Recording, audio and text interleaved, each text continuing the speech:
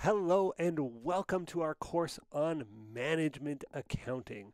In Module 1, this is a bit of an unusual module. Most modules in this course, we're going to be using a calculator, crunching some numbers, but this module, you can put your calculator away. This is all about learning about how management accounting fits into a business and why it's so important and why you're taking a class on it, for goodness sakes. So uh, we'll look at the differences between managerial accounting, and many of you have likely already done a course on financial accounting, so we'll look at the differences between the two.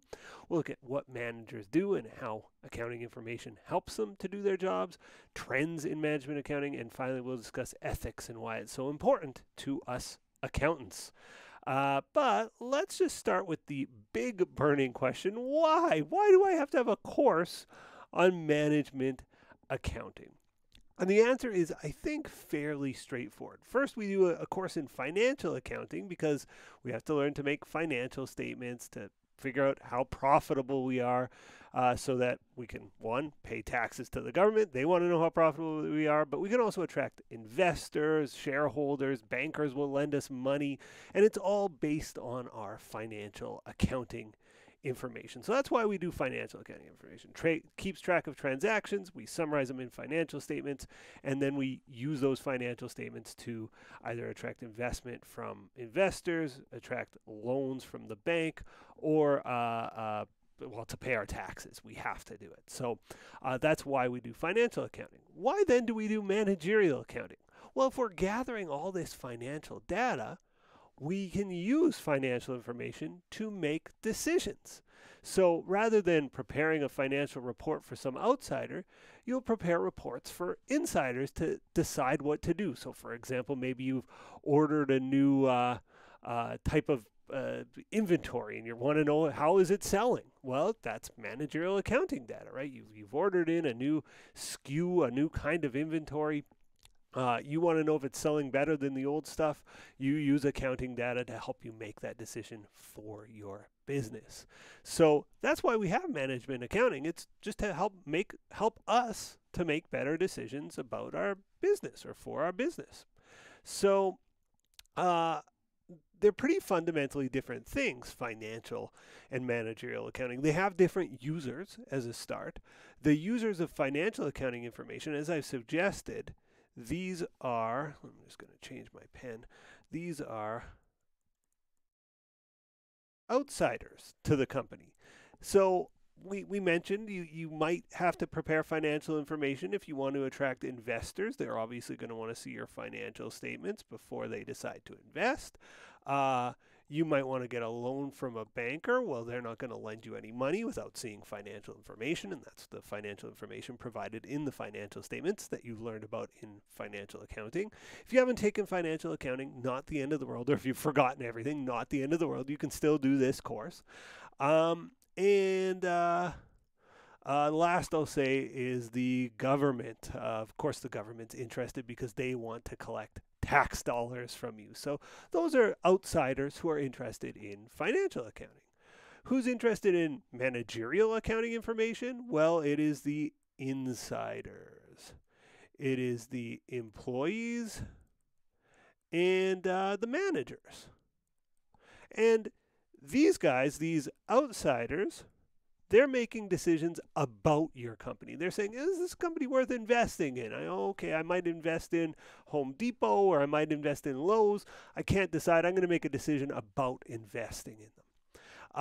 Insiders are not making decisions about the company. They're making decisions for the company. And so as a consequence, the information required by these parties is very different. So let's use the example of Walmart. Let's say I'm an investor and I'm looking at Walmart and I'm thinking, oh, do I want to invest in Walmart? I want Walmart's consolidated, I think I spelled it wrong, consolidated financial information. So in other words, I want their total sales revenue, their total profits, the billions and billions of dollars, right? $100 billion or however much Walmart has sold in the year. That's the data I want to know. Now, let's say I'm a manager at Walmart, and I live in a small city in British Columbia, Canada, called Kamloops. I'm the manager of the Kamloops Walmart's electronics department, right, where you can buy PlayStations and Xboxes. Well, they're not on the shelves right now, but I'm looking every day. So I'm the manager of the Kamloops Walmart electronics department, and I want to know, I bought a new brand of headphone, a new brand of ear candy headphone, and I've moved them to the front of the shop. I want to know how well they're selling. Well, I don't care that Walmart corporate sold $100 billion in headphones this last year, or whatever they sell in headphones. I want to know my department of my store, how well that specific SKU of headphones is selling compared to the other ones. I want very segmented information. I want the micro stuff. So financial is concerned about the macro, the big company. How's the big company doing?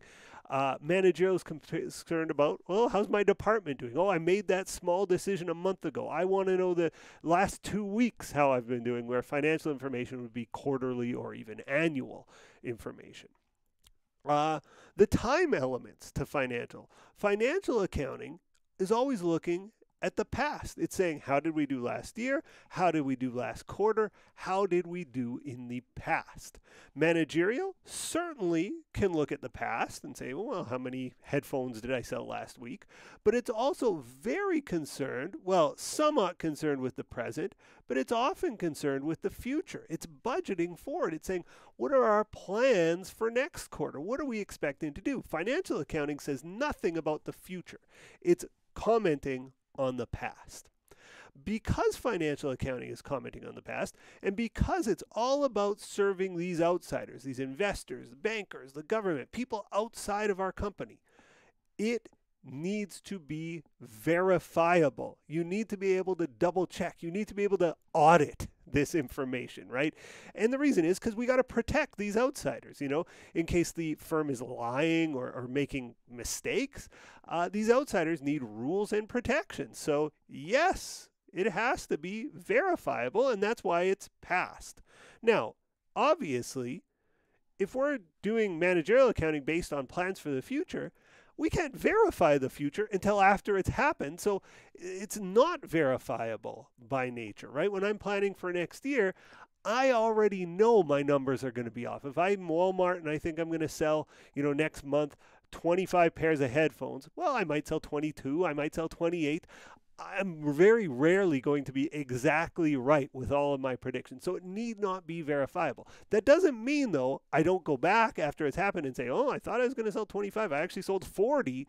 What does that mean, right? That's definitely the work of managerial accounting. But I don't need to, and I'm not able to double check in the moment where I generate the budget or the plan. I just try to come up with as good of plans as possible. There are rules for financial accounting.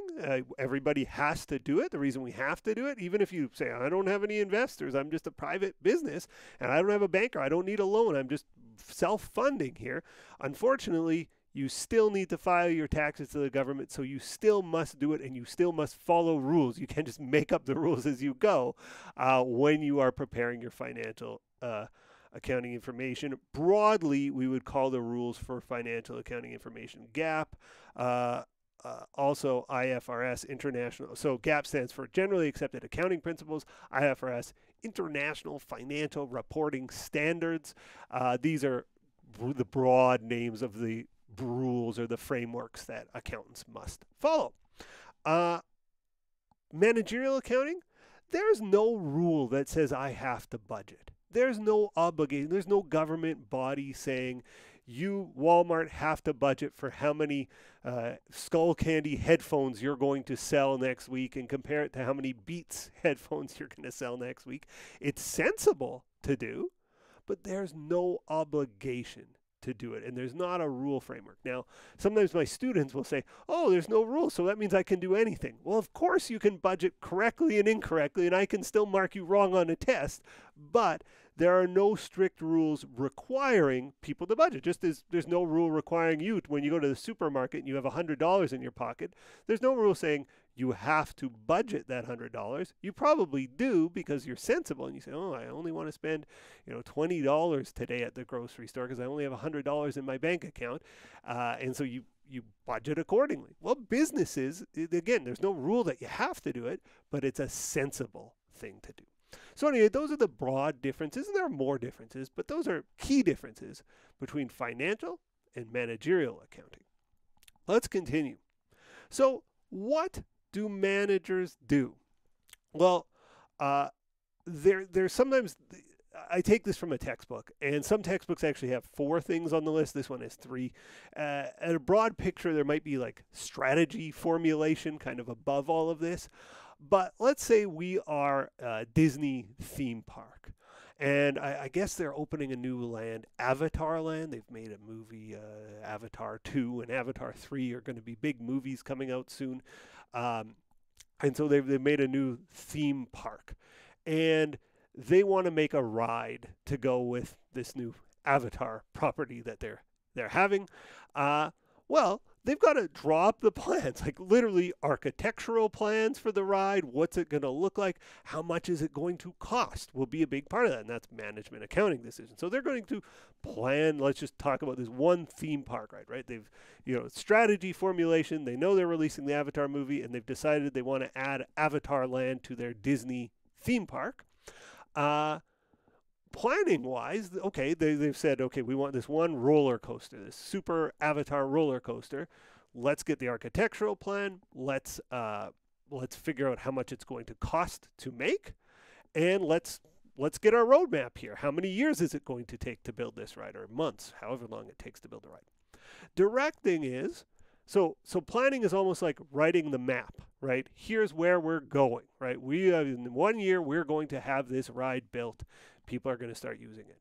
Directing is, as you are building the ride, you're double checking to see if you're on budget. You're saying, are we following the map or not? And directing is more focused on making sure we're following the map.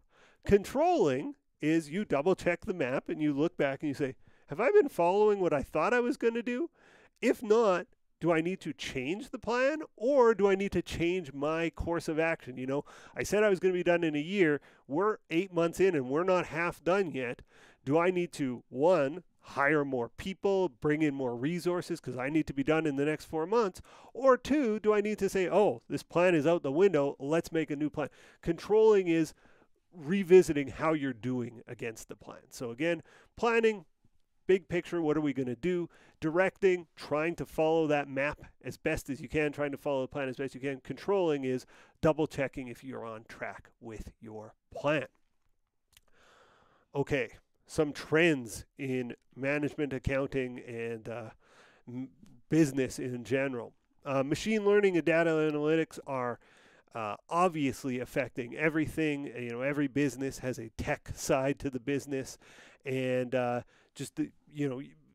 we can trust computers more than we can trust people in some cases to analyze human behavior. And so if people are coming into your store, buying things, machine learning is helping us make decisions for our companies better than we've ever done before. And so it's affecting the way business is run, and it certainly affects us in accounting.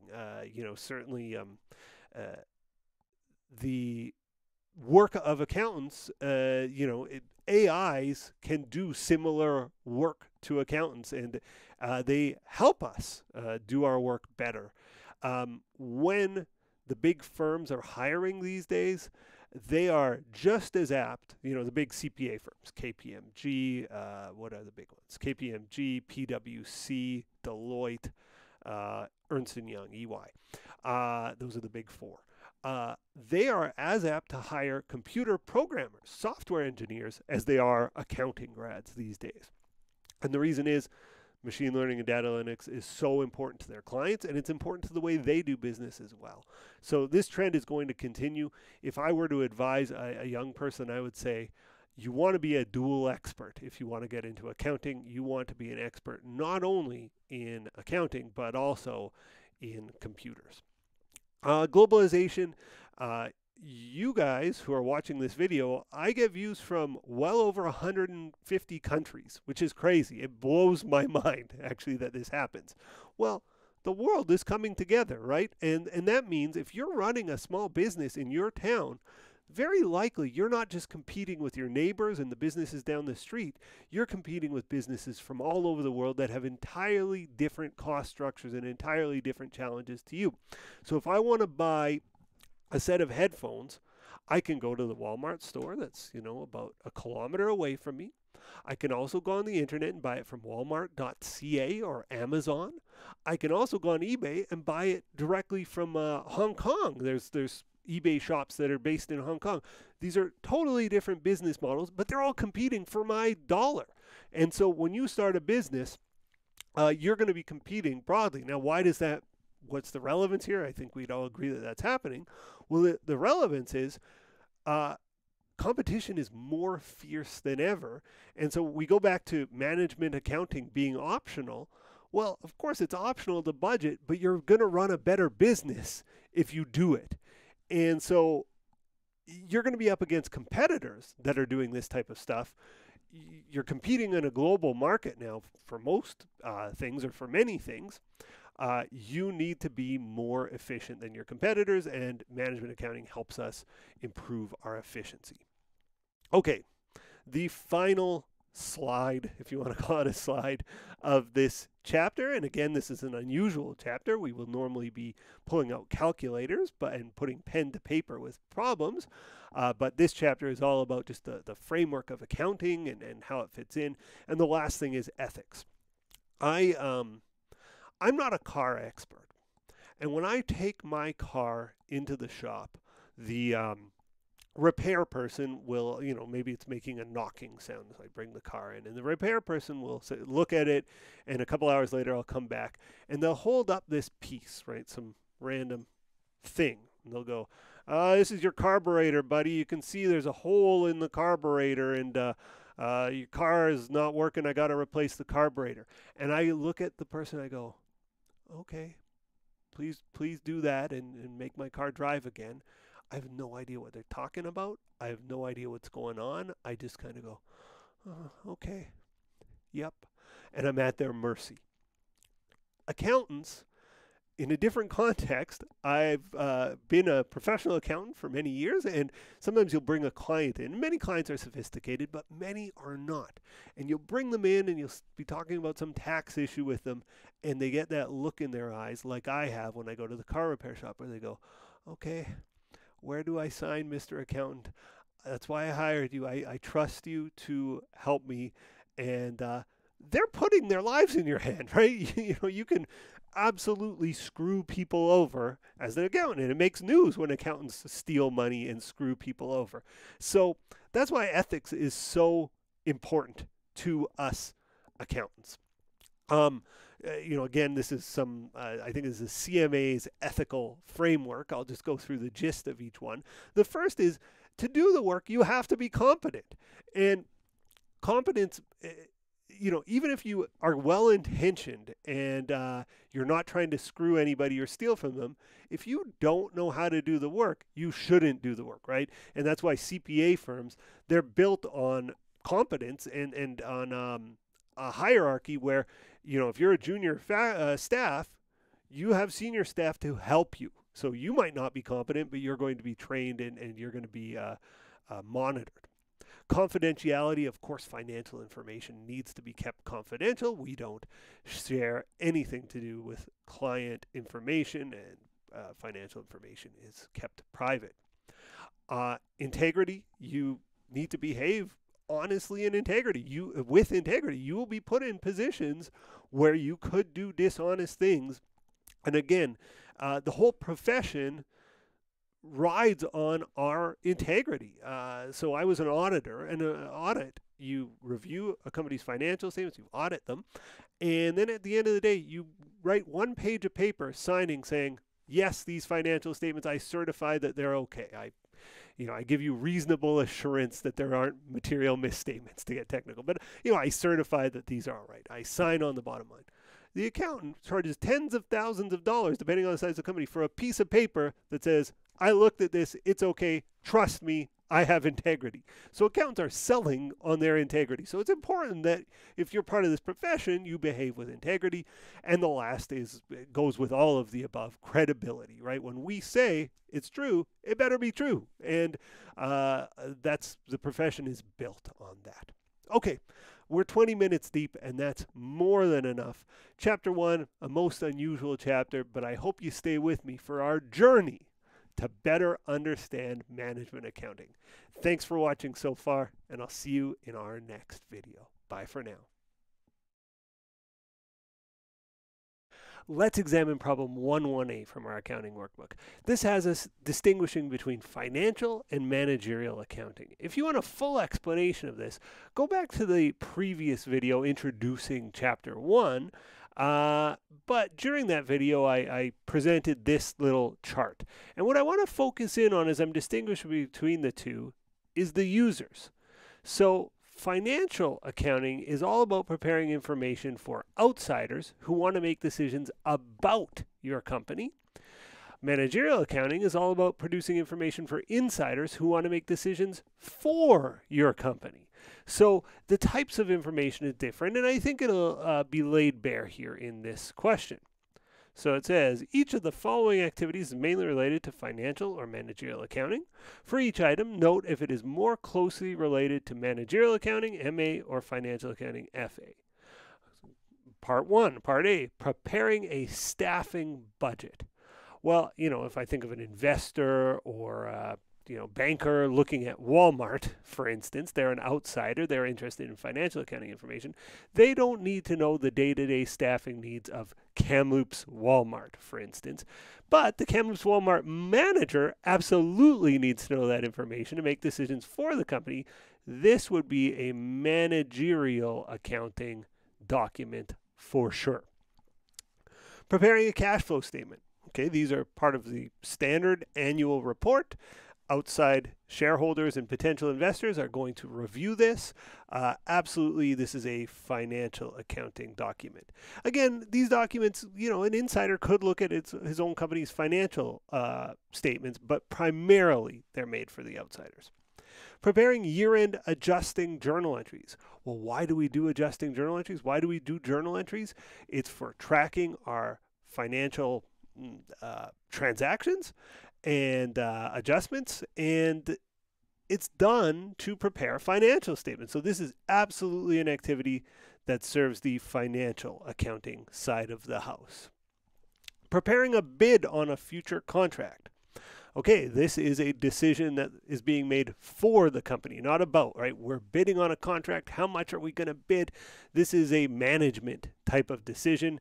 This is management accounting. Of course, it's going to use a lot of numbers, a lot of financial numbers, but it is a management accounting type of document. Finally, preparing the management discussion and analysis section of an annual report. Okay, this one's a little bit tricky because you see the word management, you might think management accounting, but the giveaway here is the annual report. The annual report is the compilation of all these financial statements as well as some management discussion, but it's all done with a mind to the outsiders. It's all done for shareholders. It's done for bankers to potentially lend money, and so it's all about the outsiders, the preparation of an annual report, and therefore this is a financial accounting document. Okay, that's it for problem 11A, a real short one, but I hope it helped. Bye for now. See you in the next video. Let's examine problem 12B. This has us looking at the typical broad duties of managers. And most intro managerial accounting textbooks define those as strategy formulation, planning, directing, and controlling. So at the very top, we have a broad strategic direction. What are we doing broadly? Planning is, okay, we're going to make a map of where we're going. Okay, here's the map of where we're going. Directing is you're doing your best to follow that map, right? You're saying, okay, here's we're trying to go in north, and I'm going to direct us northward. Controlling is after, some amount of time, you look back and you say, I was supposed to be going due north. Am I going due north? You're sort of double checking on your plan. You're saying, does my plan still make sense? And am I following it, if so? So that's the 4 broad activities. Let's see if we can categorize them here. The following are activities that a manager may perform. Which categories does each activity best fit? Strategy formulation, we'll abbreviate as SF. Planning, P. Implementation, I. And control, C. And it notes there is one of each in this solution. So if we use planning, we're only going to use it once, right? We're not going to use it multiple times here. Okay. A. Whiz Toilets overspent its first year budget by $50,000 and had to let go of 4 part-time employees. Ooh, that doesn't sound very good. And just thinking out loud here, by the way, I'm penciling in my mind control here. This feels like a control activity because it's looking backwards. We've sort of been working, we overspent a budget, and now we're looking back and we're adjusting because we've let go of 4 people because of it. Whiz Toilets determined the required staffing level and capital expenses required to open the new retail store. Okay, so there's some story about a store being opened here. This is obviously not strategy, right? The first line of the story, it would be something different. This to me sounds like planning, right? We're budgeting or planning ahead. Whiz Toilets hired 2 full-time employees and 10 part-timers and rented a small retail space in Shinjuku. And D, Whiz Toilets decided to enter the Asian market by opening a retail location in Tokyo. Okay, this is almost like put the story in order, like one of those like kids things you might do as you're learning to read. You got to put the pieces of a story in order, and strategy formulation is going to come first. So Whiz Toilets decided to enter the Asian market by opening a retail location in Tokyo, and Shinjuku is a neighborhood in Tokyo, so that'll come next. But I would say this is the broad strategy.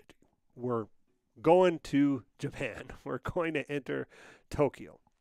I do think that we were correct to say that this would be control. This Whiz Toilets overspent its first year budget by $50,000 and let go of 4 people. They made a plan. They're looking back to see how well they followed their plan. Obviously, they were a little bit off course there. Okay.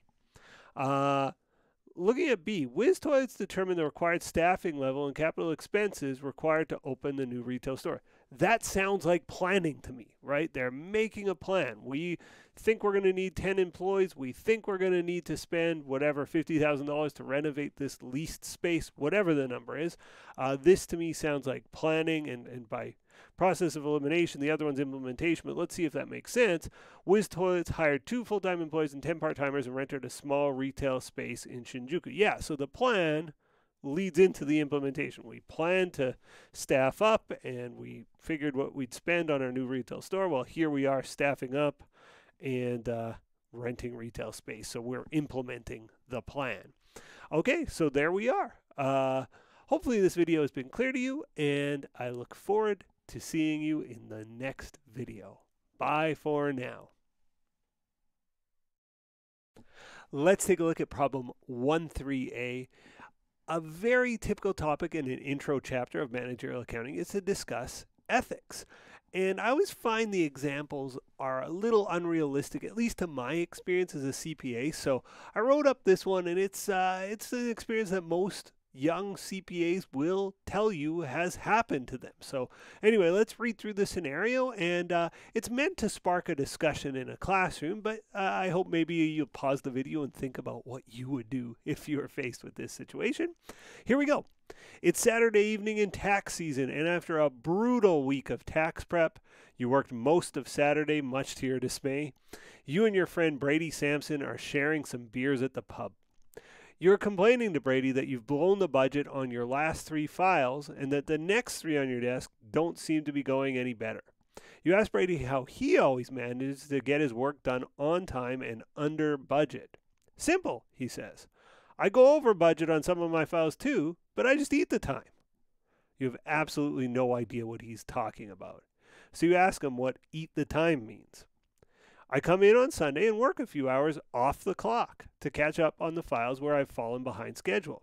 I don't charge the clients or the CPA firm. I eat the time, and the bosses love me for it. The managing partner saw me in last Sunday and gave me a pat on the back. I'm probably going to get promoted next June.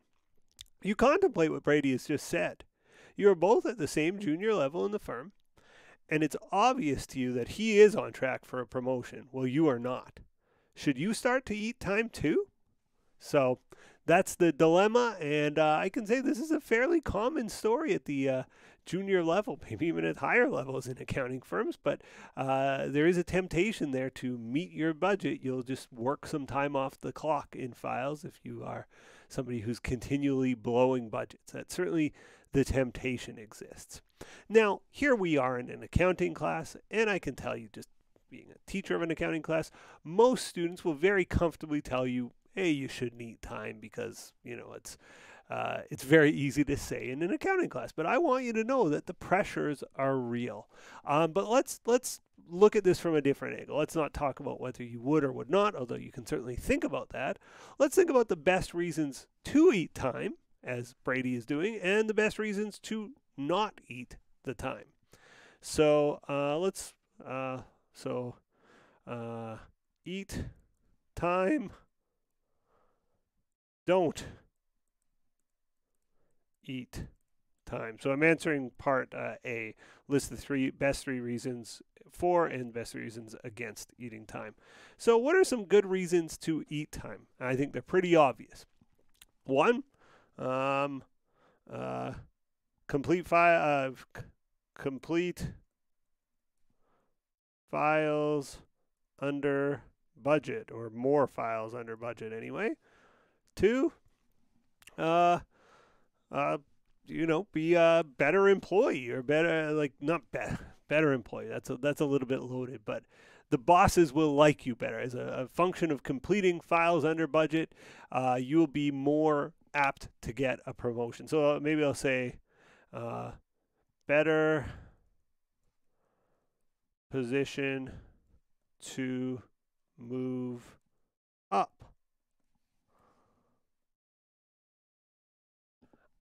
Reason number 3, good reason to eat the time, and they're all kind of tied to each other. I think we can think of a myriad of reasons, but it's all about sort of getting ahead at the firm, being liked by our bosses, and competing ultimately with our friend Brady here. But it's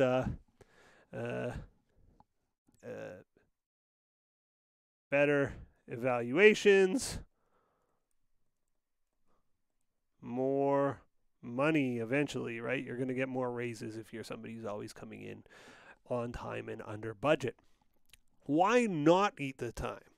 Well, one, there's a personal cost. You just work Saturday, and now you're either going to work on evenings or on the Sunday. You work a lot as a young CPA, and well, even as an old CPA at these CPA firms, they have an amazing work ethic. So absolutely, it will come at some personal cost. 2, and this is one you might not twig onto being a student who, if you haven't worked at a firm, but often they base their budget for next year on how you did this year. So if they say a file should take 5 hours this year and you come in at 4, they'll say, oh, wow, I guess I can do it in 4. Okay, 5 was reasonable budget, even if it really took you 8 and you kind of lied to bring it back to 4. So you mess up future budgets, right? And you mess up whoever gets that file next year, you're kind of screwing them over. And very often it's you who gets the file next year, so you're screwing your future self by doing this. And 3, and this is the one that sings to me more, and it doesn't always sing to my students in the same way when we discuss this in class, but 3, it's dishonest to eat time, right? And to me, this is the one that shines above the rest, but to you, it might be something else. So, is eating time ethical? Why or why not? I think there's good arguments why it is ethical, although can bet I'm going to sit on the other side of this argument. But here are the common arguments in favor that you might hear in class. People say it's a victimless crime in that, Brady, who goes in and works all this extra time, he's only harming himself. It's good for the firm and it's good for the client, and he's doing extra work off the clock. So what? That's him, right? It is sort of, if an idea of ethics is do no harm, well, he's not harming himself because he sees it as an investment in his own future. So, who's it harming? We could debate, maybe it's harming you because he's killing it on the budgets, but, in terms of harming the client or harming the firm, he's not, right? He's not stealing from anybody or doing anything awful like that. He's giving extra good service off the clock. So I think that's the best argument for. I am more convinced by the arguments against, and the biggest one being it's dishonest behavior, and it has these knock-on effects where if you get the file next year, you did it in 4 fake hours this year, they're going to expect you to do it in 4 fake hours next year. And I think a big piece of being a CPA and making it in this business is integrity.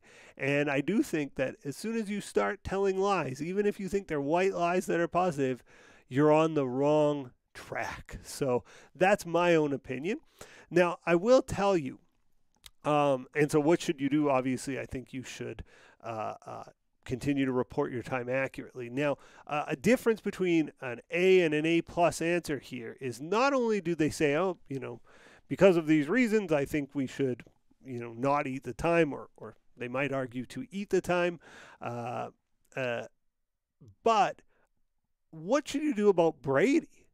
Do you have an obligation now to report Brady, that he's doing all this work off the clock? Is it foolish to report Brady? Students that tackle that side of the dilemma, that's more of an A+ level paper. If you can sort of go one step further and say, well, wait, now, I don't think it's right that this is happening. Let's just say you're like me. Do I have an obligation to sort of blow the whistle on Brady? Do I have an obligation to address it with him directly? Do I have an obligation to go to the managers and say, hey, Brady's working off the clock here and I don't like it? And maybe that has implications for you. So students that will grapple with that, and by the way, there's not a right answer here, but students that grapple with that, I think are going the distance here, and they're doing a better job. A final note, I coach case competition teams, and I'll never forget one year we went in, and the case was about doing business. It was an accounting case, but the company had to do business in a developing country, and part of doing business in the developing country is often to get the paperwork through, you had to pay bribes. And that was in the case, it was laid out there in the case. Well, one of the teams said on their income statement, they had a line, bribe expense, $10,000 or whatever the number was. And they were immediately got last place for that. I think in real life this is true, but certainly in the classroom, if you are in a position where you have an ethical dilemma, I think you're always smart in the classroom to take the high road. Now, this student that recommended to take a bribe, in the States they have this thing called the Foreign Corrupt Practices Act. In Canada, we have a very similar Bribery of Foreign Officials Act or something like this. Almost everywhere around the world, it's illegal. So if you're in a position where you're in a class and you recommend that the decision maker, the person in the case, do something illegal or unethical, you can really get screwed over. Even if you think, oh, this is a logical idea, if I were here in real life, it's a bit gray. No. You should always walk on the right side of the line. And I think you should in life in general, but I'm telling you, in the classroom, 100%, right? You should be the most angelic version of yourself. And speaking of being the most angelic version of yourselves, just as you get to the end of the video, where am I pointing in the right direction?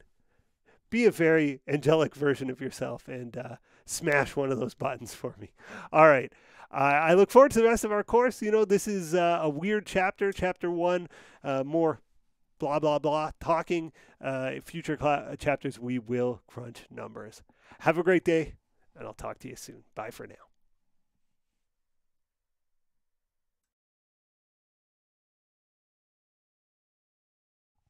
Hello and welcome to the second module of our journey to better understand management accounting.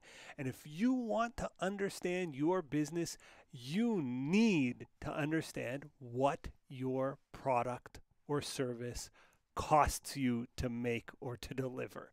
And so when I took this course a long time ago, they didn't call it management accounting, they called it cost accounting. And you might think figuring out the cost of your stuff is easy. Turns out it's hard. And we're going to focus many modules of this course on just that, figuring out the cost. And in this class, it'll be mostly of our products that we make. And we'll see that it is more difficult than you may imagine, at least at first. So a nice example here is I had a friend that opened up a burger shop.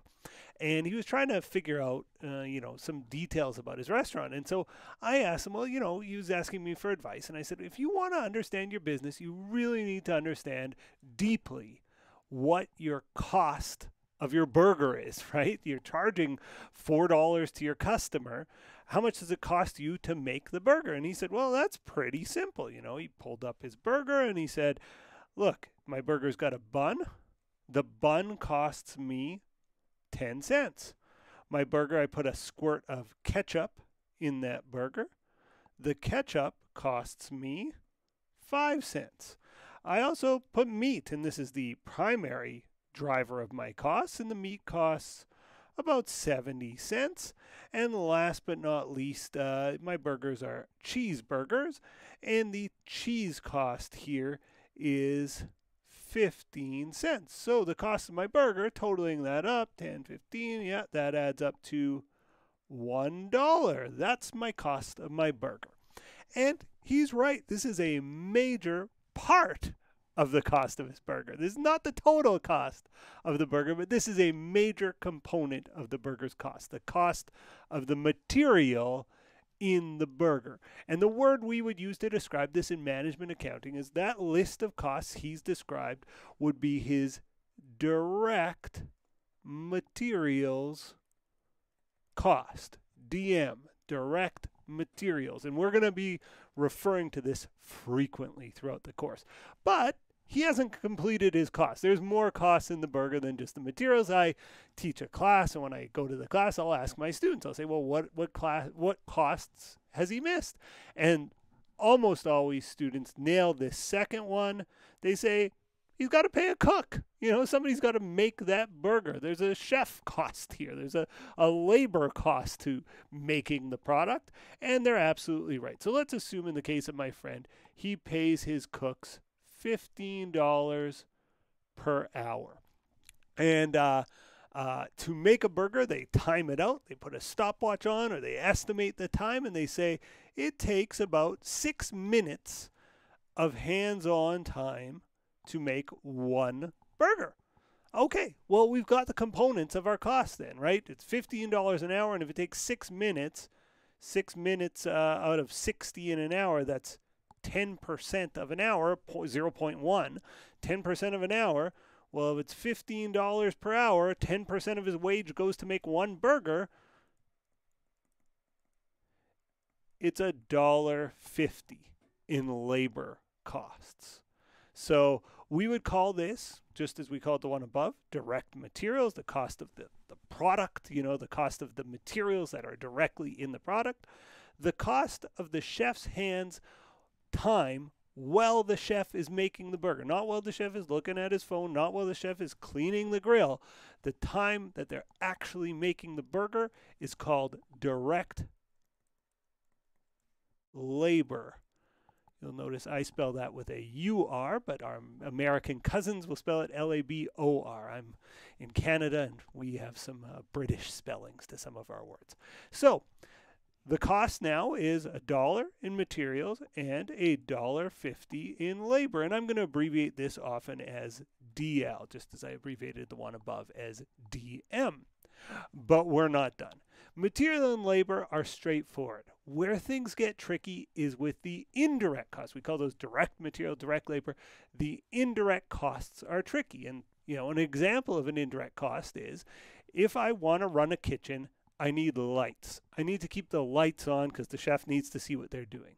And I pay, $50 or $100 a month to the utilities company to keep the lights on. Well, of that $100 in lights, how many dollars went into that burger? Oh, that's tough to figure out, right? How many dollars worth of lighting went into my burger that I just cooked? Oh, we're getting uncomfortable here. I'm getting uncomfortable here. And there's all kinds of these indirect costs. How many dollars? Maybe this is closer to direct costs, but I'd still call it indirect. How many dollars worth of gas? I have a propane tank heating my gas grill. How many dollars of propane or gas went into the gas grill that heated the burger?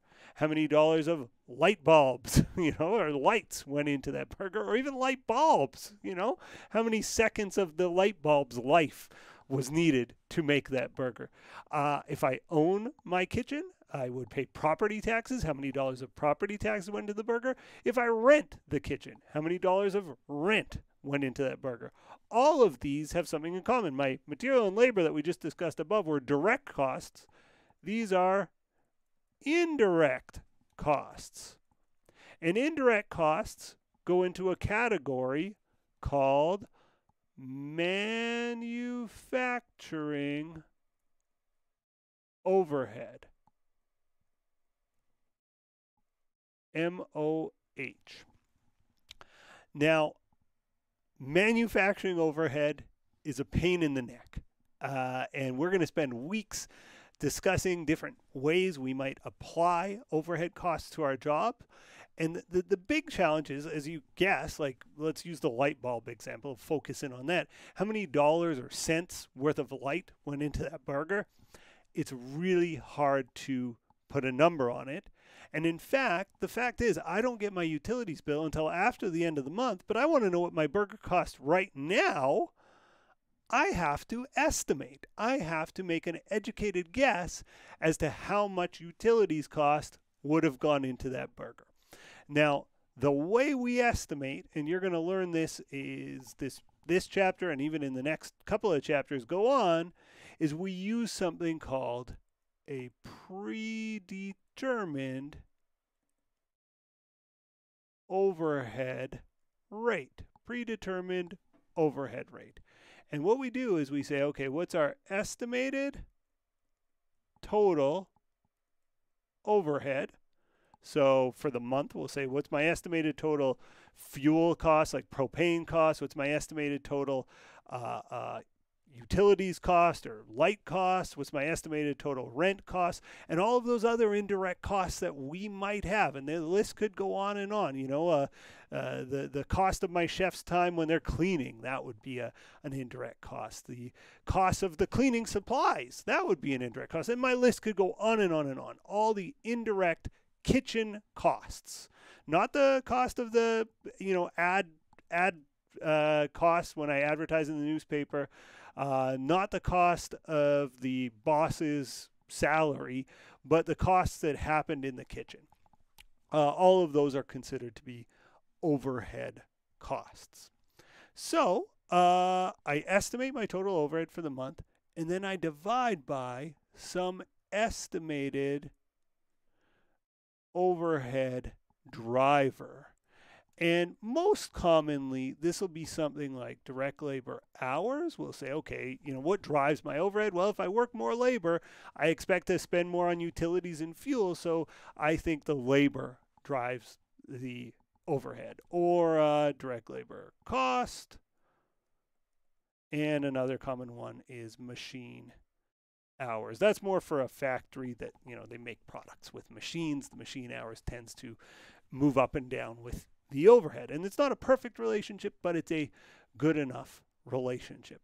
So in the example of this company, let's say they estimate their total overhead cost for the month to be $20,000. They say, oh, our overhead is based on labor. And they estimate that the total chef's direct time for the month is going to be 2,000 direct labor hours. They count the number of chefs they have. They multiply by the number of hours that they're going to be open. And they come up with a rate, $10 per direct labor hour. Well, they want to figure out how much their burger costs. They go, well, how long did the chef spend on it? The chef spent 6 minutes. That's the direct labor hours. So our guess for overhead is $10 times 6 out of 60, $10 per hour, and it's only 6 minutes, so it's same as before, 10% of an hour. It's $1 in overhead. So when I'm tallying up the cost of my burger, I have the cost of the direct materials. And there, I just use the actual amount. And in this example, I believe it was $1. I have the cost of the direct labor. And I, again, used the actual amount. My chef took 6 minutes. I pay $15 an hour. In this case, it was $1.50.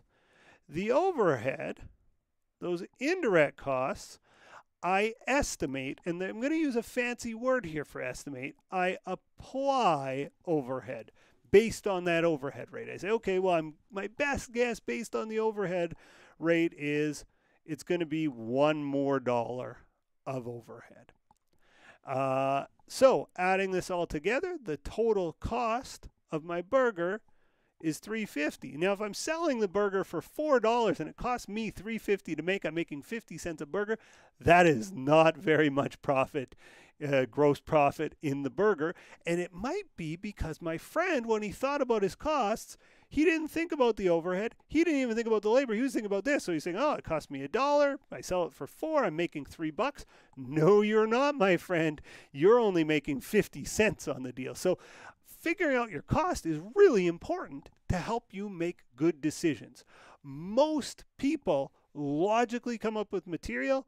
Some people forget about labor, but most people do come up with labor. The hard one is overhead, because you can't know exactly how much light went into your burger or whatever product it is that you make. That's going to be the challenge of this and many future modules, is coming up with the estimation, the overhead rate, and applying it, and dealing with that challenge will be a focus of the early part of our class. I hope this video was useful to you, and we're going to do lots of examples as the course progresses. So if you didn't understand it well, I hope by the end of doing lots of examples, you understand it better. That's all for this video. See you in the next one. Bye for now.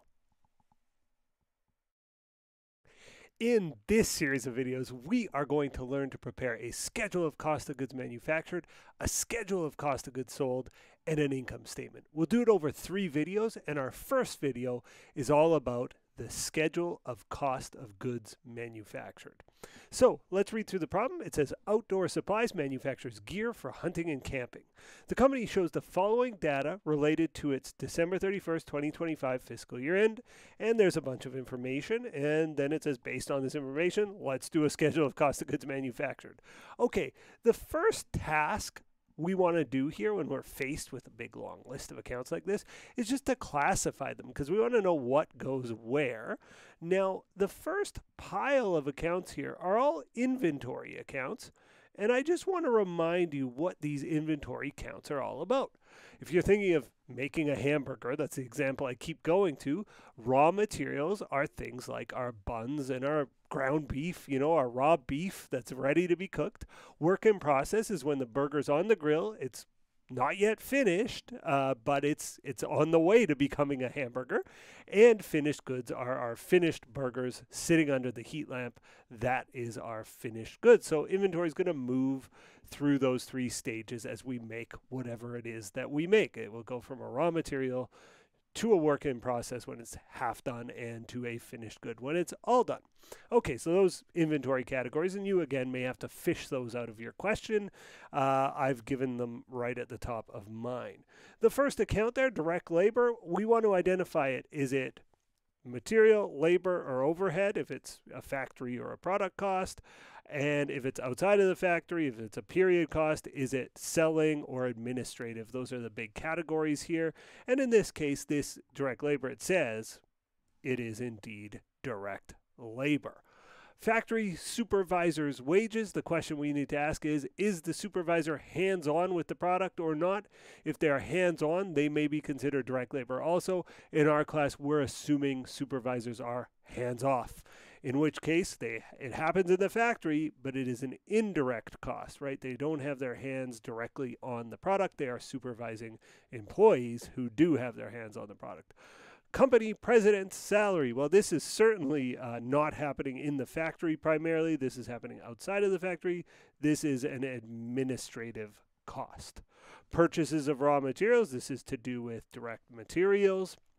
Depreciation, 60% factory, 40% office. Okay, so depreciation in the factory, we'll start there. Depreciation in the factory, if it happened in the factory and it's not direct labor and it's not direct materials, it's got to be overhead. So 60%, get my calculator up here, 0.6 times 240, I should be able to do this in my head, times 240, 144,000 is depreciation, and that is MOH.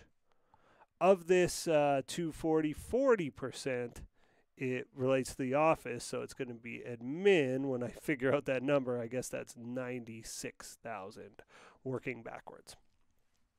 Property tax, this one I can do in my head, 80% to the factory. 80% times 20,000 is $16,000. The $16,000 of property tax in the factory, again, it's not direct material, it's not direct labor, it's got to be overhead if it happened in the factory, so it is indeed overhead. And the other 4,000 is indeed admin. Sales commissions, well, those don't happen in the factory. That's a selling cost. That's a cost of selling. Repairs and maintenance, 100% relate to the factory. Okay, well, if it's all in the factory, then it is all MOH. Again, it's not direct labor. It's not direct materials. It's got to be overhead. Utilities expense, 90% factory, 10% office. Again, it's the lights. How many dollars worth of light went into our outdoor gear? Hard to know, so that's why it is an indirect factory cost. 27,000 is overhead, our indirect factory cost. 3,000 relates to the office, so 3,000 is administrative. Sales revenue, 2 million. This is a revenue item. This will belong on the income statement. And advertising is a selling cost. Okay, so we've identified all of our accounts.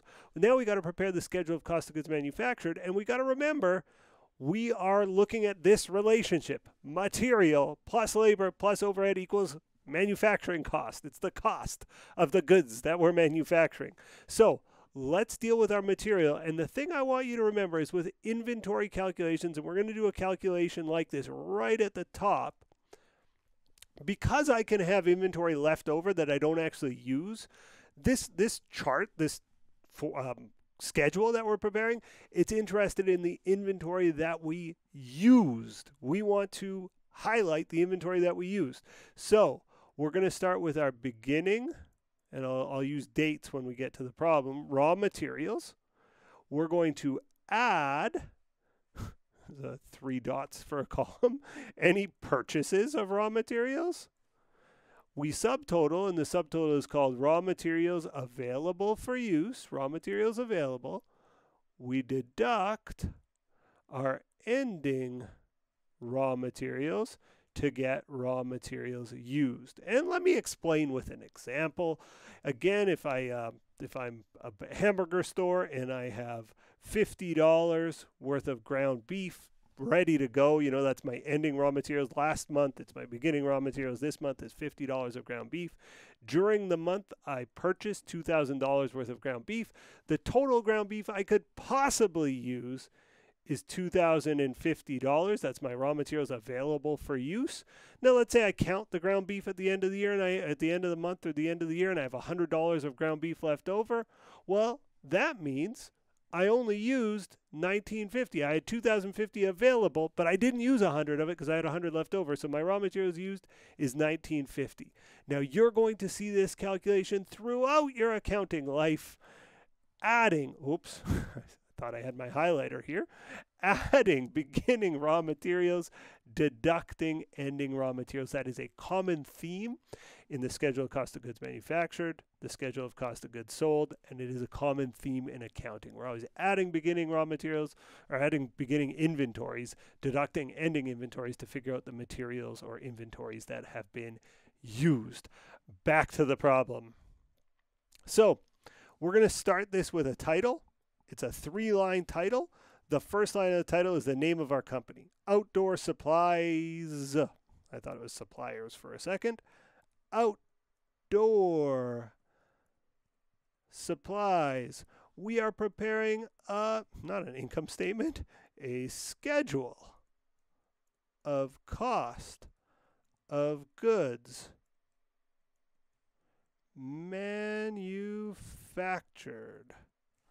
And this is for the year ended December 31st, 2025.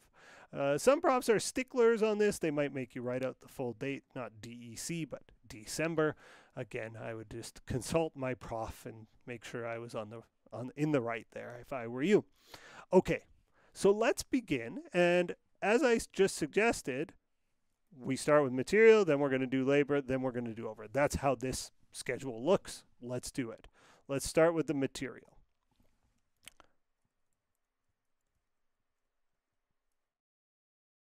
And we start with our raw materials inventory and on the opening date of the year, which was January 1st, 2025.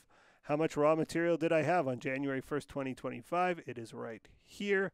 I had $14,000 of raw materials inventory. I'm going to add any purchases of raw materials. So what are my purchases of raw materials? I see it, where did I see it? I see it right here. Direct material or purchases of raw materials, $425,000. So let's fill that in. So the maximum raw materials I could have used up is the amount I had at the beginning plus my purchases, $439,000. That is my raw materials available for use. I'm going to deduct my raw materials inventory at the end of the year, which was December 31st, 2025, and my ending raw materials is right there at the top. $17,000, $17,000.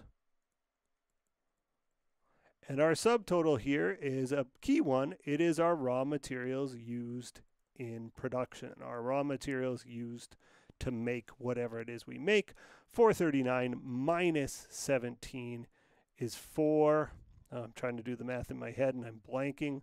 422,000. Okay, so there we have the first big chunk of our schedule of cost of goods manufactured. The bad news is I do think these are tricky when you're just learning, but the good news is that first like 1, 2, 3, 4, 5, 6 lines, however many lines I have plus the title, 10 lines say, it's always the same. It's like you just got to remember the dates and then you just plug in numbers. So it's not that tricky. You don't have to get creative here to be successful. That's for sure. Okay, let's move on to labor. And the labor, they actually gave us an easy job here. They just said, here's the labor. Okay, so let's use it. Direct labor. Sometimes you'll have like various people's wages and you'll go direct labor and then, you know, frontline workers get this and senior workers get that. And you'll have a list of these different direct labor cost flows. But in this case, it's just one item, $275,000. Easy enough. $275,000. Let's move on to our overhead. Let me write it all out. I was going to write MOH, but I will not abbreviate here. Manufacturing overhead. And here we just list all the costs we've identified as MOH. Let me get a different color, maybe baby blue. I don't know why I said it that way. Here we go. Supervisor's wages, 64 grand. Depreciation, 144. What do we have? Property taxes of 16. Repairs and maintenance, the whole thing, 15. And 90% factory here. So utilities is 27. And that's all of our MOH. So those 1, 2, 3, 4, 5 items are overhead. So start at the top. Factory supervisor's wages. factory supervisors wages. The amount, $64,000. Now you'll notice I'm writing lists of numbers on the left and totals on the right. The reason I do this is just a formatting convention. Again, consult your prof, but in my class, when we're listing out numbers, left, important totals, go to the right. Depreciation, $144,000.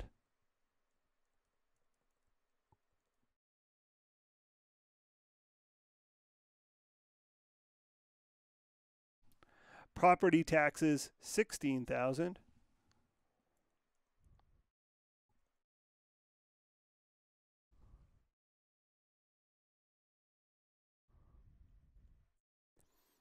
Repairs and maintenance, $15,000.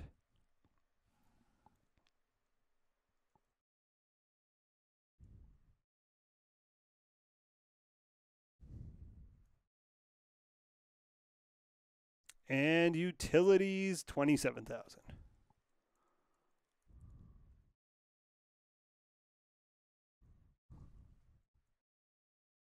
So totaling these up, got to bring up my calculator again. Clear it. 64 plus 144 plus 16 plus 15 plus 27, $266,000 in overhead. Total manufacturing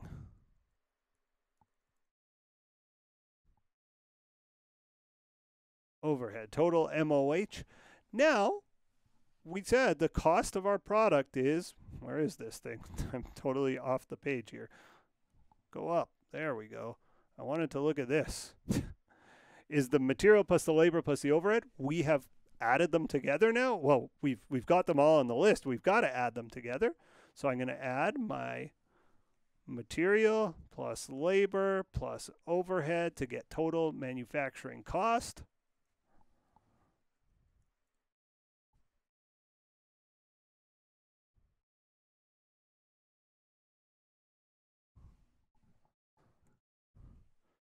$422 plus 275 plus 266, $963,000. And you might think we're done because we've added material, labor, and overhead. We've got one last step, and the problem is these half-finished units. We want the cost of everything that we finished manufacturing in the period.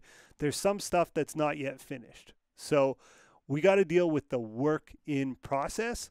The good news is the calculation is just the same as it was at the top. We're going to add beginning work in process to say, hey, that's more stuff that I've manufactured this year, because if it was half finished at the beginning of the year, it'll be done during the year. But the stuff that's half finished at the end of the year shouldn't count. So I deduct that ending work in process out. So we're adding beginning work in process, and we're deducting, let's do pink maybe? I don't know what color. Here they are. We're adding the beginning work in process. We're going to deduct the ending work in process. So again, this will be a plus, and this one will be a minus. Let's do it. So to our total manufacturing costs, we add, not beginning, I'll give it a date, WIP inventory,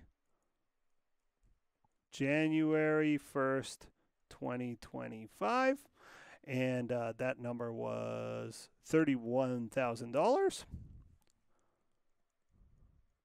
We subtotal here, so I get $994,000.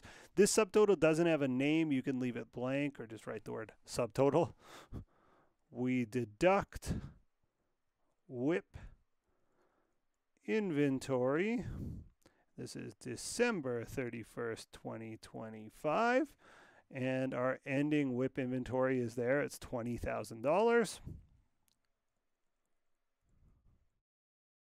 So that brings us down to this total, $974. And that is our cost of goods manufactured. And that is what this statement is all about. That gets a double underline because it's a bottom line. We also want dollar signs to be at the top of each column. So there's two columns here, one column there, one column there, and a dollar sign beside anything double underlined on a statement. So we've got ourselves a good title. We've got ourselves a good schedule of cost of goods manufactured. And remember what this is serving. These 1, 2, 3s aren't actually on the schedule.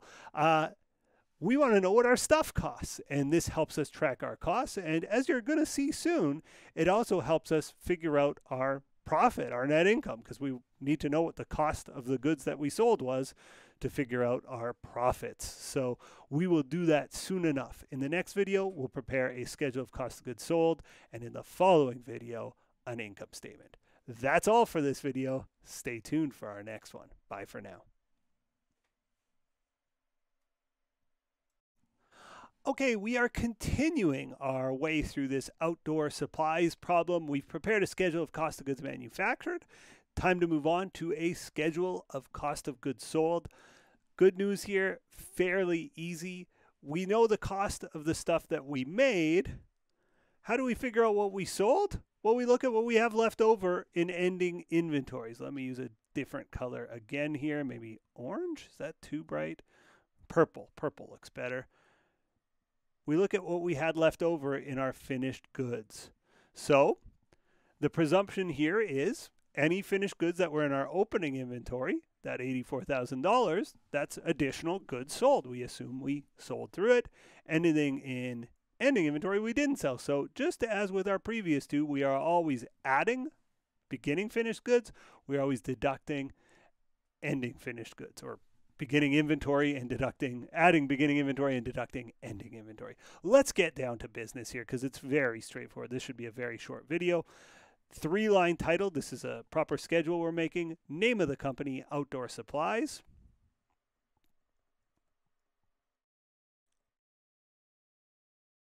Name of the statement, schedule of cost of goods sold, and the date, and this is for the year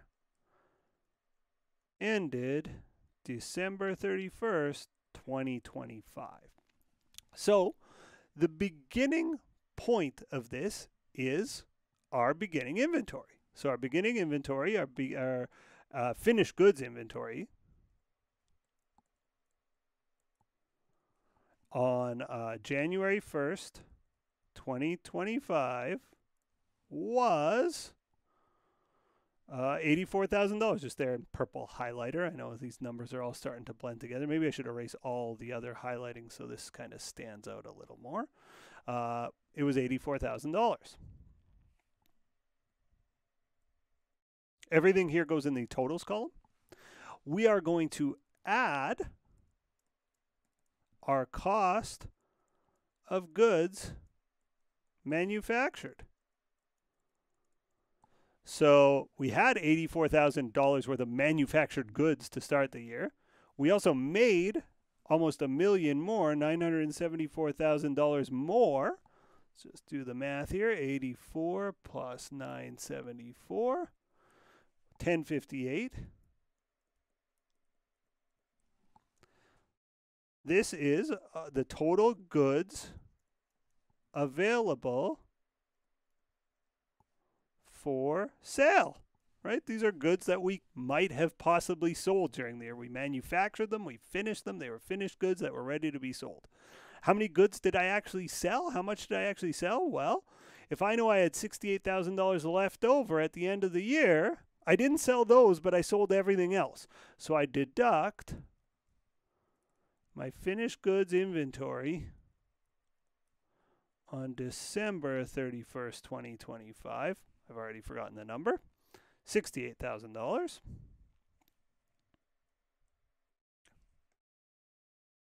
$68,000. 1058 minus 68, and I get $990,000. This is the bottom line of this statement. This is my cost of goods sold. Again, I had $84,000 in goods ready to be sold at the beginning of the year. I added $974,000 by manufacturing $974,000 worth of new goods. So I could have sold about $1,058,000. I was left with $68,000. I must have sold the other $990,000. That is my cost of goods sold. $sign at the top and bottom of each column. And there we have it. We've now prepared our schedule of cost of goods manufactured, and we've added to the list the schedule of cost of goods sold. In our third and final video, we'll prepare the income statement for this company. That's all for this video. Just tune in for the next one. Bye for now. We have just completed our schedule of cost of goods sold for outdoor supplies. Time to move on to the income statement. And to do the income statement, remember, it's the summary of revenues and expenses. So our revenues minus our expenses equal our profit or our net income. And I see revenues there. And in terms of expenses, the expenses of this company and a typical company are the selling and administrative costs. So I have an admin cost there, the president's salary. I've got admin costs there for depreciation. I'm highlighting them yellow, the things I'm going to need to worry about here. An admin cost there for property taxes. Sales commissions, that's a selling expense. Repairs and maintenance, no, it's all factory, so it's all MOH. Utilities expense, $3,000 is office. And last but not least, advertising. So I've got quite a few revenues and expenses. So those are all going to find their way to the income statement. And another key expense will be our cost of goods sold, which we just computed. So to prepare the income statement, though, we first need a title. Let's start with a title. Name of our company, Outdoor Supplies.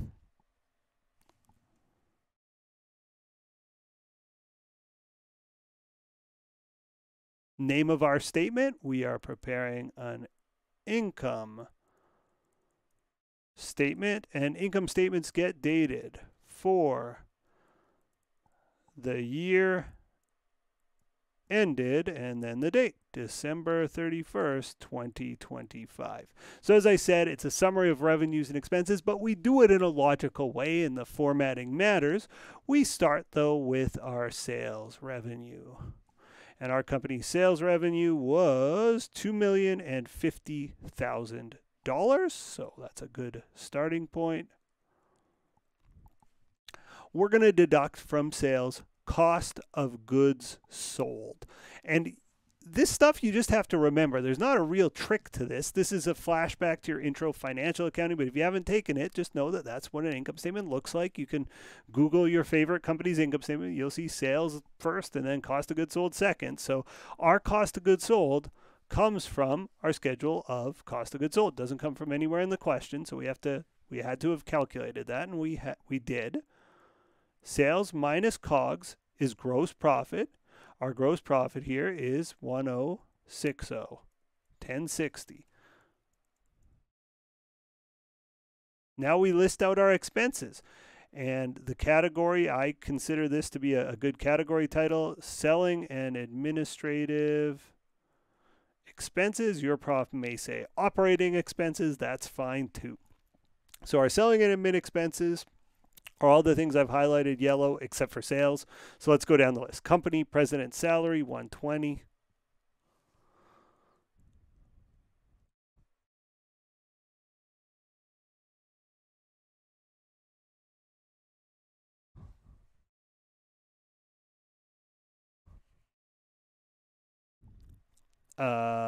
Next one down is depreciation. $96,000 was admin.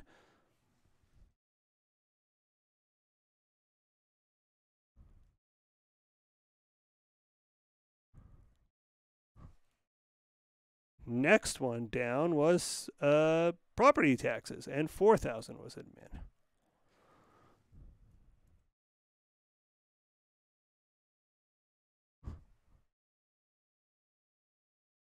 Next on our list of expenses here, sales commissions, $100,000.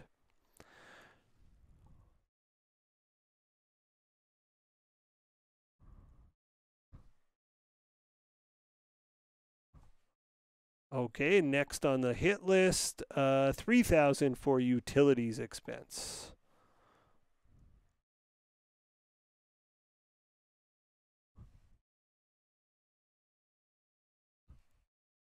Next, sales revenue. No, that's a revenue we already dealt with, but advertising, 215,000 is our last one.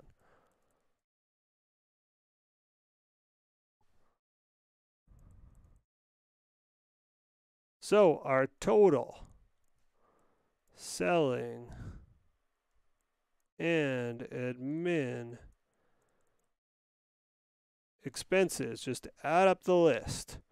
120 plus 96 plus 4 plus 100 plus 3 plus 215, we get $538,000.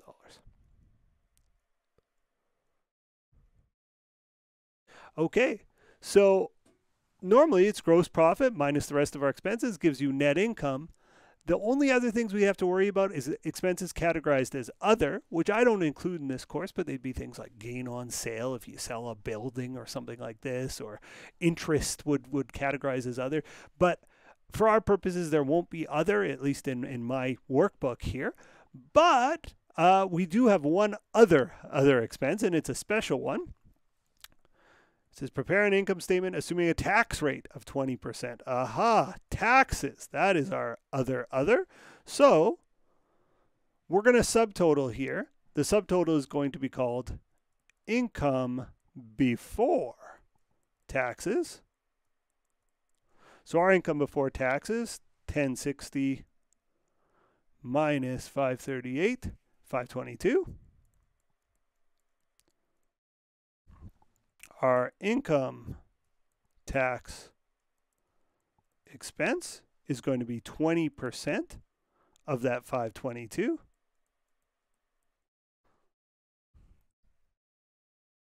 $104,400 is our income tax expense. And that brings us down to our profit, our net income. It tells us how much money we made.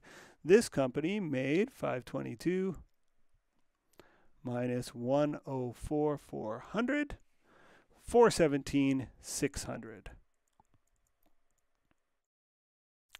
That gets a double underline. That is our net income. That is the bottom line of our income statement. We need dollar signs at the top of each column and a dollar sign beside anything that's been double underlined. And there we have it. We've gone through a pretty long journey together, folks.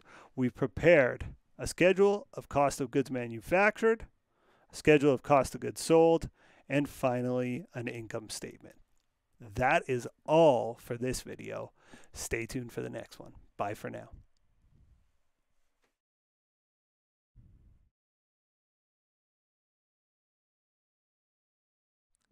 Welcome to our module on job order costing.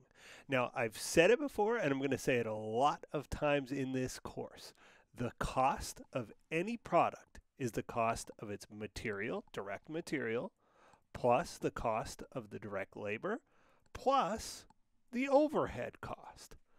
And we explained these in the previous module, and what we said then was, you can think of, if we're making a burger, you can think of the direct material of the burger as the bun, the meat, the cheese, the main ingredients, right? Those materials that are directly traceable to the burger.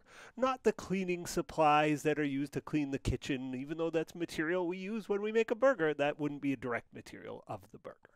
You can think of the direct labor as the cost of the cook's wages while they are making the burger.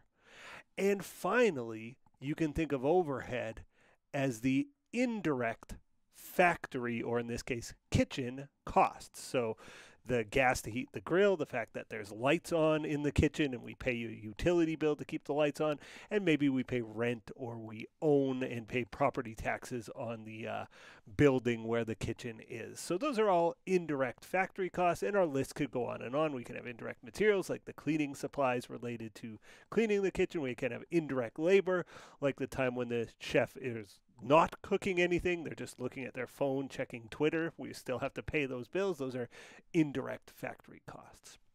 And what we said was, as a consequence of that, material is very easy to deal with. You just use the actuals. You just use the actual amount you spent on the ground beef that went into the burger, and that's the cost of the product, right? You can figure it out quite quickly.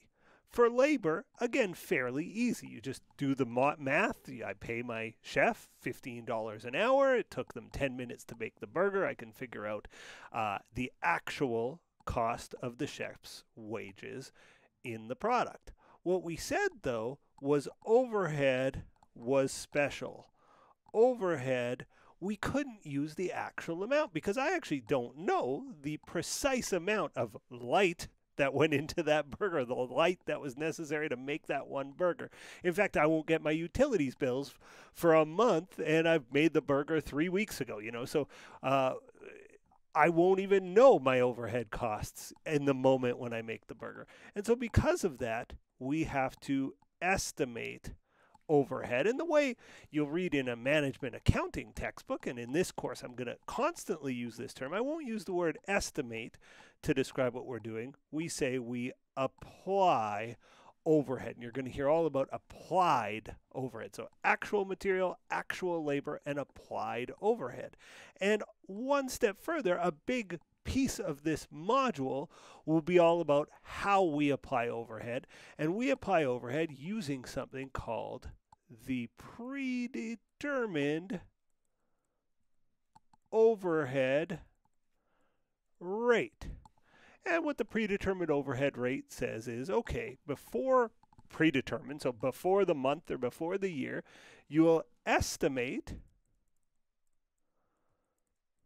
your total overhead for the month. So you say, okay, what's my utilities bill going to be? What's my rent going to cost me? What are my supplies that I use in cleaning the kitchen going to cost? And so on. You make a big long list and you make a budget. You plan and estimate your total overhead for that period.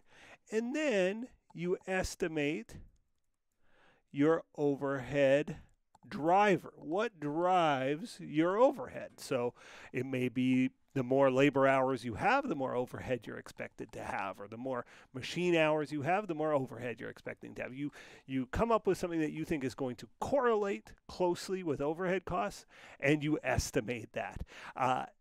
This is kind of a tricky concept, and I go over it in some detail in Module 2 of this course, and we'll also go through several examples where we compute this. If you're coming to this from a class, I'm certain you will have seen this calculation in your textbook. But anyway, you estimate your overhead, you estimate something that's going to drive overhead, and that ratio becomes your predetermined overhead rate, and that's how we apply overhead in the moment. So again, in the moment, I know how much beef and bun cost went into my burger. I know how much labor cost went into my burger, and I use this ratio to guess, to estimate, to apply overhead costs in that moment to the burger to say, this is how much overhead went into the burger, and now I can determine how much my burger cost, and I can determine how much money I made when I sold the burger for $5.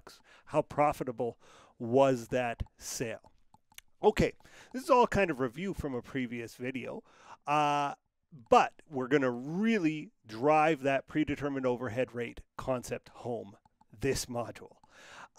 One other thing I want to discuss in this sort of intro video is we're going to be covering this module, job order costing. Maybe I'll write the word costing here. And next module, we're going to look at process costing. And I just wanted to contrast the two. And if I could, in as simple words as possible, we're going to look at, and again, they both use predetermined overhead rates to apply overhead, just as we discussed. They both have the same problem of material, labor being known, and overhead needing to be estimated. Companies that use job order costing are companies that have custom work. In other words, not one size fits all, but every customer is a little bit different. So when I go make my product for my customer, customer A gets a different product from customer B. Process costing is for companies that have one size fits all type of products. And so when their customer buys the product, they don't make it specifically for that customer. And so they both deal with this concept of material, labor, and overhead product cost a little bit differently. This module, we're going to focus in on these custom folks. So we're going to be looking at job order costing. Next module, we will cover process costing. So let me give you a few examples. Job order costing is custom. So if you went to an architectural firm and you had them draw up plans for your dream home, this is a custom job. Every customer is going to be a little bit different. An architectural firm would fall under job order costing. An accounting firm, just the same. A law firm, just the same. Often these job order costing firms have some custom element, and they have some service element to the work that they do. If I had a home renovation, that would be a job order costing system that company would have to use. Process costing, on the other hand, is one size fits all. So when I got my iPhone from Apple, they didn't make this iPhone for me. You've seen my wallpaper now. They made the iPhone. I should show you the wallpaper after. It's funny. They made the iPhone one size fits all, and you get what you get. And you might say, well, wait, I got 128 gigabytes, and my friend got 256. Doesn't mean that's custom? No. I mean, when they make it in the factory, they don't have you in mind. I have these like flossing things, so you my green screen, look at this, it's invisible because it's green in the green screen. That's hilarious. I wasn't expecting this.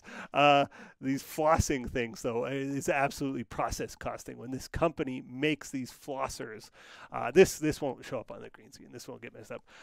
My shoe, I'm gone out of focus now. Come on, grab focus, please. Oh no. Well, you're seeing an out of focus shoe.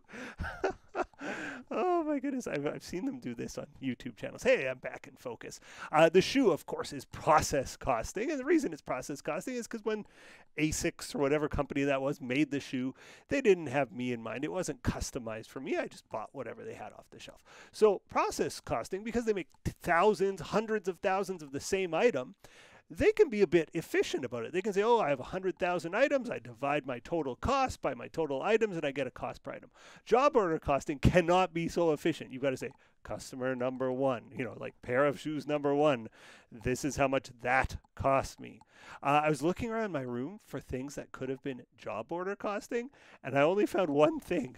And if I bought beautiful art, my daughter drew this for me on some Valentine's Day or something. She didn't charge me for it, but if you were to cost art, well, it would be job order costing. Every art would cost a little bit different based on the material, labor, the time it took. They'd all cost us something a little bit different. It's custom art. So that was the one thing I spotted in here. So this chapter, we're going to look at companies that have job order costing systems. I'm going to show you something here.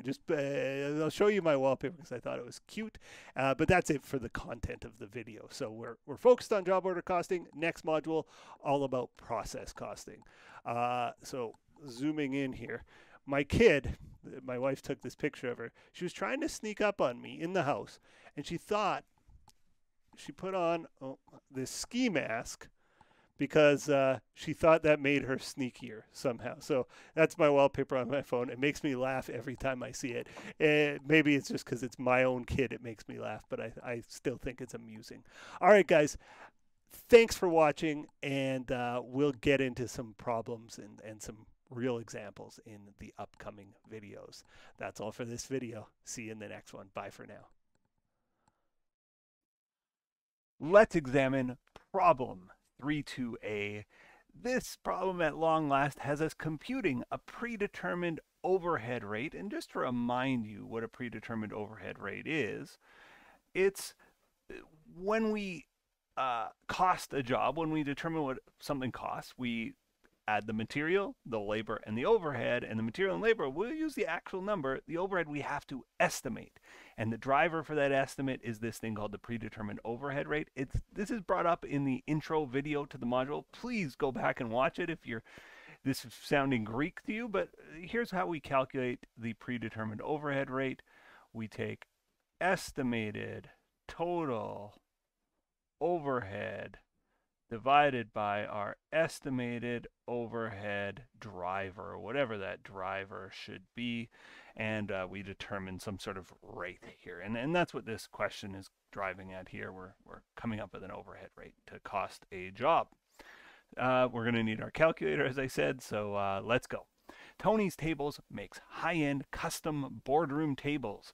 The company applies overhead costs to jobs on the basis, and you're always looking for this phrase, applies overhead costs to jobs on the basis of something. So we know it's going to be estimated total MOH divided by, it applies on the basis of direct labor hours, so it's going to be estimated total direct labor hours for this company. And we can have machine hours or direct labor costs. Those are the probably three most common that you see. Before the year, the company estimated its manufacturing overhead to be $250,000. Okay, so there's our numerator, the top of our ratio here, $250,000. And it budgeted its direct labor workforce to work for 20,000 hours. And that's not a complicated thing to do. Estimating overhead, you're estimating all of those indirect costs in your factory, whether that's depreciation, whether it's utilities, all those indirect factory costs. And then estimating your workforce hours, you just sort of say, okay, how many direct labor workers work for this company and multiply the number of hours one is likely to work, and you get a reasonable estimate. They've said 20,000 direct labor hours. So let's calculate that number. Now, I don't know if that's asked in the question. I assume it is. I wrote the question. I should know. 250,000 divided by 20,000 gives us a rate of $12.50 per direct labor hour. Am I still on the screen there? I am. Okay. So, sometimes when I write on the extreme corner of the screen, it goes off on the video, but I think I'm good. Let's read on. Job number 1843 shows the following cost information. So walnut, I guess that's the wood, that's our direct material. We make tables, of course, fancy tables, and so walnut is, I guess, a fancy wood. I don't know what my table is made of at home, probably not walnut. And they use 300 board feet at a cost of $15 a foot. All right, so let's figure out how much material was used. 300 times 15 is $4,500 worth of material, and that is our DM cost. It took $4,500 of wood to make this table. It took a lot of hours. It took 240 hours, basically 6 full-time employees working 40 hours a week. It took them a week to make the table at $20 an hour. So 240 times 20, $4,800 in labor. 240 times 20 is $4,800, and that is our direct labor cost. Now remember, we don't know our overhead costs necessarily. We don't know our depreciation on the equipment that, the saws and things. We don't know our utilities bill won't have come in yet just over the course of this 1 week. Maybe we get the utilities bill at the end of the month. We don't know all of our costs, so we have to estimate, and we use this predetermined overhead rate to estimate it. And what we said is $12.50 for every direct labor hour is our best guess at overhead. Well, we know our labor hours. We use our actual labor hours here, 240, and we just multiply by 1250, our predetermined manufacturing overhead rate, our predetermined overhead rate. So 240 times 12.5 gives us overhead of $3,000. That is our MOH. Again, just to reiterate, the direct material amount, that's the actual amount. That's what I paid for the wood. Direct labor amount, that's the actual amount. That's what I paid my employees for the work they did on this table. Now, you pay them more for other things. Maybe they worked on other jobs, but while they were working on this job, they earned $4,800. And the overhead, I guessed. I made an educated guess based on estimates before the year started. So this is estimated, and again, the word we use is probably not estimated, but applied. We applied $3,000 in overhead cost to the job. So the cost of the job is the material plus the labor plus the overhead. The cost of the job is going to be 4,500 plus 4,800. Oop, not 48,000, 4,800 plus 3,000. The cost of this job is $12,300. Now, I kind of jumped the gun here. I answered the question without reading the question. Let's read the question. Required A. Compute the cost of the job. Okay, so I've answered part A. The cost of the job was $12,300. That's our answer for A. B. Assuming the company marks up their price by 3 times the cost, what will the company charge its customer for the table? Okay, so they charge 3 times whatever it costs them. It costs them $12,300. They're going to charge their customer $36,900. That's their price. That is the answer for part B. $36,900, meaning the margin on this table, this is not asked for, but let's do it. 36,900 minus 12,300 is $24,600. They will make $24,600 in gross profit on the table. Again, the sales of the table, the sales price is $36,900. Their cost is $12,300. Their gross profit is $24,600. Very healthy margins.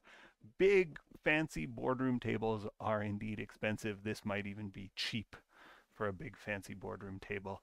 I've never had to buy one, but I know they are expensive. Okay, that's it for this video. Hopefully this was helpful for you. We have just solved 3-2A. Stay tuned for our next video. Bye for now. Let's examine problem 3.5a. This problem has us doing journal entries of job order costing. Journal entries. There's a word that strikes horror into the hearts of some students and some professors too. If you are really shaky after having watched this video, I really advise you to go back to Chapter 2 of my financial accounting videos. If you just Google Tony Belt journal entries and watch a couple of those videos, you might feel a little better. I think even if you're shaky coming into it, you might watch this video and it'll like come back to you. That's what I hope anyway. And I recognize not everybody's thinking about accounting every day of their life like I am. So if you learned this months and months ago, you might be like, oh no. But do this a few times and it's like riding a bike and it will come back for most people. The other thing I want to remind you about before we begin the problem is this is following costs through our system. So, you know, you buy some raw materials, you do some work on it, you turn it into work in process. You know, you buy flour and eggs, that's a raw material. You start to make muffins, but they're not baked yet. That's a work in process. And then when you have finished muffins, that's finished goods. This is the journal entries kind of following that flow through the system as costs go from materials costs to work in process costs to finished goods. I think I said DM. What I should have said was RM, raw materials to work in process to finished goods. Now, through the process, we've also talked about the cost of a product. And we said the cost of the product is the cost of material, labor, and overhead. Our journal entry system wants us to say, hey, when are we adding materials, labor, and overhead to the cost of the product? And it's, of course, when we're working on it. So direct materials will go into work in process, direct labor costs will go into work in process, and our applied, our guess at overhead, will go into work in process. And you'll see that happen through these journal entries. But that's something just to have in the back of your mind as we begin the question. All right, let's jump into it. And enough talking about it, let's do it. Intercity Roofing manufactures and installs custom shingles for use on damaged roofs. I've spent a lot of time thinking about this word roofs. I'm not 100% confident it should be roofs and not roofs with a V, like hoofs and hooves. You know, I'm even pronouncing words strangely now. I spent a long time thinking about that when I wrote it. So anyway, if you're on YouTube, click in the comments. Do you think it's roofs with a VES instead of an FS? I spent way too long. I guess you could Google it. I didn't Google it. Oh, well, you can Google it for me. Let me know. Roofs? Roofs? of residential houses and apartments. The company uses a specialized manufacturing process to ensure the replacement shingles are an exact match with the existing roof. The company uses a job order costing system to apply manufacturing overhead on the basis of direct labor cost. Okay, so we've got information about our predetermined overhead, right? It's going to be estimated overhead divided by estimated whatever the driver is. Now we know the driver is direct labor cost. So for every dollar in direct labor, we're going to estimate an overhead cost. The company estimates that during the next year it will incur $70,000 in overhead costs. There's our estimated MOH. And we'll pay $140,000 in direct labor cost. Okay, so there's our estimated direct labor cost. So I did the ratio. It's 50 cents. It's 0.5, right? 70 divided by 140, it's half. So for every dollar I spend on direct labor, I will spend 50 cents on overhead. It's 50 cents per direct labor dollar. Remember, this is an overhead rate. So our overhead rate is for every dollar we spend on labor, we're going to spend 50 cents on overhead. That's our guess. That's what we're applying overhead, right? That's our estimate for overhead. Okay, reading on. During the year, the following transactions occurred, and there's a big, long list, A through K. My goodness, that's a lot of letters. And you can see part A, and this will be this whole video. We'll stop, this will be a multi-parter, but we'll do journal entries A through K in this video. So for items A through K above, record journal entries unless otherwise noted. Assume all unless otherwise noted, assume all transactions were on account. So we're not going to be crediting cash unless it tells us to. We're going to credit AP or some sort of liability account when we buy stuff. Okay, let's scroll back up. Letter A. Purchased $180,000 of direct materials on account. The things that we use to make shingles, whatever those materials are. We purchased them on account. So if I purchase something for cash, I credit cash. When I purchase something on account, I credit accounts payable. So let's get down to business. We're going to, normally with a journal entry, we want a date. There's no dates in this question, so we'll just use the letter as our guide. So we're doing part A, and we're doing part A of part A. It's a little awkward to have two A's side by side, but I think you catch my drift. So I'm going to credit AP.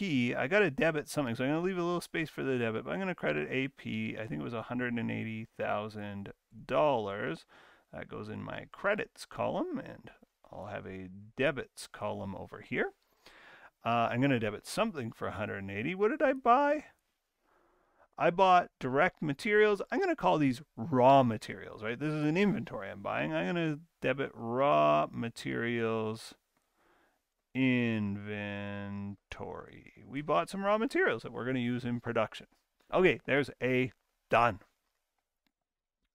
B, purchase $5,000 of supplies on account. Okay, the magic word account. I'm going to credit accounts payable for sure. Again, if I purchased them for cash, I would credit cash, but I didn't. I purchased them on account. So credit accounts payable for $5,000. And we bought supplies. Now it tells us the supplies are glue and cleaning supplies. That's typical overhead cost. That's an indirect factory cost, but we haven't used it yet. It's sitting in a closet somewhere. If the supplies are sitting in a closet, debit supplies. They're just an asset sitting in a closet. I could sell them as supplies or return them to the store. Once I start gluing my tiles or whatever it is that I'm doing, my shingles, and cleaning the shop floor and using the supplies, that's when it becomes an indirect factory cost. Looking back to chapter 2 of this course, we know indirect costs in the factory are overhead costs. But right now, we just bought some supplies, debit supplies. Not supplies expense, just plain old supplies. Supplies expense is for when we use up supplies, but we're not using them up yet. Requisition $170,000 of direct materials and $4,500 of supplies for use in production. Requisition is a fancy way of saying got it out of the warehouse. It's the paper trail. The accountant looks at a piece of paper that says we took $170,000 worth of direct materials and $4,500 worth of glue and whatever else cleaning supplies out of our warehouse, and we started to use it. In other words, this direct materials, particularly we'll focus on that, this direct materials went into WIP. We started to use our direct materials to make a product. So let's deal with that first. We're going to debit WIP inventory to say, hey, this raw material, I bought 180, I use 170 in production. It's going from raw materials, it's making the journey into WIP. Eventually it's going to be a finished good, but right now it's going into work in process. Where's it coming from? It's coming from raw materials inventory, right? It's no longer raw. 170,000. What of the supplies? It was $4,500 in supplies. They are indirect factory costs, and we kind of actually have to take a bit of an indirect route with them. Anything indirect factory cost, you'll see a bunch of them in this question, lots of them. Anything that's an indirect factory cost, debit MOH. Debit MOH for that amount. So it was $4,500. And we, not 45,000, 4,500, and we credit supplies. There's no longer those supplies sitting in the cabinet. Now they're on the factory floor being used as cleaning supplies or glue holding, together our shingles somehow.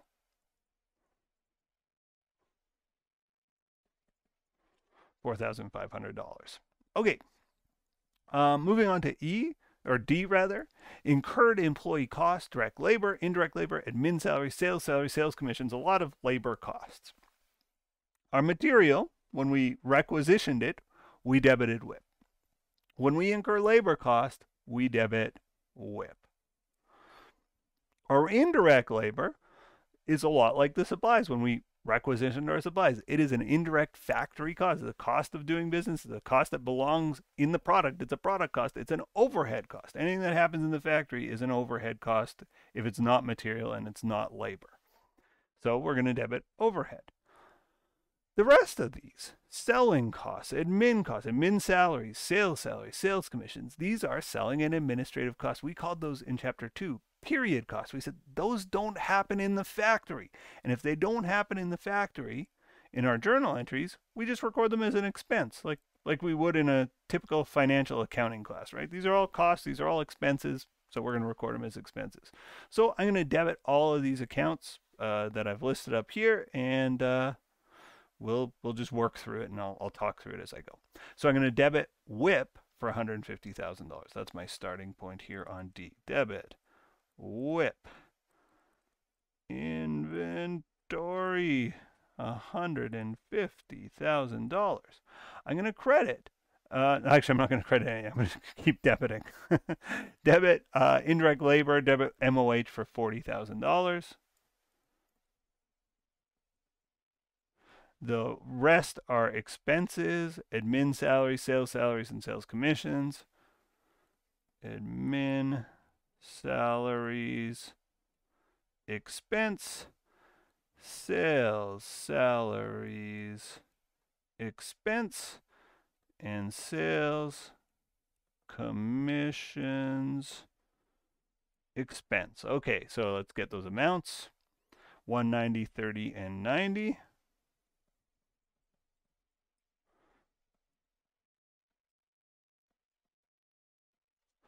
And there we have our expenses recorded. Now, I want to be clear, especially if you're a student in my class watching this. For example, let's just say you were writing this one and you wrote admin expense. I'd mark you wrong. If you wrote salaries expense, I'd mark you wrong. You got to have admin salaries expense. If you wrote admin salaries with you skip the word expense, I'd mark you wrong. You got to have the full thing. And I really want you to pay attention to that detail. I can't mark you wrong if you're at admin salaries expense because that's just flat out right. I'm going to credit here. I would normally credit cash because I'm pay salaries in cash, but it told us everything's on account. So when we have salaries where we owe them, we call them salaries payable. So I would call this wages and salaries, because I think there were some wages mixed in there, payable. And the amount, 150 plus 40 plus 190 plus 30 plus 90, $500,000. Okay, so we've done D now. Let's move on to E. Advertised on local television, $5,000. So first thing we got to ask ourselves is it direct material? Because if it's direct material, I debit WIP. Is it direct labor? If it's direct labor, I debit WIP. It's not direct material, it's not direct labor. Is it overhead? Well, did it happen in the factory? No, it didn't happen in the factory. If it's not direct material, not direct labor, then I don't debit WIP. If it's not overhead, I don't debit overhead.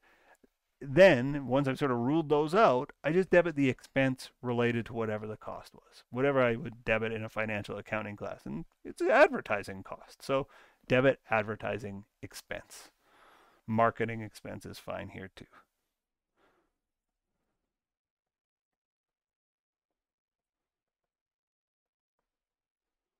And we're going to credit AP, of course. Everything's on account unless it says otherwise, and it did not say otherwise. On to F. Rent, $12,000. 40% relates to sales offices. 60% was the shop used in production. So 40% of 12,000 is 4,800. 60% is 7,200. So the shop used in production, we'll start there. Did it happen in the factory? Yeah, that is the factory. That's the rent on the factory, right? It's a shop used in production of the roofing materials. Absolutely, that is a factory cost. Is it direct material? No, it's rent. Is it direct labor? No, it's rent. Then it's got to be overhead. So the 7,200 goes to overhead. The 4,800 goes to whatever the expense is. And in this case, the expense is rent. So we're going to debit rent expense. Let's do it.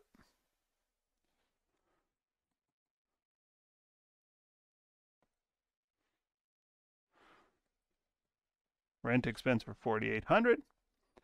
What was it? Overhead for 7,200. And the total there is $12,000. And the credit is, typically we would consider rent to be an account payable. It's just it's a vendor that sells us rent. Our landlord is an account that we have to pay each month if we don't pay cash.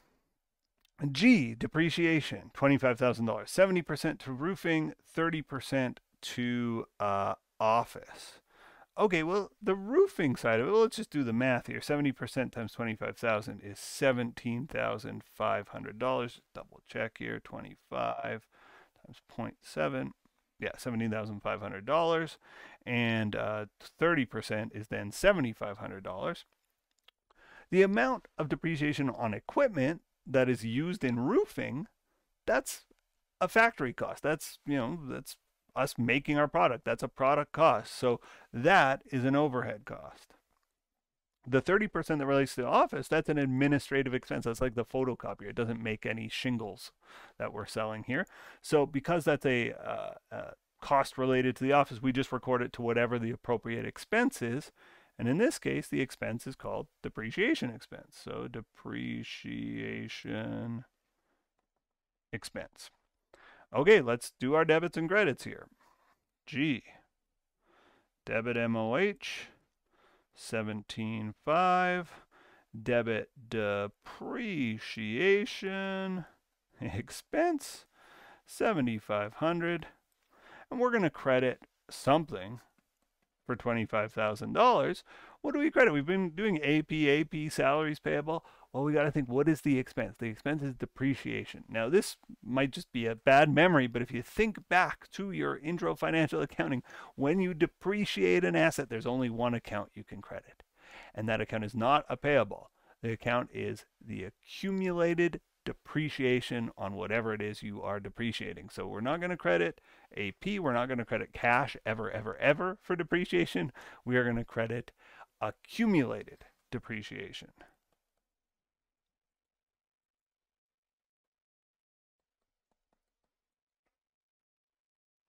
And, in my class, I let my students abbreviate that down to AD. On to insurance. Insurance expired, $15,000. 90% relates to the factory. The remainder relates to insurance on the office equipment. So our office equipment, 10%. 10% of 15,000 is not 15,000, 1,500. And the factory is, 13,500, 90% of 15,000. So the factory bit Well, if it happened in the factory, that's where I make my stuff. It's not direct labor. It's not direct material. It's got to be overhead. If it happened in the factory or the place I make my stuff, again, it doesn't have to be a factory, right? If you think of somebody who makes cakes, it would be the kitchen is their factory. So that's overhead. The $1,500 is related to office equipment. Well, that's not in the factory. It's not direct material. It's not direct labor. It's not overhead. It's a period cost. It's not a product cost. It's outside of it. Because it's an office cost, an administrative expense, we just figure out what it relates to and call it an expense. So we're going to debit insurance expense. So insurance expense $1,500, MOH $13,500, and on we go.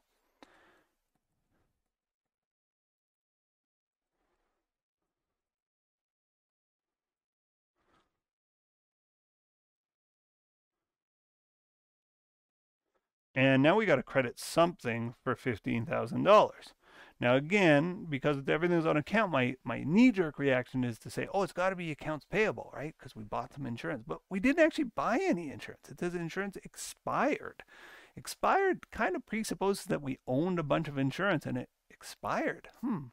Now again, you got to think back to your intro financial accounting class. And if you can't remember what happens with insurance, again, if you watch my module 3 from intro financial accounting videos, I go over this. But when insurance expires, we credit something called prepaid insurance. It presupposes we bought the insurance. Insurance is always prepaid. You can't pay for insurance after you've had the car accident. You have to buy it before. So it's a prepaid expense. Well, when insurance expires, we credit that prepaid. We're going to credit prepaid insurance for $15K in this case. Okay, on we go, onwards and upwards. Oh, on to I, probably the most crucial journal entry here. It has us applying overhead. Now, we could figure out our overhead costs because we've been debiting overhead all along with actual overhead costs, but our applied overhead is based on estimates. And the reason we don't use our actual is because we just wouldn't know them when they actually happened. So we have to use estimates. So how did we promise to estimate our overhead? We said it was 50 cents for every direct labor dollar. For every dollar I spend on labor, I expect to spend 50 cents on overhead. How many dollars did I spend on labor? Well, it's given right here. I spent $150,000 on labor. Okay, well, what does that mean for our overhead? It means we spent 150K times 0.5, 0.5, and I get 75K. That's my estimate for overhead. That's my applied overhead. All right, now, when I applied material, I used the actual cost. When I put material cost into the job, I debited WIP. When I put labor cost in the job, I debited WIP. When I'm putting overhead cost into the job, I'm going to debit WIP. Let's debit WIP for that $75,000.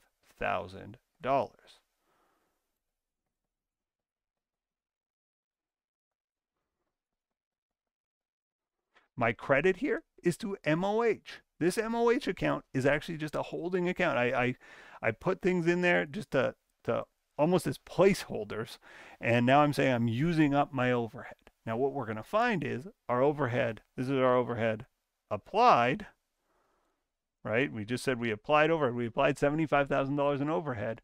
These debits to MOH are our actual MOH. We're going to find they don't match because we'll have over-applied or under-applied overhead. And we'll get to that in the next video. But for now, we have applied overhead and we've done it properly.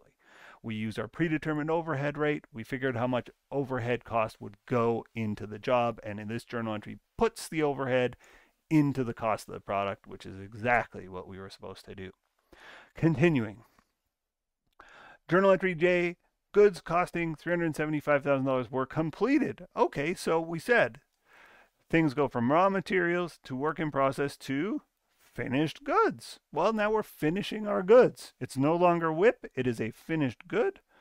I am going to credit for J, credit work in process. It's no longer WIP inventory. 375, and I'm going to debit finished goods inventory for 375. Debit WIP, finished, Debit finished goods, credit WIP. Pardon me, I got it backwards. Last one. Okay, we finished the goods. What's left to do when you finish the cake? You sell the cake. And so that's what they did. They finished the shingles and they sold their shingles. Sold them for $800,000. So when you make a sale for $800,000 and it's on account, if I sell for cash, I debit cash. When you sell on account, you debit accounts receivable. AR, accounts receivable, for $800,000. And that's sales rev. Sales revenue is $800,000. And there's another piece to this. Whenever you sell stuff, you not only sell the stuff, you get the money or get the account receivable, you also have a customer who walks away with a bunch of your stuff. In this case, our customer walked away with a bunch of our shingles. How many dollars worth of shingles did they walk away with? $350, right? That's how much those jobs cost to make. So $350,000 worth of shingles walked out the door with our customer. We don't sell our WIP. We don't sell our raw materials. We sell our finished goods. So finished goods inventory went down by $350,000. And our debit here is to cost of goods sold. This is the cost of the finished goods that we sold, our cost of goods sold. Okay, we're done the journal entries. We're done part A, but of course we've got more to do. So I've gone on long enough. If you've hung in here this long and you're watching on YouTube, don't be shy if this video is useful to you, okay? All right, have a great day and stay tuned for part 2. Bye for now. Welcome back. We are just continuing our way down problem 3.5a. We completed part A. That was a journey. Parts B and C are going to be relatively quick, and part D will take a little bit longer. It's preparing a financial statement, but I think we could do them all in this one video. So the next question was overhead over-applied or under-applied for the period, by how much? I had mentioned, and I referred to this in the last video, I said, oh, in part I, we're applying overhead. And so that's what we did. We credited MOH to apply overhead. So let's make a little T account for MOH, and I think it's going to help solve this puzzle. So there's our overhead, and we know we have $75,000 in applied overhead, right? We credited MOH $75,000.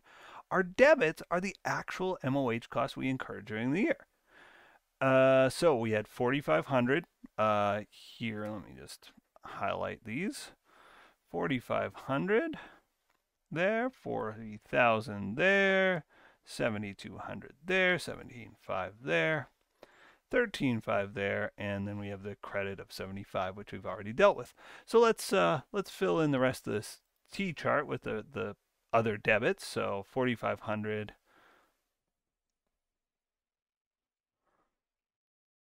40,000, 7,200,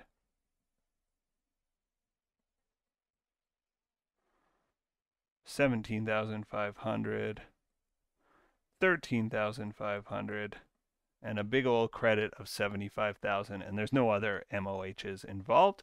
So remembering the left side is what we actually spent on MOH. The right side is what we applied, and our actual, let's just total up our actual. You wouldn't do this in a normal T account, but it's nice to kind of have the number. So our total debits here, plus 40, plus 7,200, plus 17,000, 500, plus 13,500. I get 82,700 as my actual overhead. My applied overhead is 75,000. So if I take one side minus the other, you know, the big side gets the balance. 82 minus 75, it's $7,700. Now my question, that doesn't answer the question. I'm $7,700 off. Am I over applied or under applied? Well, ideally I would apply exactly the same amount. There would be exactly the same credits as debits, but I missed. Now, was my miss too high or too low? Right? And the answer is I missed too low. I under budgeted. I under guessed. My guess was 75,000. It should have been 82,000. I guessed too low. I under applied my overhead. So we are $7,700 under applied. So that answers part B. Oops, I'm scrolling the wrong direction here. Part B says, was overhead over-applied or under-applied? By how much? You just do a T account for it, and we determined that it was under-applied. Part C, record a journal entry to close overhead to cost of goods sold. So remember what's happened here. We've done all these journal entries, and we've said, okay, part of the journal entry was to say that the overhead was responsible for $75,000 of the cost. And look, we sold a bunch of items, and that went into WIP. The WIP went to finished goods. The finished goods got sold and became cost of goods sold. And we're saying now, oh no, I just realized I underestimated my overhead. This number, if I could go back and do it all over again, this would have been 82,000. I messed up. When I fix it, I don't fix it here. I don't fix the WIP because the WIP's already been sold. So we got to fix this. We got to fix our cost of goods sold. Our cost of goods sold is $7,700 too low because we underestimated by $7,700. So how do I fix it? I want to make MOH 0. So I want to close the MOH account to pretend like I never missed anything. So I'm going to credit overhead. So this is journal entry. I'll make it secret journal entry L. It's part C of the question. I'm going to credit overhead because I want to make this go to 0. So this was sitting at 7,700 debit. To make it go to 0, make it as if I did a perfect guess. I credit it 7,700. That makes it go to 0. And I debit cost of goods sold 7,700 because my cost of goods sold would have been off because I made this mistake here. It shouldn't have been 75 grand. Had I known everything perfectly, again, we'd never have perfect information. We're always going to be off in real life and in these questions. We were off, and now we're fixing that we're off, and we fix it through cost of goods sold. Other textbooks I've seen will adjust this over or under applied overhead through different accounts. Most commonly, though, you see it adjusted through cost of goods sold. Sometimes they adjust WIP, sometimes they adjust finished goods. I think adjusting cost of goods sold is totally appropriate, and you see it a lot in textbooks as well. Okay, so we have done part C. We had over applied overhead in part B. We did a journal entry to close overhead to cost of goods sold in part C. Now D. Based on the information above, give me an income statement. Okay, an income statement is the summary of revenues and expenses. Let's give them an income statement. We need a 3-line title. I forgot the name of our company. Intercity Roofing. So let's start there.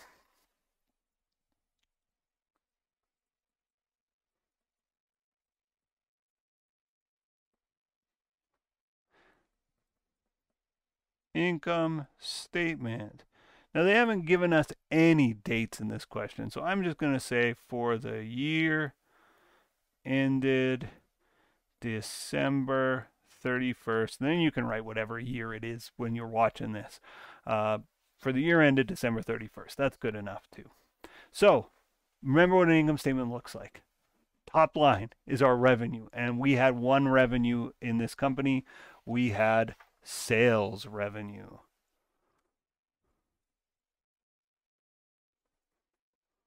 And just scrolling up, I can see the sales revenue happens right here. It was $800,000. We made $800,000 worth of sales. That's what's shown in our entries. Now, knowing how a merchandise, somebody that sells inventory, their income statement is always going to look the same at the top. Sales minus cost of goods sold equals gross profit. Sales minus COGS is gross profit. So let's deduct our COGS. What are our COGS? Our COGS, we initially thought they were 350 grand, but we just adjusted that by 7,700. So we had a debit in COGS. We have another debit in COGS. We add them together. We had underestimated our COGS at 350. Had we had over applied overhead, everything would go in the opposite direction, right? We would have to debit MOH, credit COGS, and we would have previously overestimated COGS. Anyway, maybe I'm over talking this one. You can do more examples and you'll see how that's adjusted. But had I gone the other way, had I over applied, it's just the opposite journal entry that fixes it. In any event, we have 2 debits in COGS, so our total COGS, you just add the 2 debits together, 357,700. Again, if one was a debit and one was a credit, we take the debit minus the credit. But in this case, we don't need to worry about that. 357,700. Sales minus COGS is gross profit, also called gross margin. 800,000 minus 357,700, 442,300. Now we list our expenses, our selling and admin expenses. In a previous life, we might have called this operating expenses. That's totally fine too. The only thing we would keep in mind is with operating expenses, interest isn't included here, and income tax is always an expense that gets its own special treatment. There's no interest in this question, but let's go through everywhere we see the word expense, exp, and I'll highlight it in a nice, beautiful, pinky purple color. So we're looking for expenses. We got admin salaries expense, we got sales salaries expense, we got sales commissions expense. Hopefully that looks good on your screens. Advertising expense, it looks kind of on my screen. Rent expense, depreciation expense, it looks okay. Insurance expense, and I think that's all we got. So I'm just going to list all those expenses. Start with admin salaries expense and work my way down. Admin salaries expense was $190. Those administrators always pay themselves a lot. Admin salaries expense $190. I always list, when I have a list of expense, I list on the left, I total on the right. Sales salaries expense $30.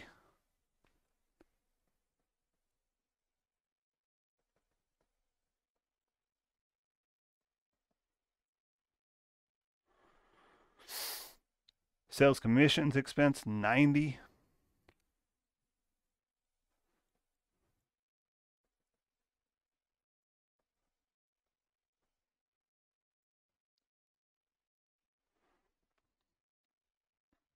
Advertising expense $5.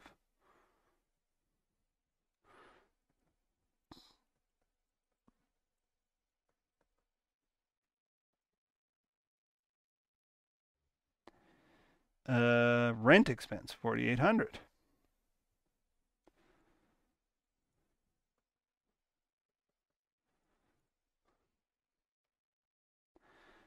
Depreciation expense $7,500.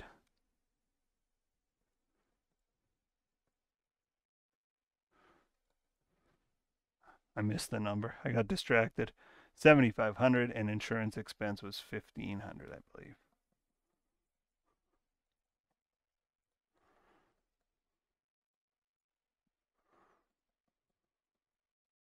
So I total those up. 190 plus 30 plus 90 plus 5 plus 4,800. I'm going to put in as 4.8 because I'm using in thousands, plus 7.5 plus 1.5. I get 328.8, 328,800 for my total selling and admin expenses. All right, we're almost home. We're almost home.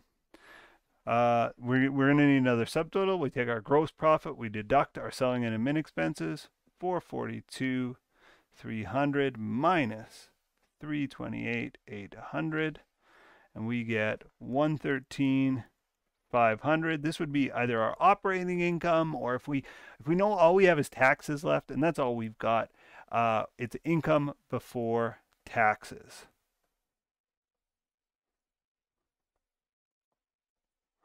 Now, we'll generally have income taxes. I might not have mentioned these already, but here we go. It says, based on the information above, prepare an income statement for the company. Assume a 20% tax rate. That's 20% of income before tax.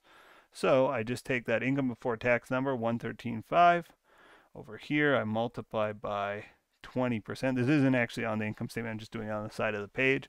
113,500 times 0.2 is $22,700. That's my income tax expense.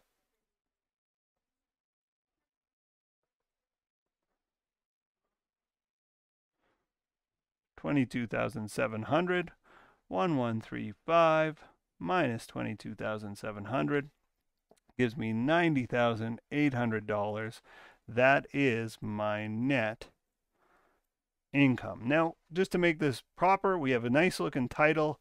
We need dollar signs where they belong. Top of each column, there's 2 columns. The one where we listed the numbers is a different column, but we don't need one here. We don't need one here because there's already one at the top of this column. So those 2 places, and then anything double underlined gets a dollar sign. At that point, I think we've got ourselves a beautiful income statement, and I think we've finished a very long question, which is a beautiful, beautiful feeling. Thanks again for hanging in there, and don't be shy. All right, have a great day, everybody. Thanks a lot. Bye for now.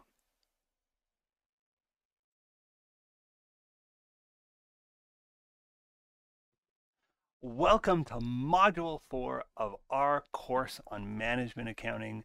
This module is all about process costing. Now, you'll recall from last chapter, we distinguished between process and job order costing. Companies that would want to use job order costing are companies that make a custom product. Companies that want to use process costing make a pretty uniform product. Picture a conveyor belt with hundreds or thousands of the same kind of product whizzing by. You're not going to track the cost on each, Coke. They produce thousands, maybe millions of cans of Coke a day. They're not going to track the cost of each can of Coke and go, okay, this can, we poured this many milliliters. No, no, no. What they're going to do is they're going to say, our warehouse, we produced 1 million cans of Coke today, and it cost us $500,000, therefore it was 50 cents per can of Coke, or some number, right? It's going to be less than that per can of Coke, but you get the idea. So process costing, you can be a lot more efficient. Job order costing, every single job is a one-off. Process costing, you can be more efficient, and we're going to learn how to prepare something called a production report, which is a table that tracks these costs. Now you might think it's simple. Okay, I made 1 million cans of Coke, it cost me $500,000, therefore my cost per can is 50 cents. And it's close to that simple, except for one important, critical thing we need to understand, and that is what this video is all about. It's all about equivalent units. To explain equivalent units, I'm going to tell you a quick story about 2 sisters, Bianca and Gabby. Their father told them, girls, please paint the fence. And please, I want you to be fast and efficient about it. And they discussed how to paint the fence, and they argued. And Bianca said, I think we should paint in vertical strokes. Gabby said, I think we should paint in horizontal strokes, and they just couldn't come to a consensus. So they said, okay, we're going to split this fence. There's 8 boards here. We're going to split it in half, right? There's going to be this dividing line right here to right here, a pretend line. You do the left half, Bianca. Gabby, you do the right half, and we'll see who's right. And so they start to paint, and sure enough, Bianca is doing the vertical strokes. I know it doesn't necessarily look like vertical strokes, and just pretend that she's done a beautiful job on each board. I know I'm not doing her justice in telling this tale. I'm not much of an artist in recreating this, but she's done a beautiful job, and she completes that board, and it's not yet lunchtime, and she works hard, and she completes that board fully. And it's time for lunch. So she sets down her paintbrush and starts to eat lunch. Gabby, as I said, wanted to do more horizontal strokes. She didn't feel like doing one board at a time was the way, and so she swipes her roller along this way. She swipes her roller along this way, this way, this way, and so on and so forth. And she finishes up, and she is also around half done all 4 boards. So their father returns, and he looks at the boards, and what should he say? Who has gotten further here? And I hope your answer was, well, they're kind of about the same. But what if the father said, Bianca, you've done so well. You have completed 2 boards. And he looked at Gabby's work and he said, Gabby, you have completed 0 boards. You have done a bad job. I don't know why I made that weird voice. I'm not even sure what that was. But he said, you've completed 0 boards. Bad job, Gabby. Good job, Bianca. Is he being fair? I don't think he's being fair, because you and I can see, we're very logical people. You can see that Gabby has worked on 4 boards, and each of those boards is 50% complete. So if we have 4 boards that are half done, 4 boards that are 50% complete, that is the equivalent of having 2 boards that are 100% complete. Now again, it's not exact. This isn't a precise measure, but as a rough measure, I would say Bianca and Gabby have done roughly the same amount of work. Bianca has 2 100% complete boards. There's no doubt about that. Gabby has 4 boards that are 50% complete, which is the equivalent. And that's the key to this whole chapter. This will unlock the chapter. It's the equivalent. 4 boards that are 50% complete is the equivalent of having 2 boards that are 100% complete. We call this equivalent units. Now, they aren't identical, and this is a bit of an estimate, the 50%. Maybe she's 49%, maybe she's 52%. Who can tell? But she's about half done, and that means she's done about 2 boards worth of work. That concept, the fact that we might, as we're mass producing our product, we might have some units that are half done, a third done, a quarter done, means it's not so clean. We can't just say, well, we started and finished 1 million units and therefore that's what it costs, because at the end of the year, we'll often have units that are partially complete. And how do we deal with them? That is where the challenge of process costing lies, and that's why you're going to want to do lots of practice on something called a production report. And I know just the guy to show you how. Click on through to the next video. There will be lots of examples of how to prepare a production report. That's all for this video. Stay tuned for the next one. Welcome to problem 4.1a. This problem has us examining at long last the production report. And I want to remind you where we are. I want to give you the lay of the land before we jump into it. If a company makes products that are unique, each customer is going to be a little bit different. So think of a painter, a sculptor, an architect, an accountant. They have to track each client's costs individually. They can't sort of say, okay, well, we had 100 clients, we'll divide by 100 and we'll just do an average cost, right? Because every client will be significantly different from the last. Process costing, though, is for companies where they can say, you know what? All our customers are the same. We just serve a product to those customers, and therefore we're not going to track by customer. We're not going to track by job as we would under job order costing. We are going to be tracking by process. We're going to say, okay, this month we did 100 units, divide by 100, that's our average cost per unit, because all the units are the same anyway, or essentially the same. So that being the case, production reports can be much more efficient than tracking one job at a time. That's what we're going to learn about in this video. We're going to learn how to prepare a production report. We're going to use the concept we introduced in the previous video, just a module 4 intro video, saying here's what an equivalent unit is. We use that quite a bit in solving these problems. And the other concept that I didn't really introduce in the last video, but I'll just mention now, is we're going to have a column, and you can see it right here. Let's see if I can get my mouse to go to the right spot, called conversion costs.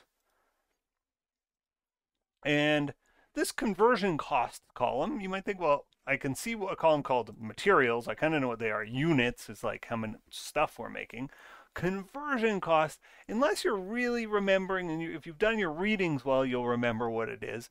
But I don't blame you if you've forgotten. Conversion is just labor plus overhead. So when we get into tracking costs, labor plus overhead is conversion cost. That's really all it is. And that's the only new concept I want to introduce here. Well, I guess if you've not done a production report, the whole thing will be new. But the big new terminology here is conversion cost. Let's jump into the problem and see how we do. Bertuzzi Tires has 3 departments. Its first department, the processing department, shows the following data for the month of July. Quick sidebar here. The way a production report tracks costs is not by job, not by individual unit, but by department. It says, okay, our production department will add this much cost to our unit. Then our mixing department will add this much cost. Then our packaging department will add this much cost. And you add the three cost reports together and you get a cost per unit. You figure out how much your thing costs, and knowing what your thing, whatever it is you sell, costs is a really useful thing to know. The other thing I want to draw your attention to is that we can have our product be at a different stage of production or different stage of completion with respect to materials, and then also with respect to labor and overhead. Here's an example I want you to think of. I'm making chocolate chip cookies, so I get the flour, the sugar, the eggs, the chocolate chips, whatever else goes in a cookie. I don't know. I don't cook anything. And we roll it out into dough and we put it in the oven, and it is half cooked. And at that moment, when it's in the oven and it's about halfway through the baking process, the materials I'm going to use in that job are 100% done because they're there. Like, the materials exist. I don't have to bring any more. I'm not going to add icing after the fact. I've got all the materials I'm ever going to have in my product. And therefore, DM, direct materials, are 100% complete. Now, at that time, for sure, conversion is not 100% complete because I don't have fully baked, fully cooled cookies, right? I don't have cookies that are ready to serve. So we're going to probably, let's just say at that moment, conversion costs are 80% complete because most of the conversion costs are in the labor of making the cookie, not so much in the baking and cooling of it. But even still, you can see materials are 100% done. Conversion might only be 80% done. You got an ice sculpture. Well, as soon as you start chiseling into the ice sculpture, I imagine the materials are 100% done because you bought all the ice. You have the ice block. The conversion, though, has barely started, right? You could have a conversion that was 10% complete with materials 100% complete. So that's just to say, when we look at this, and this goes to equivalent units where I said, hey, if I have a fence and I have 10 boards on the fence and I've painted 50% of them, I've half painted them, it's the equivalent of having 5 boards that are fully complete. Well, this percentage of completion comes into focus, I think. Okay, let's jump into the problem. So it says WIP beginning, units in process, 8,000. Oh, as we're filling in our table over here, I really want you to pay attention to this. The top half, maybe I'll make this yellow or something. Let's see how this does. The top half is all about units. We're not going to see a single dollar sign here. The bottom half is all about dollar signs. It's not about units at all. So the section that's blue there is all about money. The section that's yellow is all about units. So it actually makes it easier to break down these questions as you're trying to solve them and slot information in. When I give this in my midterms, I do give my students a table like this. Not all profs do. Your prof might require you to remember it or to study it or to memorize it. If that's the case, this is memorizable, so you can do this. But for my classes, I give them the table. Okay. So we have work in process beginning, units in process, 8,000. Stage of completion with respect to materials and conversion. You can see those are different numbers. Costs in beginning inventory, there's a bunch of dollar amounts. I'll put an X here. Like, don't you put an X here. But I'm going to put an X here because I'm saying, don't look at me. Because I'm not going to need you until I'm in the blue part. And I'm in the yellow part right now. I'm in the top half. Units started in production, units completed and transferred out. Okay, a couple of numbers there. And then more costs. And then units in process ending. There's a question mark. I don't know what I'm going to do with that yet. And a couple more percentages. Okay, the first part of the problem, we don't care about percentages. We only want to know about units. So there's really only 3 numbers we're given. These 3, because the rest are costs and percentages. So we're scanning for unit numbers. And we also have to write a title. Let me write the title. Where did I put my keyboard? Oh, I put it all the way over here. Let's write our title. Bertuzzi Tires. Oops, I've written it in the wrong cell.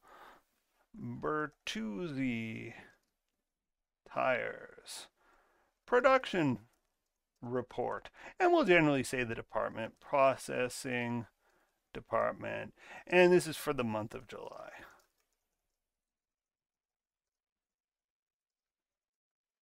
"31 days in July," for the month ended July 31st. Okay, work in process beginning, and it says units in process 8,000. Well, look at this first line. Units to account for from beginning WIP. How many physical units were in our beginning WIP? 8,000. Units started during the month. Look at this line. Units started into production during the month. Right here. I don't know what. Maybe I'll make that into a star. 94,000. Total units to account for. Well, it's a total. It's saying what's 8 plus 94. So plus 8 plus 94, we get 102. Units accounted for. Completed and transferred out. Units completed and transferred out. Right here. 92,000. Ending WIP. That was this. WIP ending units. We don't know. Now, here's where, again, you wouldn't know this your first time doing the question. This line here, total units to account for, has to match, total units accounted for. These two lines must match. So total units to account for and total units accounted for, they're going to match. So this 102 up there has got to be 102 down here. Just has to be. So I can work backwards and figure out my ending work in process. My ending work in process is 102 minus 92. 92 plus what gives us the 102?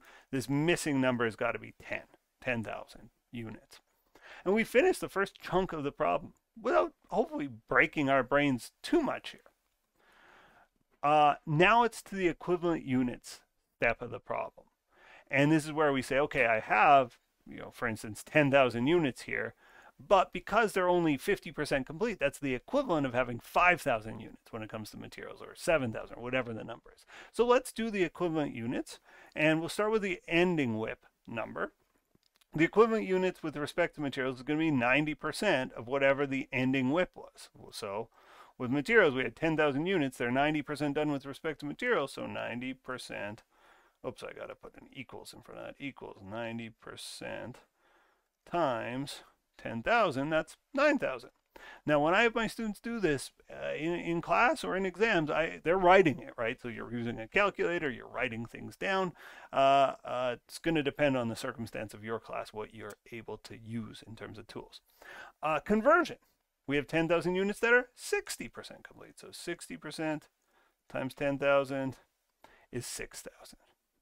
What about our units completed and transferred out? Well, I wouldn't call it completed. The word completed says it all if it wasn't 100% done. I don't use any percentages here. I just say, oh, it's 100%. So basically, whatever number you write here, you write the same number over here and over here. Now, some sharp intellectuals in the class might be looking up here saying, wait a minute, what about these 80 and 35%? Those numbers are useful if we are using the FIFO method of preparing a production report, which we'll learn in problems 4.4a and 4.4b. Here we don't need them. So this is just extraneous information. And in fact, with FIFO, we would be filling in like these cells. We're not going to fill in these cells at all. So let's just paper those over.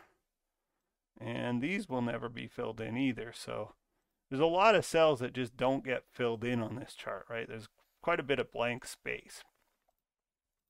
Okay, so let's total these. Total units accounted for 92 plus 9, 101, 92 plus 6. Don't know what happened to the font there, but that's okay. Bold it. It might be a little small, but we'll live. Oops, I screwed this up. This is total equivalent units. Forgive me. 92 plus 9. No wonder the font was off. I had fixed the font where it belongs. So sorry about that, guys. It goes in this cell. Total equivalent units. Those aren't units accounted for. Those are equivalent units, 101 and 98. These are key numbers. They're going to be useful in calculating things down below. Costs. Now we're into the blue section. Costs. So let's start with our costs Now these are the things I've crossed out that I said, you don't cross out, I will. We're just going to work with these numbers. And so our cost in beginning WIP for materials is 110,500. Our cost in beginning WIP for labor and overhead conversion is 33 plus 26. 33 plus 26, 59,000. I'll just do the math in the cell here so you can see what I'm doing. 33,000 plus 26,000. It is 59,000. Costs incurred 950 for materials. For labor and overhead for conversion, it's 310 plus 170, 480. Total costs. So 1,060,500 and 539,000. And in fact, we're going to just total all the way around. So total on this side as well. And let's make this a little wider. There we are. And there we have it. So these are all dollar amounts. I wonder if I put a dollar sign, what this wants to do with it. No, I can change the format here. So I put a dollar sign at the top of columns that are, driven by the dollar.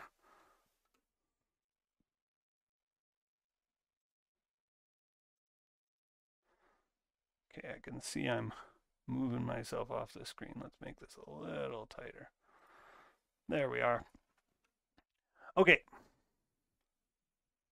Cost per equivalent unit. This is perhaps the most interesting and most important cell on the whole table. It tells us what our stuff costs. So we have total cost to account for here, total costs. We have total equivalent units here. We divide them. Cost per equivalent unit. Cost 1,060,500 divided by equivalent units. 1,060,500 divided by 101. We get 10.5, $10.50 per unit. 539 divided by 98, we get 5.5. Our total cost, now 1,599, there's nothing to divide it by, so we just add these together. 10.5 plus 5.5, we get $16 as a cost per equivalent unit.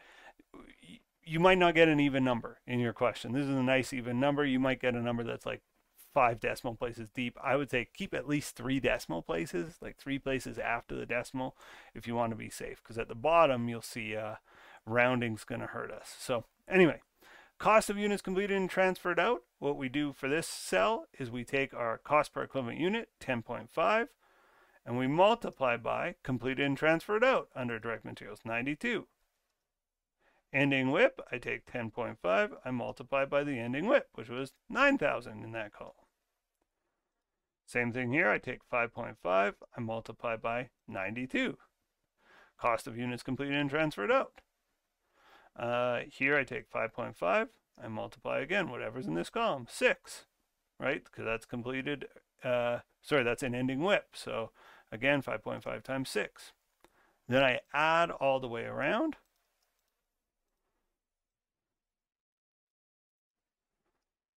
And at this point, I'm done. Okay, so we've answered the question, but I do want to sort of explain what's going on here. A really key number is well, all the numbers in this row, but particularly the number on the right there, $16. It tells me this Bertuzzi tires, whatever they do, I guess they make tires. This processing department is adding $16 per unit, probably per tire, to the costs. So every tire that goes through the processing department adds $16 in cost to the tire. Now it's going to go through another department, and, well, they said 3 departments. So each department, let's say this department is 16, the next department is 20, and the next department is 25. The company would add all 3 together and say, well, that's what our tires cost, right? It's the costs added by each of the 3 departments. The other thing that this report serves is actually journal entries. This helps us do accounting. So this row right here, let me just find a different color, maybe green. There's a green highlighted row, will serve a journal entry. And the journal entry is to say, Okay, well, I completed some units from my processing department. I transferred them into the next department in the line. So what I would do is I would credit work in process inventory processing department for the dollar amount 147,200, and I would debit work in process inventory for whatever department it was going into, right? It becomes the WIP for the next department. So let's say it went from processing to packaging. So I debit WIP packaging department. It doesn't say that in the question. I'm just kind of making that part up.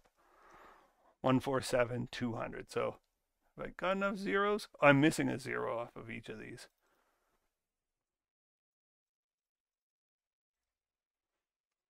So again, this wasn't asked for, but I often do ask my students to give me the journal entry to transfer out to the next department. I think we've solved it though. I think we've prepared a production report for Bertuzzi tires. I know this work isn't easy, especially the first time through. When you've practiced this a few times, it does become fairly straightforward. And I can say based on experience, this is one of the more intimidating topics, but when I grade tests, students actually do very well on the production report when I test on it compared to other topics. So don't be scared, don't be intimidated. You can do this. I've seen many students do it before, and I'm sure you'll be one of them. That's all for this video, and stay tuned for the next one. We'll get a lot more practice in. Bye for now.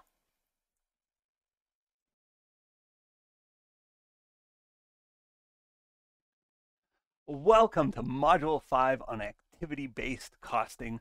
Our course so far has been pretty obsessed with the idea that figuring out how much stuff costs when you make a product, your company makes a product, figuring out how much it costs is difficult and important. And this chapter is no exception. It adds to our knowledge in that area. So what we've learned so far is that actually dealing with material is pretty straightforward. You just figure out your actual material cost. So if our company makes cupcakes, you know, the cost of the eggs and the sugar and the cooking oil or whatever product that directly, the cherries, whatever goes directly into our cupcake, that you just use the actual number to figure out your cost per cupcake. Same thing with the labor. You figure out the actual wage rate and you figure out how long the person worked, and maybe we're making large batches of cupcakes, so you can figure out the labor cost per batch and then divide and, you know, get a cost per dozen cupcakes or even a cost per cupcake just by doing some simple math there. But what we said was the overhead is way more difficult. You know, you might not know your property tax bill, or you might not know your utilities cost for a month, and you got to figure out how much that costs per cupcake or per batch of cupcakes. It can be very difficult, and we've learned to apply overhead. So applied just means estimated, right? We've applied overhead costs to jobs. Now, before I move on, I just want to comment on something. I spent over 40 minutes drawing this cupcake. I don't think it was a good use of my time, but I just want you to admire it for a couple seconds before we move on. All right, I'm not an artistic guy. I was copying a clip art thing, like I was drawing it by hand beside the clip art. But I just wanted to point that out because we're going to zip right on past the cupcake. If I can zoom out here, that would be great. Oh boy. Okay. So in the traditional method, what we do is we figure out our estimated overhead. So we might have these as our overhead costs. We get an estimated total overhead. We divide that number by an estimated activity, maybe direct labor hours, something that drives overhead, and we get a predetermined overhead rate.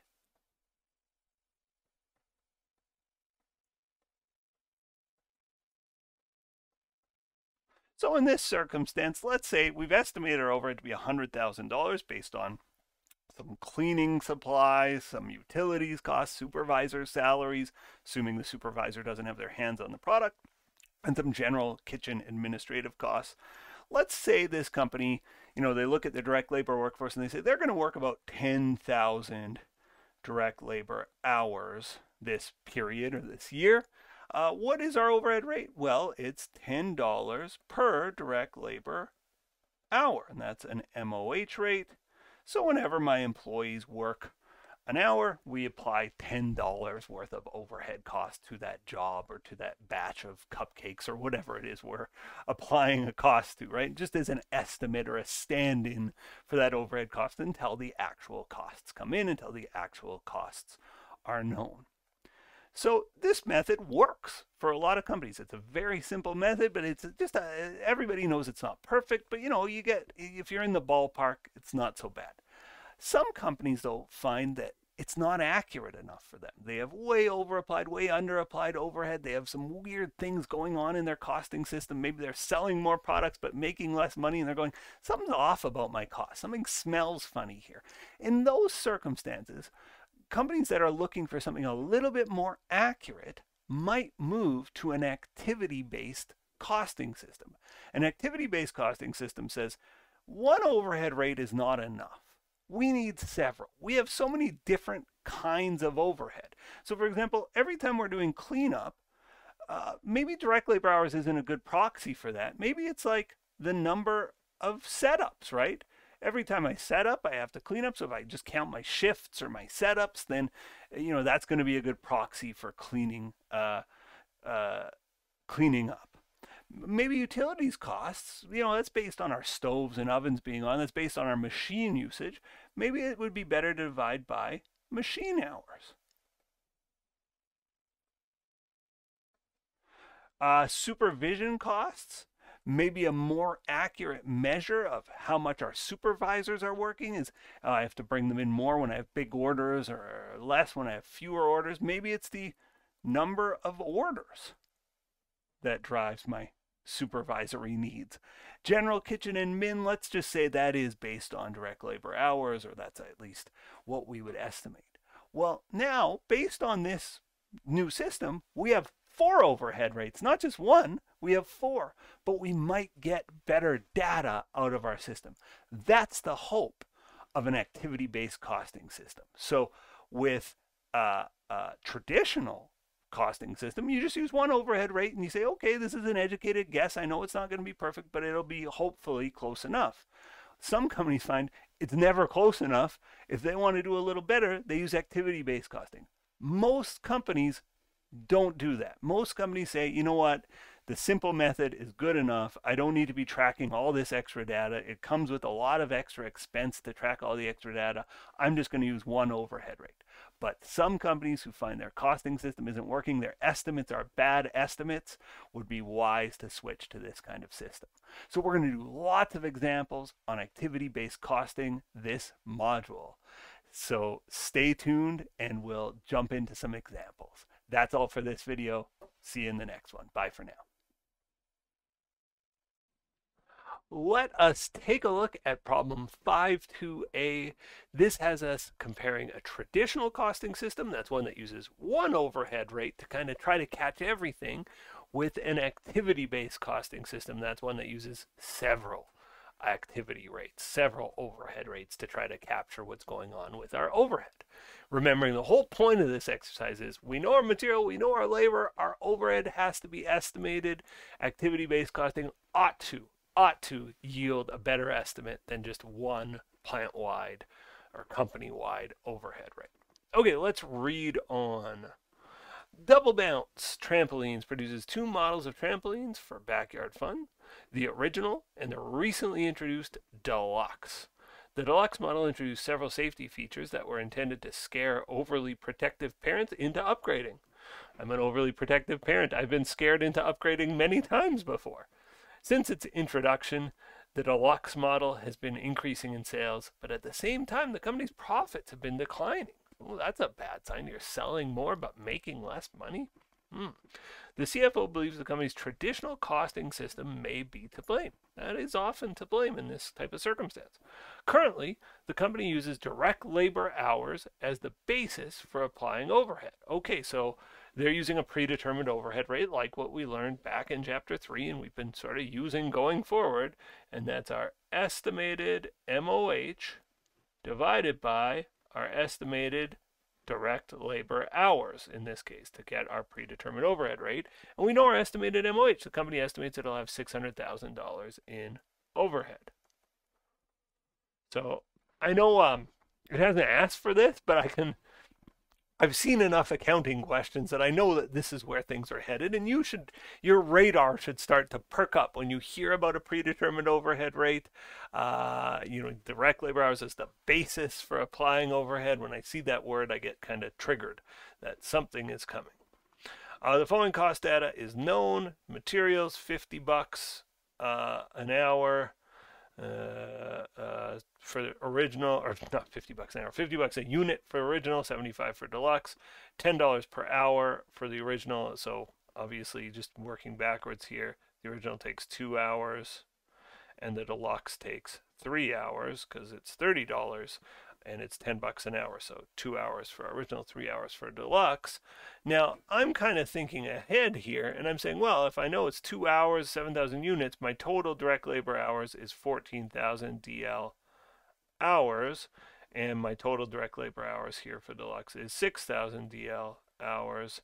So my total DL hours is going to be 20,000 DL hours. I needn't have gone through all of that because it's given down here, but some questions might be looking for that number because I needed to know my estimated direct labor hours. I hadn't seen it so far, so I can work backwards here and calculate it, but some questions it'll give it to you, some questions you might have to do a bit of digging. So I just wanted to show you it was dig upable. I don't know if that's the right word. We could uncover it in the data. Anyway, estimated overhead divided by the estimated direct labor hours here. $600,000 divided by 20,000 direct labor hours gives us a rate 600,000 divided by 200,000 of $30 an hour. $30 per direct labor hour. Okay, so we've gotten our predetermined overhead rate. Reading on, the CFO wishes to explore an activity-based costing system. Of course, material and labor, we kind of already know, and we can be pretty confident in those numbers, right? They're going to be the same no matter what system we use. They're just use the actual numbers. Overhead, though, we've got to estimate, and he's saying, or she is saying, do we have a name? No, we don't. So he or she is saying we have to apply overhead, and why not try something that might be a little more accurate? Because I'm feeling like our numbers are shaky here. Activity-based costing may be the solution. And so they have a bunch of estimated overhead. Again, it adds to 600, just the same number as above.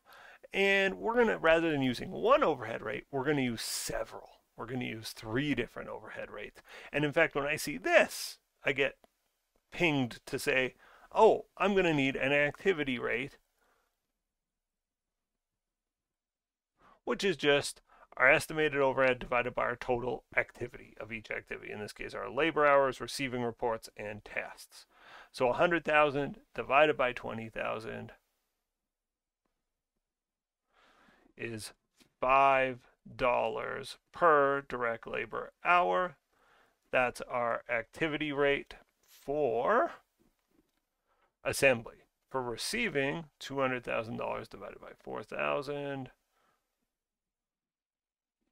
It's $50 per receiving report. I guess they've just called it report, but receiving report.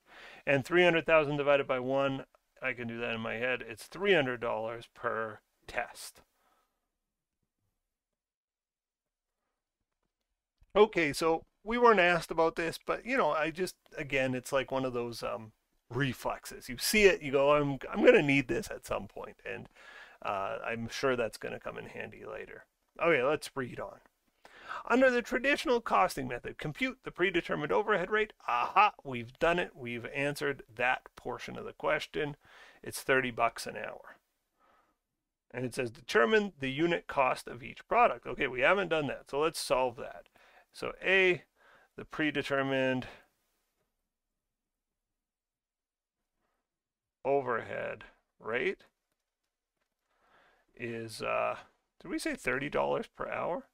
We did, $30 per direct labor hour.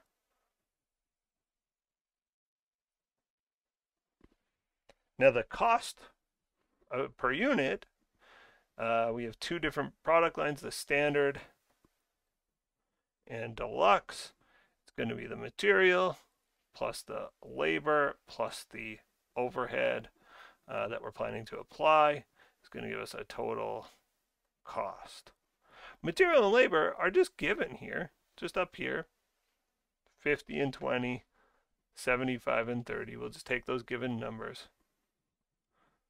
50, 20, 75, 30. And we said overhead gets applied at a rate of $30 an hour, and we know the hours. We know that the original takes 2 hours per unit. We just kind of work backwards there. We know the deluxe takes 3 hours per unit, so let's use those hour figures.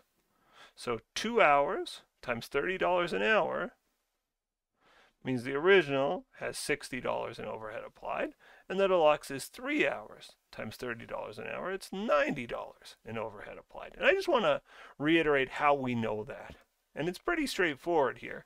I know my labor rate is $10 an hour. And I know the original cost me $20 in labor. So working backwards, if it's $10 an hour, it must be 2 hours. And for the same reason, I can figure out that deluxe is 3 direct labor hours. Since overhead is based on direct labor hours, I just take 2 times 30 and 3 times 30 to get my overhead applied to the standard and deluxe models. Okay, let's add it up. 50 plus 60 plus 20, 110, 130, 120, 195 for the deluxe. There it is. There's my cost using a traditional one overhead rate method, right? A traditional, they call it a plant-wide overhead rate. So we have answered part A. That is in the books. There's a I and there's II, 2. Let's move on to B, under activity-based costing. Compute the activity rates for each activity. So we've done that, actually. We've solved that. 5, 50, and 300 would be our answer there. Determine the cost of each product. Okay, we got some more work to do. What we have to say is, given those activity rates we've computed in part B or whatever it was, given these activity rates, how much overhead needs to fall on our standard model and how much overhead to fall on our deluxe. So I'm going to say MOH applied. We'll do it on our standard and we'll also do it on our deluxe. So our overhead applied to our standard, I just say it's $5 an hour, and we used 14,000 hours for our standard. So 5 times 14,000 gives me $70,000. For the deluxe, 5 times 6,000, that's $30,000. $50 a report for our reporting, or for our receiving reports. 2,000 and 2,000 means it's going to be 100,000. 50 times 2 is 100, so 100,000 and 100,000 is just the same for both.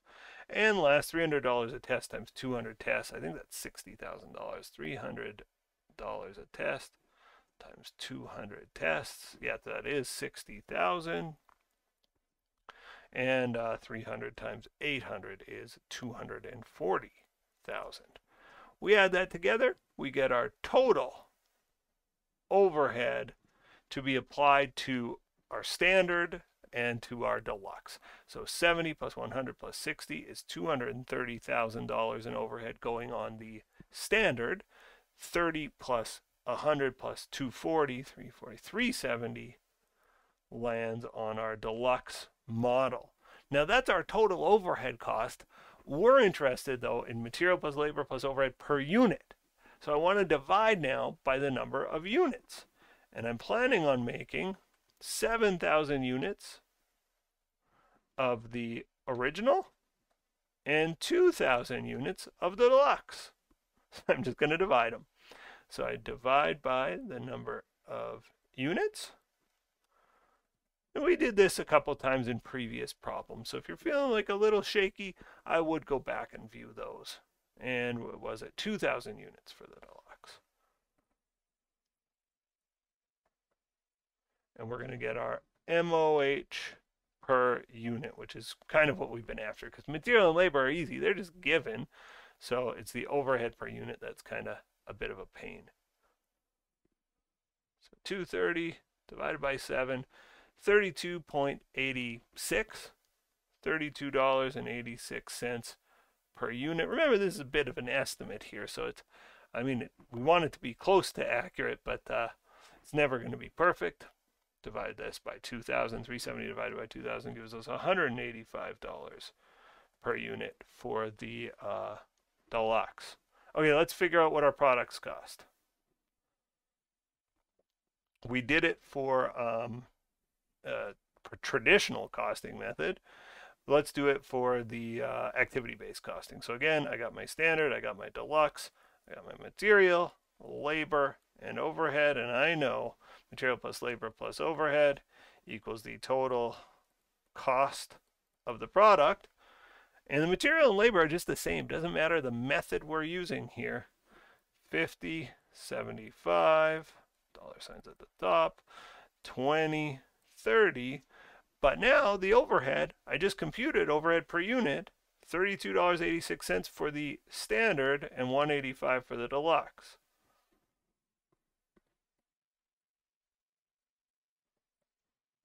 So let's figure out our total cost here. 50 plus 20 plus 32.86 gives me 102.86. 75 plus 30 plus 185 gives me 290 for the deluxe. Dollar signs at the top, dollar signs at the bottom, and there we have solved it. So just eyeballing this, so you can see like this is the same company, same situation, just slightly changed costing system. And basically what we're learning here is that under the previous system, the standard was overcosted and likely overpriced. The deluxe was way undercosted and likely underpriced. And does that explain how we might be losing profitability? I think it does, right? If you don't understand your costs very well, you could be mispricing things and you could be making terrible mistakes. It says compare and comment on your answers from part A and part B above. Okay, so for this one, the way I like my students to do this is to actually use a pretty specific sentence. I want to say, under traditional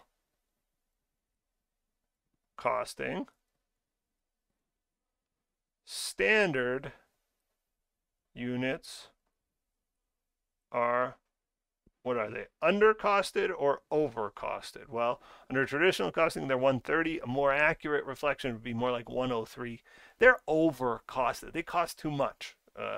So they are overcosted by, what is that, $27.14.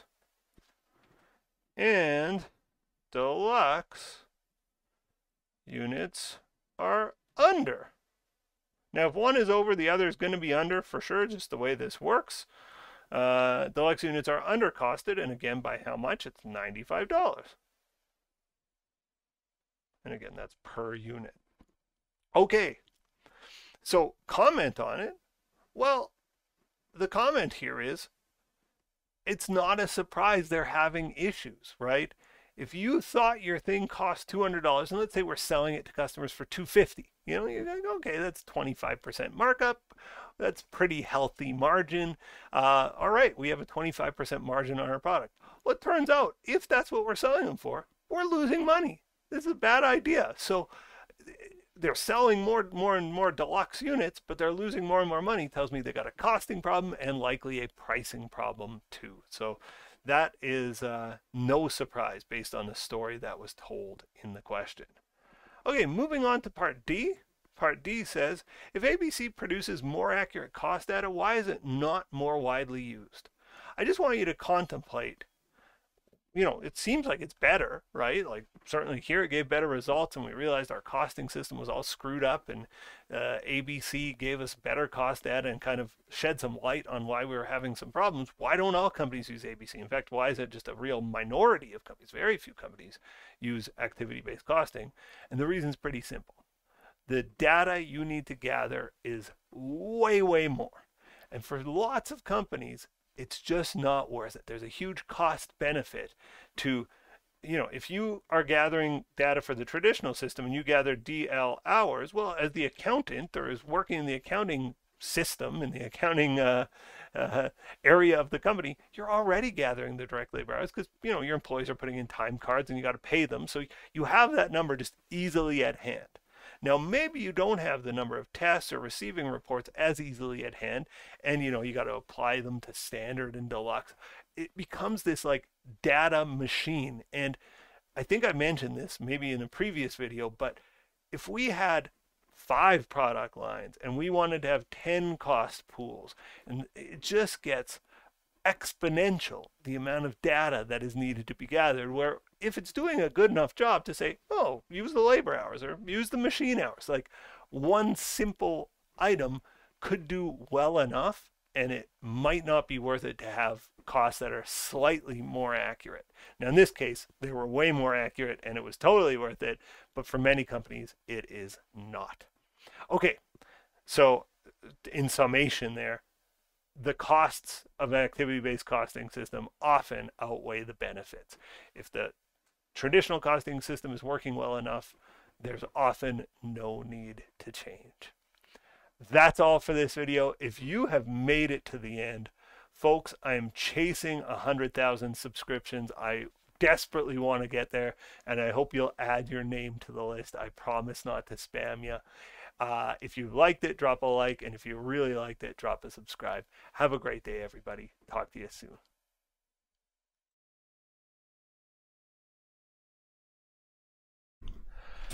Welcome to Module 6. Ladies and gentlemen, we have made it. This is our first module that isn't about figuring out what our stuff costs. This is the first module, I think, since Module 2 that I haven't talked about material, labor, and overhead. This is a transition module to get us into using accounting information to help us make decisions. The first bunch of modules are about using accounting information to figure out how much our stuff costs. Now we're going to learn about decision making. This is a transition module though. So we just want to, in this module, figure out how a company's costs work. Not thinking of material, labor, and overhead, just thinking generally around the idea of costs. So when we introduce costs back in module 1, I would have talked about a cost. Now, again, our y-axis is always our cost, and our x-axis, I call it activity. It's like the number of units made. So let's say we are a car manufacturer, and we are making cars, and so whether I make 1 car or 1,000 cars out of my factory, my property taxes will be the same. If I make 0 cars or 1,000 cars, the fact that I just own the factory building means my property taxes are the same. And so property tax behaves like this, right? It doesn't matter if I have 0 cars or 1,000 cars produced in the factory. The company or the city that charges me property tax doesn't do it based on my productivity. So property tax, we would say, is a fixed cost, and fixed costs on a graph look like that. There's a straight line from left to right. On the other hand, we have variable costs. So maybe every car we install, I have no idea how many airbags go in a car. Let's say 8 airbags. Well, if I have 1 car, that's 8 airbags, 2 cars, 16 airbags, 3 cars, 32 airbags, 4 cars. I can't do the math. I think my math was terrible there. 3 cars, 24 airbags, 4 cars, 32 airbags, and so on. My airbags cost, if I make 0 cars, 0 airbag cost. And it'll just go up linearly with the amount of cars I produce. And of this, of course, represents a variable cost. A variable cost. Now, a third type of cost that I believe we would have introduced, but maybe we did, maybe we didn't. I actually like to think of this like certain cell phone plans. I have a prepaid cell phone. It costs me $15 a month as a flat rate, but then I pay per gigabyte that I use. And so it has this fixed cost of $15, but then as I use it, the costs go up, right? And if I use it, a typical month, I'll use it something like, whatever, 2 gigabytes. I don't use a lot of data, and it might cost me $30 all in per month, something like that, right? So that would be my usage at 30 gigabytes. Well, this has a fixed element, but it also has a variable element. I don't know what happened to my voice there. We call this a mixed cost. And so there's all kinds of different costs, and those are 3 simple examples, but in fact, real life can be much more complicated. We can have a cost where our employees, we're making some product and they get better. There's a learning curve. The more they make, the cheaper it gets, maybe because we're volume ordering from a supplier. So we can have a cost that kind of curves downward. We can also, I think of a utilities bill. When I have my utilities bill, the more power I use, the more they charge me because they're not wanting us to be wasteful with power. So my utilities bill actually goes up. The slope increases as I use more. So there's a fixed cost for being connected. It goes up slowly and then it starts to sort of go up. There are costs that might behave like this. There are costs that might behave like this. We hit a threshold, we have to invest more. There are costs that might look like mini versions of that, little staircases. Wow, my staircase drawing is not very good, but I hope you're getting the idea. Costs come in all kinds of funny shapes and sizes. We can have a cost that's variable for a lot at first, and then the variable costs go down, and we have a variety of shapes and sizes. So to help make decisions for a company, we have to make an assumption. It's not always a perfect assumption, but it's an assumption we have to make. And I'll explain by looking at one of the more complicated costs. So like something that's shaped like this, right? So it's a curvy cost. The assumption we make, and we're going to make it in this chapter and we'll make it going forward to help us make decisions for our company, is that costs are linear through the relevant range. Costs are linear through the relevant range, or a straight line can reasonably estimate a cost through the relevant range. So let's take this company and this cost. Clearly, whatever the cost, it is not linear. It's very curvy. So the first thing is, okay, very likely, let's just say we're a car manufacturer and this is 0. Well, we're very unlikely to manufacture 0 cars. And let's just say this is between, in a normal year, we might manufacture 3,000 to 5,000 cars. And so I draw a little line here and I say, okay, this is around 3,000 and this is the cost around 5,000, roughly. ... Same here. And so really, we're never going to make more than 5,000. We're never going to make fewer than 3,000 cars at this factory. And so we can kind of ignore all this data here. That's the assumption. Now, is it a great assumption? It's not a perfect assumption, but it's good enough for the types of decisions we're making. We're making all sorts of future-oriented decisions, predictions. And we're saying, listen, when we're making cars at this factory, we're always between 3,000 and 5,000. I don't need to worry about 0, and I don't need to worry about like 1 million way out here, as this stretches on. I don't need to worry about 1 million cars because there's no way I'm going to make 1 million cars out of that factory. So they say, listen, just look at the relevant range. And in that relevant range, in that limited area, can I draw a straight line that is close enough to fitting this data? Well, let's try. So I'm going to draw a straight line here. Okay, so I've drawn a straight line. Does it fit my data perfectly? No, right? It's a little higher in some areas, a little lower in others. It doesn't fit this end at all. It doesn't fit that end at all, but we don't care about those ends. We're worried about the relevant range.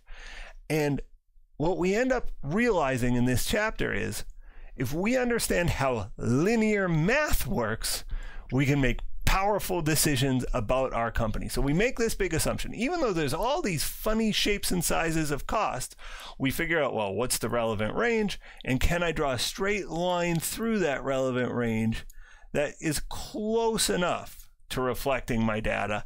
And again, because we're making future predictions, it doesn't have to be perfect. It just has to be close enough. And the answer we've come to is, yeah, a straight line does a good enough job to help us make these predictions, to make decisions about or for our company.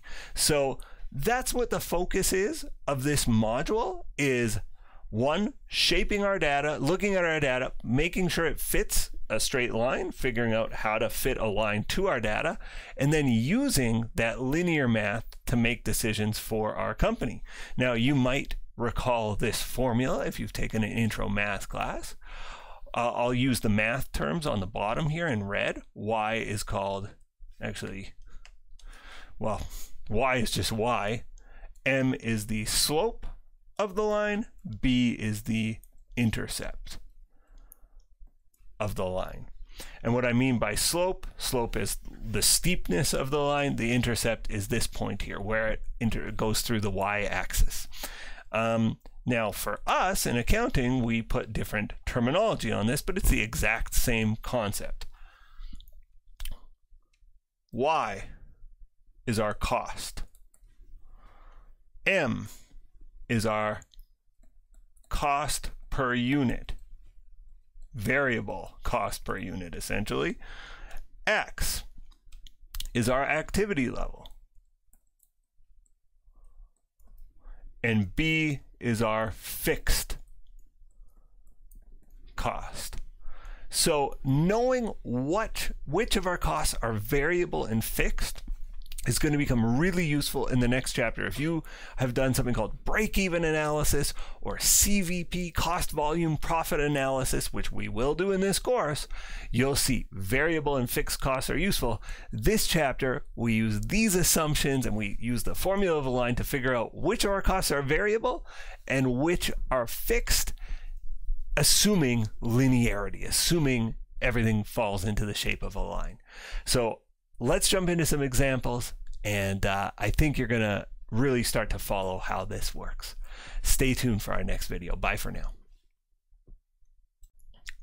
Let's examine problem 6.1a. Let's read the problem and just see how we do. It says, for each of the following costs, prepare a rough graph. You don't have to graph this in detail with the graph paper. You can draw rough lines. I'm just looking for general shapes here that illustrates the cost behavior. The y-axis will be cost, the x-axis will be activity level. So let's do A and just sort of get the feel for this. Cost of a cell phone plan. The plan charges a flat rate of $20 per month for unlimited calling and text messaging plus 10 cents a megabyte. Okay. The activity is data usage. So again, y is our cost, x is our megabytes used. Let's just say we use 0 megabytes. We just use it for phone and for texting. We don't use any data at all. Well, our plan costs us not 0, right? I just want to say, does it cost 0? No. It costs somewhere above 0. It costs $20. Now, every megabyte I use above 20, it costs me a little bit more money. So there it is. We've answered one. That's the general shape of the cost. That's all I'm looking for. If I were asking this, I wouldn't even ask for anything else, just like a line there. That's it. That's the answer to that question. B, cost of plastic used in manufacturing small garbage bins. Each bin takes 600 grams of plastic. Okay, so garbage bins require plastic. If I make 0 garbage bins, I have 0 plastic cost. If I have one garbage bin, let's just say 600 gram costs $1. One bin, $1 of plastic. 2 bins, $2 of plastic. 3 bins, $3 of plastic. 4 bins. This is a pure variable cost. 1 bin, $1, 2 bins, $2, etc., etc., etc. It's just a straight line going up from the axis. That's B. C, cost of rent on an automotive parts manufacturing factory. The activity is the number of good parts produced. Okay, well, my landlord doesn't know how many parts I'm making. Then they don't even care if I make 0 parts. Let's say I take the month off. They're still going to charge me rent. So this is a fixed cost. If my rent is $10,000, it doesn't matter if I manufacture 0 parts or 1,000,000 parts. My rent is my rent. So this is a fixed cost, and that's what a fixed cost looks like, a straight horizontal line. D, Cost of professor salaries to teach introductory accounting. Cost is $5,000 per section. Sections have a maximum size of 50 students. The university typically has between 120 and 220 students enrolled in a course. Okay, so basically from zero, well, from I'd say 1 to 50 students, it's going to cost us $5,000. From 50 to 100 students, it costs us $10,000 because each time we go over 50, we got to bring in a new professor or pay that professor double to take on a second section, and so on, and so on, and so on. So every time the activity crosses that threshold of 50 more students, we add a new section. We got to pay a new professor to take on that section. So that's basically what it looks like. If you want to draw, lines that connect there, that's fine. If you don't, that's fine. But that's what that cost is shaped like sort of a big staircase. Wages for staff at a construction site. Employees are paid $15 an hour, but must be paid for a minimum of 2 hours and in 2-hour increments. So every time they get called in, it's a minimum of 2 hours, and they get paid in 2-hour increments. All this means is it's almost like wages in an intro managerial accounting course are generally thought of as variable. We can bring in employees when we want. We can send them home when we want. Here it's just variable with a 2-hour sort of fixed cost increment. So almost like the professors, but just a mini staircase here. And I'm sorry my writing isn't better, but that's basically it. It's 2 hours, and then for those 2 hours, the employee will stay on. So they call that step variable. They call the professor one step fixed. F, cost of private jet fuel. The cost is $500 per hour for the first 4 hours, and then $300 per hour thereafter. This is the one I'd say 75% of students screw this up. So hang in there with me. I want you to think about this. We're going to actually plot this on a proper graph. So the cost is $500 per hour for the first 4 hours and $300 per hour thereafter. All right, so we got 1, 2, 3, 4, 5, 6, 7, 8 hours roughly. That's our activity is the hour, and our cost is $500 an hour. So what do I pay if I use 0 hours? I pay 0. By hour 1, I pay $500. For hour 2, if I take it up for 2 hours, how much am I paying? Now this is where students get screwed up. They go, oh, it's $500. Well, no, if I want to go on a 2-hour flight, it costs me $1,000, right? $500 for hour 1 and $500 for hour 2. It costs me $1,000 to get to hour 2. Hour 3 cost me $1,500. Like again, hour 3 itself doesn't cost me, but a 3-hour flight, if I have 3 hours of activity, the cost is $1,500. If I have 4 hours of activity, the cost is $2,000. So this starts to look like a variable cost, right? Each hour is $500. It's sort of like the plastic in the garbage cans. Each garbage can is 600 grams of plastic. It's $1. Each hour flying is $500. But when we get over a certain length of flight, it reduces to $300 an hour. So between hour 4 and hour 5, we don't go from 2,000 to 2,500. We go from 2,000 to 2,300. And what ends up happening is the slope of our line right there starts to decrease. And it's still going up. We still pay more for hour 5 than we did for hour 4. We pay 2,300 there, but that's closer as far as we're concerned. So the slope goes down between hour 4 and hour 5. It's still a straight line. It's still going up. The further we fly, the more we pay. What often happens here is students will somehow come up with either something that looks like this or like a line that somehow like slopes down or something like that. But no. The more we fly, the more we pay. So costs are going up. They're just going up at a slower rate in that example. Okay, last one. Cost of a rental car. The cost is a flat rate of $50 per day for the first 50 kilometers, then 50 cents per kilometer driven after that. Okay, so we're driving, we pay $50. Once we hit 50 kms, it starts to become variable. The cost starts to tick upwards. There we have it. We have solved problem 6-1A. Hopefully these have been helpful for you. If they have been helpful, don't forget to hit those buttons for me and have yourself a great day. Bye for now. let's examine problem 6.2a. This has us doing the high-low method, scatter graph method, and least squares regression method. I'm going to split this into 3 videos because I do want to spend a bit of time on each. Remember the goal here, right? We have cost data. It doesn't always beautifully fit the shape of a line. We might have curved costs, or just it doesn't always behave exactly like a line would. And we're saying, what if it was a line? If we could use a line to reasonably estimate this cost, we can do some powerful things that we're going to learn about in the next chapter. It's called break-even analysis, or CVP, cost volume profit analysis. This chapter is about massaging our data to get it ready to do break-even analysis, or CVP analysis. So we'll start with the high-low method. So here we have this example. Danny Office Supplies shows the following data related to shipping costs for the first 6 months of the year. And there's January through June, there's the number of packages, and the shipping cost. The question asks, using the high-low method, estimate the cost formula for this scenario. Now, remember, we're worried about lines here, and the cost formula is y equals mx plus b. The activity here is the packages shipped. That's going to be our x. And our shipping cost is our y. Costs are always on the y-axis. Okay, so high-low method says, take the highest month and take the lowest month and make a line out of those two pieces of data, the high and the low, and just draw a line to connect them, and that will give you your high-low method. So we find the month with the high activity level, not the high cost necessarily, the high activity level. So the high activity level month is April. We find the month with the low activity level, and the lowest activity month was June. And we take that data. So we say, okay, the month with the highest activity level, April.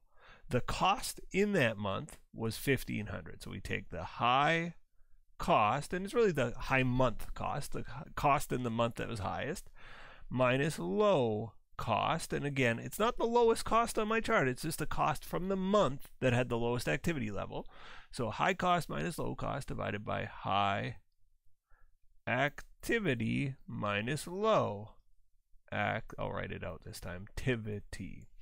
Okay, so again, high cost, and I really want to be careful there. When I say high cost, I mean the month with the highest activity level, the cost in that month. So in this case, April happened to be $1,500, and that was the highest cost month. But if it was January, we would still use April because the number of packages shipped was higher. So we choose the month with the highest activity level. Okay, I think I've belabored that point long enough. Shipping cost in April was $15,000. Our lowest activity level, the cost in that month was $1,100. I think I said $15,000, $1,500. For June, for activity, we're going to take 130 minus 90. So I get 400 over 40. Okay, this is going to be some pretty easy math even I can do. It's 10. And I got to remember our numerator, of course, was in dollars, and our denominator was in packages shipped. So it's $10 per package and shipped, right? Per package shipped. Okay, so thinking about our cost formula, our formula for a line, it's y equals mx plus b. Let's remember something. Y is our total cost. M is our cost per unit. X is the number of units. The activity level, I should say. Number of units is often the activity level, so it's like in this case the number of packages, but I'll use the word activity level. And B is our fixed cost. So what have we computed here? We've computed $10 per package. This is my cost per unit. This is, if we're using the traditional line metrics, this is the slope. We've just done a rise over run calculation, if that's ringing any bells for you back in the old math days. So we've computed our slope as 10. So we know y equals 10x plus b. Okay, so I want to figure out my b, and how I do it is I plug in the number numbers for X and Y into my formula. Now I can use either April or June. I'll get the same answer, but I'll just use April for fun randomly here. So my X was 130 and my my Y rather was 1500. So 1500 equals 10 times 130 plus B. 1500 equals 1300 plus B, and can sort of take 1300 away from both sides. B equals 200. So my formula for the line, my answer for part 1 here, part A, y equals mx plus b, y equals 10x plus 200. That's the answer to part A. Part AI says, using your answer from part A above, assume July the company expects to ship 150 packages. What's the estimated shipping cost? Okay, so y equals 10x plus 200. What is 150 packages here? Well, that's our expected X. That's our activity level. We're expecting 150 packages, so let's plug that in for X. Y equals 10 times 150 plus 200. Let's do the math. Y equals 1500 plus 200. Y equals $1,700. So our expected cost for shipping in the next month, if we're planning to ship 150 packages, we should budget for $1,700 to be the cost to ship those packages. Okay, that's it for the high-low method. In the next video, we will explore the scatter graph method. Stay tuned. We are continuing our journey through problem 628. We've just done the high-low method. We're going to use that same data set, and we're going to do the scatter graph method. Where the high-low method, we highlighted the 2 points, and we said based on these 2 points of data, let's estimate our cost formula for our line. The scatter graph method, we actually use more data to estimate our cost formula. I'm going to just clean this up, and I'm going to copy down this table just so I have it close at hand as I want to chart this. Now you're going to want to have either a piece of graph paper or just sort of simulate a piece of graph paper on your own lined paper. So I've got a nice, it's easy for me on a computer to get one of these things, but I got a nice little graph paper there. There we go. We got our numbers handy. So we got to make a chart, a table here. And I'm going to, my cost here goes up to 1500. I have 20, this is 20 by 20 graph paper. I'm going to just make every line 100, 100, 200, 300, 400. Now you'll notice, even though this thing doesn't start till 1100, I didn't make this like 1100, 1200, 1300. I started at 1, and in fact this is 0. Everything's to scale, right? I'm not missing anything on my scale. I find students make mistakes when they sort of skip or condense their scale. Everything's to scale here. I much prefer graphs that look like this way in real life. I find things can get hidden in the scales and it can lead to confusion, and that's not what we want to do when we show a graph. 1000, 1100, 1200, 13, 14, and 1500, and of course that's our y-axis, and y is cost. I can stop at 15. We could go up to 20, but we know 1500 is all we're going to use. This one goes up to 130. Let's just make these 10s. 10, 20, 30, 40, 50, 60, 70, 80, 90, 100, 110, 120, 130. 140 and 150. Okay, so we've got our scale. We didn't use everything. And this is activity. And that's our X. And in this case, it's packages shipped. Okay, so we've got ourselves a nice chart. Now, a scatter graph just says we want to use every piece of data, plot your points, right? Just put the points on the chart. Okay, so January 100, 1200, so 100, 1200's all the way up here. I'm going to put a little dot there.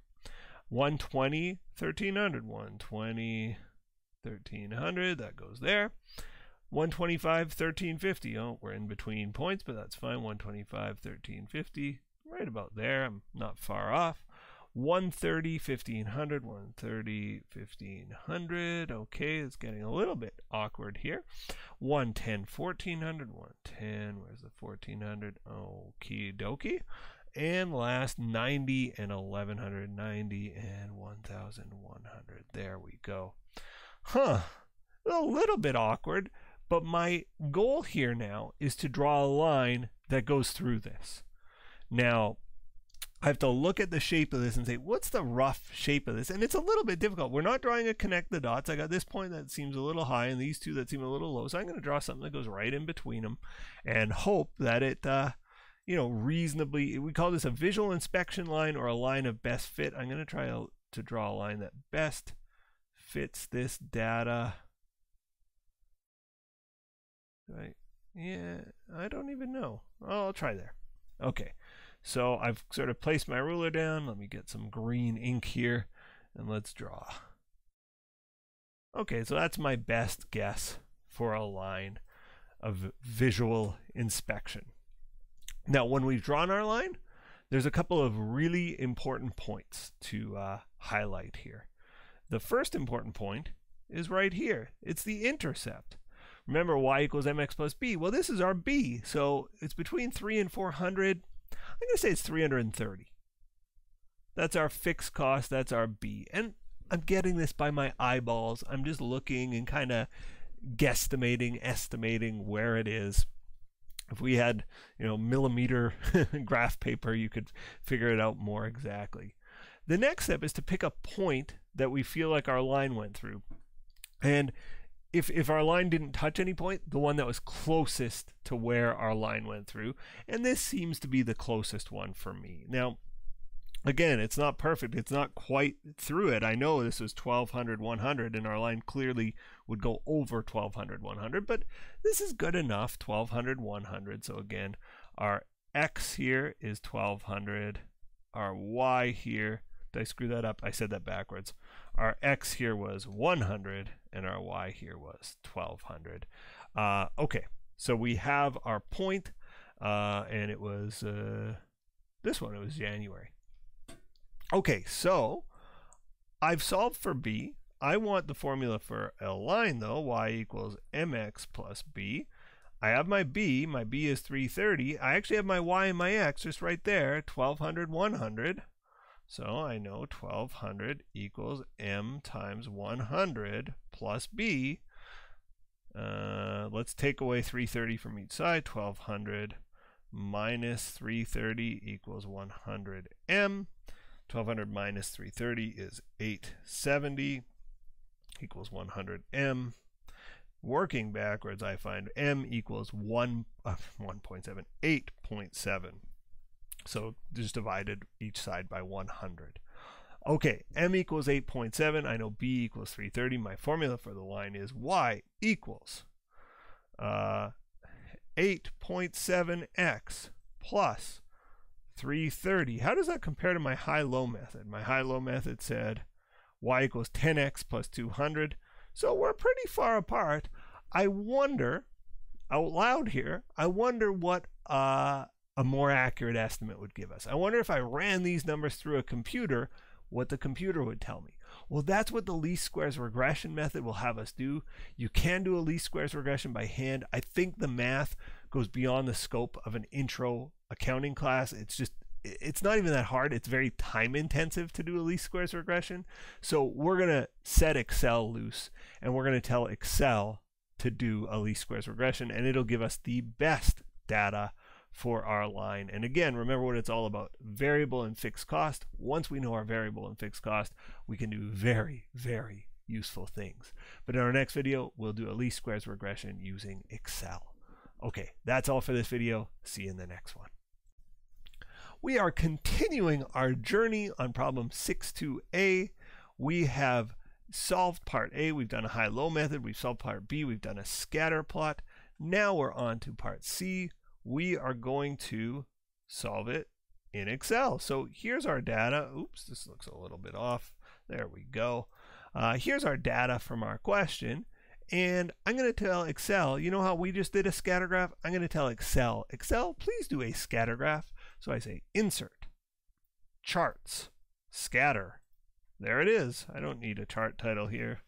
We're not interested in that at this time. And you know what? This looks pretty familiar. This looks similar to the scatter graph I just drew a moment ago. If we scroll down here, we can see my scatter graph. The points are, you know, similarly located, not identical to what Excel is providing me. Okay, well, we want a line. So I right-click one of those points and I say, add a trend line. Give me a line. And you can see the line stops at 90. Like that's our lowest. That was our low month, was 90. I wanted to go backwards 90 periods because I wanted to go to the y-axis. Wow, it's right on 400. Boy, my numbers were off in my scatter then because I thought it intercepted at 330, you can see there. So I was not that good at drawing this line of best fit. My visual inspection line will be pretty far off. Anyway, 400 is a very accurate intercept. In fact, I don't have to visually inspect this anymore. I don't have to look and say, okay, 400 and it looks like 1200, 100 is a good point. I don't have to do that. All I have to do is say, hey, Excel, tell me what's the formula? What's the equation here? What's the y equals mx plus b? I click that. Excel tells me the y equals mx plus b is, trying to move this around. There we go. Can I make it bigger, I wonder? Not really. It's not wanting to get bigger. Anyway, you can see it there. Y equals 8.1 plus 396.5. Y equals 8.1x plus 396.5, roughly. So that would be my answer, you know, using a least squares regression, using Excel to do it. But if you had done a least squares regression just by hand or by using your calculator, this is the answer you would have arrived at if you didn't round at all. That's the answer. Now that is a much better cost formula than the scatter graph I drew, although, you know, we're not that far off. 8.7 was mine. I believe the Excel one was 8.9. And let's just look again. Come on, you. There we go. Oh, 8.1, pardon me. And if I go back up to high-low, you can see high-low was even further off than the scatter graph. Scatter graph uses, so the advantage of a scatter graph is it uses every data point. The disadvantage is human eyes have to draw the line. The advantage of the high-low method is there's not really a human element. You're just calculating numbers, so it takes the human element out. The disadvantage is you only use 2 data points. You use the highest and the lowest. The least squares regression kind of best of all worlds solution, that's what you would use if you were working at a company. But that said, in our test, or if you're looking for something quick and easy, high-low or scatter graph are certainly fair game in my class to be tested. I don't test least squares regressions because I don't have students sitting in front of Excel in my class. Let's look at D. D says, are there any other factors other than the number of packages shipped that may contribute to variation in shipping costs? Certainly. Fuel costs, right? If fuel costs are way up, your shipping costs are going to rise. Demand for shipping, I'm guessing around Christmas, shipping it costs more because there's so much strain on logistics systems. So maybe demand for shipping is higher. The average weight of the packages shipped, maybe assuming they're not all the same size, right? If the order sizes are bigger, your shipping costs will be higher. So those are all things that might increase the cost of shipping. And again, you know, students could suggest a lot of other things that would be true here. All right, we've made it. If you hung in there for all these videos, thanks for hanging in there. I hope these videos are very useful for you, and it's useful for me if they're good for you. I hope you're not shy about hitting those buttons for me. Have a great day, everybody. I'm chasing 100,000 subscribers. I'm on my way. I think it's going to happen, and I hope you will add yourself to that list. Have a great day. Bye for now.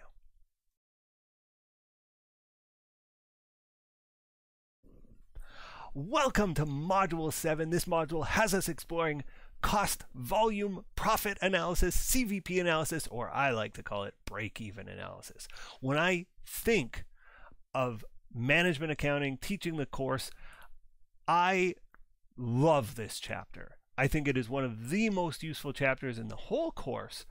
And the reason it's useful is because the concepts are fairly simple, fairly straightforward, but they're very, very powerful, particularly when you're planning a business, you're sort of in the foundation stage, or when your business is doing something, you're thinking of exploring some new line. CVP analysis I find to be so useful as a sniff test. Is this a good idea? Or does this idea stink? That's what CVP analysis will help us to determine.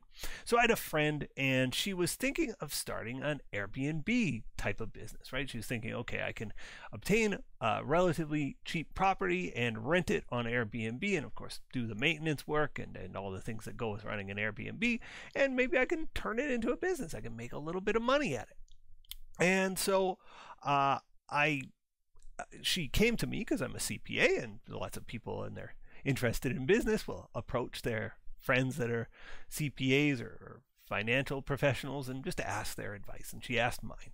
And I immediately thought, okay, this Airbnb idea is an interesting idea, and it's one we need some numbers on to crunch.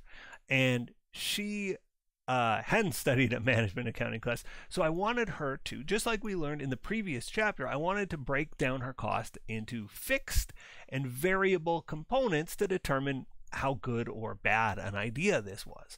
And so the first thing I asked her actually wasn't about cost, it was about revenues. I said, well, what do you think you can charge per night for this sort of small, it wasn't really a house, it was more of a apartment type of thing.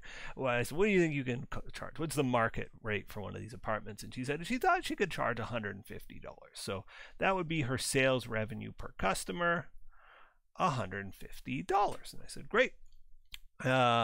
What do you think your variable costs are? And of course, variable costs are things like the Airbnb fee that you pay as the seller on each transaction. Maybe there's some credit card processing fees in there. She was planning to put a little care package together for her clients. There's also cleaning fees, all sorts of things like that. That would be variable. You know, the more customers you have, the more Airbnb charges and the more cleaning fees you have, etc., etc., etc. And she said around $50. Again, we're doing back of the napkin math. We're doing estimates. And in this phase of the game, it's totally okay to do estimates. So her variable expenses, she estimated to be around $50 per customer. The other big number I needed from her was her fixed costs. So she pays property tax. She was going to be the owner of this place. Maybe there's mortgage interest, which, although it changes over time, is fixed in relation to the number of customers. It doesn't matter if you have 1 customer or 100 customers, your mortgage interest is the same. The mortgage company doesn't track with the number of customers.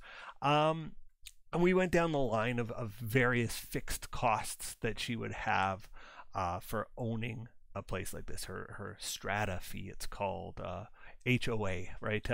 Fees for owning an apartment, etc., etc., etc. And it was expensive, right? This was a fairly nice apartment, and it was an expensive mortgage, big mortgage interest, and so on. And so her fixed expenses on this unit worth $2,000. Pardon me, $2,000 was what we, again, this is all back of the napkin math. We're making our best judgment. We're being a little conservative because, again, she's starting something new. There's probably hidden costs we hadn't considered, so we padded these out to make them a little bit more risk averse than you might think, right? We were underestimating the sales revenue and maybe overestimating the expenses, but we were being very conservative here because, again, this is an idea and we want to know how good an idea it is. So at this point, if you can figure out your business or your proposed business's selling price of the product, the variable expenses associated with serving your customers, and the fixed expenses, either monthly or annually, of running the business. Now, this was per month, to be clear. Then you've got something here. And this is all we needed to really get going and give her some powerful information. The first thing we determined was something called the break-even point for her company. So how many nights per month did she need to rent out the place in order to break even? And you can eyeball this and maybe figure that out. Just looking at these numbers without any formulas, you can eyeball this and maybe you're piecing up together a number. But I'll show you how, and I'll show you how with some accounting formulas we'll be using this chapter. An important concept is something called the contribution margin, CM. And we'll call it CM per unit in this case because her selling price per unit is $150. her variable expenses per unit are $50, so every customer that comes in contributes $100 to her bottom line. $150 minus 50 equals 100. That is her CM per unit. I can see I'm behind my head there. Her CM per unit is $100 per unit. So anytime she has a new customer, it helps her profitability out by $100. That's the CM per unit. So how many customers does she need to break even? If her costs are $2,000 a month, you go break even in units is fixed expenses divided by CM per unit. In this case, our fixed expenses were $2,000. Our CM per unit, $100, $2,000 per month. Our CM per unit was $100 per unit, $100 per guest night in this case for her Airbnb business. 2,000 divided by 100 means 20 nights per month. And so we crunched her numbers and I said, okay, if you think you can rent this place for 20 nights a month on average, you will be breaking even. And she said, I actually think I can. Hotel occupancies are higher than that around here. And I think absolutely I can rent for $20 or 20 nights a month. And I thought, well, that's good news. And that passes the first part of the sniff test. But remember what break even means. Now, I haven't introduced it to you, but I had to her. And I said, well, remember what break even means. Break even is the point at which you make zero profit. You're not losing money, but you're not making money. And I said, I don't think she started this business to be a charity, right? She didn't do it to break even. She wanted to make a profit. And so I asked her, like, how much money would you like to be making every month from this endeavor? And she sort of said, well, eventually maybe I have to invest in more properties, but I'd like this to be my full-time job. So, off of one property, I'd maybe like to make $1,500 a month.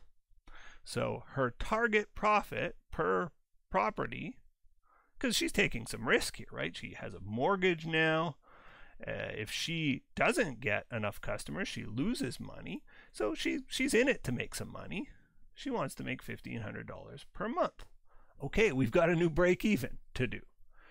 To calculate the break even at the target profit, how many sales to make the target profit, her new target sales, this is pre-tax, this is not considering tax. We'll consider income tax in future videos here, but this one just assume no income tax. Again, we're doing back of the napkin math. We would say, okay, it's the target profit plus fixed expenses all divided by CM per unit. So our target profit for my friend was $1,500 plus 2,000 or fixed expenses all divided by 100. And again, 1,000 plus 1,500 plus 2,000 we do first, so it's 3,500 over 100. To make her target profit, she needs to rent out her place for 35 nights per month. Now, immediately, we both realize this does not pass the sniff test. I hope you're seeing why. There aren't 35 nights in a month. She'd have to rent at 120% of capacity to make her goal happen. And so at that point, we had to revisit some of the underlying assumptions, right? She had to say, okay, maybe I need to price higher. Maybe I need to reduce some of the amenities that I'm providing for my variable expenses or cut costs in some way. Maybe my fixed costs I need to revisit. Maybe I need to invest in a cheaper property that will have lower fixed costs or lower fees associated with owning that property. But something about this idea tells me if I keep my business model as it presently is configured, I'm going to have a hard time to break even. It'll be close, but she thought she would break even, but I'm never going to hit my target. And that's the point of this, right? The point of this for her was to make a little bit of money, and it wasn't going to do it for her. So she ended up backing away from that, and she did invest in a different property, and she seems to be doing well. Now, I haven't really followed up that much with her, but I think this is such a useful tool because, again, we used 3 numbers, right? Sales, variable expenses, and fixed expenses. These were estimates, but we did some very powerful, useful things. And that's what you're going to be learning this chapter, is just a few simple numbers that you have to estimate or come up with for your business. We've learned how to come up with many of them last chapter. Use those numbers to make some powerful and useful decisions for your business. I can't wait to get started. That's all for this video. See you soon. Let's examine problem 7.1a. I'm going to break this into 2 parts. We'll do parts A through E in this video and parts F and G in the next. Degree of operating leverage, I'm going to spend a fair bit of time just explaining what it is. But let's jump into the problem and see how we do. Charming Clothiers manufactures neckties and bow ties. The company has the following information. The company's sales price is $30 a unit. The variable cost of making bow ties is $18 a unit.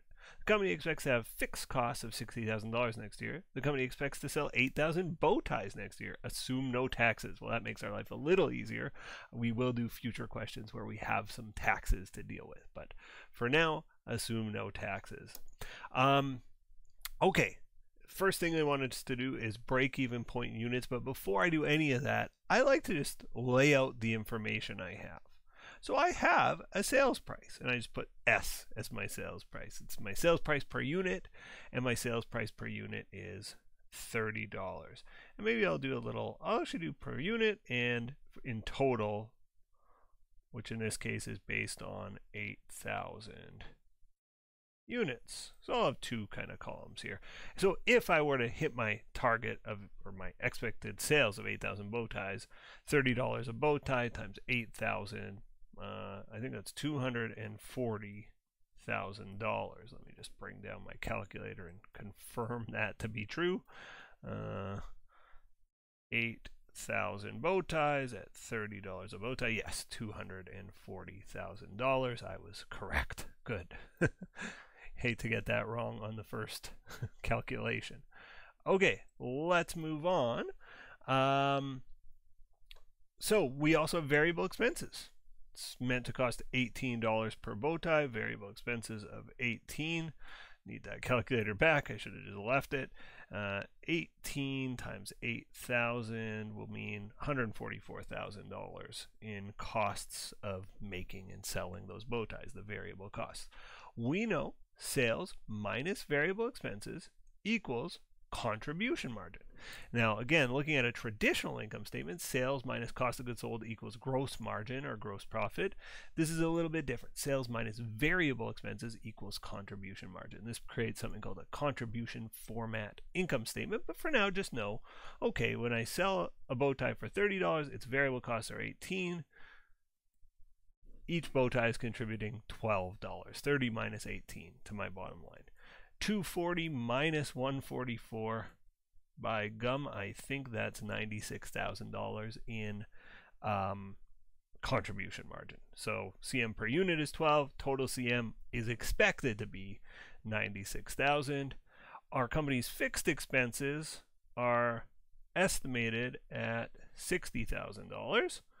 So if all goes according to plan, our company's going to have $36,000 in operating income, right? Our pre-tax profit basically will be $36,000. Marvelous. We haven't answered any piece of this question, but marvelous, right? We've gotten a few pieces of information that may be useful to us.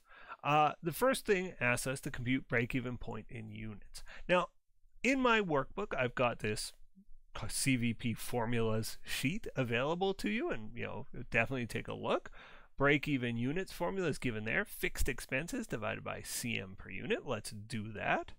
So we know our fixed expenses. We don't do, you'll notice actually, we don't do fixed expenses per unit. It doesn't make sense because they're fixed. It doesn't matter how many units I sell. If I sold not 8,000 but 10,000 units, my fixed expense per unit would change. So it doesn't make any sense to do it on a per unit basis. In any event, our fixed expenses are $60,000 divided by CM per unit, and it's going to give us our break-even unit. Our CM per unit is 12.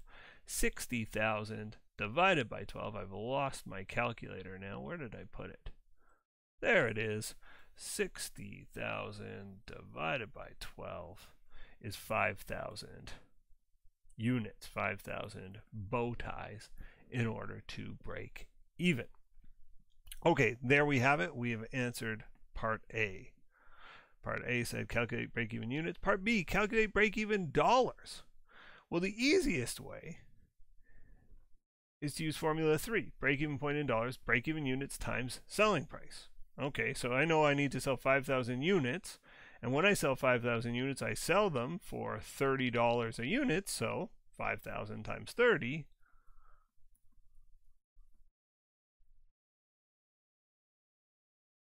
means if I want to break even, I need to sell $150,000 worth of bow ties.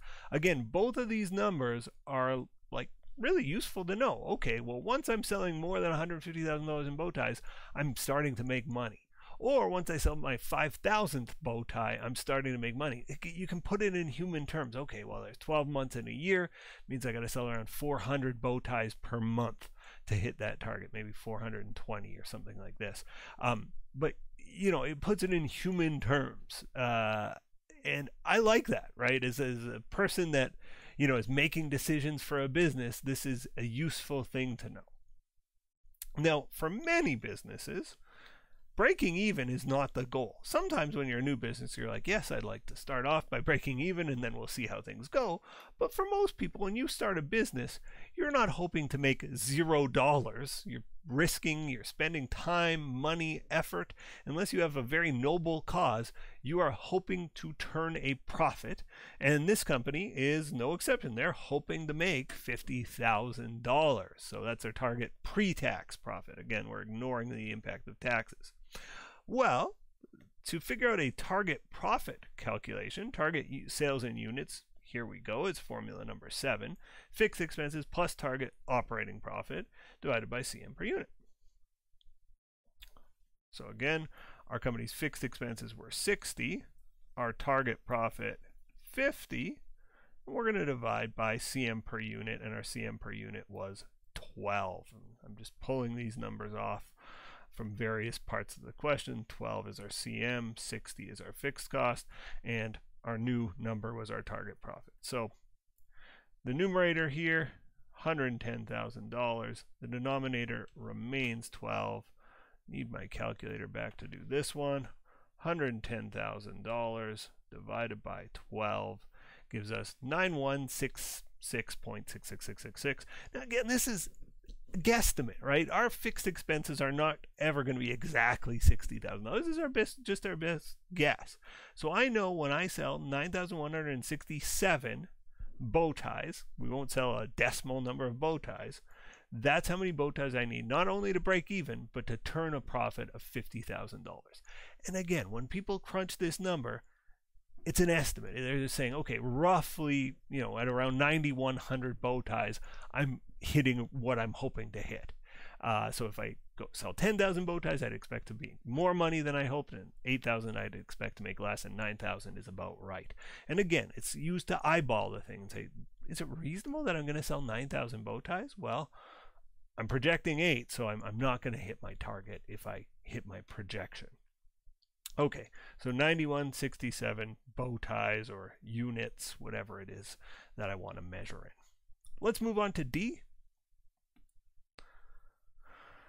D says, prepare a budgeted contribution format income statement. We kind of already did right here. I'll do it in better form. So name of the company,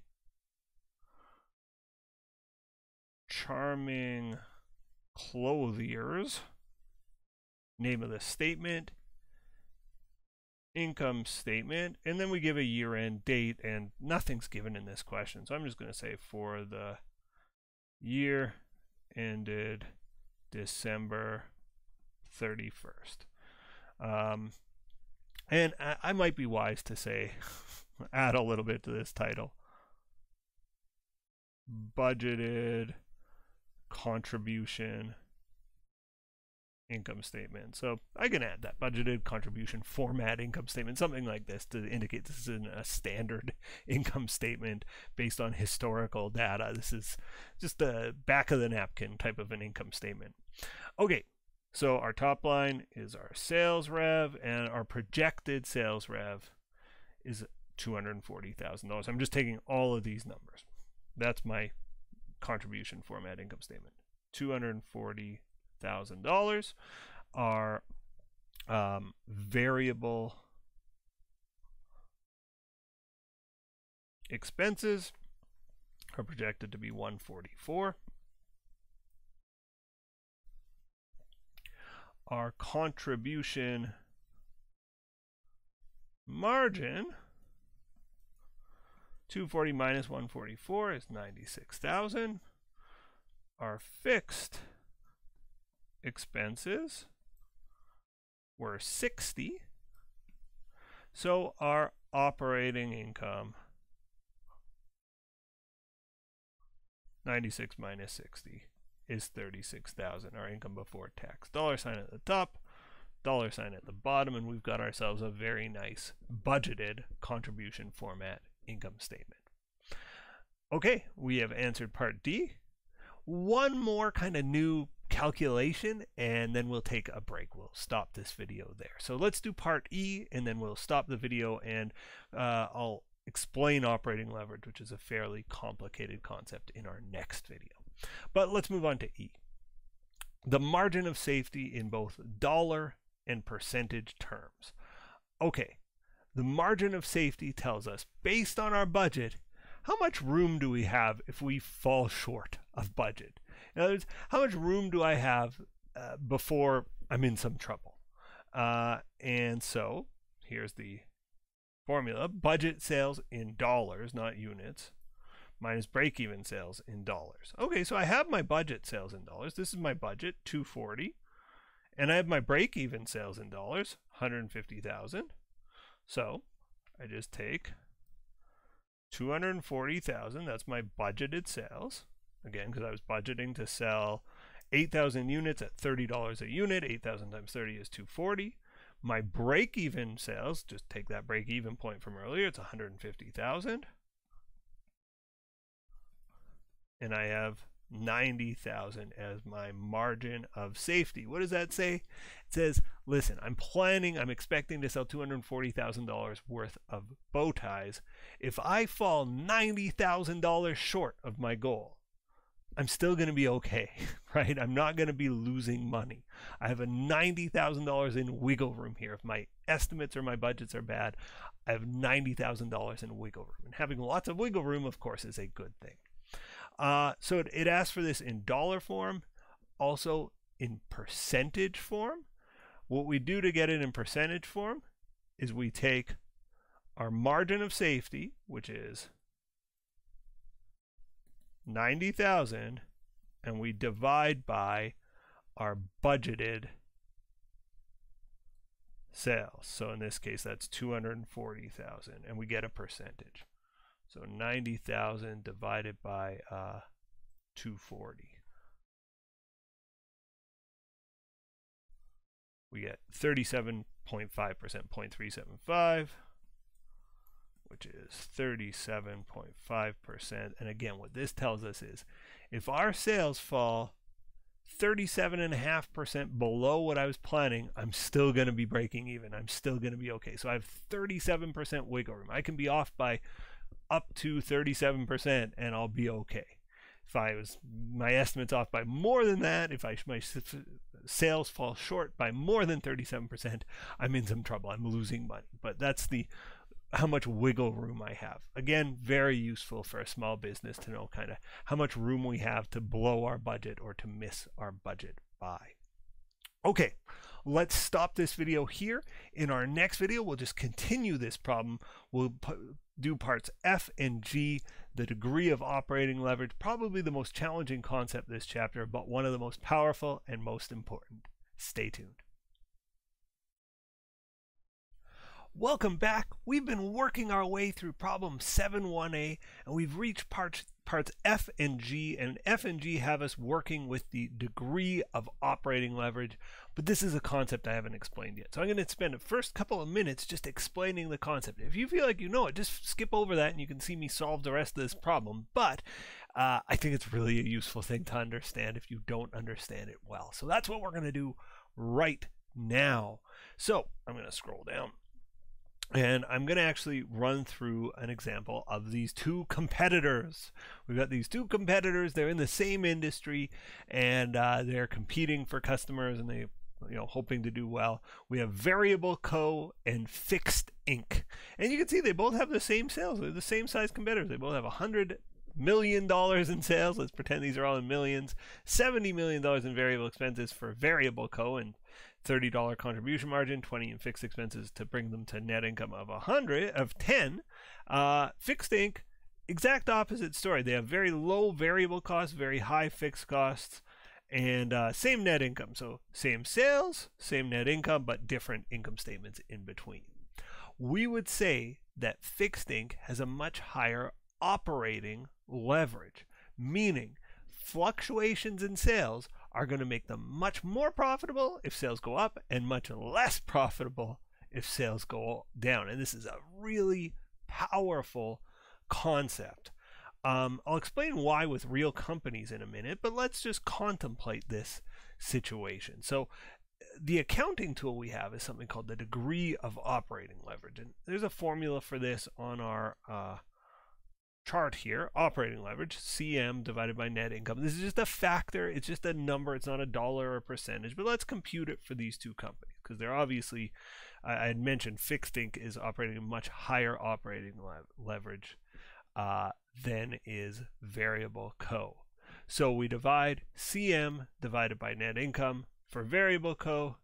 Their operating leverage, degree of operating leverage, I like to call it. Operating leverage factor, it's also called, is 30 divided by 10. It's 3. For Fixed Co, it's 80 divided by 10. It's 8. What this means, and I'm going to write this out in a sentence. For every 1%, I'm going to say increase, but it could be decrease. Increase, decrease in revenue, net income will increase or decrease by 1% times the operating leverage factor. So let's say revenues for these companies both go up by 10% next year. 10% increase in revenue. If they go up by 10%, we expect Variable Co's net income. So if revenues go up 10%, Variable Co's net income will go up by 3 times 10%. Net income is going to go up by 30%. If revenues go up by 10%, net income goes up 30%. For Fixed Co, if revenues go up by 10%, net income goes up by 80%. So we can see that's a very big difference. So we're expecting if revenues go up by 10%, for Variable Co, net income is going to go up from 10 to 13, increase by 30%. For Fixed Inc, we're expecting net income to go up from 10 to 18, an increase of 80%, right? 80% of 10 is 8, and therefore an increase would be up to 18. Let's actually prove that in our numbers. So Variable Co plus 10% income statement. We'll do one for Fixed Inc plus 10% income statement. So Variable Co sells 10% more stuff. Therefore, its sales revenue goes up 10%. Well, when we sell 10% more stuff, guess what? Our variable costs go up 10% as well. Variable costs go up to 77, CM 33, fixed expenses remain 20, and yes, indeed, a 10% increase in revenue yielded a 30% increase in profit. Profit went up 30%. For Fixed Inc, so again, our revenue goes up to 110. That's a 10% increase. Our variable expenses go up 10% to 22. 110 minus 22 is, what is that? I can't do the math in my head. 88, thank you. 88, fixed expenses stay at 70. 88 minus 70 is 18, and indeed, fixed expenses, fixed ink rather, has seen an 80% increase in profit. Now, this is where tech companies have become very valuable, and why they become very important is this concept of operating leverage. So when I sign up for a Netflix account, for example, this is why they blew Blockbuster and these types of businesses out of business, is because for them, the cost of serving me, the customer, is basically zero variable cost. To add one more customer who's paying them $10 a month, it doesn't cost them anything. They're serving data over the internet. Their costs are all fixed. Their cost of licensing film is fixed. They don't pay more if they don't pay more to NBC to have The Office on Netflix if they have more customers or fewer. They just pay them a fixed fee. Or when Netflix develops their own programs, they don't pay more based on how many people stream those shows. They have huge, massive fixed costs, but their variable costs are very, very low. And what that means is when they add customers, it goes directly to their profits and profitability. Now, they have massive fixed costs, so they need a lot of customers to cover those costs. But this is proven in the age of the internet to be an incredibly powerful business model. And most big internet companies resemble fixed ink a heck of a lot more than variable code. That's it. There's companies that don't. Apple, that's shipping us phones, that's a product that's a fairly high variable cost item. That's a lot more than, say, Microsoft, that sells you Office software that's you're downloading bits and bytes. The variable costs of that are quite low. So it depends on the company, but most big tech companies resemble fixed ink more than variable ink. Netflix, Google, Facebook, these companies would have very low variable costs, very high operating leverage factors, and it's a model that makes a lot of sense for internet companies. Anyway, that's an interesting aside. Maybe that was a boring aside. It was interesting to me. Let's solve this problem for ourselves. So F says compute the degree of operating leverage. We want to compute that, so it's CM divided by net income, net operating income here. So our CM is 96 based on our budget. Our operating income is 36,000. So this is F. 96,000 was our CM.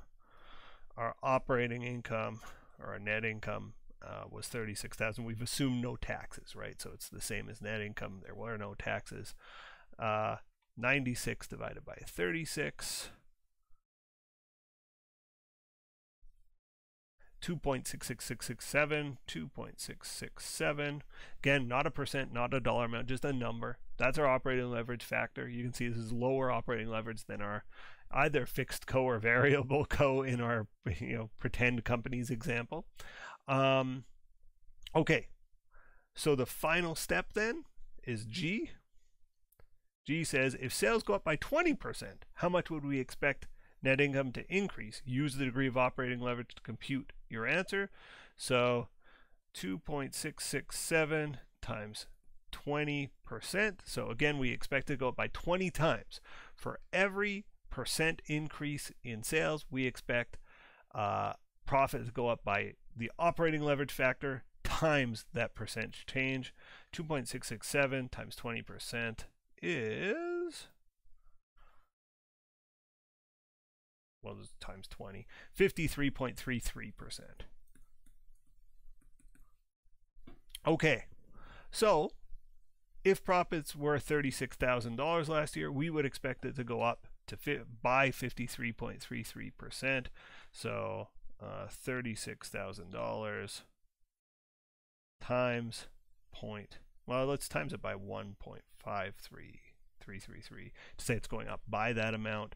So it's going up to $55,200. That's what we would expect it to go up to, rather. It's going to increase by the difference there. What would that be? $19,200.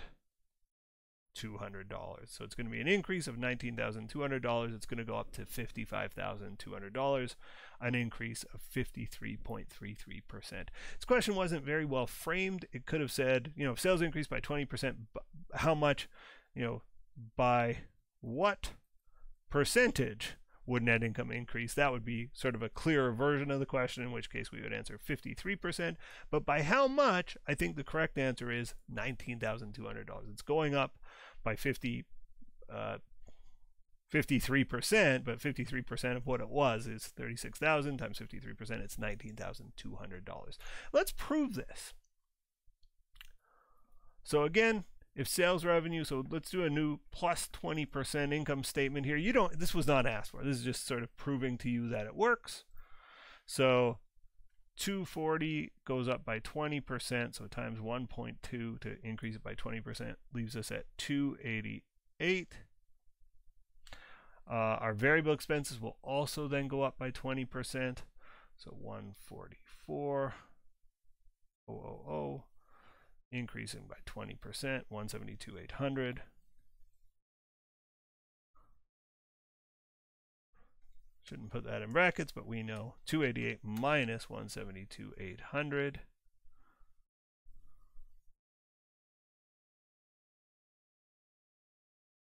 is 115,200. If our fixed expenses remain at 60, look at that, it works. 115 minus 60 equals 55.2. So all of our numbers were correct. I think the correct answer to this question is it's going to increase by 19,200. So again, it said how much would net income increase? It would increase by $19,200. I think a better question would have been, by what percentage does net income increase? In which case we would have said 53.33%. And if you've survived this video, if you've survived this long rambling explanation, I hope it was a good explanation and I hope it was helpful to you. Have a great day and I'll speak with you soon. Bye for now. All of the problems I work through in my videos can be downloaded from accountingworkbook.com. If you'd like a copy for yourself, just click the PDF link and you can download a copy to your computer. Also found on the website are links to all of my accounting videos, not just the ones here on YouTube that are publicly listed. They're also members only videos. About 40% of my videos are free and open.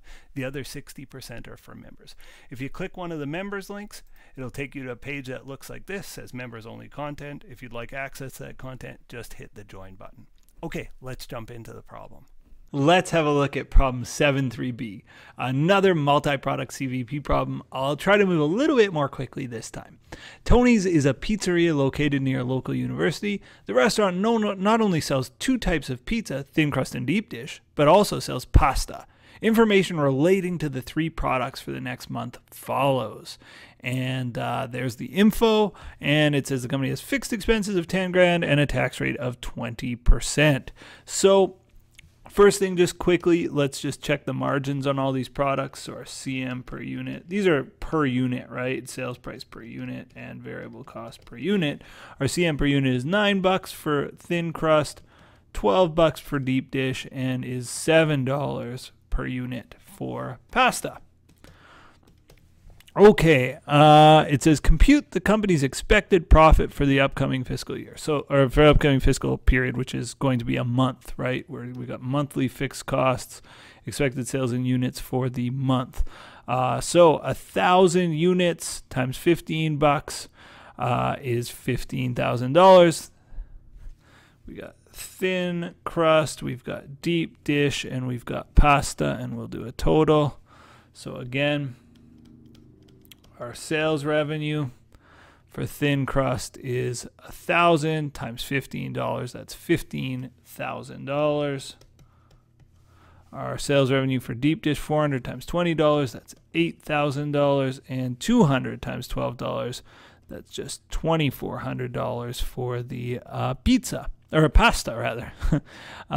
So that's $25,400 in total. On to our variable expenses. Our variable expenses are $6 a unit for the thin crust. There's 1,000 units, so that's $6,000 in variable expenses. For the deep dish, it's $8 times 4,000. That's $3,200. And for the pasta, $5 times 200 is 1,000. So that is $10,200 in variable expenses. Our CM then, 15 minus 6 is 9. 8 minus 3,200 is 4,800. 2,400 minus 1,000 is 1,400, and 25,400 minus 10,200 is 15,200. Our company's fixed expenses, and they don't break them down by product line. It's just 10 grand in fixed expenses. You know, kitchen costs, you're not going to typically break down to which kitchen costs apply to thin crust versus deep dish. Their fixed costs are just 10 grand, meaning they have operating income of $5,200. Their income taxes are 20%. 20% of 5,200 is $1,040, leaving them net income 5,200 minus 1,040 is $4,160. So there we've got it. We've figured out our net income. We've prepared a full income statement. And again, we didn't have to necessarily. It's going to come in handy later, but all we really needed to do was compute the CM and kind of go down from there. And we could have done that with our CM per unit computations that we did at the top. But there's our expected profit, our expected net income after tax for the upcoming fiscal year. Compute the company's sales mix. It says note solve the normal way. I'm not even sure what that note is all about, but let's compute the company's sales mix. Okay, so our company's sales mix are 1,000 units of thin crust, 400 units of deep dish, 200 units of pasta, so 1,600 units. And so for a thin crust, we're just going to go 1,000 of those 1,600 are thin crust, and 1,000 out of 1,600. 62.5% of our sales are thin crust. 400 out of 1,600 is 25%, and that is our deep dish. Our pasta sells 200 out of 1,600, and that's 12.5% go to pasta. So again, our sales mix looks like this. Thin crust, 62.5%.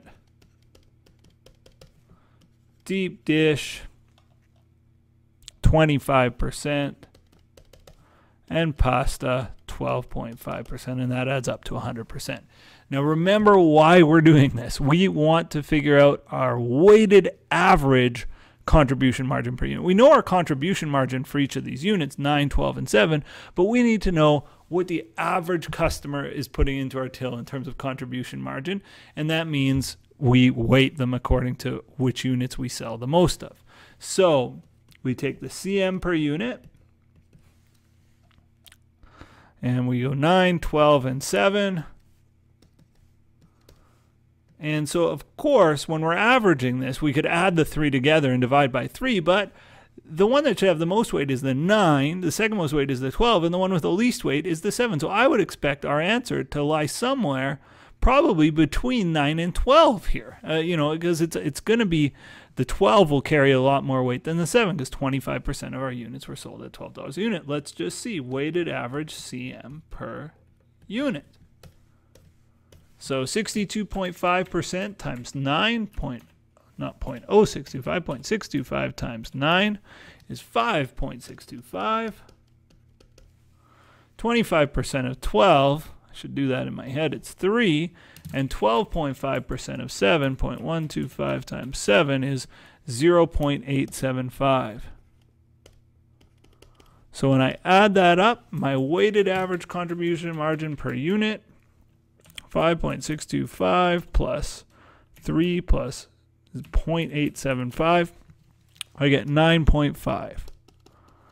So the average customer is putting $9.50 into our till. $9.50, not into our till, I shouldn't say that. They're covering their costs, so they're putting more money than that in our till, but after variable expenses, they're making us $9.50, and that's our CM per unit.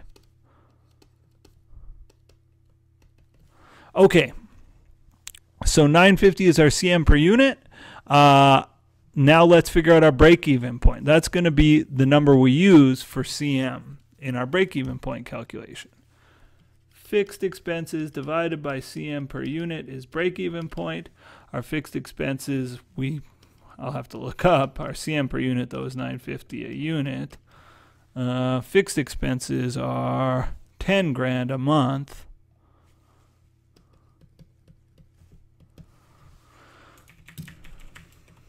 $10,000 divided by $9.50 is $1,053.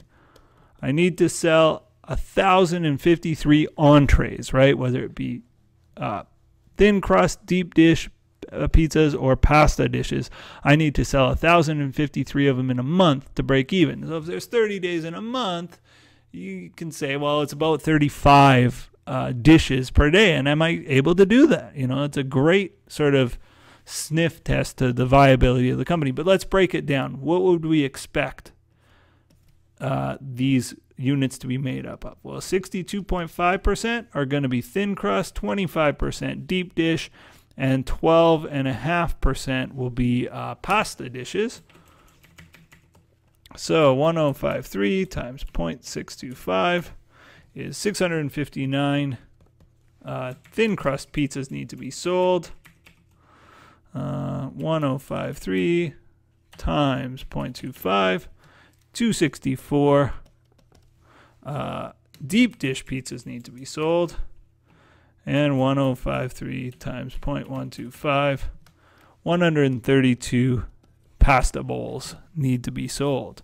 So again, that was thin crust, deep dish, and pasta. That's what we need to sell in order to break even. We could also put that in dollars, and maybe we should, because I know we're going to use it later in the question. So why don't we put that in dollar terms? We know our price is 15, 20, and 12. So let's multiply the thin crust amount by 15, the deep dish by 20, and the pasta amount by 12, and just figure out those dollar amounts just while this is all kind of fresh. 659 times 15 is 98.85. 264 times 20 is 52.80. So I need to sell $9,800, almost $10,000 worth of thin crust pizza, about $5,000 worth of deep dish pizza, and 132 times 12, about $1,500 in pasta each month. I forgot the number, 84, about $1,600 in pasta. So the total, 98.85 plus 52.80 plus 15.84. I need to sell $16,749 if I want to break even at those sales mixes. And it'll be slightly over break even point because I was rounding up throughout. But that's basically what I need to do if I want to break even. Okay. And so it's good to have these as targets in mind. But most companies want to do better than break even. So our answer to B was right there. There's our sales mix.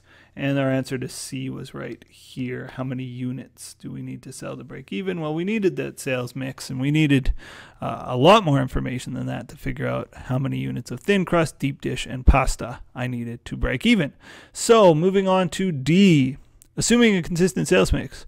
If the company wishes to earn monthly net income of $25,000, how many units must they sell? Well, obviously more than what they're selling currently, a lot more, because they're only making $41.60.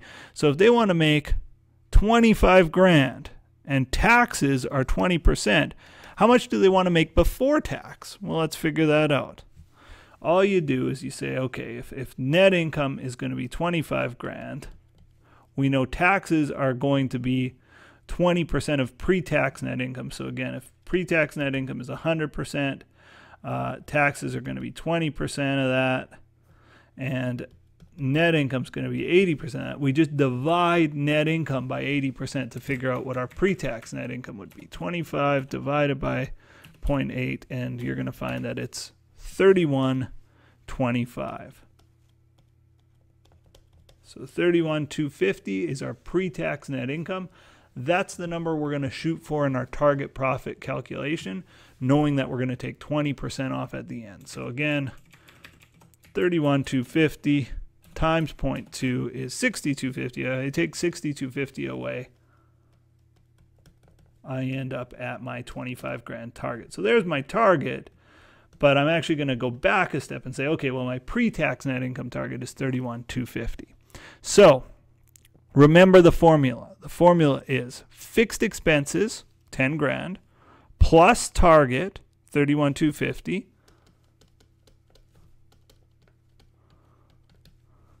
divided by our contribution margin per unit, which we just computed as $9.50.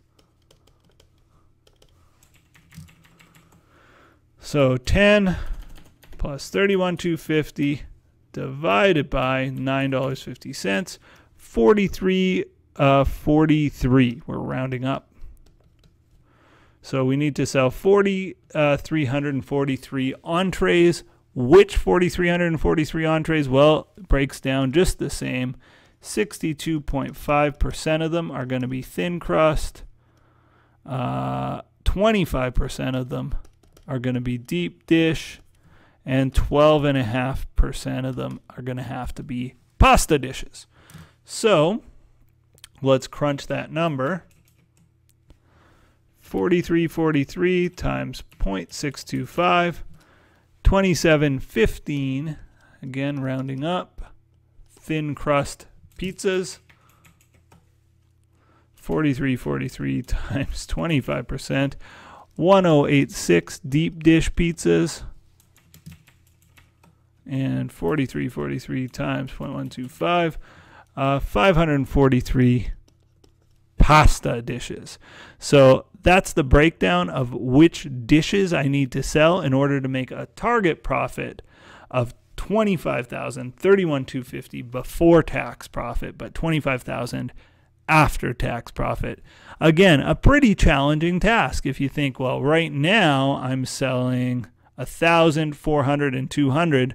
I need to more than double my output. Now, is that realistic? Probably not. If I'm expecting to sell 1,000, is it realistic to sell 2,700 thin crusts? I doubt it. Like 2.7 times what I'm expecting to currently do. I'm going to need to change something fundamental about my company if I wish to meet that target profit. Okay, so that was part E, I think. Maybe D.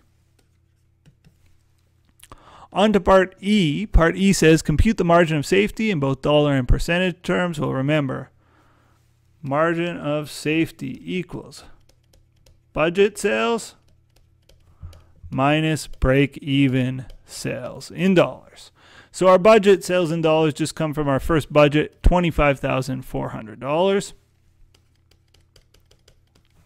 Our break-even sales we computed here, and we actually did it in dollars right at the end because I said, oh, we're going to probably need that. $16,749. So 25.4 minus 16,749 is 86.51. That is our margin of safety. Our sales can be 86.51 below what we budgeted, and we'll still be making profit or breaking even. We won't be losing money. That number as a percentage is 86.51, and you divide by your budget sales, 25.4, and you get 34 point, let's round to 1, 34.1%. So again, 86.51 divided by 25.4 is 34%. So our sales can drop by 34% and we'll still be breaking even. Okay, folks, that's it for this video. Stay tuned for the next one.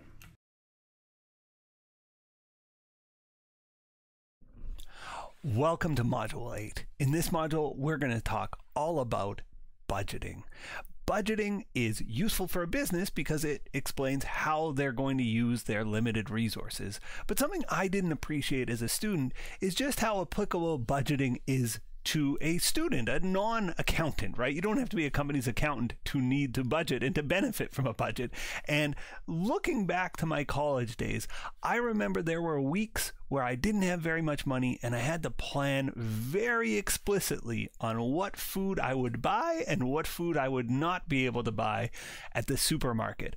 And I thought a terrific budgeting exercise would be to use $25 and see how I would survive the week. 25 Canadian dollars, which is, at today's rates, around, less than 20 US dollars. See if I could survive the week on that kind of money. And so I, certainly did this as a practical matter when I was a college age person, but now as a later in my career, I'm going to do it as an exercise to see if I can pull it off. Can I survive on $25 a week?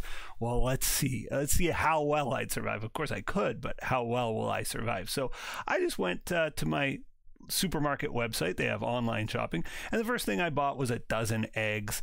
I think eggs are a great way, 2 eggs a day basically, and that's a pretty good breakfast in terms of lots of protein. It's a very filling thing to have in the morning, and I can just eat eggs as they are. I'm happy to eat eggs with a little salt and pepper, and that would be a good breakfast. So we're at $3, and this will be a running total here. I'm rounding a little bit here. I would like to have some bread. I don't even know if bread is a good thing to buy when you're on a budget, because I always seem to get hungrier when I eat carbs, but I would buy some bread. And again, I'm assuming I have like margarine in the fridge. Maybe I don't. Maybe I have to buy margarine. I didn't do it for this exercise. So my running total is right around $5 after having the eggs and the bread, a little less than that. Jasmine rice, I would buy rice. I do think this would be a reasonable supply. In the real world, I would buy a much larger supply of rice and hope it lasted me longer. I don't tend to buy rice in 750 gram increments. I buy larger rice. But, if this is the exercise and my cupboards are bare, $3 worth of rice should be a lot of rice to help sustain me. I need greens. I'm not a great eater, but spinach is a relatively good green for value for money. So I'm up to $12 here. It's, I'm halfway there. I don't have a lot of protein on my plate. That's sort of the concern at this point. I would buy some filler type stuff. So like 8 ramen noodles for $2.50. I'm going to round this one down because I've been rounding a lot of the previous ones up. Let's just say I'm right around $14 coming off of that. I would also buy Good Canadian loves Kraft Dinner, and I love Kraft Dinner. Again, I'm assuming I have margarine. I don't need milk to eat Kraft Dinner, but I do need some margarine. It's $1 each. Let's buy 6 of them to bring me up to $20. And last but not least, I need some protein. And you can see the chicken thighs here are $7. That brings me up to 27. And I would at this point say, oops, I've blown the budget. Something's gotta give, right? The easiest thing to give would be, I'm not going to take 6 macaronis. I'm only going to take 4. If I have $4 worth of macaroni, that brings me up from 14 to 18. And this brings me from 27 down to 25. Now, I could also, if I had to deal with tax, maybe I'd go down to 3 macaronis. I think at that point, it's not a balanced diet, but I'm certainly surviving. I'm not living large, but I'm certainly surviving. But that's how budgeting works. You're planning ahead. You're hoping for your company's survival. You're trying to use the company's resources appropriately, and you're just projecting ahead. What is our company going to need, and what do we have to satisfy those needs? That's it. It's just a simple planning ahead exercise. I wonder, what do you think of my diet? What should I be getting? Maybe beans? Would beans be better? How do you stretch $1 when you have to stretch $1? I'm an old, out-of-touch, tenured faculty member, so it's been a long time since I've gone to the grocery store and thought, I'm going to buy the no-name ramen noodles. I buy fancy, imported ramen noodles that cost like $1 each, so I'm a pretty hoity-toity kind of a guy now.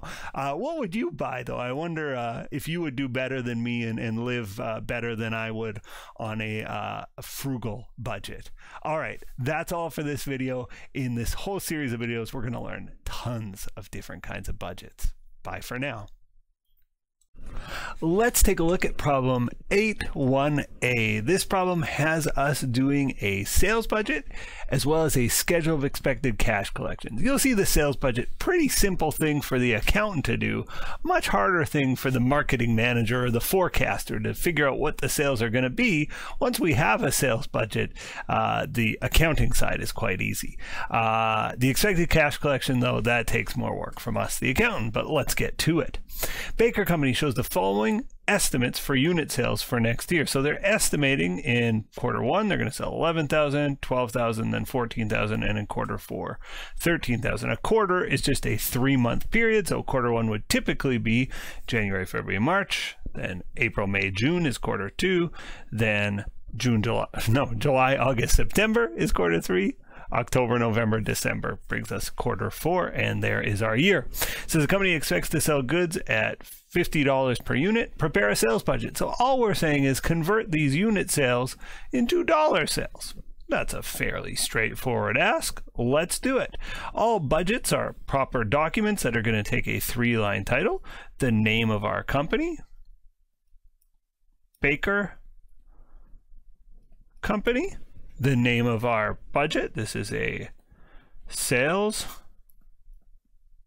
budget, and for the period ended. So we have a few in this course that are for the quarter or for even the month. This one is for the year, though. For the year ended, and it tells us the end of the fourth quarter is December 31st. So December 31st. Okay, so we've got a nice title. Now all we do is say, okay, how many dollars are we expecting to sell each quarter? So I'm going to take my units sold here, sales, or I guess I'll do that. My sales in units, and I got Q1, Q2, Q3, Q4, and total. And I'm just going to list them out. So 11,000, I guess instead of total, we'll call the column for the year. 11,000, 12,000, 14,000, 13,000. Okay, so adding those together, 25 and 25, it's 50,000. We're planning to sell 50,000 units. We're going to sell them at a price of $50 each. So 11,000 times $50, 12,000 times $50, 14,000 times $50, and 50,000 times $50 is going to give us our sales revenue, sales in dollars. Our estimated or our budgeted sales revenue in quarter one is going to be $550,000. We are anticipating we're going to sell $550,000 worth of stuff in quarter one. In quarter two, it's 600,000. In quarter three, that would be 700,000. Quarter four, 650. And for the period, that is $2.5 million for a year. Dollar signs across the board and double underlines underneath the bottom line. So there's our sales budget. Not a lot going on here for us to do as the accountant, right? We take the sales in units, we figure out what that means in terms of sales in dollars. Now, a much more useful thing is to figure out when are we going to get our money, because if I know when the money's coming in and I know when the money's going out, I'll know, am I going to run out of cash? Do I have excess cash I can pay out as a dividend? What's happening with my money, right? Because if you run out of money, you are broke. And so we're obsessed as accountants with when are we going to see our money. So let's read on in the question. It says additional information. The company expects to collect 70% of sales in the quarter of the sale and 25% in the quarter following sale. So in other words, if I sell stuff in January, February, March, quarter one, I expect to collect most of that money in January, February, March. Probably the things I sell at the end of March, I won't get till April. So that's 25% of the money is going to come in the quarter following the sale. And 5% of whatever I sell, I just don't see the money. The customer goes bankrupt or fights the bill, doesn't want to pay. For some reason, I don't see the money. It says the company's beginning accounts receivable was $125,000, all of which was expected to be collected in the first quarter. Prepare a schedule of expected cash collections. Okay, here we go. We need a 3-line title. Name of the company, Baker Company. We need the name of the schedule. So it's a bit longer. Schedule of expected cash collections. And again, this is for the year ended.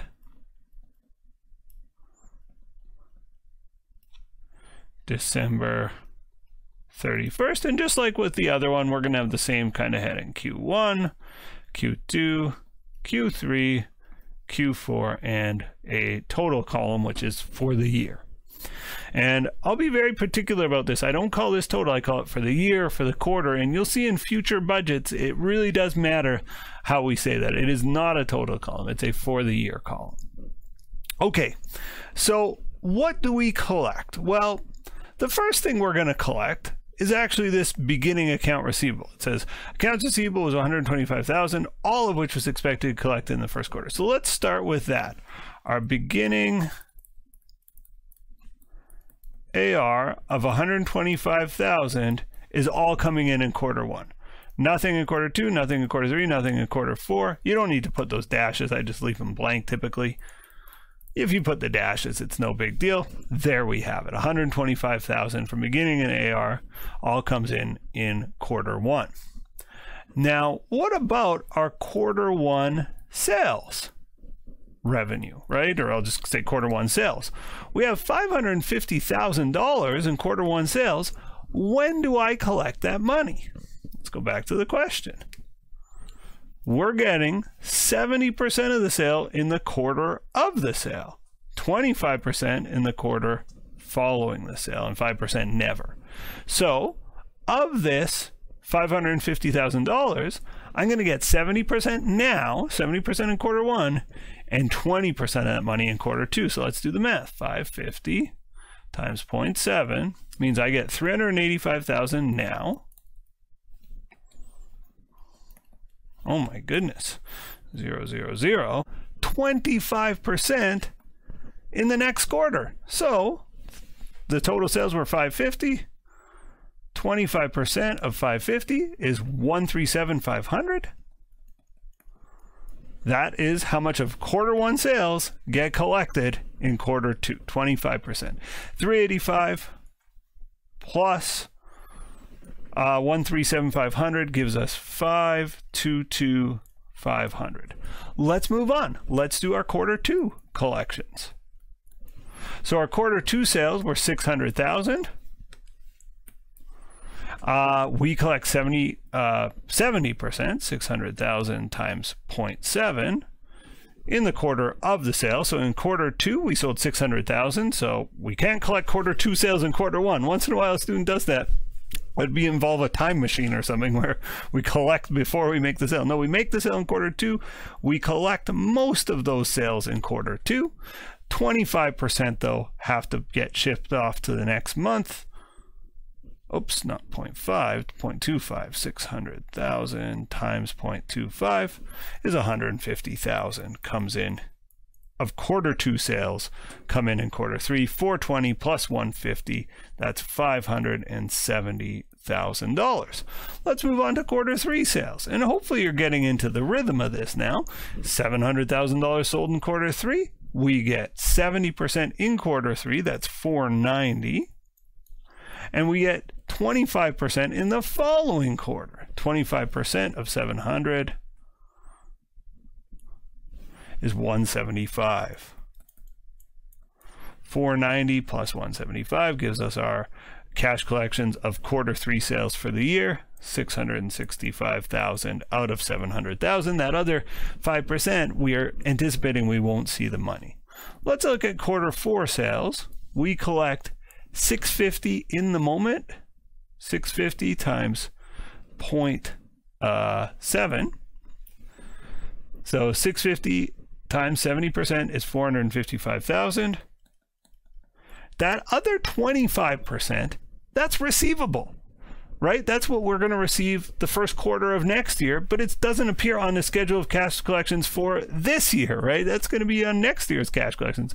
We didn't collect any of that money this year. So our cash collections here for the year is $455. That other 25% receivable, the 5% we're never going to see, would be a bad debt expense.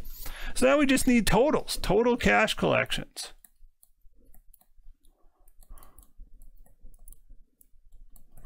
In quarter one, we collect $125 plus $385. We collect $510,000. We're collecting some money from before and some money from this quarter.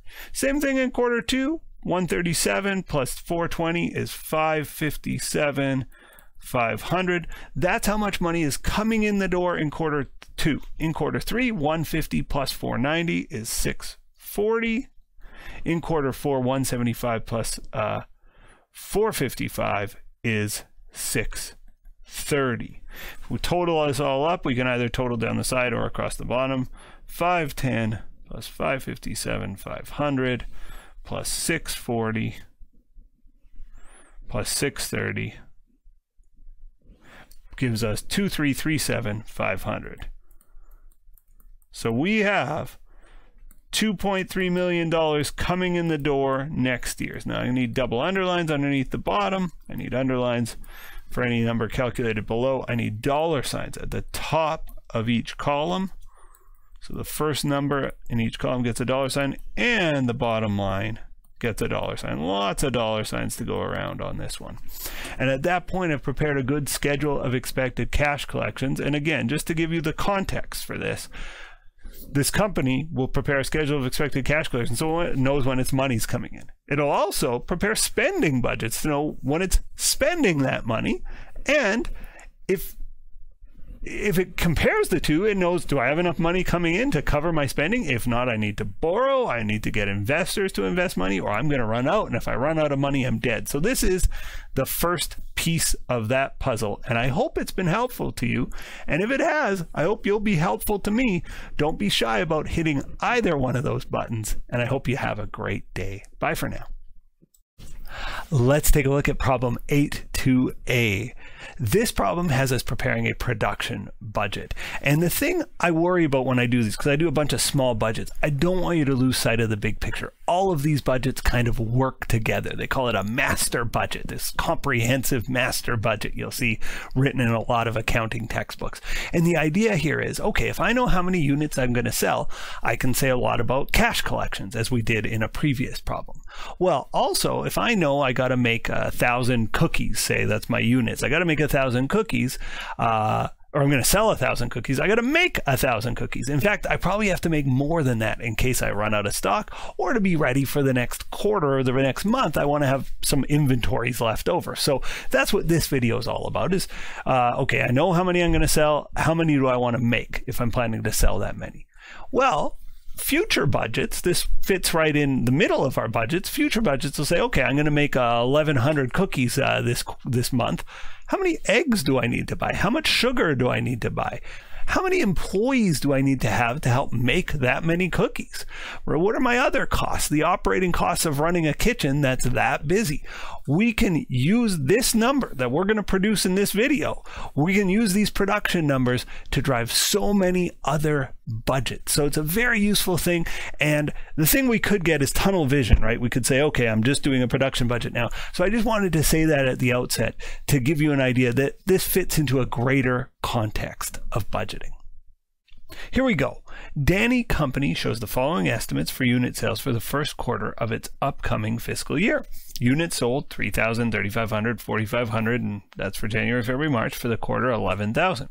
The company requires finished goods inventory on hand equal to 20% of the next month's expected sales. So that's just what we were saying before, where if we're planning to sell 3,000 units in the quarter, not only do we have to make those 3,000 units, we also want to have some left over. So we want to make a few extra to be ready for the next quarter, or in case we have higher than expected demand.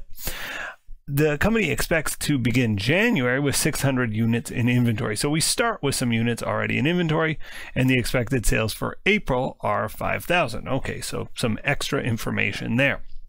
Let's begin the problem with a 3-line title. The name of our company is Danny Company.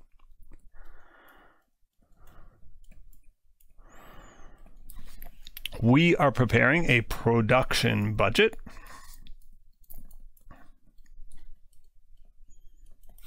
And this is for the quarter ended and January, February, March 31st. Okay, we've got ourselves a beautiful title.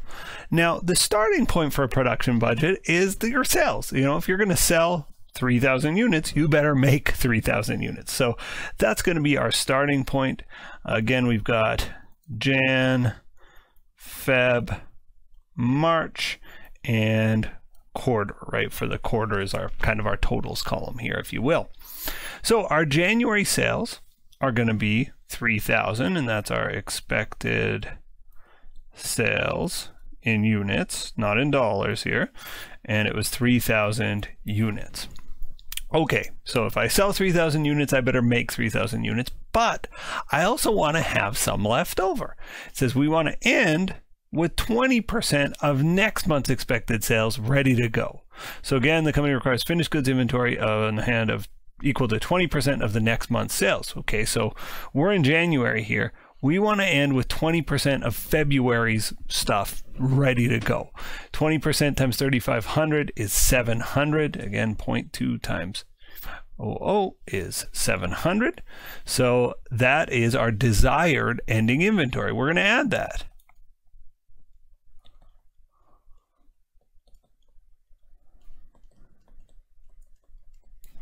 So in this case, our desired ending inventory, we want to be left with 700. So again, I want to sell 3,000 units. I've got to make 3,000 units. I also want to have 700 left over. So I need 3,700 units. That's my total production needs.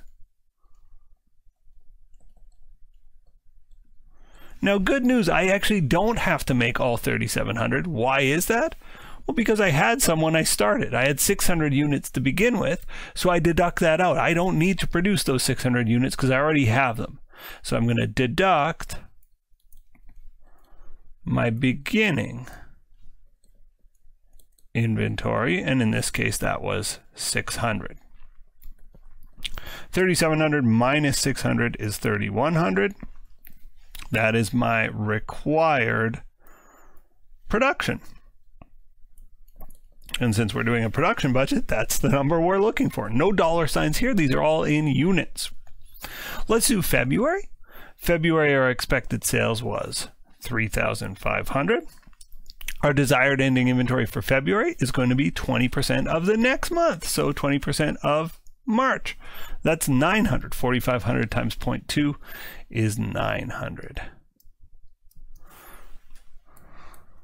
Okay, so again, I'm expecting I'm going to sell 3,500 units. It means I got to make 3,500 units, plus I want to have 900 left over. It means in total, I need to come across 4,400 units in the month of February. But I start with some inventory. What's my beginning inventory for February?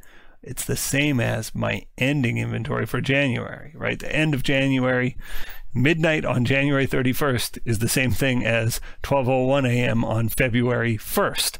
So 700 units is what I expect to have on hand at the start of February. It means I don't have to make those 700 units. So that's 3,700 units to be produced. For March, it's 4,500 units.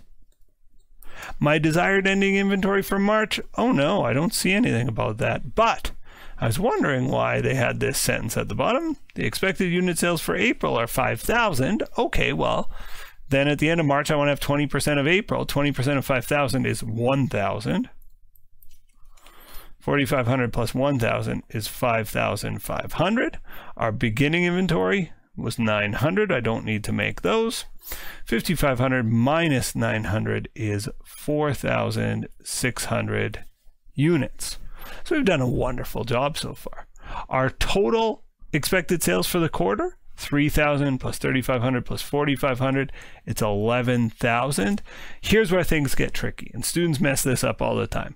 They take the ending inventory and they total this. They go 7 plus 9 plus 1,000, that's 2,600. No, no, no. Our desired ending inventory for the quarter, we got to say, well, what's the date of the end of the quarter? And the answer is it's March 31st. How much inventory am I hoping to have on hand on March 31st? It is not 2,600. Definitely not.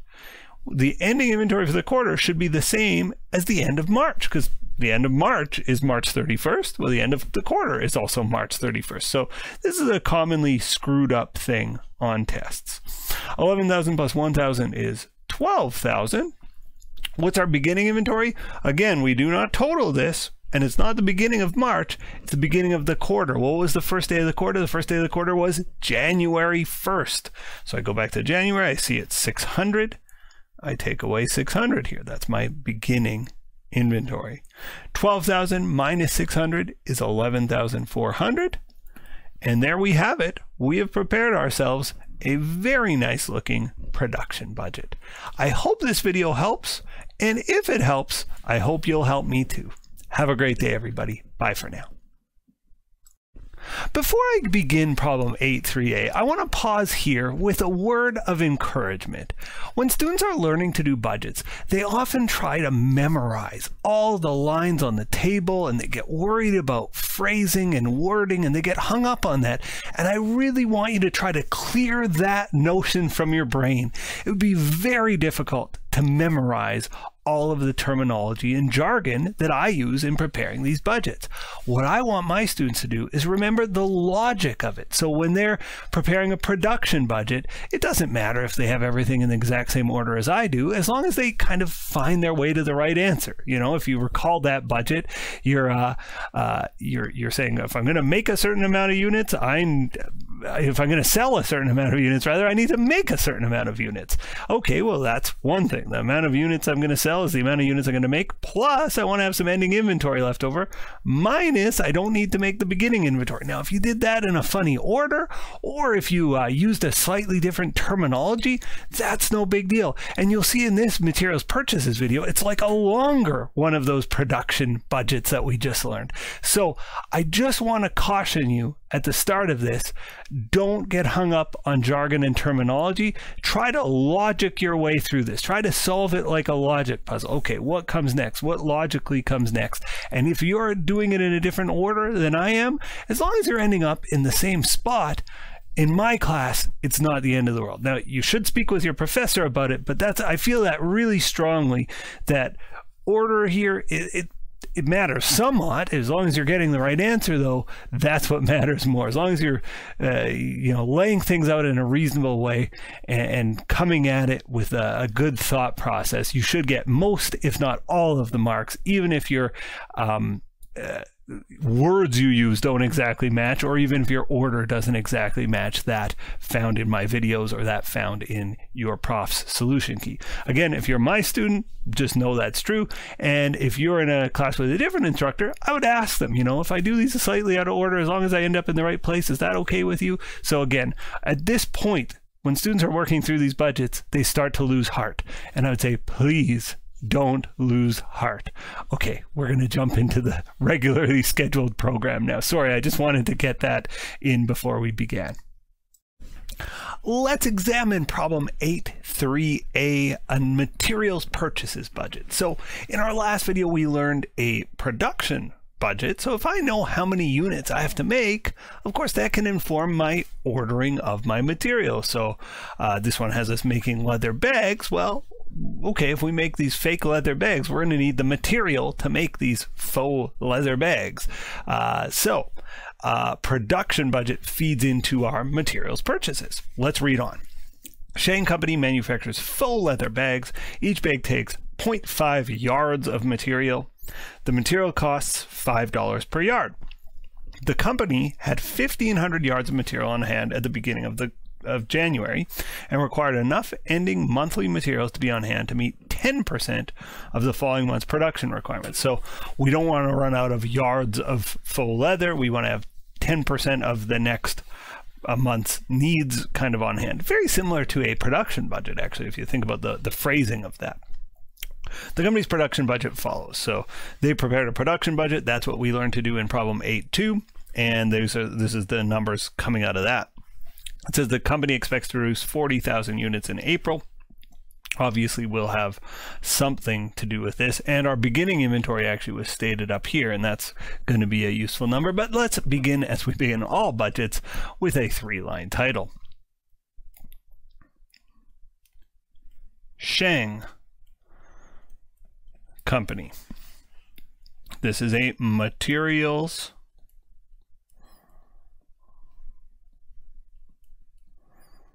purchases budget. And this is for the quarter ended March 31st.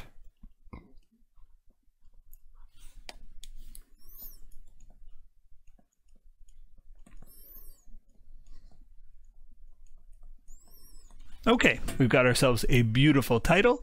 As always, we're going to have the months as our heading: Jan, Feb, March, and quarter.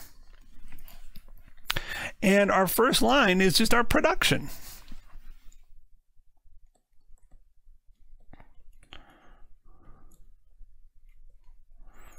That sort of given numbers up here, right? January, February, March quarter. So again, if I'm going to make 30,000 faux leather bags, that's a starting point.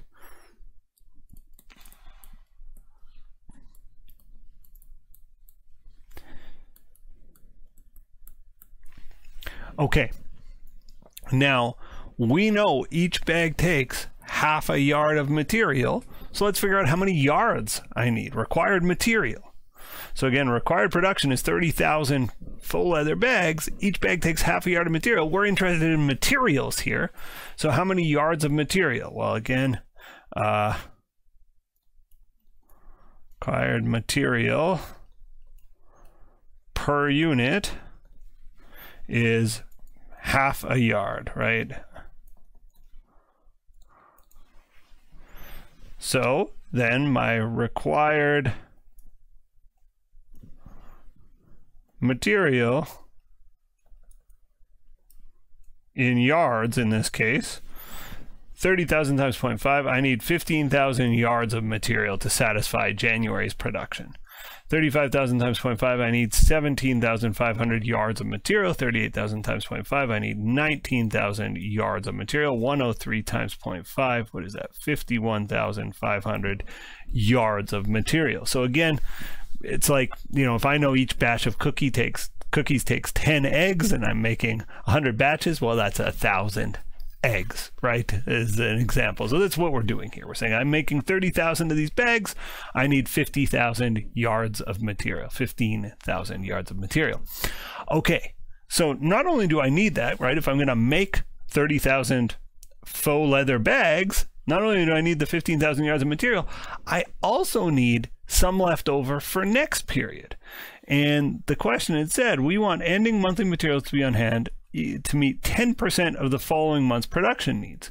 So I'm going to need 17,500 yards of material in February. It means I want 10% of that extra sitting on hand in January so I don't run out. So very similar, again, to a production budget. I'm going to add my desired ending materials inventory. I'll just call it desired ending materials here.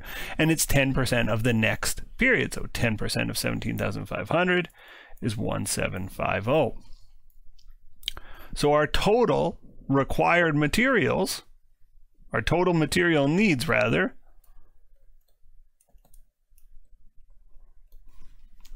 is 16,750.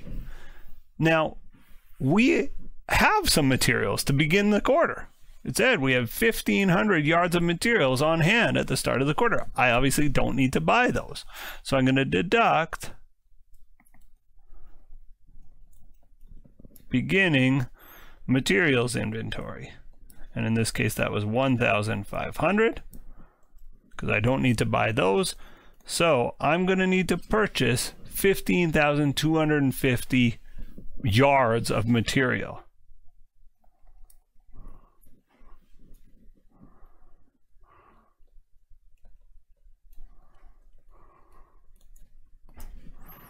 So required materials, I mean, to be purchased could fill in here. I just don't have the room to write it, but required materials to be purchased, 15,250 yards.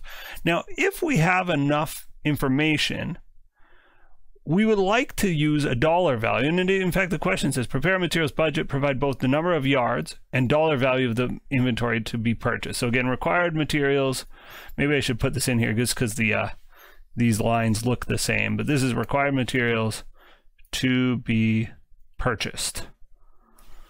And it's 15,250 yards. Now in dollars, material costs $5 a yard, so cost per yard 5, and that's going to be 5 across the board when we get to it for these other ones. 15,250 times 5, 15,000 times 5 is 75, so 76,250. That is our total materials cost for January. And again, in the context of what we've been doing, right? And the first budget we learned was a sales budget and a cash collections budget. Well, this is going to be money out. We're going to spend $76,000 in materials in January. Do I have it? Well, if I look at my cash collections, that can tell me if I have enough money coming in to pay the inventory purchase bill. I sure hope I do. Let's continue on though. Let's do February. The desired ending materials for February is going to be 90%. Oh, sorry, 10%, pardon me. 10% of the following month. So 10% of March is 1,900. 17,500 minus 1,900, or plus, oh my goodness, 17,500 plus 1,900 is 19,400. We're going to deduct the beginning materials. Now, the beginning materials for February is the same as the ending materials for January. 19,400 minus 1,750 means we need to purchase 17,650 yards of material in February. And again, hopefully we can get that $5 price still. Well, hopefully it's cheaper. The total amount we're expecting to spend on inventory, or on materials rather, for March is $88,000 for February. My goodness. Let's move on to March. Our desired ending materials inventory for March. It's going to be 10% of April. Well, we don't have April, but we can figure it out. The company thinks they're going to make 40,000 units. Now, if you took 10% from here, you'd be wrong. Why? Because it's 10% of the yards of material. 40,000 units times 0.5, just like we did at the top here, where we said everything was multiplied by 0.5, means it's going to take 20,000 yards of material, and we're taking 10% of that, so it's 2,000. So, okay, we're going to want to have 2,000 yards of material on hand at the end of March to satisfy April's needs. 19,000 plus 2,000 is 21,000. Our beginning materials was 1,900. So the ending materials for the month before becomes the beginning material for this month. So February 28th is the same as March 1st. 21,000 minus 1,900 is 19,100. 19,100 times 5 is $95,500. Okay, this was a bit of a longer journey than the first few budgets we've done, but we're almost there. We got to do the for the quarter, which again is similar to a totals column, but it's not quite a totals column, is it? Our desired ending material for the quarter is, well, the last day of the quarter was March 31st, so that's the end of the quarter. So we just take the March data for that one. We just say, okay, it's 2,000. 51.5 plus 2,000 is 53.5. Now you'll notice it doesn't total, right? If you add from left to right here, that doesn't work. If you add from left to right for total material needs, that doesn't total. It's just not a total. It's for the quarter. The beginning inventory for the quarter, the beginning materials was 1,500. That leaves us 52,000. 53.5 minus 1,500 is 52,000. At a cost of $5 per yard, 52 times 5 is $260,000.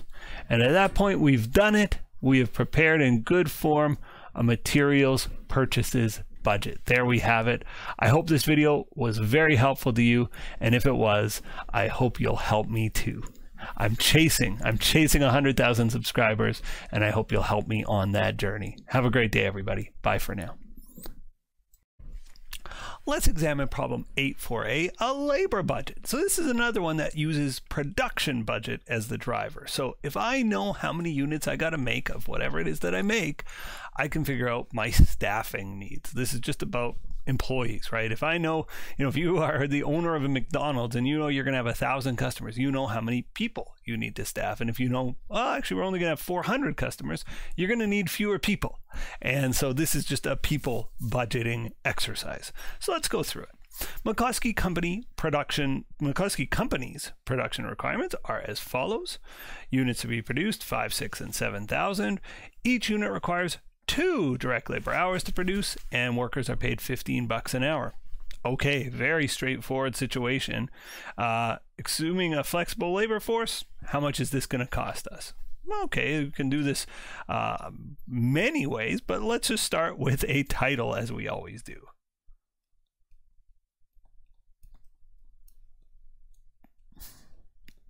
McCloskey Company. Direct labor budget. By the way, we've just done a materials budget. We're doing a labor budget. Guess what's next? Overhead. Material, labor, and overhead. Pretty important concepts in this course, and the budgeting is no exception. And anyway, this is for the quarter ended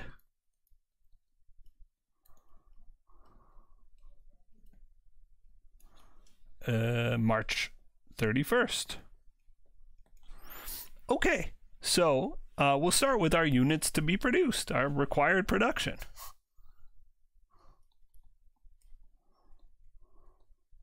Now, when I test this, oops, I forgot the title line.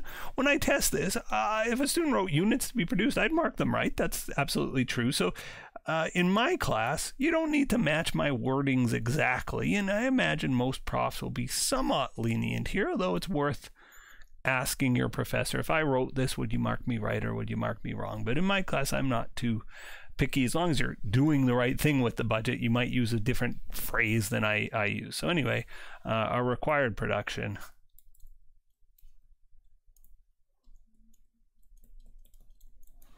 for January is 5,000, for February 6,000, for March 7,000, and for the quarter 18,000. Okay, it takes 2 hours. So time per unit, 2 hours, 2 hours, 2 hours, 2 hours. Direct labor hours needed. 5,000 times 2, 10,000 hours. 6,000 times 2, 12,000 hours. 7,000 times 2, 14,000 hours. And 18,000 times 2, 36,000 hours. So as soon as I know this, right, I know how many people I need. If they work an 8-hour day and there's this many days in a quarter, 90 days in a quarter, okay, then this is how many humans you need to hire. But we also can determine our cost.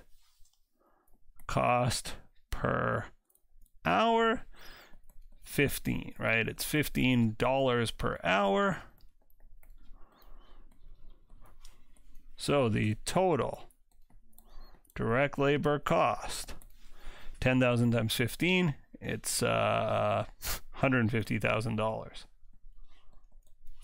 12,000 times 15, $180,000. 14,000 times 15, $210,000. 150 plus 180 plus 210. Can't do it in my head. 150 plus 180 plus 210. $540,000. That is my direct labor budget. That's how much I expect to spend on my direct labor workforce. And again, it helps you with planning, if we need to hire new people or if we need to yeah, if we're going to have a labor shortage, right, this helps us to plan ahead on our hiring decisions. And certainly financially, it helps us budget because we know, okay, we've got to pay these bills. Like, this is a cost to us and we'll have to pay it. Now, this is the scenario where our labor budget is flexible. There are other environments where it's not flexible. So it doesn't matter if we want to bring in more employees. Maybe, you know, it's a tight labor market right now as I record this video. I might want to bring in new employees, but I can't. And so I end up having to pay my current employees overtime because I can't hire. It's difficult to hire. Or it might be a union environment where maybe I'm not able to hire because there's some restrictive policies around hiring or firing, right? That could be the case. So let's read on to a more restricted environment. Refer to the original data. Assume that the company has permanent employees who are guaranteed to be paid for at least $11,500 of work per month. If production requires less than $11,500, they get paid for $11,500 anyway. Any amount of work above $11,500 will be paid at 1.5 times their normal hourly rate. We got to pay overtime, right? That's what overtime looks like. Okay. So same situation. We're going to do a new version here. Same company name, McCluskey Company. Did I spell this right? McCluskey Company. This is a direct labor budget. And this is like part B of the question, right? We're doing sort of a second version of it. For the quarter ended March 31st. Now, truly, the top half of the budget is identical to the one above. And I'm going to just start. Now, if we were asked to do this from scratch, we would start at the top, but I'm going to start right here. Direct labor hours needed is the same under either circumstance. So let's start there. DL hours needed. And our direct labor hours needed, oops, let's move this down a line. Came in too high. I forgot to put my months. January, Feb, March, and quarter goes over behind my head. Okay, so our direct labor hours needed, 10,000, 12,000, 14,000, and in total 36,000. These are all hours.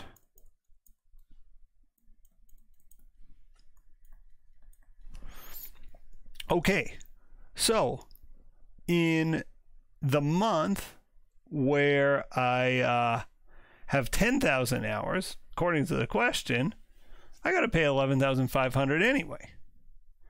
In the months where I have 12,000 and 14,000 hours, I got to pay 11,500 at regular rates, and I got to pay a little extra of overtime. So let's just do a little regular hours paid. And unfortunately for me, in this month, I got to pay 11,500 regular hours anyway. And these guys, 11,500 regular hours, 11,500 regular hours. 11,500 times 3 is 33. Oh, let's just do the math with our calculator. 11,500 times 3, 34,500 hours at regular time. And the regular cost is $15 an hour.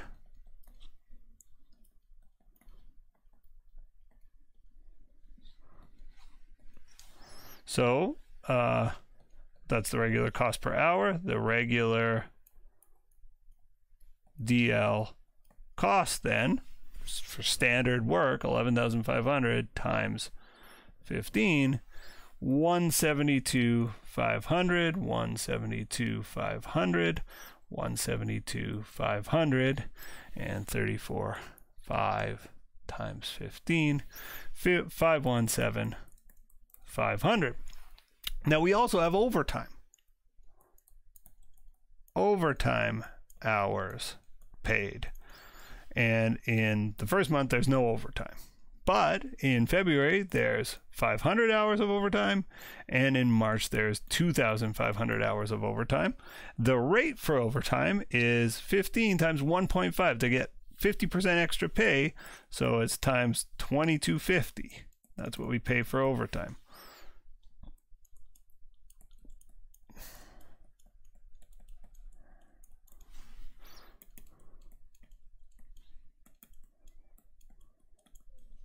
This was 3,000 overtime hours in total, times 2250. Sorry, I know I'm writing behind my head there, I imagine. So, our overtime cost, 0. 500 times 2250 is 11,250. 2,500 times 2250, 56,250.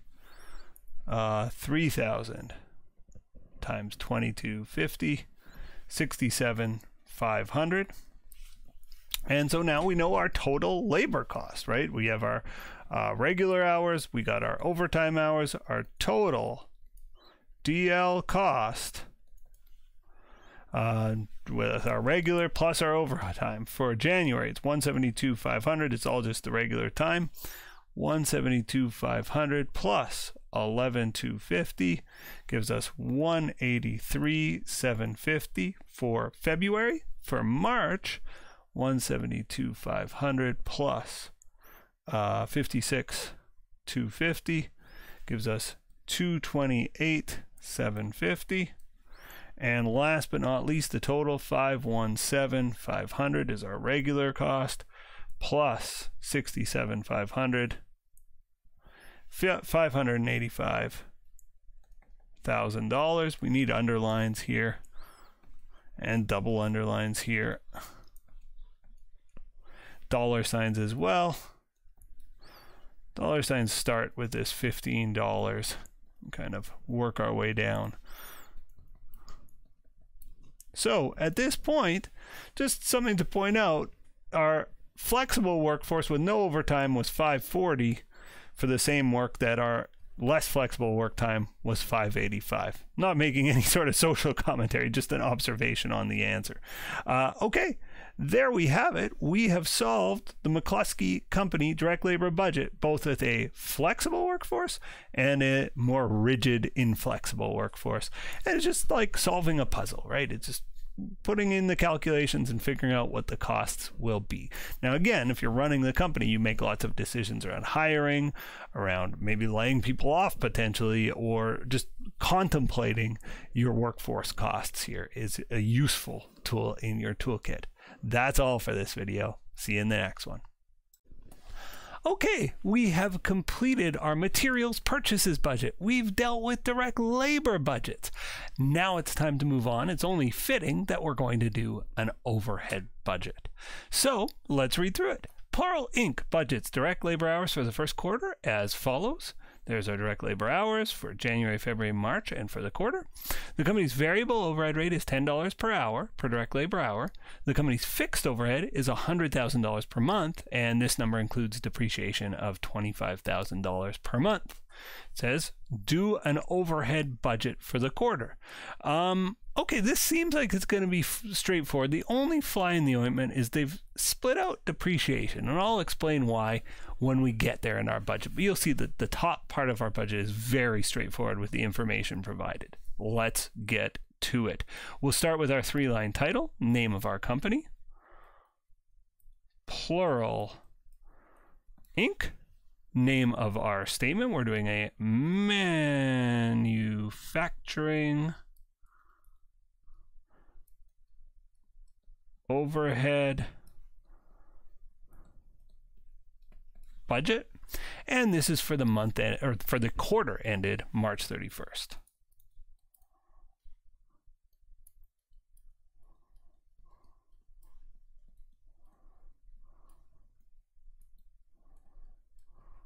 Okay, so we've got ourselves a beautiful three-line title. Now we want the headings. You know, the months are going to represent headings on these things. January, February, March, and the quarter. And now we've just got to figure out what our overhead is. And we've got variable overhead and fixed overhead. So let's compute our variable overhead. It's going to start by using direct labor hours, which was just the given of the question. That seems like where we start with most of these things, just reiterating the given of the question. 75,000, 80,000, 95,000, and totaling up to 250,000. So how much overhead are we expecting to apply? Well, it's, we'll multiply that by our variable overhead rate, which was $10 per direct labor hour. $10, $10, $10. And so we'll just multiply these through to figure out our applied overhead, our applied variable overhead. So 75,000 times 10, 750,000. 80,000 times 10, 800,000. 95,000 times 10, 950,000. And 250 times 10, 2.5 million. Okay, so there's our variable overhead. What about our fixed overhead? Our fixed overhead is just given. It's $25,000. No, sorry, $100,000. I was getting confused. I was getting ahead of myself with the depreciation number, but our fixed overhead is $100,000 a month. So it's 100, 100, 100. That's what makes it fixed. It's sort of unchanging here for 300,000. So our total overhead is just the variable plus the fixed. It's 850, 900, 1050, and $2.8 million. So there we have it. Now, this is our total overhead, and the only thing I'm wondering is, what about this depreciation? Well, it wasn't asked for specifically in the question, but we're very interested. When we do our budgets, we're very interested in cash flow. That's a big part of why we budget. We want to know if we're going to run out of money or not. And so I'd be interested in how much money I'm spending on overhead. And the thing I know is depreciation certainly would be a part of this fixed overhead cost, right? $25,000 in depreciation each month. But remember, depreciation does not involve cash. We debit depreciation expense, we credit not cash, we credit accumulated depreciation. And because it's a non-cash expense, when we include it in our overhead total, if we want to know how much money we're spending on overhead, we need to take it back out. So I'm just going to deduct depreciation.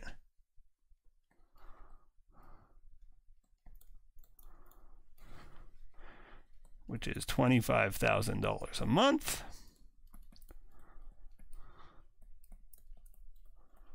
$75,000 for the quarter.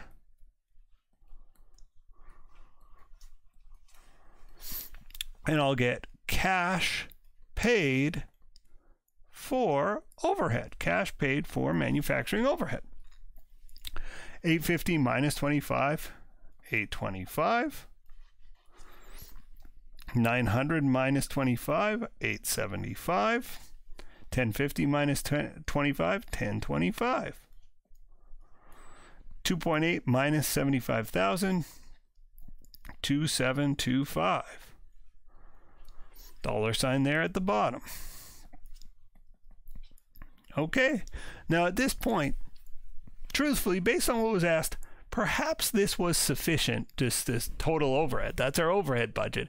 But it's very useful, and I would encourage you, if you're given an overhead budget, to compute the cash paid for overhead, because again, we want to know if we're going to run out of money or not. All right, that's all for this video. If you liked it, don't be shy about hitting that like button. And thanks if you consider subscribing. Have a great day. Bye for now. Welcome to problem 86A. This is a selling and administrative expenses budget. When I read these, I do think of them as almost a reading comprehension test. I don't think you need to be very creative to solve this one. I don't think you need to be puzzling through things in your mind. You just have to read carefully and logic your way through it, because it is fairly logical, this budget. Let's read it. The budgeted unit sales for JANA Corporation for the upcoming quarter are as follows, and there's our unit sales. The company's variable expenses include shipping, sales commissions, and other. The company's fixed expenses include advertising, executive salaries, and depreciation. If you watch the previous video on an overhead budget, you'll know depreciation's kind of special. We're going to include it in our total expenses, but we're going to take it out at the end because it doesn't involve cash, and we're often interested in knowing what our total expenses are and our cash disbursements are. It says also executive bonus payments of $25,000 will be made in July and September, and a major building repair of $35,000 will be paid in August. Okay, so we have our marching orders. Let's get to it. We'll start with a title, and the title is 3 lines starting with the name of the company, JANA Corporation, selling and admin expenses budget,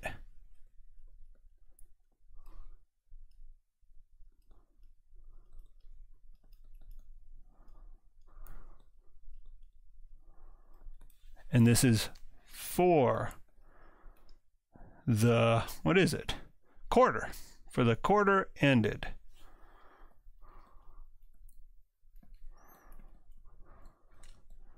September 30th. And so we have July, August, and September as our 3 months in this quarter. And our total column, which is for the quarter total. So we're going to start with our variable expenses, then we'll do our fixed.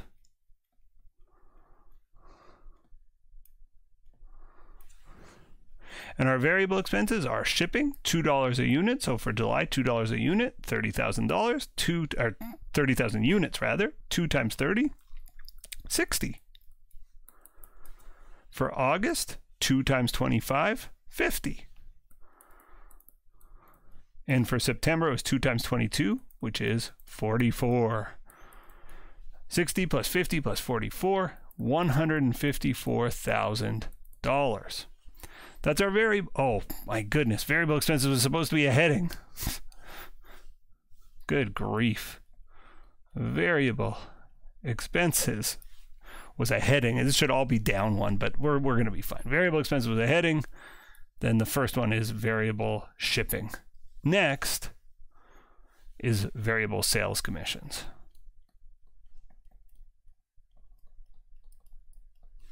And our sales commissions were $5 a unit. So again, we're just going to go 5 times 30, 5 times 25, and 5 times 22. 5 times 30, 150. 5 times 25, 125. 5 times 22, 110. Wow, I'm doing this in my head. I hope I'm right. Yeah, 5 times 22. So in total, I'm not going to be able to do this. 5 times 77 is 385. Last one on our list, other. And of course, 6 times 30 for July, so it's 180 in July.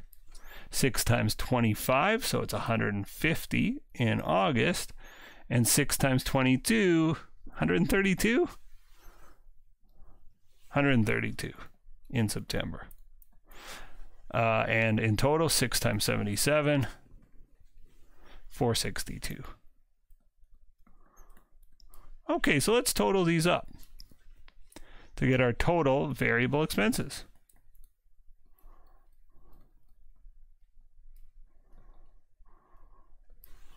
$60 plus $150 plus $180, $210 plus $180 is $390. $50 plus $125 plus $150, $325. 44 plus 110 plus 132. I should be able to do this, but I don't trust myself. 286. And last, 154 plus 385 plus 462. 1,001,000. Okay, so there's our total variable expenses. Because we're not done, I'm not going to put a dollar sign or a double underline here. This is just total variable, I guess I should say selling and admin expenses. Now let's do our fixed selling and admin expenses. And we'll just do them as we see them. Advertising, executive salaries, and depreciation, each monthly. Advertising, 75, 75, 75, and this is 225 if we add those three together. Executive salaries, 90. Executives always pay themselves a lot of money. 90, 90, 90, and 270. And last, depreciation.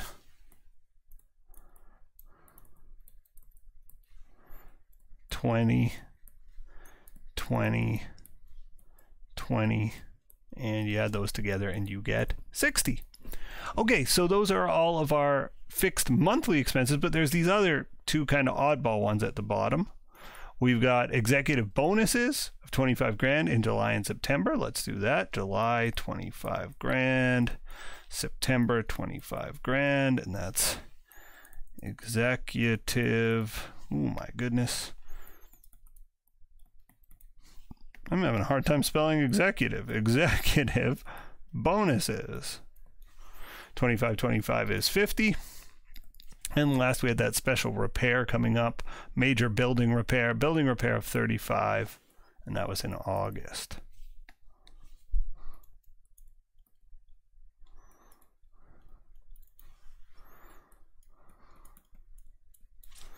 Okay, that's it, right? We're not missing anything. So let's add these up. Total, fixed, selling and admin expenses. Let's see, 75 plus 90 plus 20 plus 25, 210.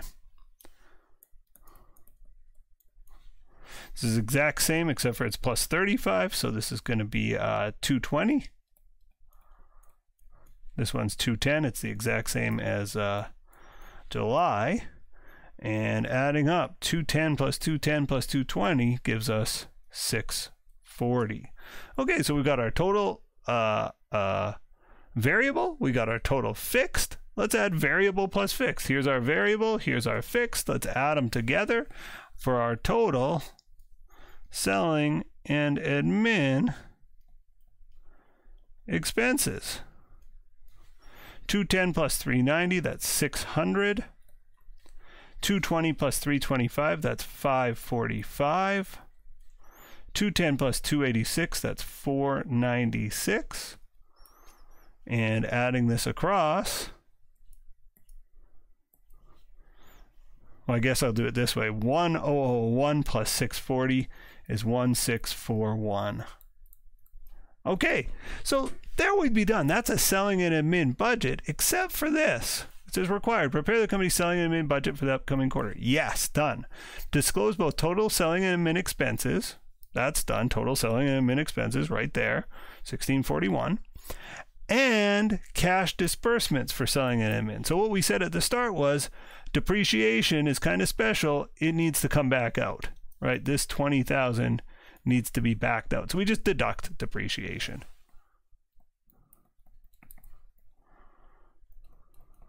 So it is a legitimate expense. It just doesn't involve cash. Where all these other ones, you know, shipping, oh my goodness, what happened there? Shipping, sales commissions, we're paying somebody, right? Money is changing hands there. Depreciation, no money changes hands. So that's why we back it out. We say, okay, there's no cash being paid for this expense. Deduct 20,000, deduct 20,000, deduct 20,000, and that's 60 in total. So 600 minus 20, 580, 545 minus 20, 525, 496 minus 20, 476, 1641 minus 60, 1581, and there we have it. Cash paid for selling and admin expenses. Dollar signs here because these are all bottom lines. And ladies and gentlemen, it was a long journey. This is a big question, but we did it. That's all for this problem. If this video is helpful, or any of my videos are helpful, I appreciate any likes or subs I can get. Thank you so much for the support, and good luck in your studies. Bye for now. All of the problems I work through in my videos can be downloaded from accountingworkbook.com. If you'd like a copy for yourself, just click the PDF link and you can download a copy to your computer. Also found on the website are links to all of my accounting videos, not just the ones here on YouTube that are publicly listed. They're also members only videos. About 40% of my videos are free and open. The other 60% are for members. If you click one of the members links, it'll take you to a page that looks like this, says members only content. If you'd like access to that content, just hit the join button. Okay, let's jump into the problem. Let's take a look at problem 878. This has us doing a cash budget. So most of our other budgets has been leading up to this moment. So when we did a schedule of expected cash collections, that of course computed our cash receipts. When we did materials purchases budget, when we did labor budget, when we did an overhead budget, when we did an expenses budget, selling them in expenses budget, the bottom line of all those budgets was cash spending. So what we would do is we'd take our total cash receipts, we take our total cash spending, and we figure out, hey, are we going to run out of money here? That's kind of an important thing to know, and that's why this is such a crucial budget. So let's have a look at Cookie Crunchers. Cookie Crunchers had the following estimated cash flows for the first quarter. You can see there's some receipts and disbursements. I also noticed that we're definitely going cash flow negative in January, so we'll see what that means. The company begins the year with $20,000 in cash and requires a minimum cash balance of $10,000. So as they're planning, they're like, we don't want to run our bank account down to $2. We want to have a buffer here of $10,000. And that helps them plan their borrowing, right? Or if they're going to get finances from a shareholder. The company may borrow any amount from a local bank at an annual interest rate of 6%. The borrowing must occur at the beginning of any month, and all repayments must be made at the end of any month. Interest must be repaid at the time of the loan repayment. Good form, do a cash budget. Okay, 3-line title, Cookie Crunchers.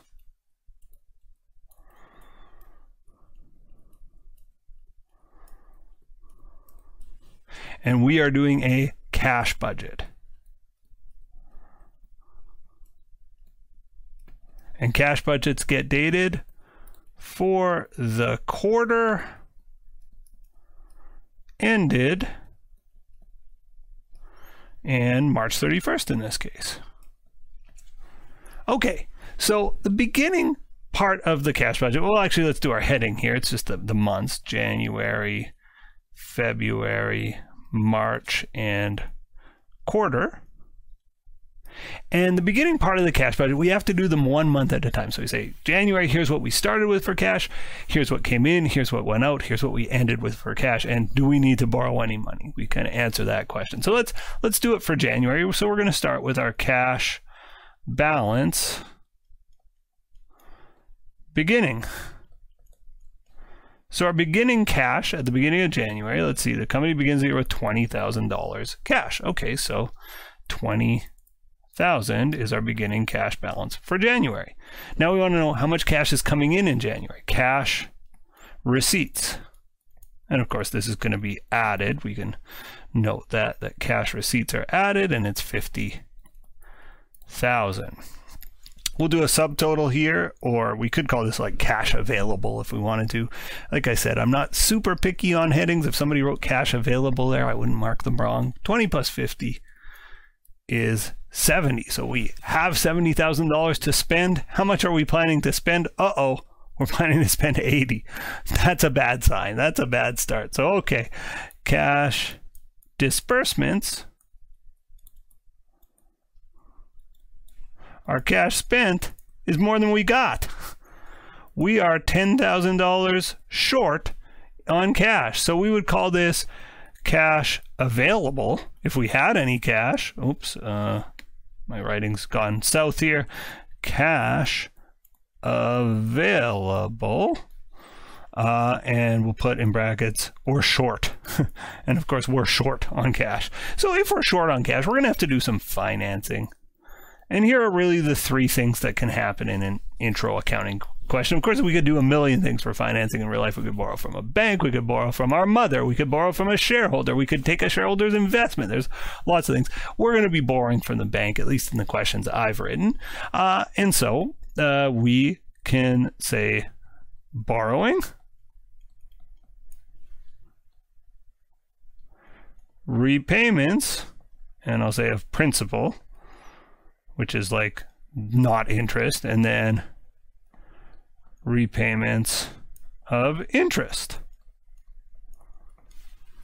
Okay, so we're gonna have to do some borrowing. How much do we need to borrow? Well, it says we want to keep a minimum cash balance of $10,000. We're at -10 now. How do I get back up to +10? To do it, I gotta borrow 20. I'm not going to repay any principal. Yes, the interest clock starts ticking from day one, from minute one, and we borrowed on January 1st because we borrow at the beginning of the month. So interest expense is ticking away, but we're not repaying any interest here. So that's, there's no cash flow related to interest until I pay back the loan. So our cash balance after making that borrowing, our ending cash balance here, -10 plus 20 is $10,000. Okay, so we end January with $10,000 in cash. Means we start February with $10,000 in cash. What happens in February? Oh, good news for cash flow. We have 140 grand come in. 10 plus 140 is 150, and we only see 90 go out. Meaning we're sitting here with a $60,000 cash balance. It doesn't really say anything, but I think it's implied here. If we can repay, we should repay. So we have $60,000 extra sitting around. It's available to pay back this debt. So we're going to pay back the principal that we owe, $20,000, but we got to figure out the interest. How much interest has ticked here? It's a $20,000 debt. It pays 6% annual interest, meaning if we borrowed this money for a full year, it would be $1,200 per year, but we didn't borrow the money for the year. We borrowed the money from the bank at the beginning of any month, so the beginning of January. So on January 1st, we borrowed the money, and we repaid at the end of February. Repayments must be made at the end of any month, so we paid back on Feb 28th. That's 2 months of interest. So it's $1,200 a year. I'll do it over here. $1,200 per year, but we've only borrowed the money for 2/12 of a year. $200 in interest will be repaid. So let's repay $200 of interest. Bracket 200. So I should maybe have a subtotal here. It just dawned on me. Total financing, which in this case is 20,200, and this last one was positive 20,000. And 60,000 minus 20,200 is $39,800. I squeezed it in. I think it works. I think it looks just fine. Hopefully you can read that okay. Okay, so that's what we had at the end of February. That subtotal isn't the end of the world, but it ought to be there. Cash balance ending was $39,800. That means our cash balance beginning of March is $39,800. What happened in March? We took in 90, we paid out 100. So 90 to the good gives us a subtotal of $129,800. And 100 to the bad leaves us with $29,800. Now, we didn't do any financing here. We don't need to. We don't need to borrow any money. We have nothing to repay. In a theoretical world, we could invest this money. Maybe there would be investing and we earn some interest on our money. That's a possibility. We could actually incorporate that into a budget. We could pay our shareholders a dividend. That's also possible. But, this question just doesn't give us any of that information. So I'm going to just assume there's no financing going on. 0 there. And we end the quarter with $29,800 in the bank. So let's do our for the quarter column. The beginning balance in cash for the quarter is $20,000, right? It's not a total here. We began January 1st with $20,000. That's what we began with the quarter with. I don't need to total this up and get 69,800. No. We began the quarter with 20. Our cash receipts for the quarter, 280. 20 plus 280 gives us 300. And our cash payments, 80 plus 90 plus 100 is 270. Of course, that's negative. 300 minus 270 is 30. And then let's see what happened with our financing. We borrow 20, we repay 20, and we repay $200 in interest. So our total financing here is $200, and that leaves us with 30,000 minus 200, 29,800. Well, look at that. These two numbers matched, as they must, right? Our cash balance at the end of October must be, or at the end of March, pardon me, must be the same as our cash balance at the end of the quarter. So there we have it. We've solved the cash budget for Cookie Crunchers. All right. Thumbs if you liked it. Subs if you loved it. Have a great day, everybody. Speak to you soon. Let's take a look at problem 88A. This, along with 88B, are two of the most challenging questions of this whole course, of at least my version of an online course. And you'll see some of these problems in accounting textbooks where they're like, I call them kitchen sink problems. They have every kind of budget you could imagine. You got to know how they work together. And what's particularly hard, in my opinion, is the balance sheet. So if you're asked to do a budgeted balance sheet, you have my empathy, you have my sympathy. I think they're absolutely fair game kind of questions for a prof to ask, but that is on the edge of difficulty. I do find them challenging for students. So let's get into this problem, and hopefully I can help demystify that for you if you are in such a place. Mullins Company manufactures didgeridoos. The company's June 30th balance sheet follows, and there is a balance sheet, and then it goes on to give us a lot of extra information. Just reading the required, and then we'll get into the facts. Required A, compute, not prepare a schedule of, compute expected cash collections for July, compute expected cash disbursements for July. So it's also just for 1 month. It's not like for the quarter ended, July 31st or something. It's for 1 month, the month of July. Kind of keeps our question more reasonable. And then we do have some budgeting work to do. We got to prepare a cash budget for July and an income statement and balance sheet dated July 31st. Okay, let's get down to business. Here we go. The company's following budget items for July. Sales are expected to be $100,000 in July. 60% are going to be collected in July. So 60% of 100,000 is 60,000. 40% of 100,000 is 40,000. So $60,000 in July is going to be cash collections, and that's, we're sort of thinking about that in part A down here. 40,000, the 40,000 I didn't get now, I'm hoping to get later. This is receivable, and that's going to affect my balance sheet later. The full $30,000 of accounts receivable on June 30th balance sheet above is expected to be collected in July. So we have this 30 grand in AR. We're expecting we're going to get all that money in July. So 30,000 collected in July. Now, as I read on, cost of goods sold is 45% of sales. The company's going to make a purchase here. They're going to pay off some accounts payable there. These are all my cash collections, just what I've written about here. So I can actually answer part A. Now I know it because I wrote the question and I can read ahead. But we have this $60,000 cash collection.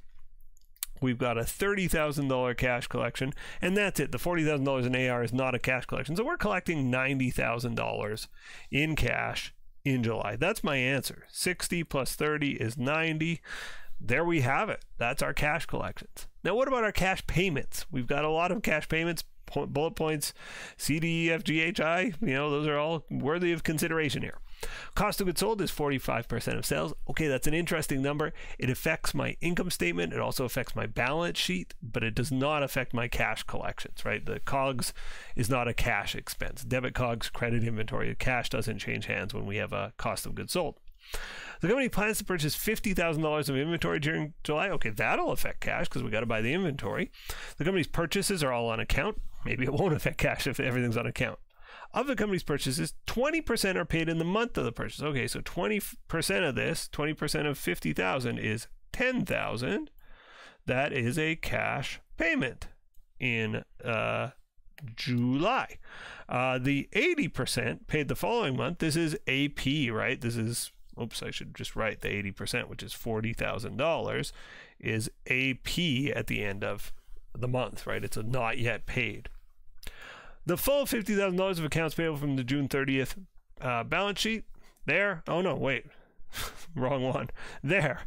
Looked for the number 50. Chose the wrong 50. That 50,000 we're expecting to pay right away. So that will be paid as well in July. That's a cash payment in July. The company's operating expenses are $40,000, including depreciation of $1,000. All except depreciation are cash expenses. So 40 are cash, 1 is not. So it's 39 are cash. So sorry, $40,000 includes depreciation of 1. So all 40 is not for cash. The 40 minus 1, 39 is a cash payment for our day-to-day business expenses. Most expenses except depreciation are cash expenses. The company's bank loan will be paid in full with $200 in interest. The company paid its interest costs monthly, and the $200 interest payment represents interest from July. Okay, so we have this $200 interest payment in July. So let's include that, and we also paid our bank loan, which was $20,000. So the company's bank loan will be paid in full. That's $20,000. That's a cash payment.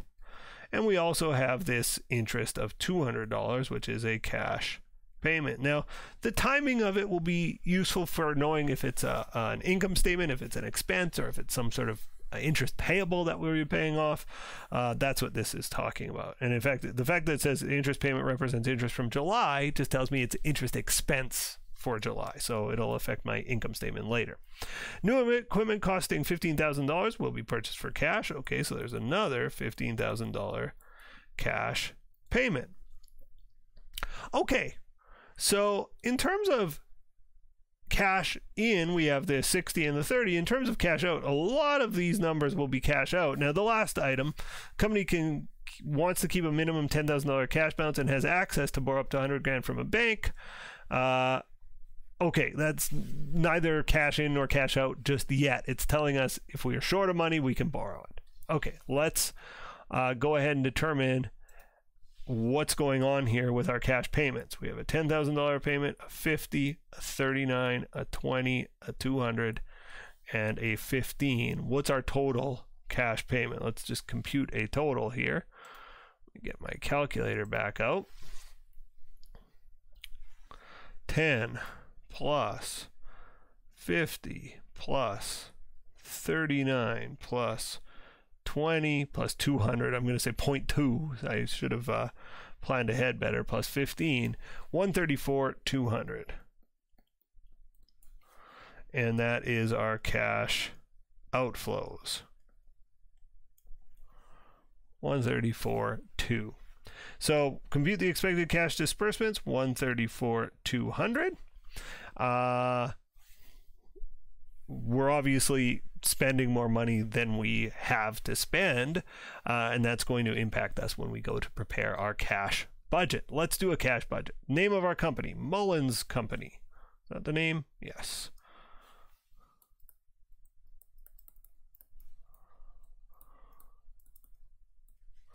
We are preparing a cash budget, and cash budgets are dated for the month ended. I put a little flourish on the end of that H. For the month ended July 31st. Okay, so we're going to start with our beginning cash balance.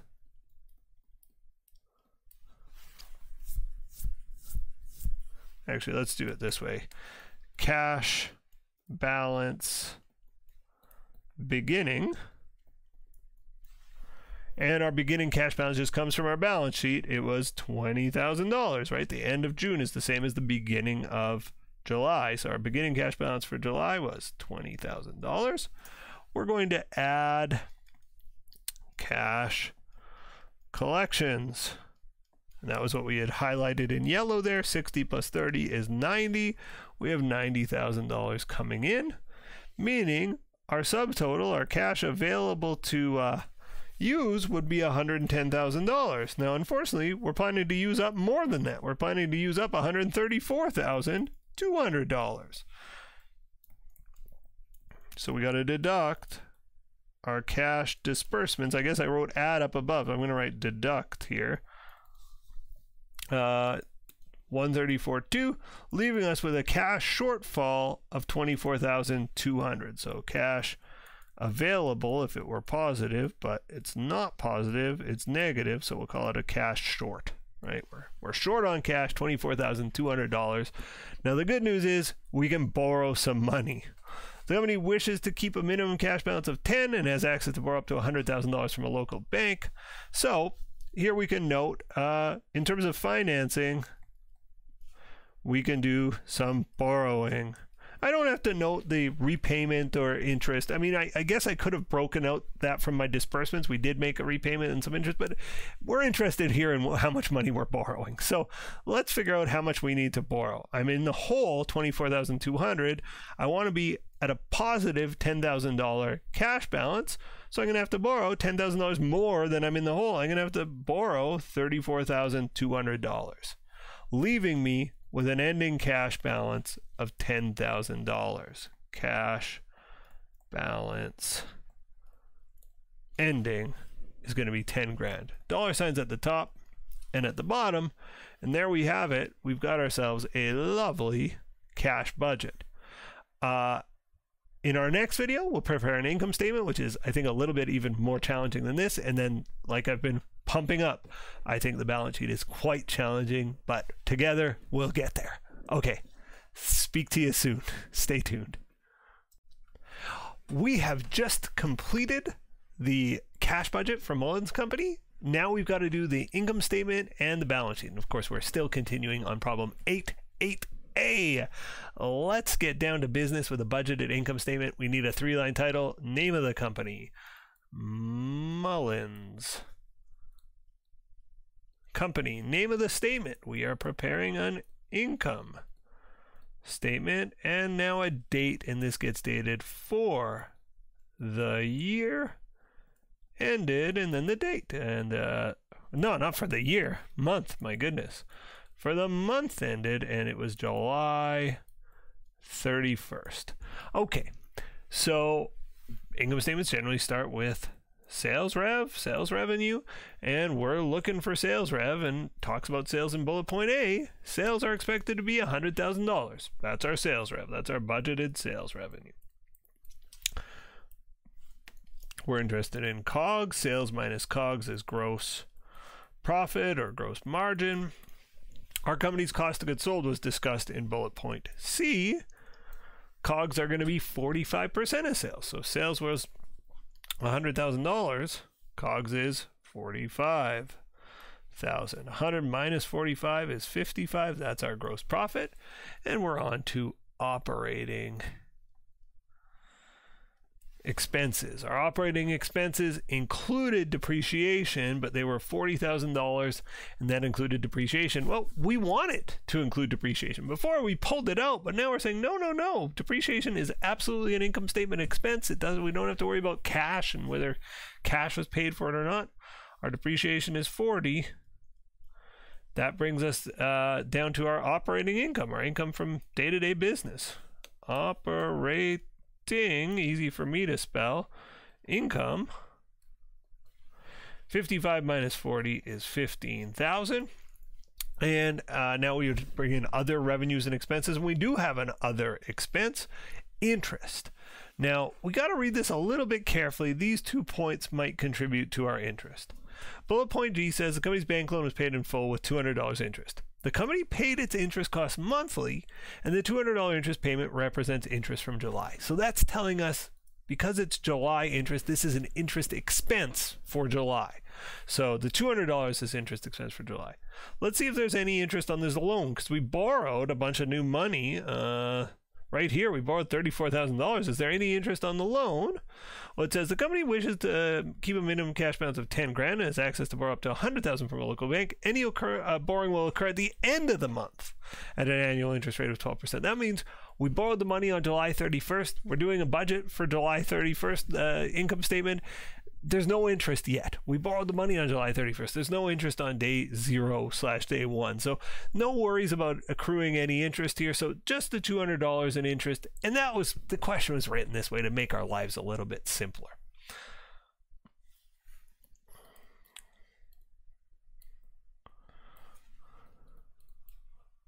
So this would bring us down to income before taxes, but since the question doesn't reference any taxes, let's just call this our net income. Let's assume taxes are 0. We could assume a 20 or 30 or 25% tax rate, and that would be fine. But probably just as easy to assume 0 taxes, probably easier. Let's do our balance sheet now. So name of the company, Mullins Company.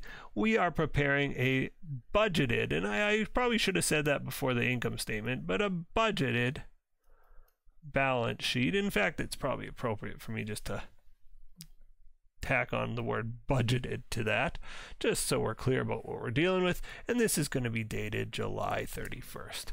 So we're going to use all the same accounts that were used here. We got assets, liabilities, and equity, and all those same accounts that were in the previous balance sheet. And I didn't see any real new ones that were going to appear. So we got assets, we're going to have cash, AR, inventory, and property, plant, and equipment net.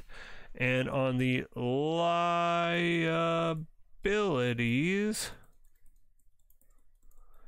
and shareholders' equity side, we're going to have accounts payable, we're going to have a bank loan,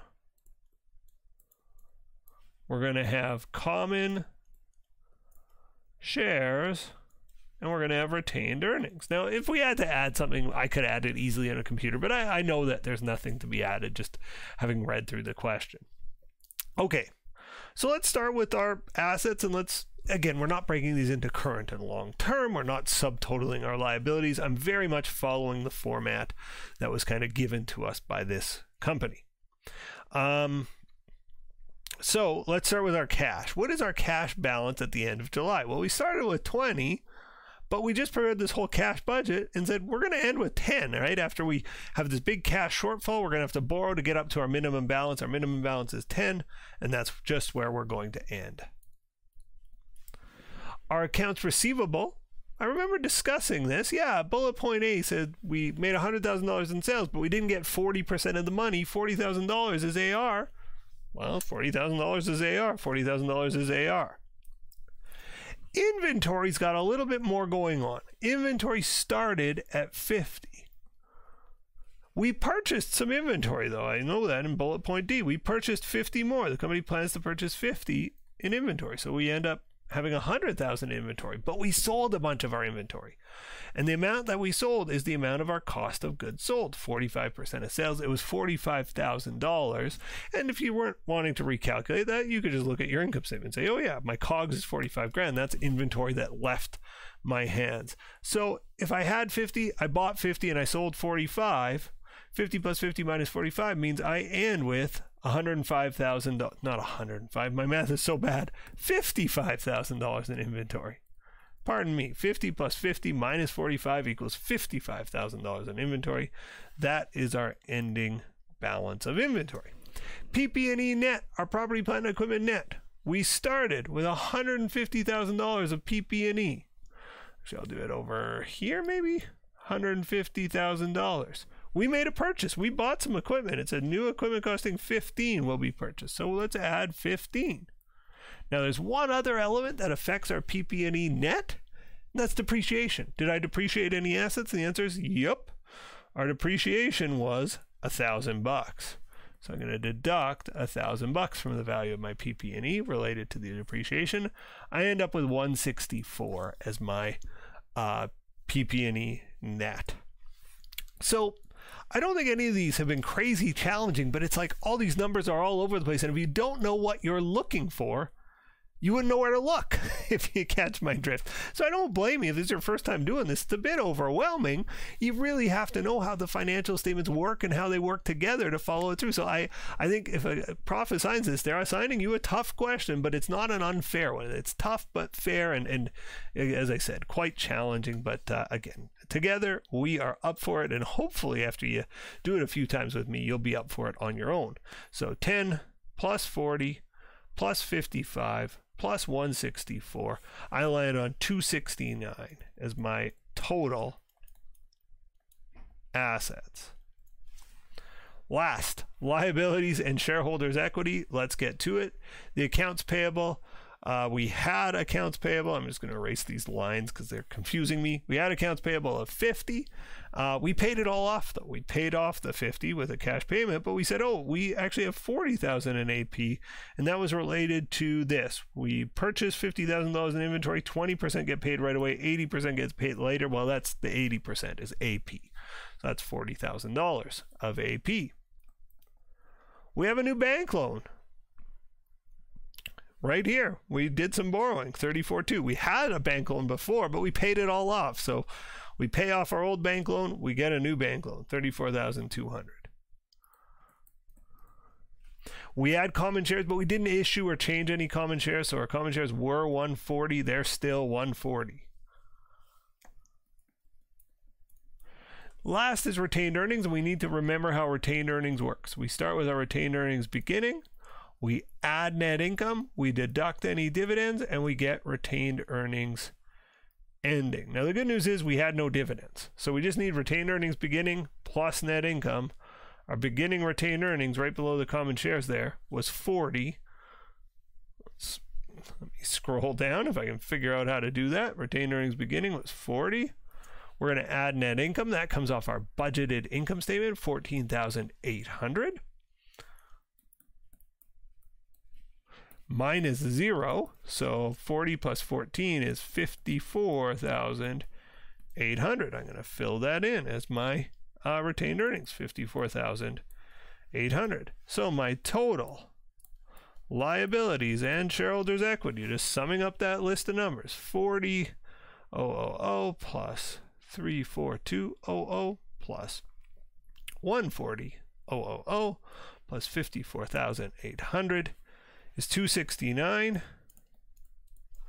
And if I scroll over, I see my total assets, 269, a very nice number indeed.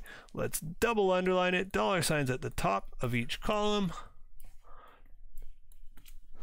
double underlines at the bottom, dollar signs at the top and bottom, and we've got ourselves a beautiful balance sheet. As I said, a challenging problem. If you were able to hang in there, I've decided I'm going to treat you with my cool guy glasses. You're a cool guy for hanging in there with me. I hope you have a great day.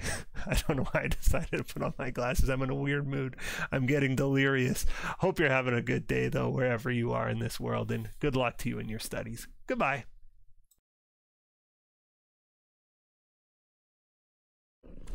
Welcome to Module 9 of our Management Accounting course. This has us looking at variance analysis. So to explain variance analysis, I'm going to give an example. This is based on a true story. I have a friend named Bill, and he was thinking of opening a hamburger restaurant. And one of the things he was worried about was beef. Well, he did open the hamburger restaurant, and in fact, after a few weeks in business, he said, I blew my beef budget. And as you'll know, beef is like the main ingredient in a hamburger, and it's the most expensive ingredient. So he was worried, right? His whole business model was precipitated on a certain level of beef costs, and he started the business, and it looked like he had blown it completely, and that had him, understandably, quite worried. So he knew I was an accountant. He was like, can you help me with some of the numbers? So we worked together, and we did some variance analysis for him to figure out what was going wrong, if anything, with his beef. And that's what this module is about. But I think this personal and fairly straightforward example will give you some illustration into how it works. So Beef, of course, is a direct material, and again, the accountant in me, the management accountant in me, was thinking, okay, we are going to have some direct materials variances that we're going to have to deal with here. And so I asked him, well, what was the game plan here? Now, I asked him what the plan was, but of course, as an accountant, I was thinking these are what we would call standard costs. And so here was his plan. Each burger takes 200 grams of beef. If you're not familiar with metric, that's 0.2 kilograms of beef, and beef costs $8 per kilogram. So each burger should cost $1.60 in beef. That's the number that was kind of triggering him. He was like, each burger's supposed to cost $1.60, and he was spending more than $1.60 in burger in beef, as we will soon see. So this goes on. What actually happened? Well, I purchased 20 kilograms of beef for $7.50 per kilogram, so that's $150 worth of beef, 20 times $7.50. I used 19 kilograms of beef and made and sold 80 burgers. And so this is early days for him, just his first, 80 burgers. He wants help. He says, making 80 burgers is supposed to cost 80 times 1.6, this number up here. It should cost me $128, but I spent $150.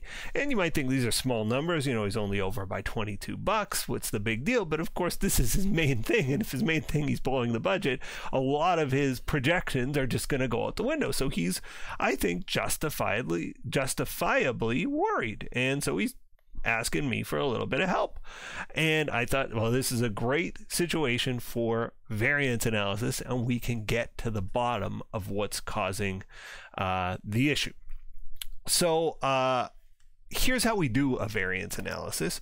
And I use these little tables. So we'll start with this one. I'm going to just bring it over. Had it all ready to go. I thought this is going to save me time, and it's probably costing me time in any event. So we'll start with his purchases, right? Did he blow the budget by making bad purchases? So let's start there with his purchases. So what did he actually purchase? Now here's the way this little variance table works, and you'll see me fill it in. I think it'll help.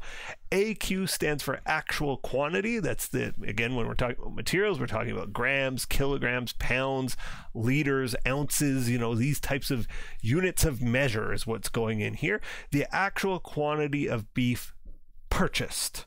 Okay, what was the actual quantity of beef purchased? Well, we're worried about what actually happened. Again, AQ, the A stands for actual. So the actual quantity of beef purchased was 20. AP is the actual price paid per unit, per kilogram in this case. So the actual price paid per kilogram was $7.50. AQ times AP is just the actual amount you paid for your raw material, whatever that material was. In this case, it was beef in the burger. So again, 20 kilograms times $7.50 per kilogram gives us $150 actually spent on the beef. Okay, the other prong says, okay, given the actual quantity, so given the actual quantity was 20 kilograms, that's the actual quantity purchased. What if I told Bill before the month started, before he started work, how much he would have thought he'd have spent? And to do it, we use something called the SP, the standard price. So if I told him before the period he was going to buy 20 kilograms of beef, how much would it have cost? He would have said, well, it would cost 20 times 8, because that's his cost per kilogram. He thinks beef costs $8 a kilogram according to his plan. So 20 times 8 is 160. The difference here between 160 and 150 is $10. Now, that's the variance. Now we've computed a variance. The name of this variance is the direct materials price variance. And with every variance, we need to say if it's a good variance or a bad variance. Except for we're fancy accountants, we don't say good variance or bad variance. We use very specific jargon here. We say, is the variance favorable or unfavorable? Favorable gets an F. Unfavorable gets a U. Again, favorable means good, unfavorable means bad. So just looking at this in a vacuum, obviously there's some bad news for Bill, but looking at this in a vacuum, was the price variance favorable or unfavorable? Well, It's favorable. He saved money. He thought he was supposed to spend $8 per kilogram. He spent $7.50. This is good news. This is a favorable variance. So I'm just going to mark that with an F. So his direct materials price variance is $10 favorable. But that's not the only variance. There's also other causes of this, and we're going to get into direct materials he used. Now, obviously, I think we're headed for some bad news, but let's see how we do. So in terms of direct materials used, we take actual quantity times standard price. Now you might think, oh, I just take this same number. No, because the direct materials purchased is different from the direct materials used.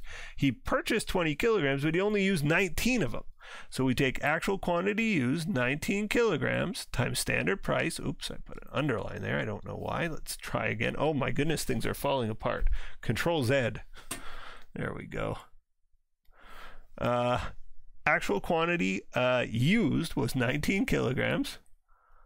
Now I'm worried my American audience is it'll be revealed I'm a Canadian. I said Control Z instead of Control Z. 19 kilograms. The standard price per kilogram is $8.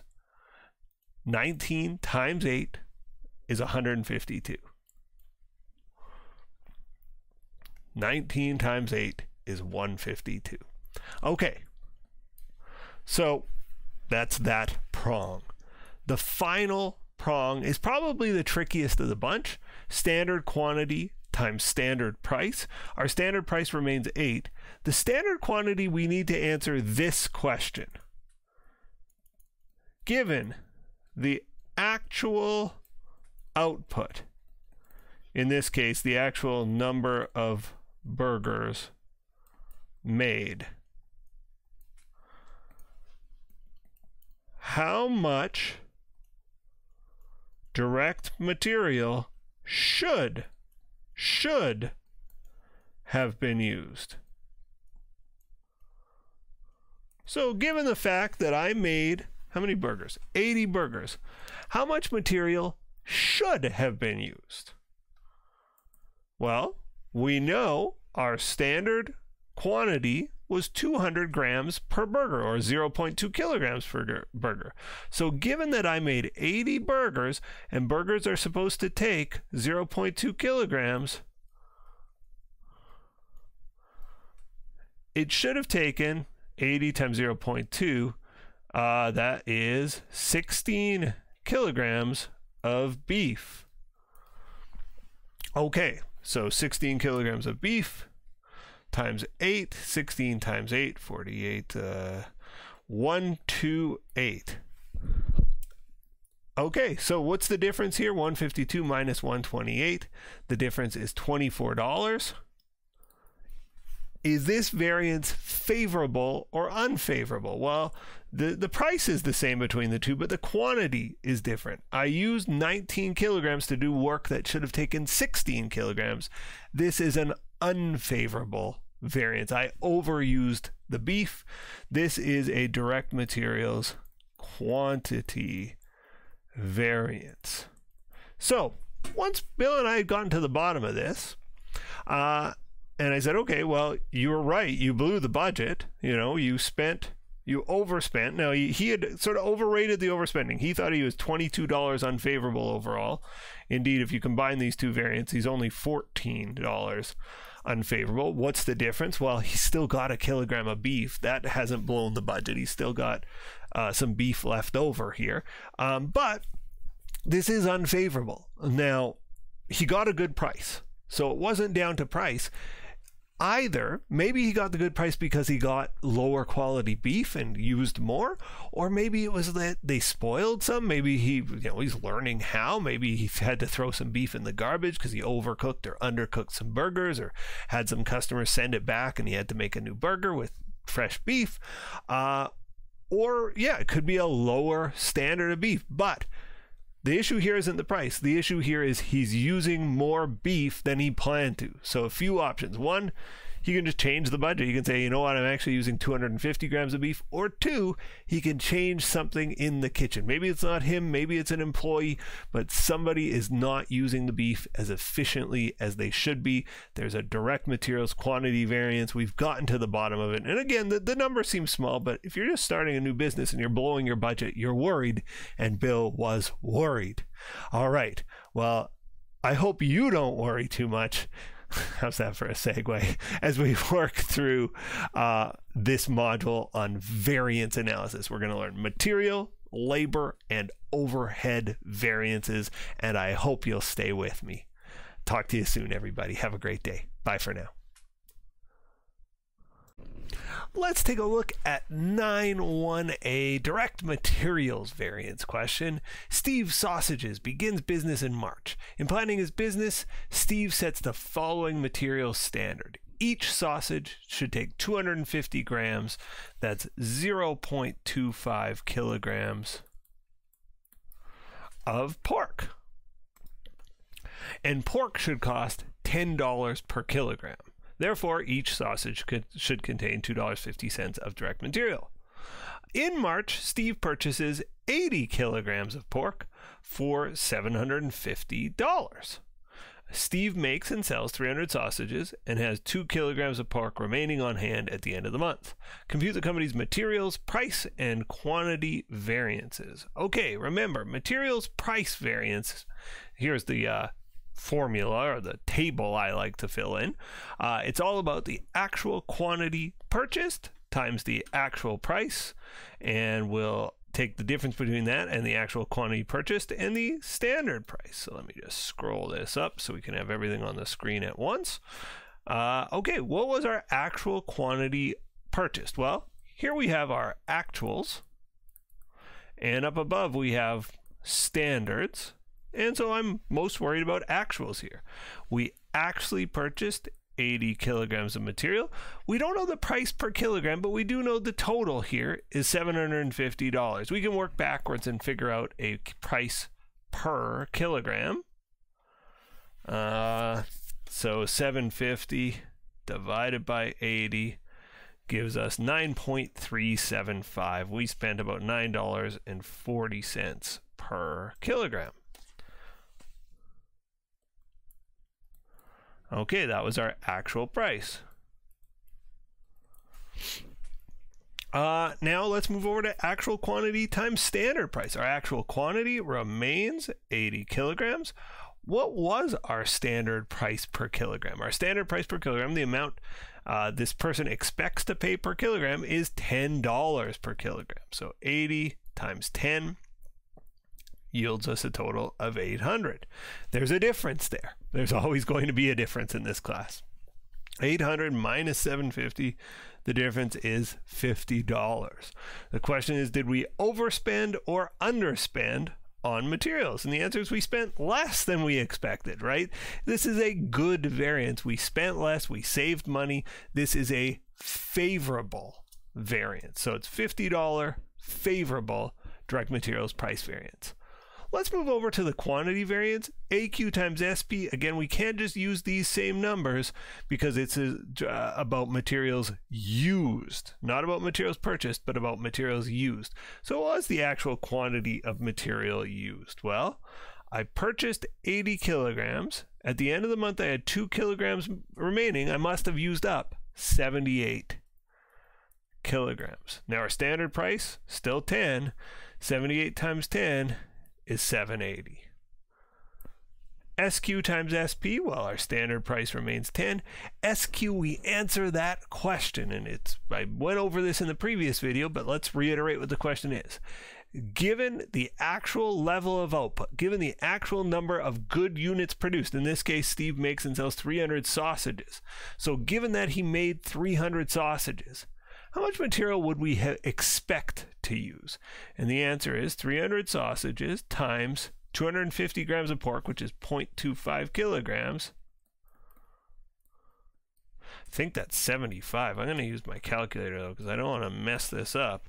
300 times 0.25. Yeah, 75. So we would have expected this person to use 75 kilograms of sausage. This is the standard quantity. So let's plug that in. 75 kilograms. 75 times 10 is 750.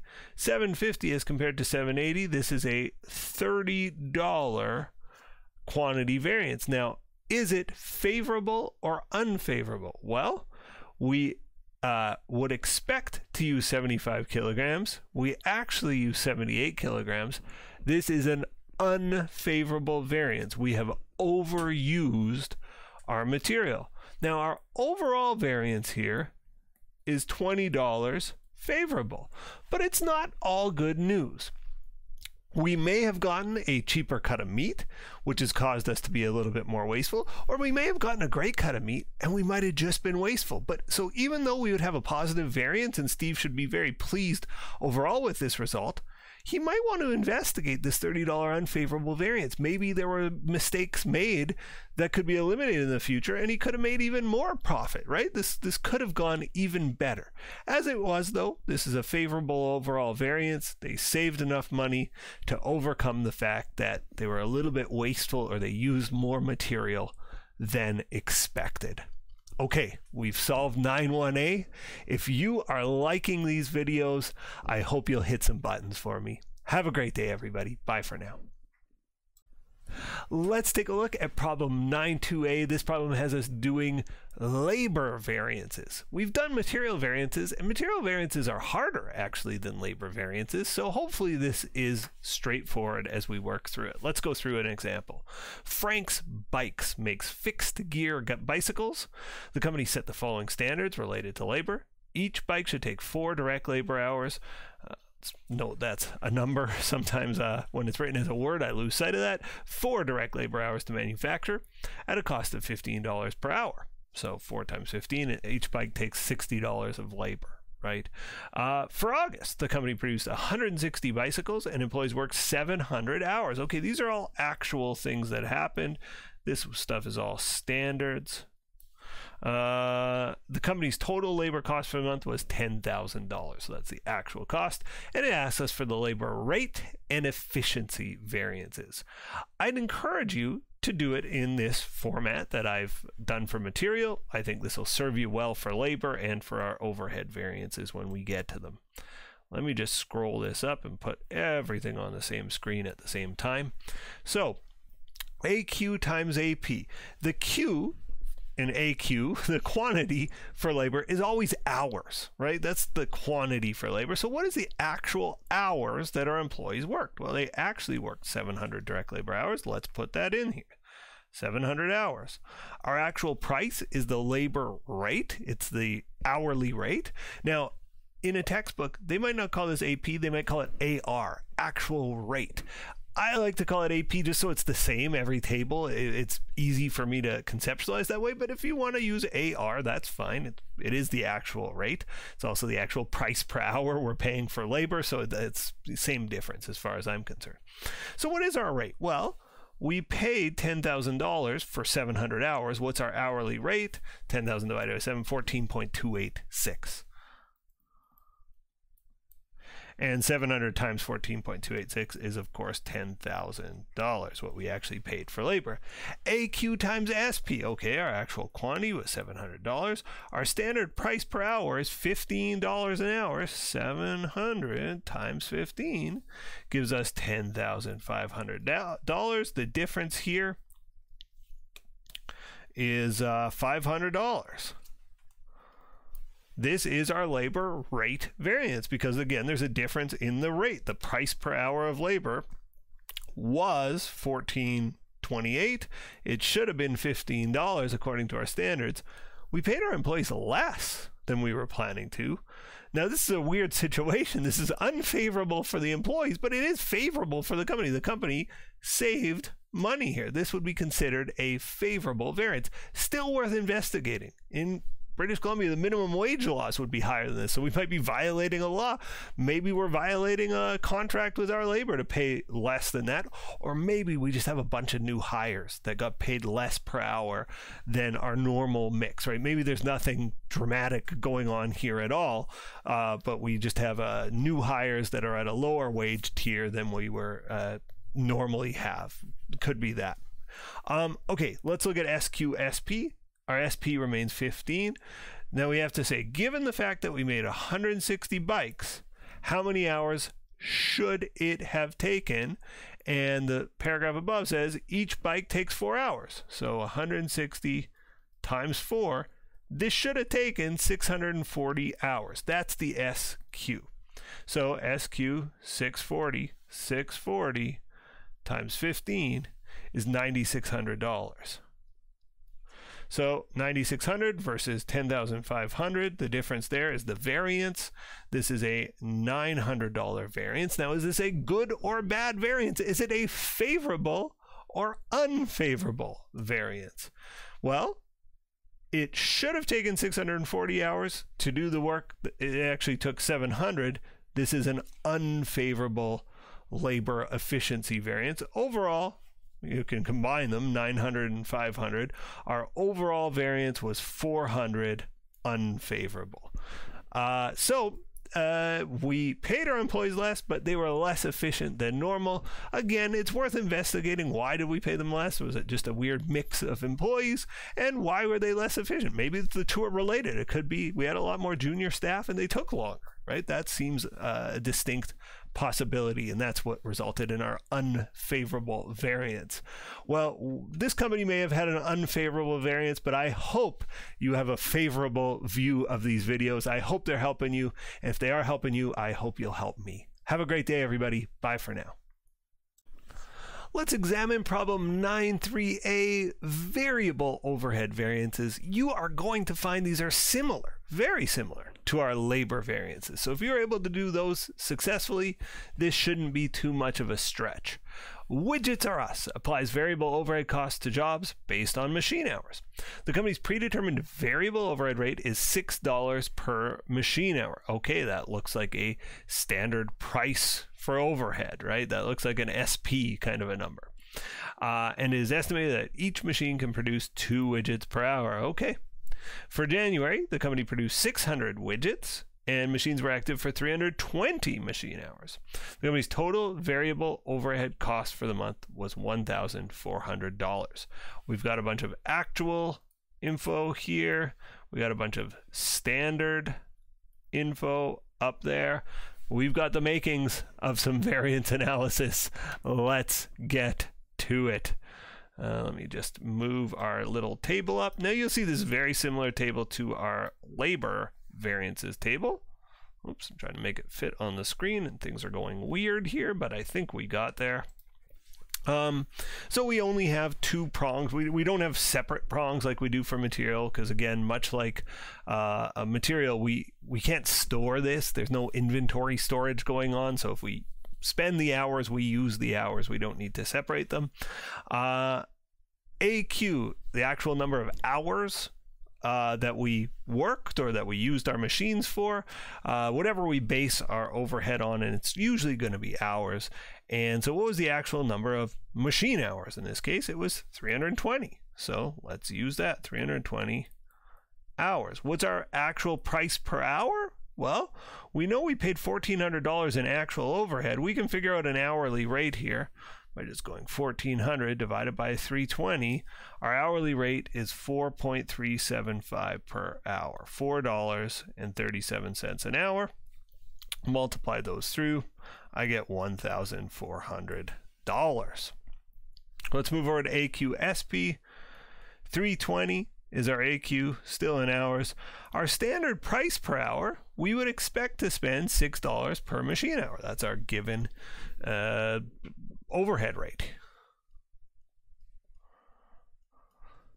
320, oops, missed the 3. 320 times 6 is 1920.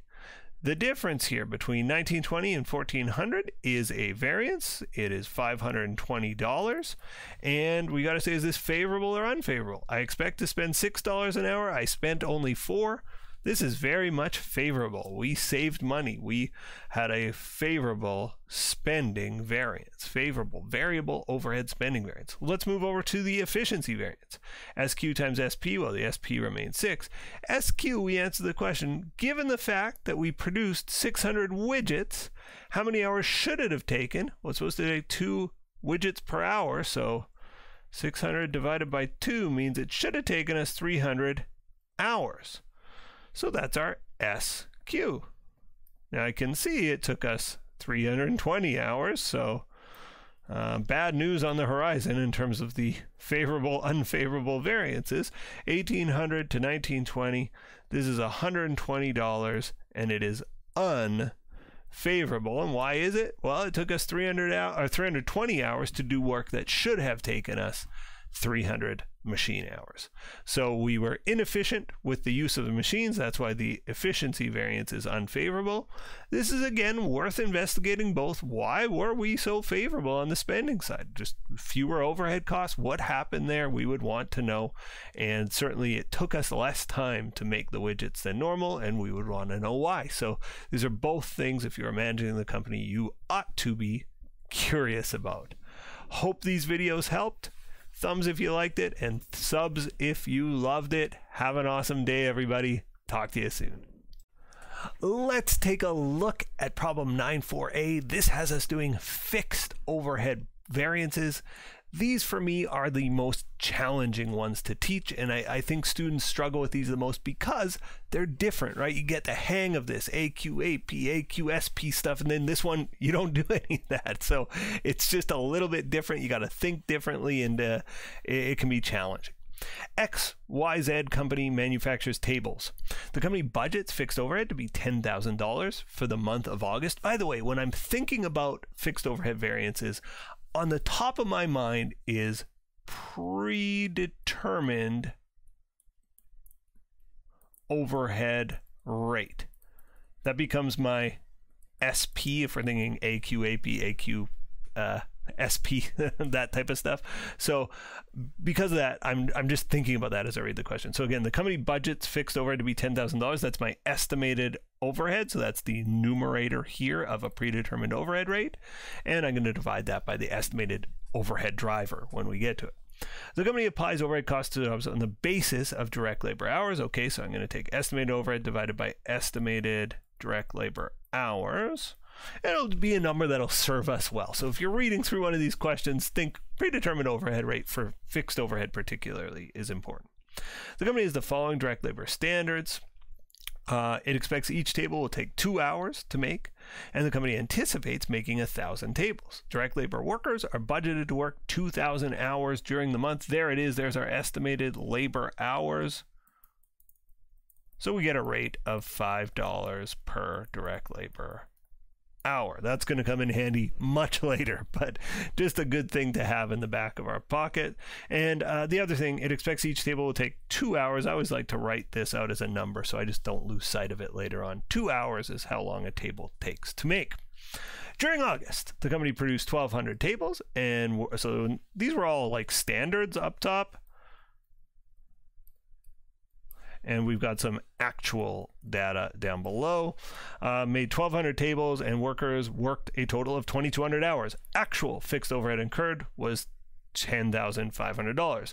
Compute the company's fixed overhead budget and volume variances. Okay, so our fixed overhead budget variance is actually very easy to compute. I've just been hyping this up, and I hope I haven't confused you too much already. The first variance, and you'll see there's no AQ, AP, AQ, SP stuff here, although applied is kind of an SQ, SP calculation as it would have been in the past. The actual is always going to be generally a given number, and it was given. Our actual fixed overhead was $10,500. Our budgeted fixed overhead was right at the top, $10,000, and those will generally be just given. So this becomes an easy variance where you go, okay, I budgeted $10,000, actually paid $10,500. This is $500 unfavorable. I paid more than I budgeted. Now the fixed overhead volume variance, I kind of want to explain it by giving you an example from my real life, and then we'll come back to this. So I like to ski. I live in Canada and I live in a town that's near a ski resort.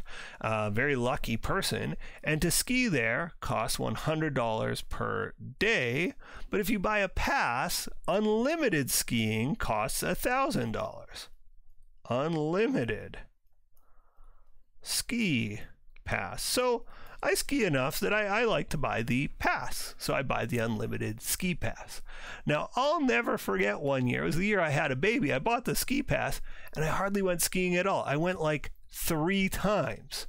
So at the end of the year, I'm like tallying up my money. I go, oh my God, I paid $1,000 for this ski pass that I used 3 times. This is clearly something unfavorable. I could have just bought the pass for $100 a day, done that 3 times, spent $300. I spent $1,000 instead. In that scenario, I said to myself, this is a $700 unfavorable variance. In normal years, maybe I use the pass 30 times. In which case, I think, yeah, I'm getting great value out of my pass. Now, I'm not saving any actual money. I'm not getting any actual money, but there's sort of a good feeling with using your fixed cost assets or fixed costs, using them efficiently, right? You make more stuff, you use the ski pass more often, or our company was budgeted to make 1,000 tables, we made 1,200. Well, guess what? Those fixed costs spread out over more volume. This is good for the company. So this volume variance, just think of it this way. If we make more tables than we had planned, we were planning on 1,000 tables, we made 1,200, this will automatically be favorable.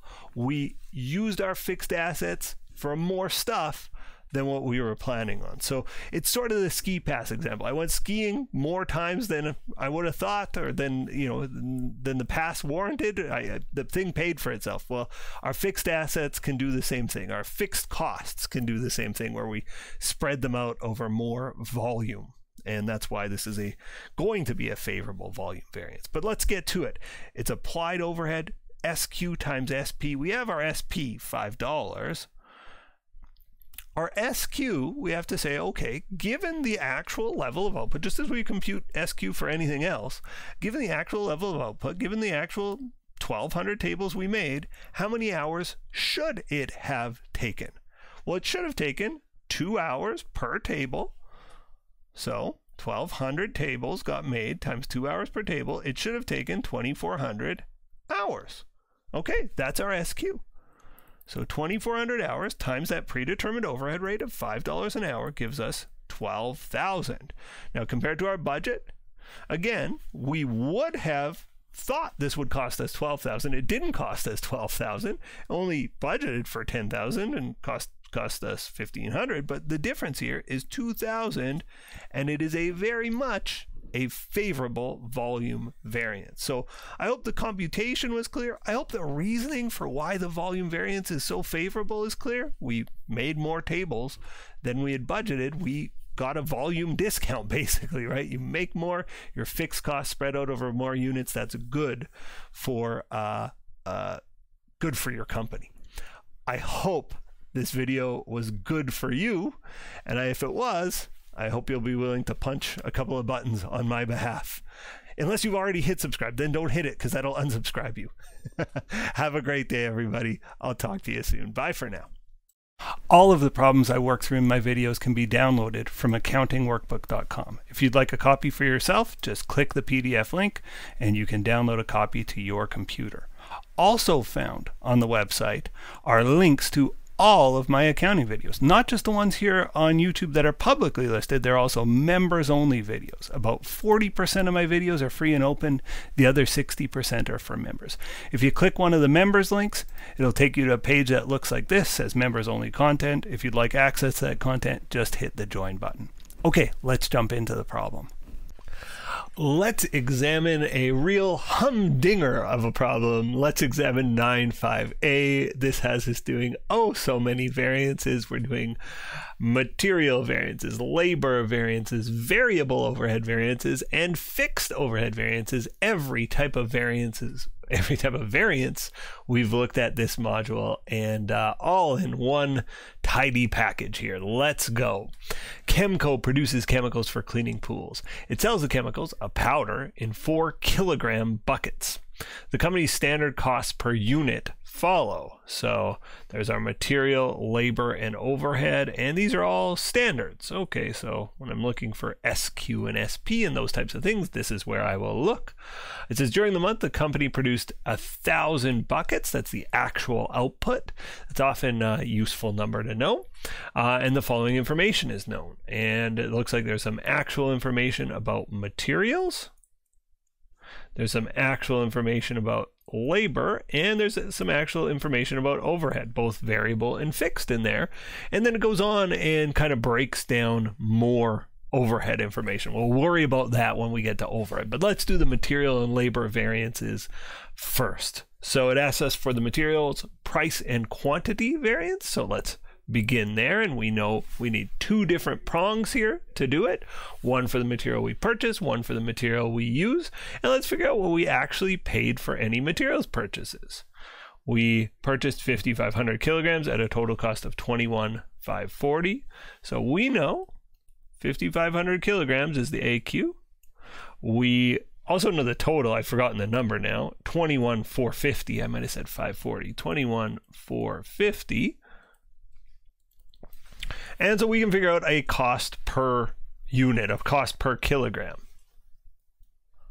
My handwriting's falling apart here. 21,450 divided by 5,500 gives us a cost of $3.90, right? $3.90 per kilogram.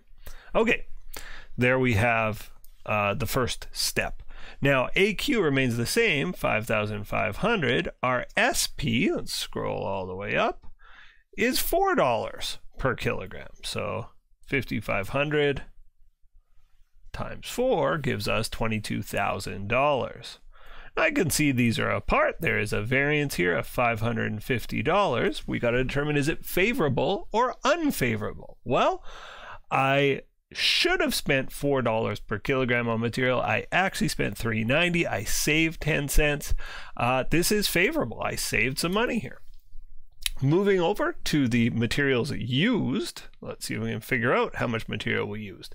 The next bullet point 2 says, the company had no beginning inventory and had 700 kilograms of material on hand at the end of the year. So we bought 5,500, we had 700 left over. We must have used 4,800, just the difference. 5,500 minus 700. So 4,800 is our actual quantity used. Our standard price remains 4. 4,800 times 4 gives us $19,200 in this prong of our calculation. Our SP remains 4. Our SQ we always have to work for. Remember, SQ is given the actual number of output, actual level of output, or actual number of units produced, how much material should we have used? So given that I made 1,000 buckets of the chemicals, how much material would I expect to have used? Well, 1,000 times 5, I would have expected to use 5,000 kilograms of material. How many kilograms did I use? Well, we'll see. We would have expected, though, to use 5,000, given the actual level of output. That would be 20,000 on this prong. Now, I would expected to use 5,000. I only used 4,800. This is good. This means we used a lesser quantity than we expected. Again, we were less wasteful than we would have guessed before the year started. We saved $800 here. This is favorable. So overall, we have two very favorable materials variances, 800 and 550. This gives us 1,350 favorable in terms of our materials variance. So scrolling up, there's a little sub question here. The company recently entered into a contract with a new supplier who is eager for their business. Should the company continue to work with this new supplier, or should they look for a new one? This seems great to me. I would absolutely, not only do they save me money, but apparently I used their material more efficiently. Maybe it's a higher quality material. No, I would absolutely stick with this supplier. Very favorable variances. Let's do our labor, rate, and efficiency variances now. The labor workforce, so I'm looking at the actuals here, worked 220 hours and was paid $26.40. Okay, so they worked. So I'm looking now at labor variances all on one prong. 220 DL hours, And we don't know what they get paid per hour, but we're given the total, so we can work backwards and figure that out. The total is $26.40. So $26.40 divided by 220 gives us 12. We paid our direct labor workforce $12 per hour. AQ remains $220. My goodness, my writing is so bad. 220 hours. Let's just squeeze that in. Times how many dollars per hour is our standard rate for labor? The standard is to pay $10 per hour. So 220 times 10 is 2,200. The difference there is $440. Now, is this difference favorable or unfavorable? Well, I was supposed to pay them $10 an hour. I paid them 12. Favorable for them, and definitely, you know, I'm not saying negative things about the workforce, but from just a purely a cost-centric mindset, this is unfavorable. We overspent here. SP remains 10. Now to get SQ, we say, given the actual level of production, how many labor hours should it have taken? So given the actual level of production, how many labor hours ought this to have taken? Well, we made 1,000 buckets, and a bucket is supposed to take 0.25 hours, so 1,000 times 0.25. This should have taken 250 direct labor hours. Now, because overhead is also based on labor hours, this is going to be my SQ for direct labor, for variable overhead, and yes, indeed, even for fixed overhead. That number is just going to follow through because, again, it tells me overhead is based on direct labor hours. So it's going to be a useful number, that 250. So 250 times 10 is 2,500.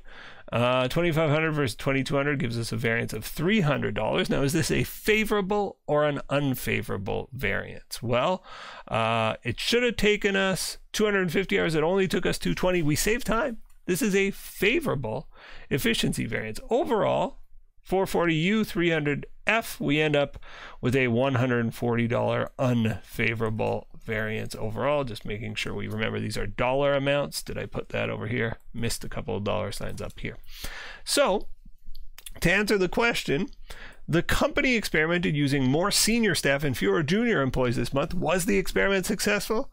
Well, we were more efficient, no doubt about that, but overall, no, I wouldn't call it a success. It was costly, right? It cost us some money to do this. I wouldn't recommend sticking with this labor mix going forward based on those numbers. Again, a million qualitative things would go into this type of decision, staff availability being chief among them, but given the limited amount of information, if we just have an unlimited supply of labor, no, this is not the premium mix that we were looking for.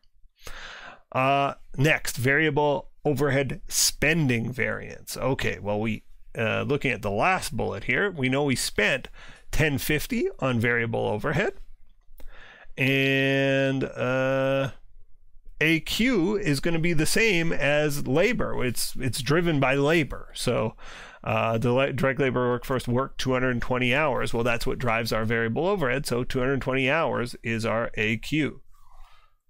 220 times whatever our AP is to get that amount of 1050. So 1050 divided by 220 gives us 4.772. 4.773 actually. Okay, our AQ remains 220 here. Our standard price per hour. Go back up to the standard cost card for overhead. Oh no, it's $8 per hour, but that's variable and fixed. The manufacturing overhead rate of $8 per direct labor hour can be further broken down. The company estimates variable overhead to be $5. So again, $8 is the overhead rate. $8 per hour.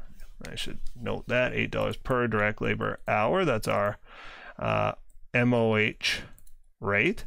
But of course, that's got some variable component, and $5 per direct labor hour is variable MOH. And the other $3 per direct labor hour, it isn't said, but it's implied here, that's got to be fixed MOH. Okay, so $5 per direct labor hour, though, is our variable overhead rate.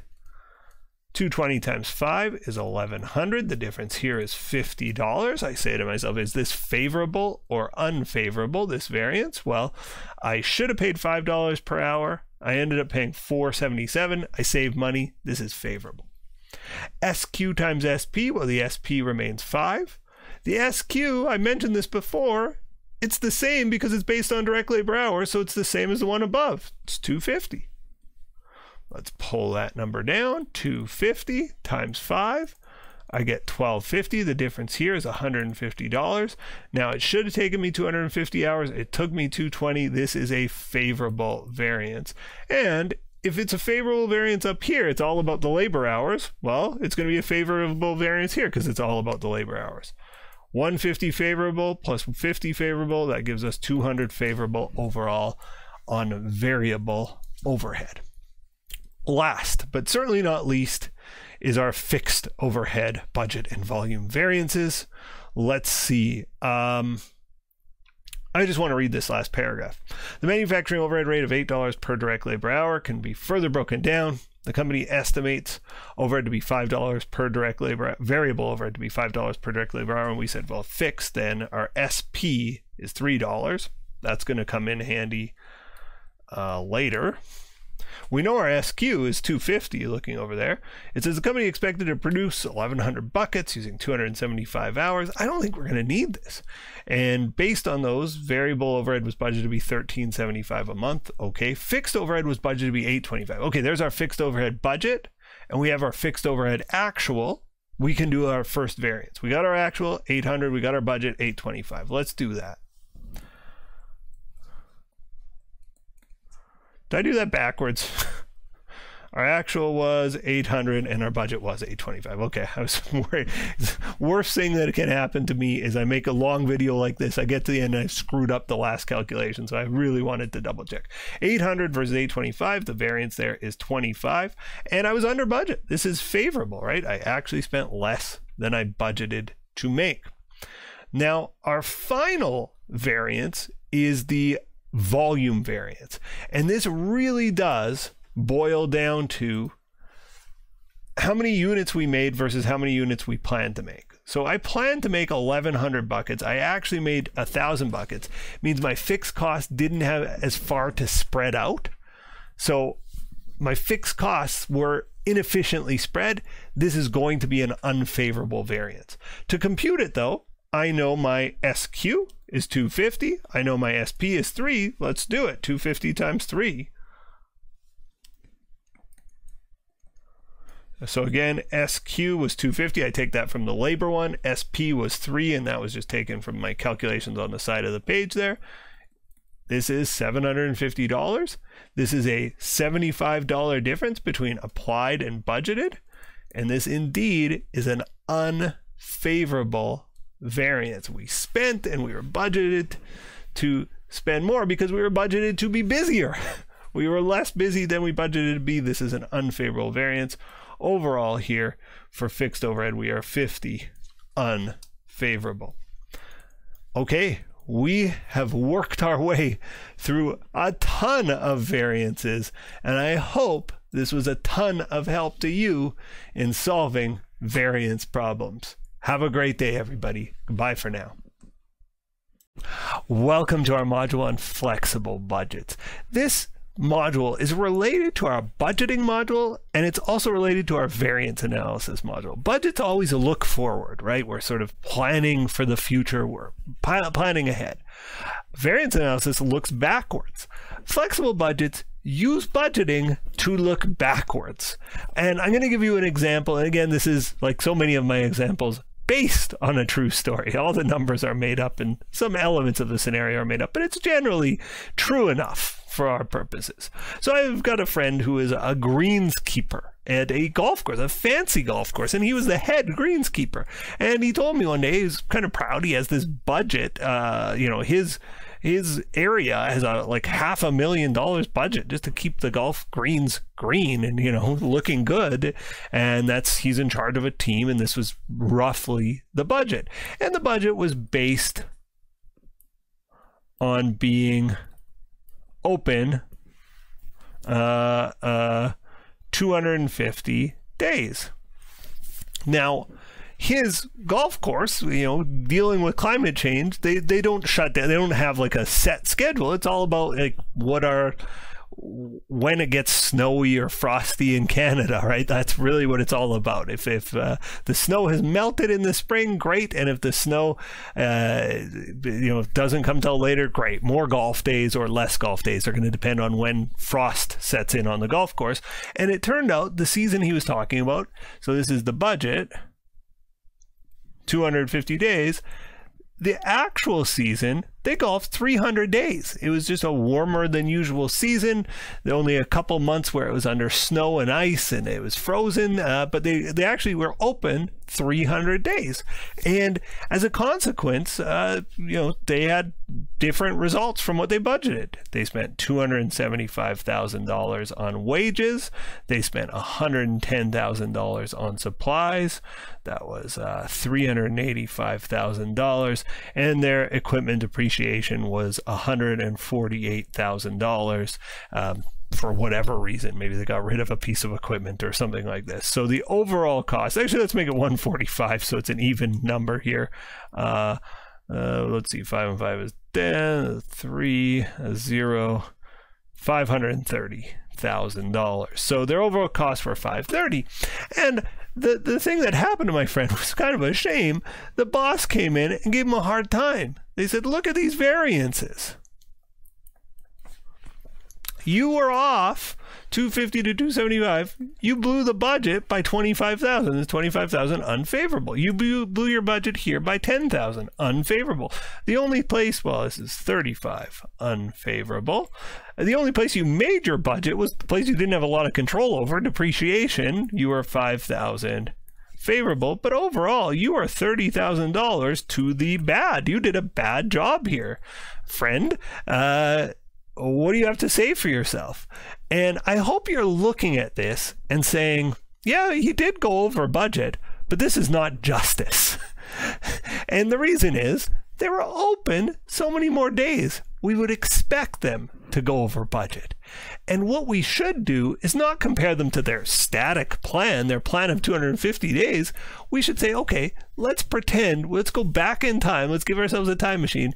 If we could redo the budget as a flexible budget, what would we say? If I could go back in time and tell my previous self, hey self, let's make a flexible budget, as if we knew that we would be open 300 days. What would I budget for? And the truth is, I wouldn't budget for 250 or 100 in wages or supplies. They're variable costs. They vary with the amount of days open and the amount of days worked. So I got to make a new budget based on this flexible data. And let's see what we do. So I ignore the actuals. I don't even look at the actuals. I just pretend I didn't know that. And I make a new budget based on 300 days. So my wages were $250,000 based on 250 days. Well, what would they be based on 300 days? They'd be $300,000 a day. My wages would be $300,000. My supplies, $100,000 based on 250 days. What would that be? I got to open a calculator to figure out what that would be. I have no idea. If it was 100, not 199, oh my goodness, my calculator's getting away from me. $100,000 based on 250 days, that's $400 a day. Well, $400 a day for 300 days is $120,000. 300 plus 120 is 420. Now, again, before the year, I didn't know I sold this equipment, so I would have just budgeted depreciation to be 150. And if knowing what I know now, I would have given my friend a $670,000 budget line. So let's compare that flexible budget to the actual to get a flexible variance. 300 versus 275, $25,000 favorable, right? He spent 275. Given what we know, we would have expected him to spend 300. 110 versus 120, this is 10,000 favorable. So we end up at 35,000 favorable. Now, it's interesting. This matches the unfavorable number. It doesn't have to. In fact, it won't in any of the examples we do this chapter. It's just a strange coincidence that this random example I came up with the same number, but that's a weird thing. 150 for a flexible versus 145 for actual. Again, our depreciation cost was lower, so this is still 5,000 favorable. So overall, we would have expected, maybe my math is bad here, I said 670. We would have expected to spend 570. We spent 530. We are $40,000 to the good. This is a favorable variance. So my friend, armed with the knowledge of flexible budgets, I think they have a leg to stand on. I think if the boss is giving him a hard time about blowing the budget, I think they can say, look, we were open 50 more days. It should have cost us $50,000 in wages and $20,000 more in supplies. I actually did a good job controlling cost, and the flexible budget gives you that ammunition for that type of conversation, but it also just gives you ammunition to understand how a company performed. Again, budgeting is useful. It's a planning tool, but when we look back, there may be value in flexing our budget, making a flexible budget, and that's what this module is all about. That's all for this video. See you in the next one. Bye for now. Let's take a look at problem 9.6a, a flexible budget. This sort of combines variance analysis with budgeting, so we'll see how we do. The Greatest Friends is a dog rescue group that specializes in finding homes for the Great Dane breed beautiful dogs.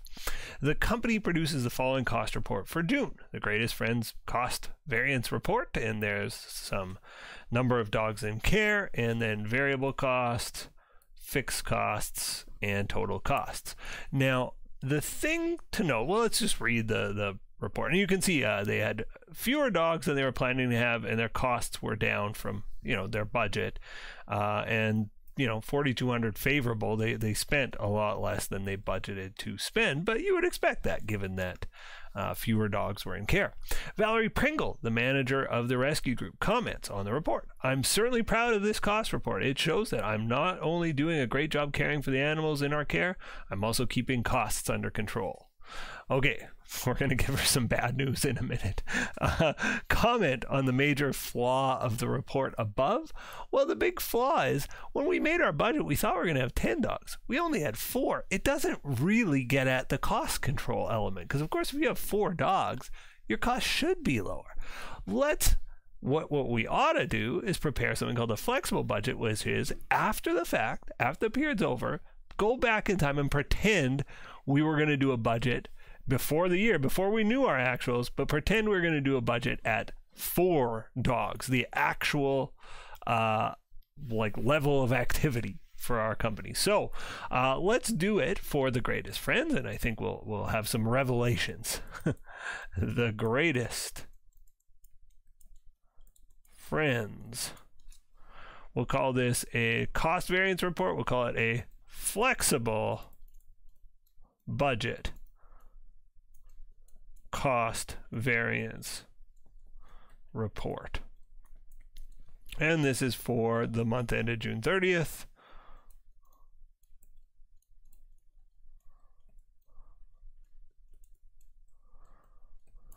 Okay, so what I'd like to do is make a new budget. A flexible budget based on 4. And I'm going to compare that flexible budget to my actual numbers. So here's what we do. Okay, we say number of dogs in care. And we just basically take down the entire budget and we just redo it at 4. 4, so actual was 4. There's no variance there.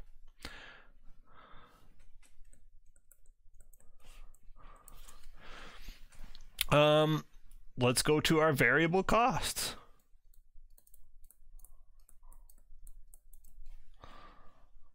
Grooming. Our grooming cost based on 10 dogs. Now here's a place where I ignore the actual. Until I'm going to write it all down, I just ignore it. Don't you cross it out on your own sheet, but I can do that because I can erase the cross out easily. Grooming cost it's $2,000 we budgeted for 10 dogs, but if it's truly variable, that means the cost is 2,000 divided by 10. It's $200 per dog.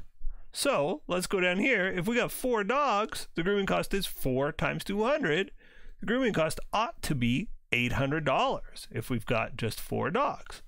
Dog food cost.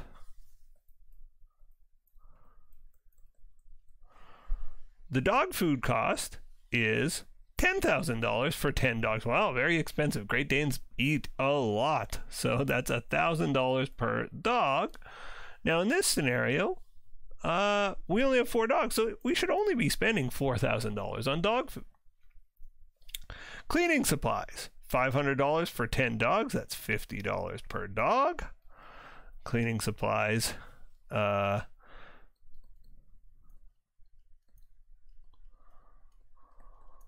based on 4 dogs are $200. That was $50 per dog. So our total variable costs, $800 plus $200 plus $4,000 are $5,000. Our fixed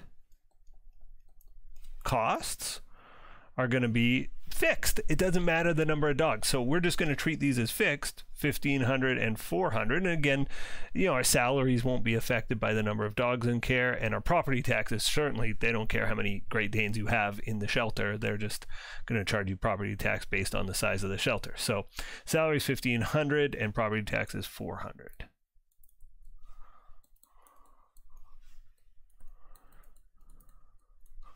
Now, again, we're ignoring the actual. So I know my salaries were actually higher, but I don't make any adjustment to try to fix that. I just say, okay, before the period, I would have assumed salaries were $1,500, and before the period, I would have assumed property taxes were $4,000.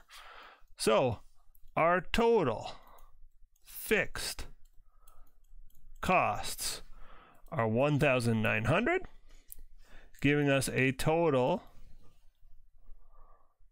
overall costs of $5,000 for variable costs, $1,900 for fixed costs, $6,900. Okay, put dollar signs at the top and dollar signs at the bottom, and we're good to go. Now the actuals, we do just take this actual column, letter for letter, $1,300, $6,500, $400.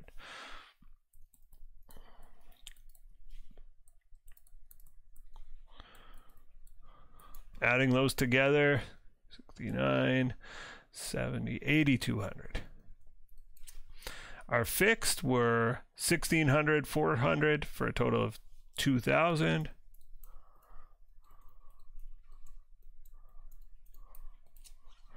For a grand total of 10,200. Okay, let's do our variances. So for grooming, we actually spent $1,300. We ought to have only spent $800. This is $500 and it is unfavorable.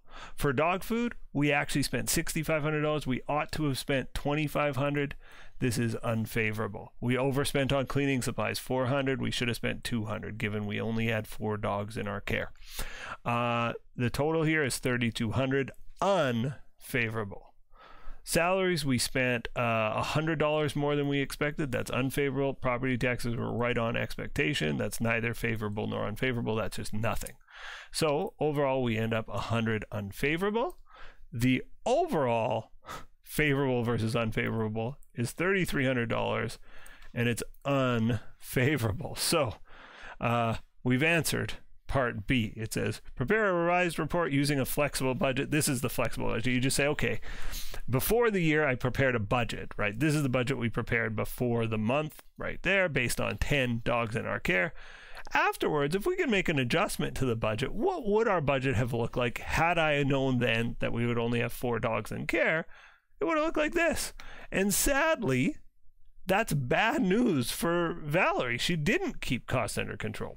Comment on Pringle's assertion that she is doing a great job keeping costs under control. She's absolutely not doing a great job keeping costs under control. Again, we spent $6,500 on dog food for 4 dogs. it should only cost $1,000 a dog. That seems expensive anyway, but it should only cost $1,000 a dog.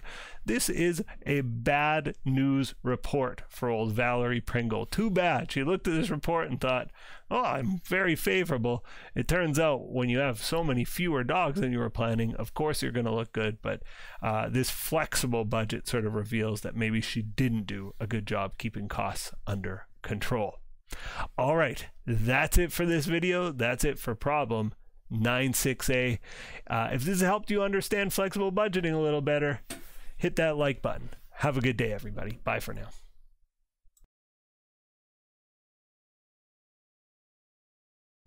Welcome to Module 10 of our Management Accounting course. This module, more of a finance topic than an accounting topic.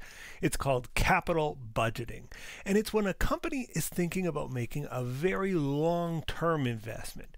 Most investments in a management accounting class are short-term. Those are the most common things that we analyze. This is long-term. And with a long-term investment, you have to think about the time value of money. The fact that if I get $1 in 5 years, it's not worth the same thing as getting $1 today. And so capital budgeting considers the time value of money in our decisions. So in our course, and there's many other tools in the toolkit of a corporate finance person, but in our course, we're going to look at 3 specific tools. The easiest is payback period. That doesn't consider time value of money. And then 2 that do net present value and internal rate of return. And as I said, there are many, many more. Many of you will likely take a whole course or many courses on corporate finance, but this is a very introductory version of that. So in order to introduce these 3 concepts, I find the best way to do it is just by doing an example and kind of explaining as we go. So let's go through a nice example of a capital budgeting decision. We'll calculate the payback period, net present value, and internal rate of return for the same situation. So here's the scenario. Bob, the owner-operator of Bob's Lawn Care, is debating buying a new piece of equipment for $50,000 cash. Okay, so you're thinking of buying equipment. Equipment is obviously a long-term asset, and so it's a long-term decision. Capital budgeting comes into play. And again, capital budgeting, how are you using your long-term financing, right? Your long-term money, what are you doing with it? Well, one thing you might do is buy some equipment. Bob estimates that the equipment would generate cash flows of $20,000 each year for its 3-year life. After 3 years, Bob estimates he would be done using the equipment and could sell it for $1,000.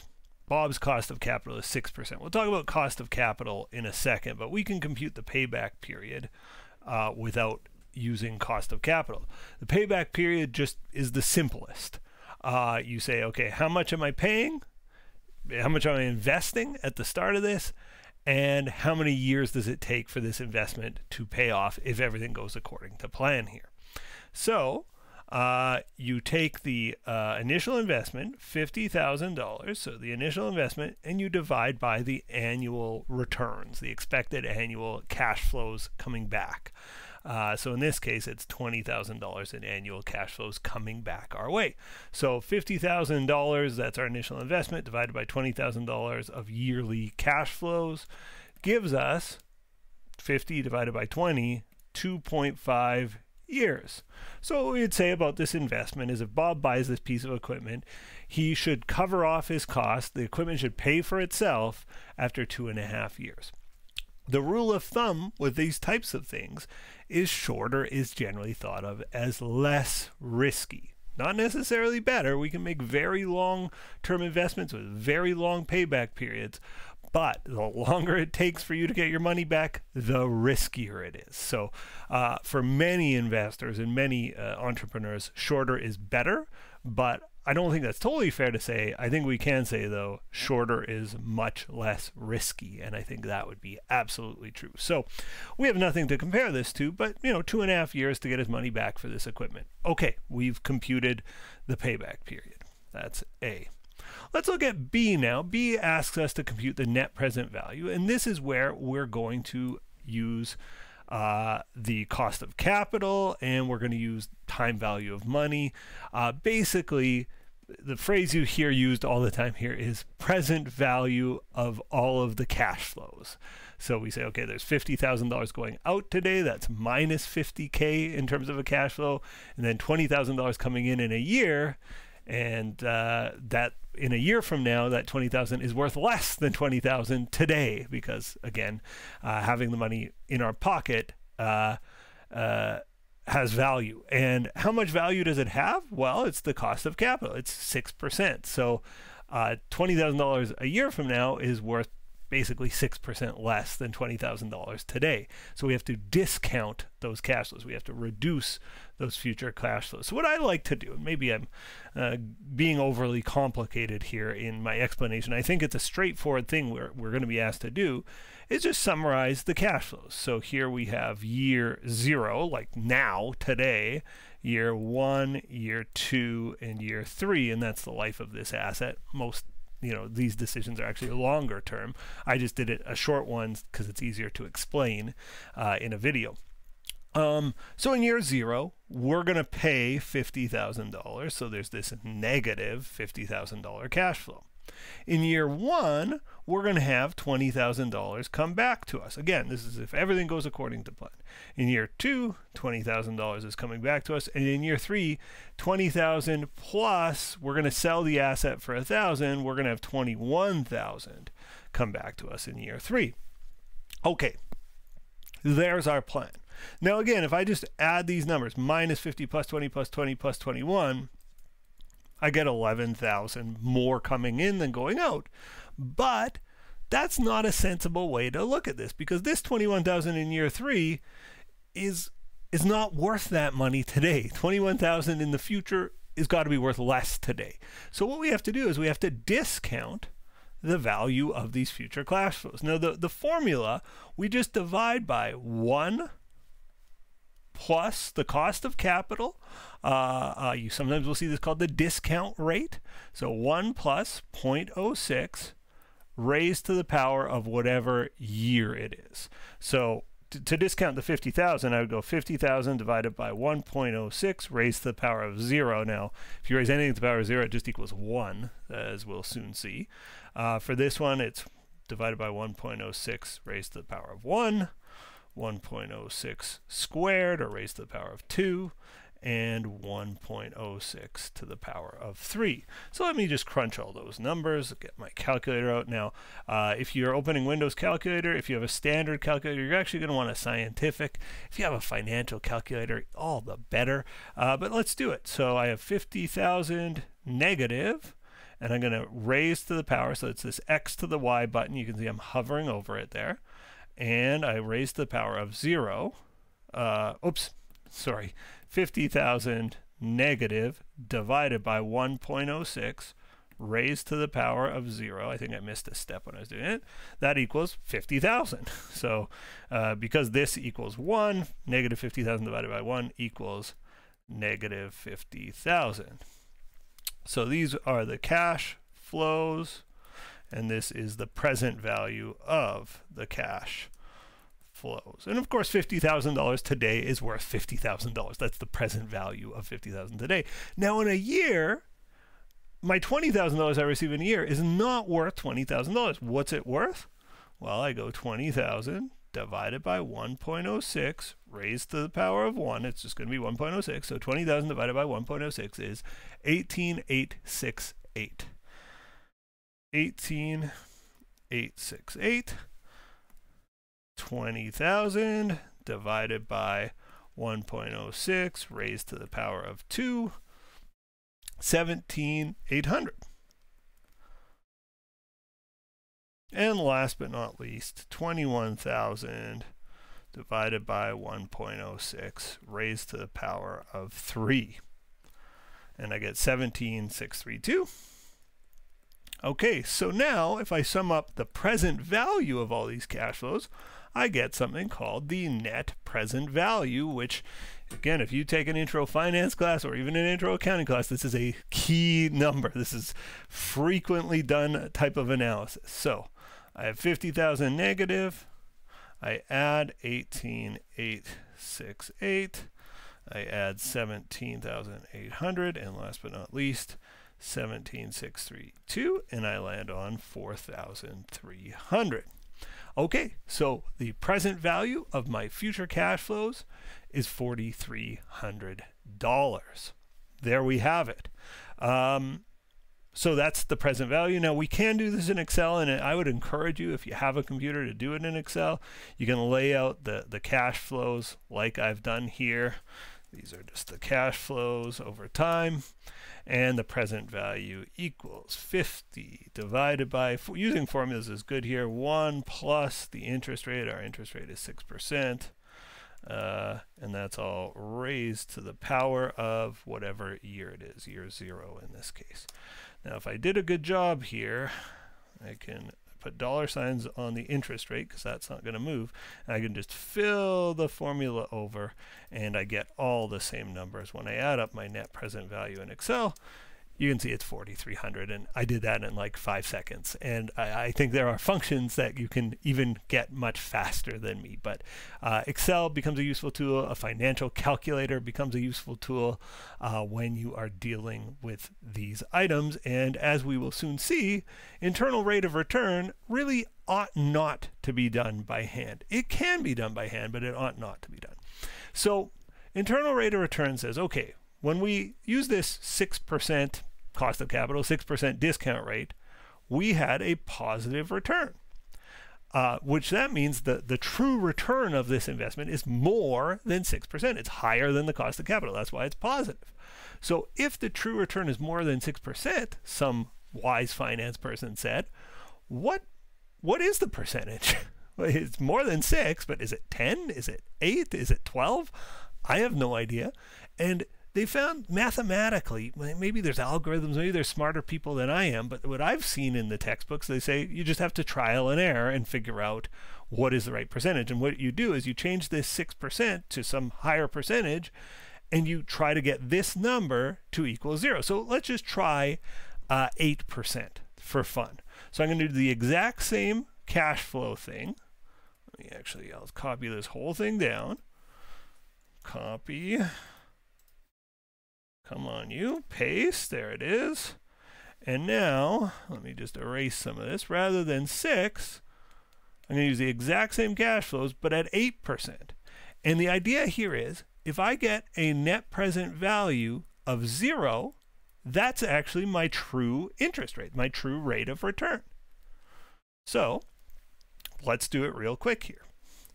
50,000 divided by 1.08 raised to the power of 0. It's 50,000. I should not have done the math there. 20,000 divided by 1.08 raised to the power of 1. 18,518. That's that one. 20,000 divided by 1.08 raised to the power of 2. 17,147. And, sorry, this is 1.08 raised to the 2, 1.08 raised to the 3. Anyway, 21,000 divided by 1.08. Oh my goodness, where to go? Raised to the power of 3. 16,670. Okay, so if I add all these together, if this equals 0, then my internal rate of return is 8%. If it's a positive number, my internal rate of return is some higher percentage. If it's a lower number, if it's a negative number, then my internal rate of return is between 6 and 8. Let's see where we land here. 50,000 negative. Where's the plus minus? There it is. Add 18,518. Add 17,147. Add 16670, and I get 2335. Okay, so it's still positive. I would have to try then 10%, and I could rewrite this and do 10%. Now, obviously, this is an insane waste of time, especially when we have computers, right? I'd say 10%, oh, 10.2%. I could do it by hand over and over and over again, and I could figure out my internal rate of return just by trial and error. And when this number equals 0, that's my internal rate of return. Whatever percentages makes that 0. Now, with Excel, I can do this, kind of quickly. I can say, okay, 8% produces 2336. That's I had 2335 due to some rounding somewhere along the way. Let's try another percentage. So it's got to be higher than 8. Let's try 9. Nope, higher than 9. Let's try 10. Okay, we're getting close. Let's try 11. 11, we've gone too far. So 10.5. Oh, we're really close. 10, it's got to be higher than that. 10.51, 10.55, 10.55. Okay, so I am settled on 10.55%.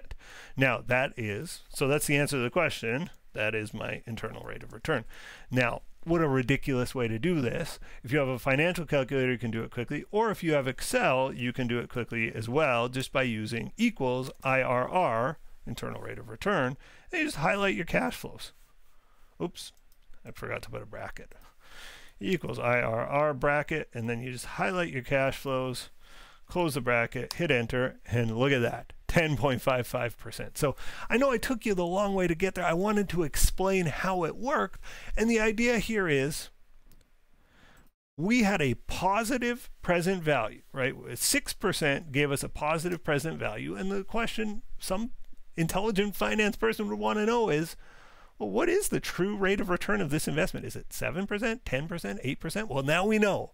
For this specific scenario, the internal rate of return of this project, of this investment, is 10.55%. That's our IRR.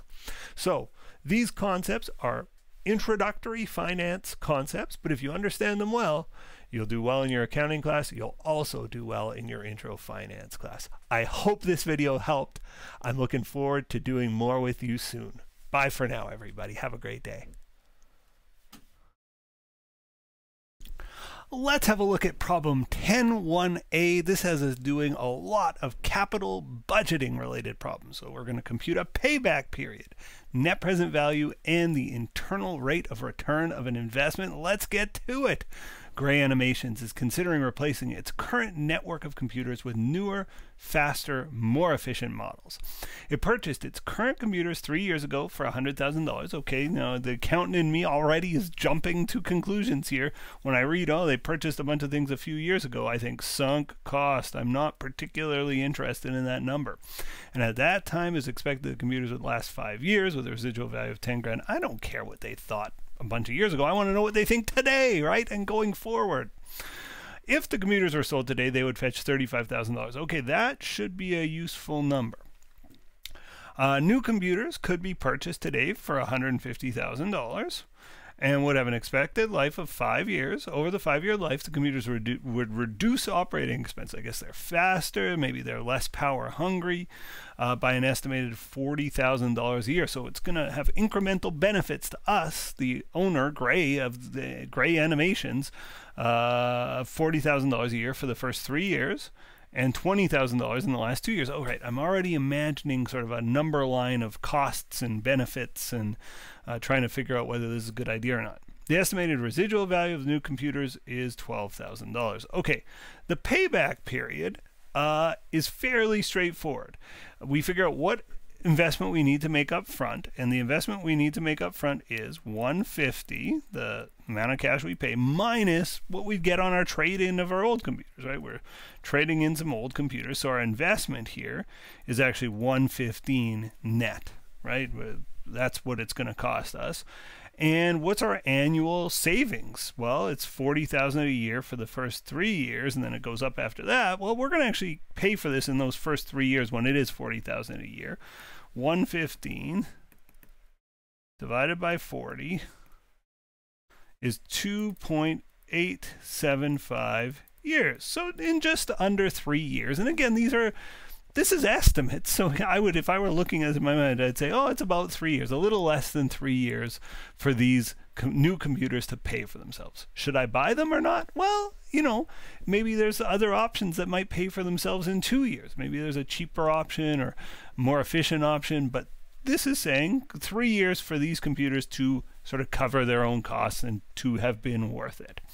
Now, you know as well as I do that this is the simplest method, and it's not bad. It's sort of, I consider this like back of the napkin math. You're just guesstimating, and you're saying, okay, I guess it's going to take around 3 years for this stuff to pay off. Is it worth it or not? It's going to depend on your business and your priorities. B, the net present value is a little bit more formal, where we actually use a cost of capital, right? We use a discount rate is another word they'll use in finance classes here. And it's just, how much does it cost us to get this $115,000, right? We don't want to just break even on this deal. We need to cover our borrowing costs. So if our borrowing cost is 12%, we could be using this money in other places, or just not borrowing it all to get it. So yeah, this 12% becomes a very important number with time value of money. So that's what we're going to do here. And so I like a number line. And so what I do is I go years. 0, year 1, year 2. I tried to jump the gun and put year 3 there. Year 3, year 4, and year 5. There's a 5-year life to this asset. In year 0, I'm going out of pocket $115,000. There's the $150 cost of the computer, but then $35,000 comes back as a result of the selling the computers I have that, you know, I'm making room for the new computers. In the first bunch of years, I save $40,000.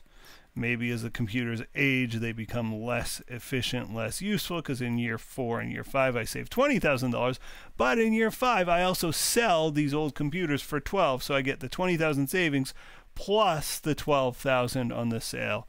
Again, the two numbers I'm highlighting here, the $20,000 I save in the last year, and also the $12,000 from selling the new computer. So those look like all of the cash flows, and again, the interest rate is 12%. So the math here is going to be, I'm going to divide by 1.12 raised to the power of something. 1.12, 1.12, 1.12, 1.12, 1.12, and each of these numbers gets raised by the power of whatever year it is. 1.12 to the 0, 1.12 to the 1, 1.12 to the 2, raised to the 3, raised to the 4, and raised to the 5th power. And it's just 1 plus the interest rate raised to the power whatever year it is. And we assume that the cash flow happens at the end of the year. And that is an assumption, right? It's an untrue assumption, but it's one that sort of makes finance work. So we make that assumption because it's, again, we're guessing, we're estimating, and it's a reasonable enough estimate.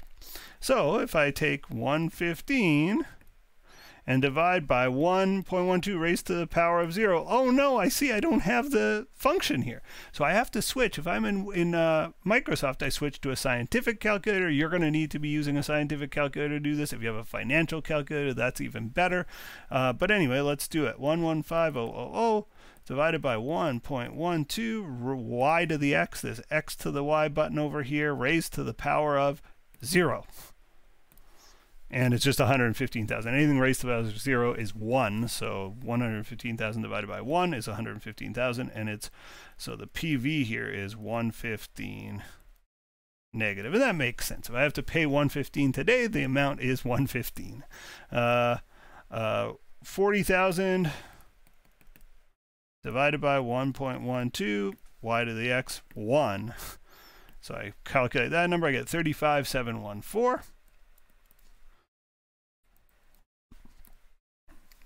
40,000 divided by 1.12, y to the x 2, x to the y 2, I should say, 31888.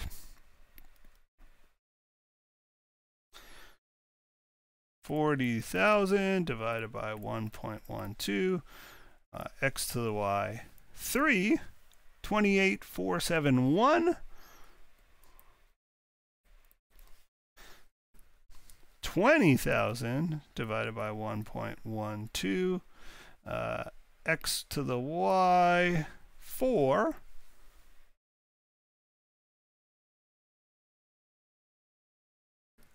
I had this like nightmare that it was a 6-year life, but it is only a 5-year life. 12, 7, 10. And last but not least, 32,000 divided by 1.12, x to the y 5, 18158. Okay, so these are all the present values of all the future cash flows. Negative 115 today, 35 in a year, 31 2 years, 28, and so on and so forth. All I do is I add these together and I see if it's positive. If it's positive, it's saying, hey, the benefits outweigh the costs. If it's negative, the costs outweigh the benefits. So if it's positive, we should do it. If it's negative, we should not. Let's go see. So clear that. 115,000 negative, and I'm going to add to that 35,714. I add to it 31,888. I add to that 28,471, 12,710, and last but not least 18,158. I get 11,941 positive. So that is my net present value, and if that were my net present value and I were asked, I would say do it. Now we weren't asked. It just said calculate the net present value. We've done it. 11,941. As with most things, we could do this quicker in Excel, and I'll just quickly show you how to do that in Excel. Our interest rate was 12%. I just noticed it was the wrong interest rate in there. And so here are all my cash flows: negative 115, 40, 40, 40, 20, 32. And I just say equals 115 divided by 1, let me put it in brackets, 1 plus the interest rate, 1 plus 12%, 1.12, all raised to the power of the year. So year 0, so raised to the power 0, raised to the power 1, and so on. I just lock in my interest rate. The way you lock a formula in Excel is you just put $ signs in front of the letter and number. I don't want that to move. I can drag my formula over, and you can see the net present value, the sum of these numbers. They should all be familiar numbers. Sum of the numbers 11,941, and you can see I got exactly that, 11,941, when I did it by hand. Took me a lot less time, though, to do it in Excel. Now, the last thing is IRR. To do internal rate of return, it's just a trial and error thing. We want to know the interest rate when net present value equals 0 for this investment. So it's going to be higher because if net present value is positive, it means that the internal rate of return is higher than our discount rate. In other words, this investment returns more than 12%. That's why we got a positive number. 12% was like what we said, well, it's got to be more than that if we want to do it. We said we wanted to do it. So obviously the rate of return on this investment is more than 12%. Well, what is it? Again, I can go by hand and I can say, okay, well, let's do this again. Exact same calculations, but let's try 15%, 1.15, and do 1.15 to the 1, to the 2, to the 3, and so on. And I calculate a number, and I'm trying to find where net present value equals 0, and I can do it by trial and error. So I'll do it by trial and error here. So let's try 15%. Okay, my net present value is still positive. It's more than 15%. 16%? More than that, 17%. Okay, it's between 16 and 17. That's where I went negative, 16.5. Okay, we're getting close, 16.4. Okay, it's between 16.4 and 16.5, 16.45. Okay, we're very close now. 16.449. 16.4492. My goodness, 16.4495. Oh, I'm going the wrong way. 16.448, pardon me, 0.448%. 0.4485%. There we go, 16.4485%. It took me a little while to get there. There we go, 16.4485. Let's see. Now, that was doing it trial and error, minor pain in the neck. No normal person would do that. What you would do is use a function either in your calculator or in Excel. And in Excel, it's very easy. You just type equals IRR, bracket, so internal rate of return, bracket, and then you just like highlight all your cash flows, close the brackets, and hit enter. And you can see 16.449, and it's really 4487 was the perfect number. And we can go on 44865, and you know, Excel, like, look how many decimals Excel gets it to. It's crazy. Anyway, 16.449 is a pretty reasonable estimate. So the IRR says, hey, this investment returns 16%. We kind of require 12%, so the IRR would tell us to do it, right? We more than cover our cost of capital. We more than cover our discount rate. IRR here is quite a positive number, as is our net present value. All right, we've computed the internal rate of return. The internal rate of return was that 16% number, 16.449 basically. Our net present value was positive, and our payback was just about 3 years. We've answered the question. I sincerely hope this video has helped, and if it has helped, I hope you'll help me. Have a great day. Bye for now.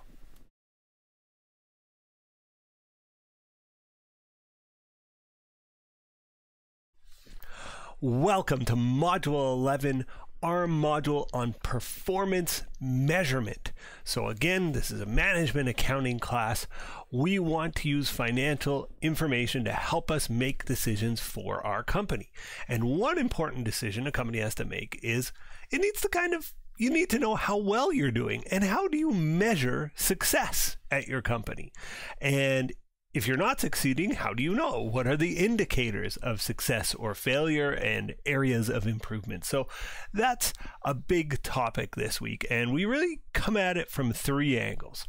First, we're going to talk about 2 sort of single number indicators. One is called ROI, return on investment. The other is called residual income.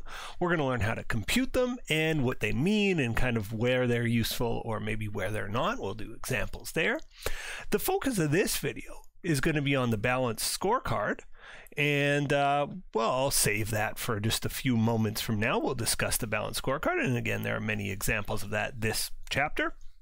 And the final topic is transfer pricing. Let's, though, in this video, discuss the balanced scorecard. The other 2 topics will be discussed in their own videos with their own problems.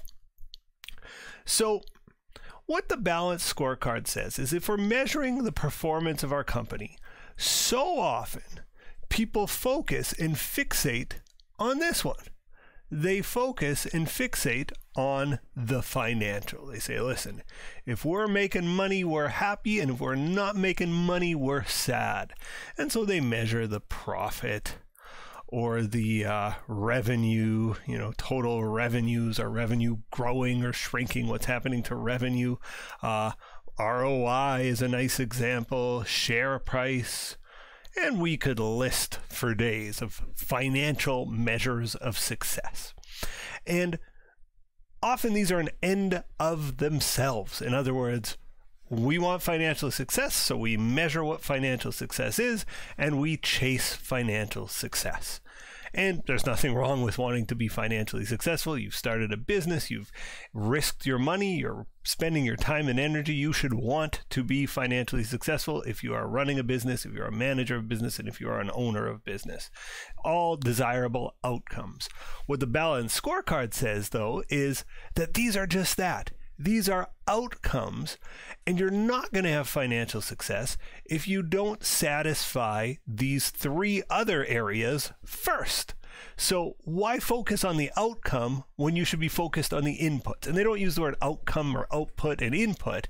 They use the word lag, as in lagging indicator. It comes at the end, and these ones are called lead, as in leading indicators. So we have our lagging indicator, financial measures, and we have our leading indicators, learning and growth, internal processes, and customers. And I'm going to give you an example, and this example is one of a bank. So we have a bank, and maybe the profits aren't what the owners or the shareholders of the bank were hoping, and they survey their customers to figure out what's going wrong, and they learn through those surveys that their service is really slow. Your customers come in, they're standing in line, it just takes forever, and so people don't like that bank very much. And they've said, a myriad of reasons we might not be as profitable as they want, but we've identified that as one that we would like to improve on. Okay, so let's look at this from a learning and growth perspective. We can train employees and managers to serve customers faster. that would be something we could measure.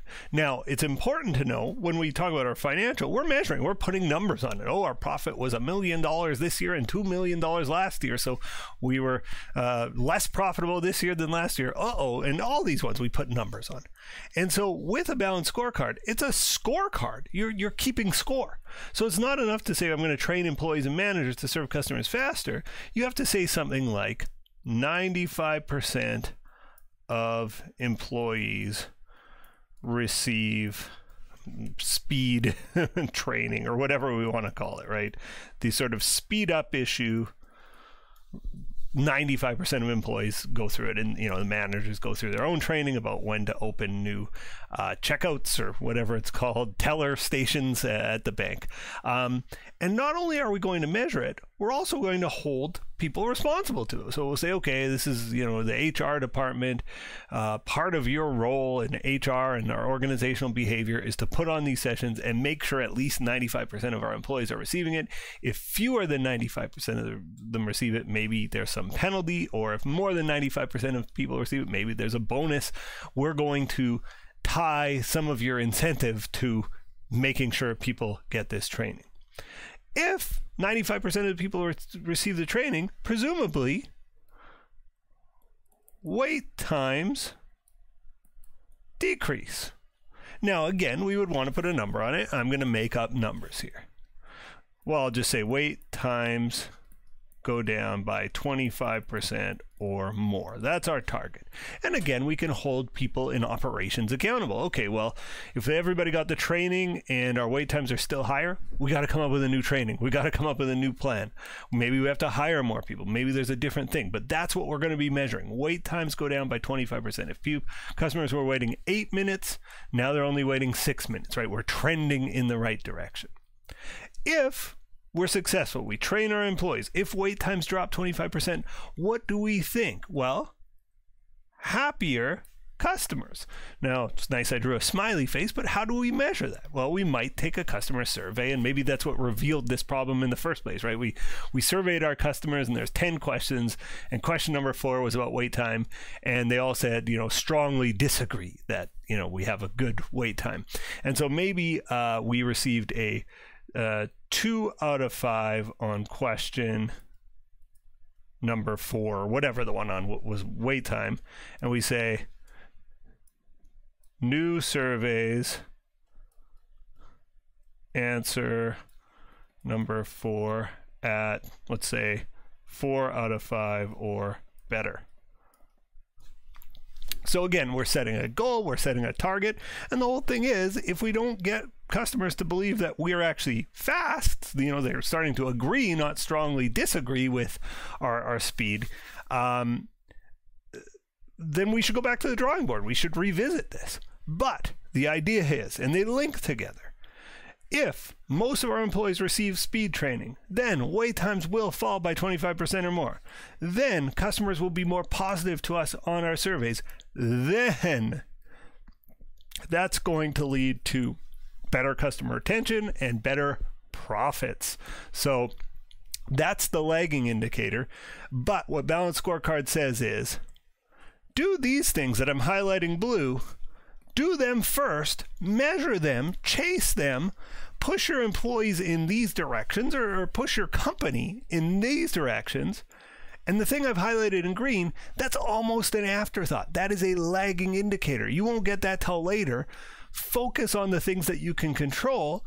The profit or the increased revenue, that's an outcome of your good work on the things on the left. So that's the focus of the Balanced Scorecard. It says, don't just look at the financial, take a balanced approach to what you measure and what you're after in your company. Okay, that's it for Balanced Scorecard. As I said, there's other topics this chapter, and I hope you'll stay with me. Have a great day, and I'll talk to you soon. Bye for now. Let's take a look at problem 11.1a. This is about ROI and residual income. These are what I would call summary measures of performance. You want to know how your company's doing in one number? ROI is a very common one. And it just says, okay, we had this much operating profit, we have this many assets, divide one by the other, get a percentage, and it says this is how effectively your manager is using the assets under their control. And it's a way of judging a manager, right? We want to measure performance of either a company or of a division of a company, a part of a company, and we're saying how well are they doing. Basically, you divide the profit by the number of assets that manager had available to them, and that's how effectively they're using their assets, and that's a measure of managerial effectiveness. So these summary measures are pretty useful. Now, this problem illustrates a problem with some of the summary measures, and let's get into it. So we'll compute ROI first. The formula for ROI, again, is operating income, whoa, messy, income divided by average operating assets, and that was ROI. We'll, in a few moments, compute residual income. That is operating income minus, now in brackets, required rate of return, RRR, times average operating assets. And I'm running out of real estate over there in the corner of my screen. So it's required rate of return times average operating assets. Let me write that a little neater for you. Average op assets. Well, I would say that was 2% neater. Really worth everybody's time. Sorry about that. Let's continue. So let's start with let's start by reading the question. The first thing we'll do is ROI for this one. The CEO of Grace Company, Nicole Grace, is debating an investment. So she's contemplating whether she wants to pursue some line of business. This is an investment like buying Apple stock. This is like, I'm thinking of, opening a new shop or opening a new business line here. The investment is projected to earn $20,000 per year and will require the company to acquire $100,000 in assets, operating assets. So it's going to tie up $100,000 in assets. The following chart summarizes Grace's decision. So before the investment, she's expecting to make $75,000 in operating income using $300,000 in operating assets. After the investment, $95,000, because of course $20,000 annually, that's what this says. And the total assets under her control will be 400. In other words, it's an increase of 100K. That was an increase of 20K to get to 95. So there we have it. Now it says, assume Grace is evaluated based on growth in ROI, which would not be unusual. You want to see your managers have ROI that's big and getting bigger, right? You want to be making more money, and an ROI is a measure of how efficiently Grace is using her assets. So let's measure ROI before and after. So we're going to go ROI before and ROI after. And again, the after is everything goes according to plan. She makes the $20,000 on the $100,000 investment in assets. So ROI before, operating income divided by average operating assets, 75,000 divided by 300,000. ROI after, 95,000 divided by 400,000. Okay. 75 divided by 300 gives us 0.25. 25% is her ROI. If she takes this opportunity, 95 divided by 400, 0.2375 or 23.75%. Okay. Now we're Grace, and we're what's the word? Judged. We're reviewed based on ROI growing. So in this case, ROI goes from 25% to 23%. Should we do it? Probably not. Now, this is where I was mentioning these single measures can mess people up, because I think the company would like to make more money. And if you have an ROI goal and you're tunnel visioned on that ROI goal, it will cause you to turn down things that would make your company more profitable. And so these summary measures are great because they measure things quickly. It does give you a good idea of how efficiently this person is using the company's assets. However, I think a disadvantage here is we turn down profitable work potentially. Residual income tries to get around this. It says, okay, we're not that interested in just maximizing ROI. We want to make profitable decisions. We want to maximize how many profitable decisions we have. So the formula for residual income is operating income minus, I said RRR, required rate of return. What a required rate of return is the company has a limited amount of money. They can invest in various, opportunities and limited amount of assets to invest in those opportunities. And they'll say, listen, if this opportunity, let's say it's profitable, it is only going to make us 2%. Well, I can make 2% in like a high interest savings account. You invest in some new line of business. It's risky. You got to overcome the risk. You got to overcome the fact that I can, buy an index fund in the stock market and probably get 8% on average. So you're going to have to do something to make a company wish to invest. And so this company's required rate of return is 15%. So you're saying we're not going to invest in it unless we think it can return us 15% annually. So here's how it works. Residual income. Maybe I should read the question. B. It says, assume Grace is evaluated based on growth in the company's residual income. The company's required rate of return is 15%. Compute the residual income before and after. So residual income before is going to be, again, operating income, which was $75,000, minus, and then there's that little formula, required rate of return times average operating assets. So 15% times our average operating assets, which were before were 300,000. So that's 75,000 minus, let's get our calculator here, 0.15 times 300, 45,000. And so our residual income before was $30,000. Now that's a number, it's not a percentage. We just want that number to be bigger. Every year we're just hoping, do I have more residual income, like more leftover income? That's what we're looking for. That's it.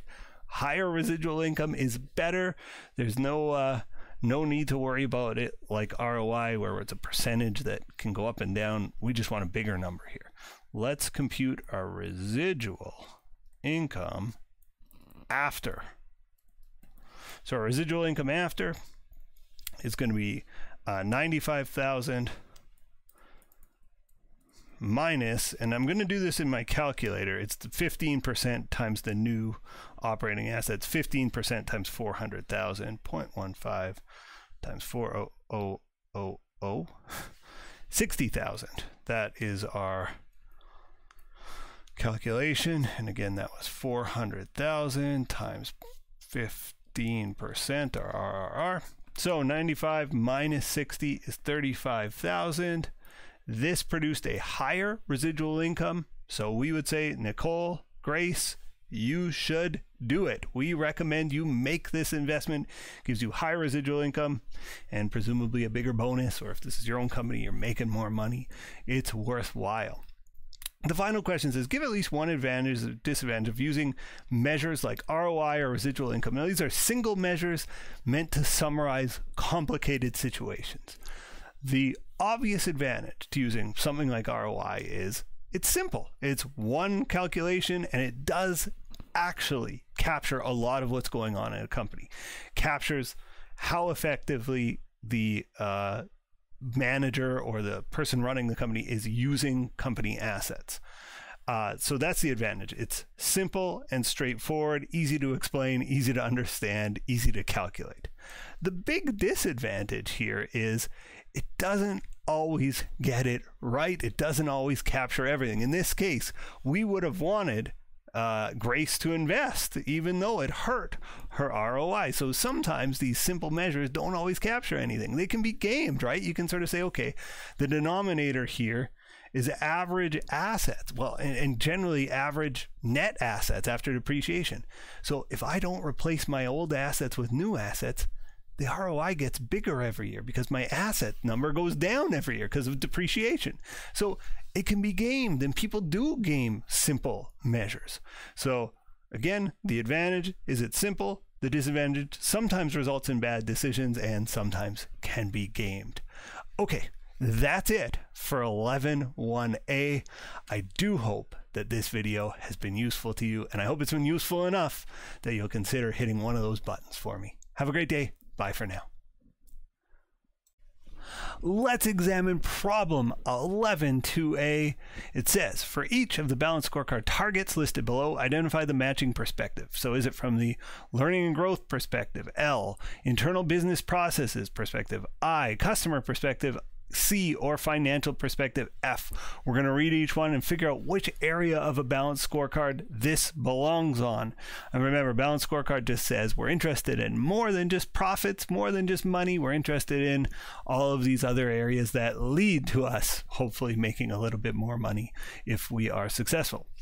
Product returns as a percentage of sales decreases by 5%. So we have fewer product returns. This to me says we are keeping our customers happier. This is a sign of a happier customer. If customers are returning more and more items, that's a bad sign for satisfying your customer. Employee satisfaction score above 4 out of 5. Well, that's about our organization, and we're keeping our employees satisfied and happy. They're less likely to leave. They're more likely to be engaged. This is a learning and growth measure. Number of complaints reduced below 10 per week. This is a customer measure. Percentage of products with defects below 1%. Okay, if we have very few defective products, this is internal processes. We have good, efficient processes. Over 90% of employees participate in a new service training session. That's learning and growth. That's employees getting smarter and better. Share price grows by $5. It increases by $5. That's financial. Sales grow by 15%. That's another financial measure. And last but not least, setup time reduced by 20%. This is an internal process. Our internal processes are more efficient. So there we have it. We have identified these elements of our balanced scorecard, and companies use this stuff to make their companies run better, right? That's the whole idea of the balanced scorecard. Hope this video helped. And if it did, don't be shy to drop a like. Bye for now. In this group of videos, we are going to talk about transfer pricing. And transfer pricing is actually pretty complicated. And to explain it, I think the easiest way to wrap your head around it is with an example. So Heinz is probably the number one, as far as I know, it's the number one ketchup maker in the world. And like most big companies, and Heinz I would classify as a big company, they own a lot of other littler companies. So they own like Lee & Perrins that makes steak sauce, and they own Weight Watchers sauce division, and they own lots of little sauce companies.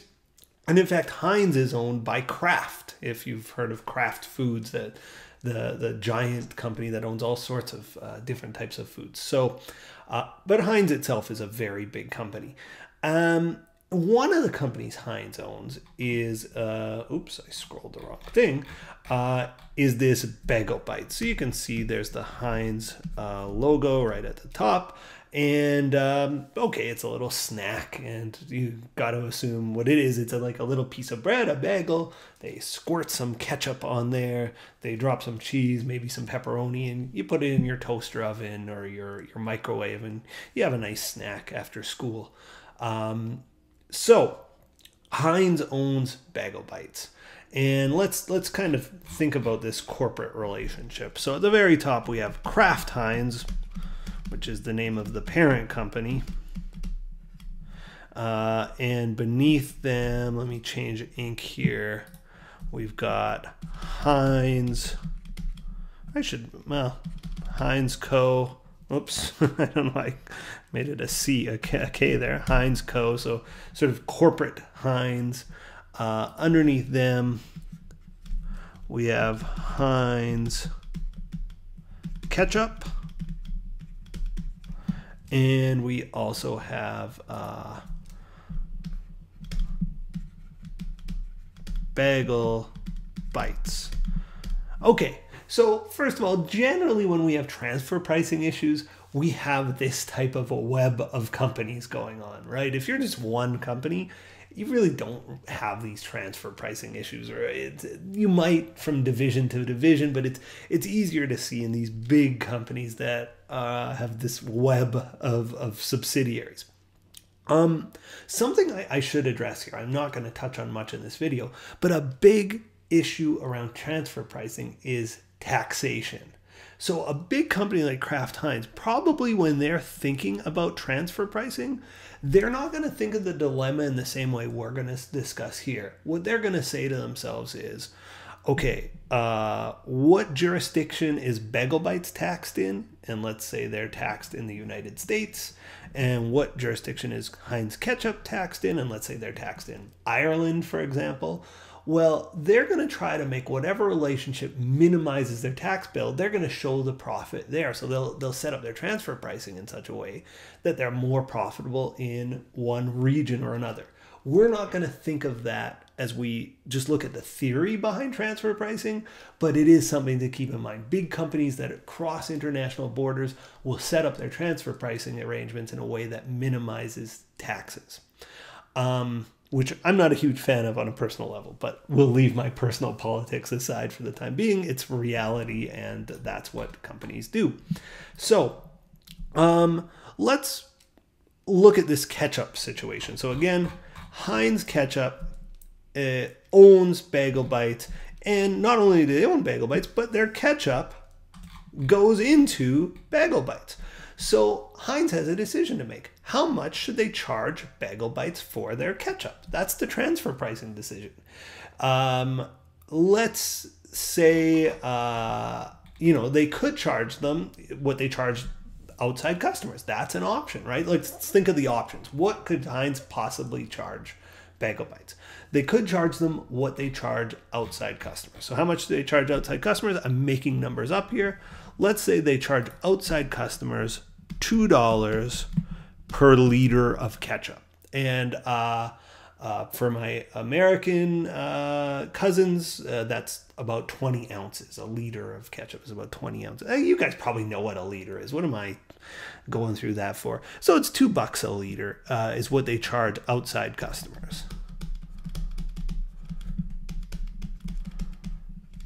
So what we've done here in getting that market price is we've established a ceiling. We would never charge our internal sub more than the market price because, of course, if you were the head of Bagel Bites, you wouldn't want to buy Heinz ketchup if, internally, if you could just go to the supermarket and buy it for $2 a liter or go to a wholesaler and buy it for $2 a liter, you'd go to the wholesaler. So we're going to charge them at most $2 a liter. And that seems reasonable to me.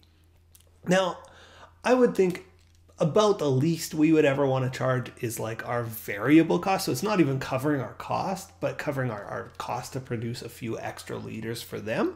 And again, I'm making up numbers here. Let's assume the variable cost is 10 cents per liter. So if I'm Heinz, I'm probably not going to sell below my variable cost. Again, I'm taking a loss overall because it's not covering my fixed costs at all, but it's the least I think I would want to sell for is variable cost. Let's assume that the variable cost plus the fixed expenses, we'll call that the full cost, when we cost it out, is 25 cents a liter. And again, these are just made up numbers by me. I certainly don't have any insight into Heinz. I'm just throwing numbers around here so we can have a conversation. Okay, so those are three pretty key numbers, right?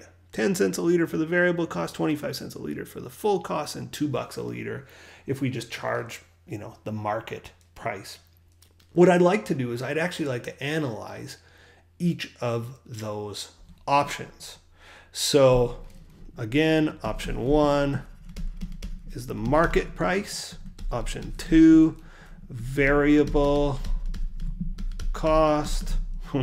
Sorry, my writing is so bad. And option 3, full cost. So those are three options. I'm actually going to pitch you a fourth option in a minute, but let's look at those three options. So again, we're the parent company Kraft Heinz, and we're thinking, how much should Heinz Ketchup be charging Bagel Bites.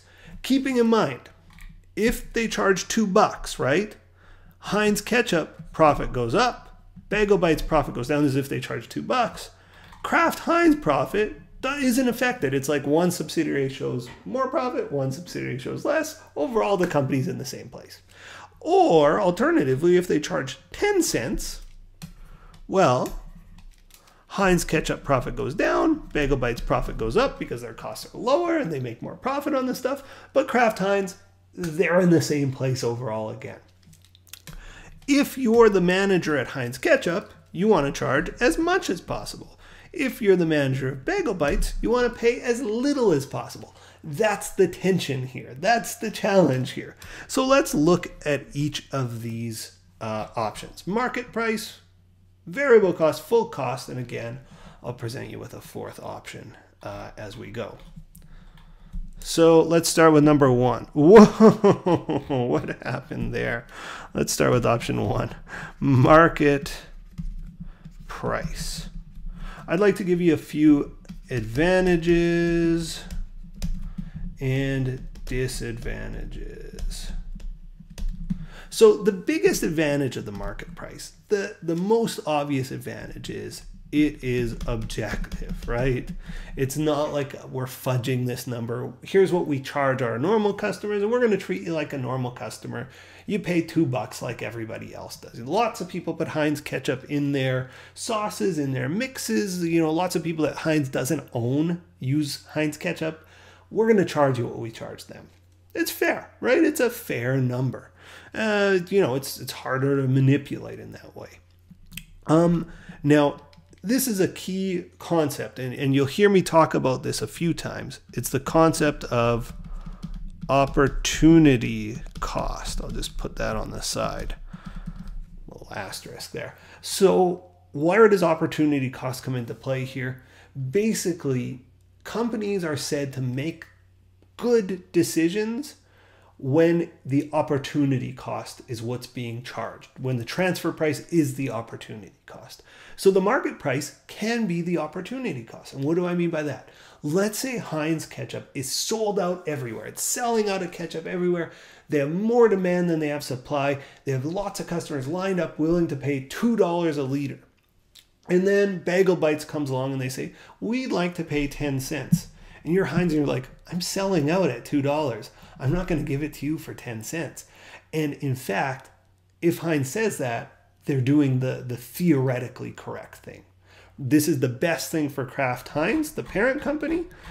If there's unlimited demand and they're selling out at $2, the parent company, Kraft Heinz, should say, no, $2 is going to be the transfer price because we'll just, you know, it's the correct price.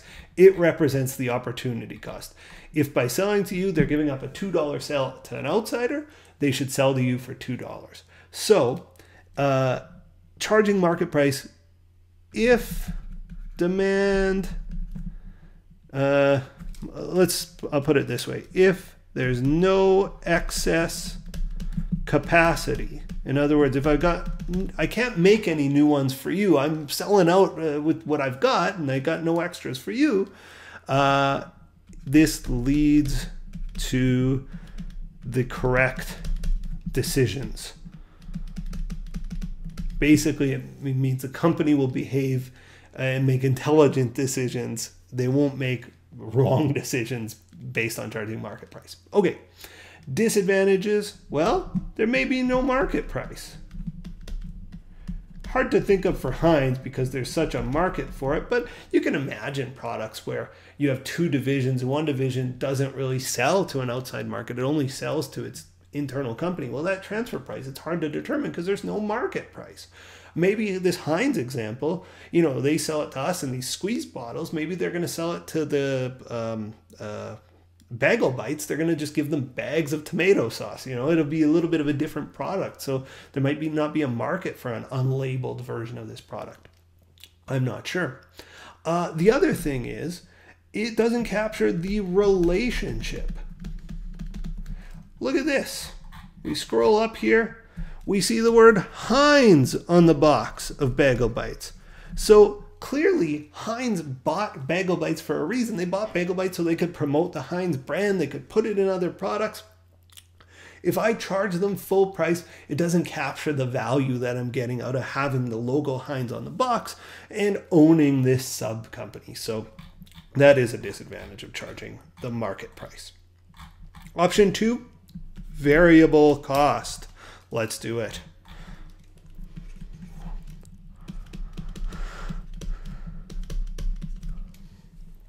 So what are the advantages of the variable cost? Well, the biggest one comes back to this opportunity cost issue. I said, if we have no excess capacity, it's right to charge the market price. Well, if we have excess, oh good Lord, my writing, capacity, this leads to correct decisions. In other words, if I have a bunch of extra capacity, the cost to Heinz ketchup, to make extra ketchup, is 10 cents a bottle. That's what I should be charging. It's going to mean that Bagel Bites makes the right decisions. It's not going to cost Heinz ketchup any profit. It's just a little extra work, but their costs are covered. Their fixed costs are fixed. So those shouldn't be included because they're going to pay those fixed costs no matter what. The variable cost is their cost to make an extra couple of liters of, or a liter of ketchup. That's what they should be charging, and the company will be better off as a whole if that's what they charge. This also obviously is better for the buying division.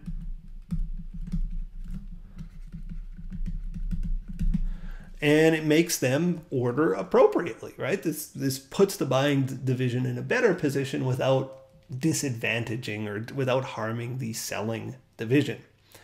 The disadvantage, well, the seller doesn't recover fixed costs, right? The seller doesn't cover its fixed expenses, so that's a bit of a problem.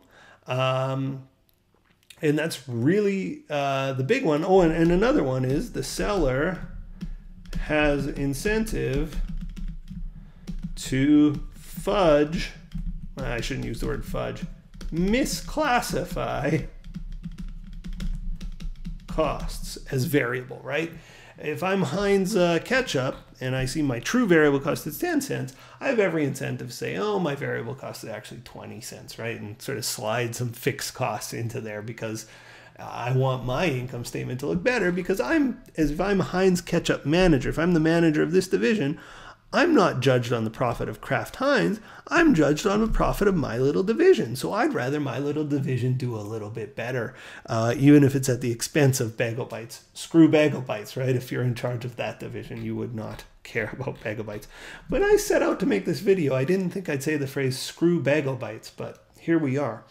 Okay, let's look at the third option here, and that's full cost.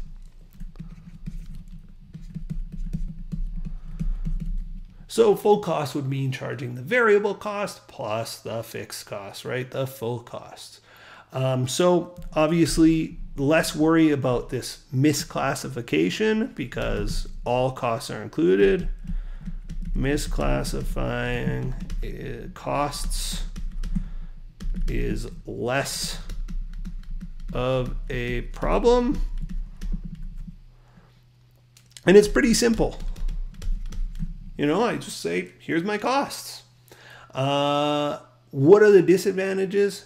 Well, the seller loses incentives to be efficient. If they have, and this is the case if the buyer is really big. Obviously for Heinz, they still want to be efficient because they want to make a profit. But let's say there's only one seller and one buyer in this relationship, right? It's the subsidiary selling to the parent company. In some instances, the seller just has no incentive to cut or reduce their cost because they have an automatic buyer who's going to cover their full cost. And so why would I want to cut a few pennies off my cost when the person's going to pay for it anyway? So it kind of reduces efficiencies to cut costs. Okay, The fourth option here, so we could charge $2. That's what outside customers pay. We could charge 10 cents. We could charge 25 cents based on full cost. Or we could charge some other amount. Can be above $2, not likely. Could be below 10 cents, not likely. Probably someplace in between based on Heinz Ketchup and Bagel Bites negotiating, right? They could just talk about it and negotiate. What are the advantages and disadvantages of this? Like coming to a deal, just saying, look, 50 cents, that's how much we'll take a hit and you take a hit.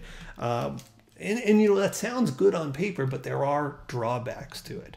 So the obvious advantages, though, is, so negotiate. Oops, negotiate. I think I spelled that right. So negotiate a price, likely someplace in the middle. So both divisions have incentives to, do the right thing, to act in their best interest, right? If I'm in charge of Bagel Bites, I don't want somebody telling me the transfer price from on high. I want to be able to negotiate it and act in my own interest. Same with Heinz. They'd want to be able to drive their best bargain.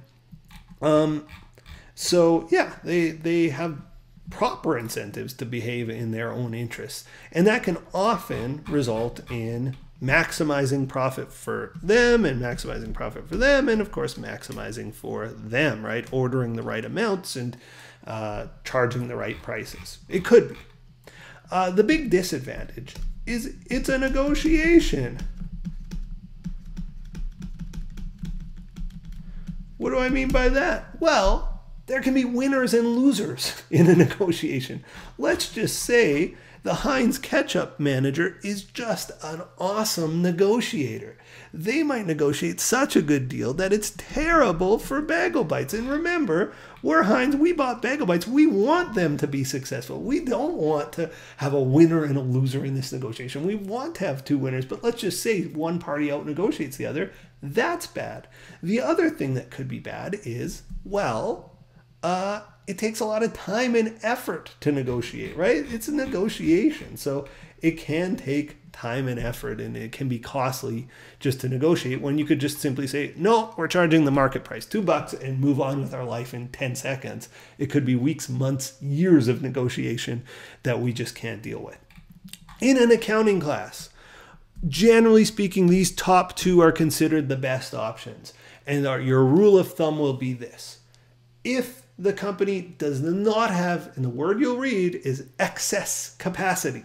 If the company does not have excess capacity, the market price creates the best decisions. The market price should be charged.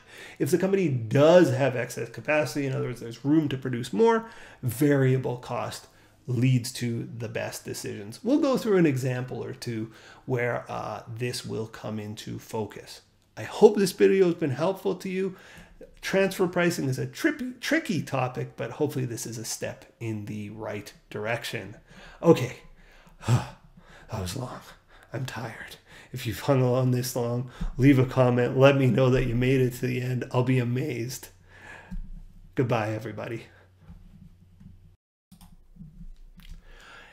Let's take a look at problem 11.3a. This is a transfer pricing problem. And in my experience, transfer pricing problems can be very short and simple or a little bit longer and more convoluted. And so I've decided I wanted to give you a bit of a more challenging version of the transfer pricing problems.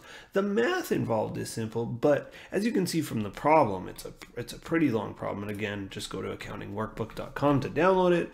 But you know, this is a long problem, and there's always a mix of companies that can get confusing, and so you really got to keep them straight. So what I'd advise you to do is, if you're tackling a transfer pricing problem, try to draw a picture of all the companies involved and their relationships, and that's what we're going to do when we tackle this problem.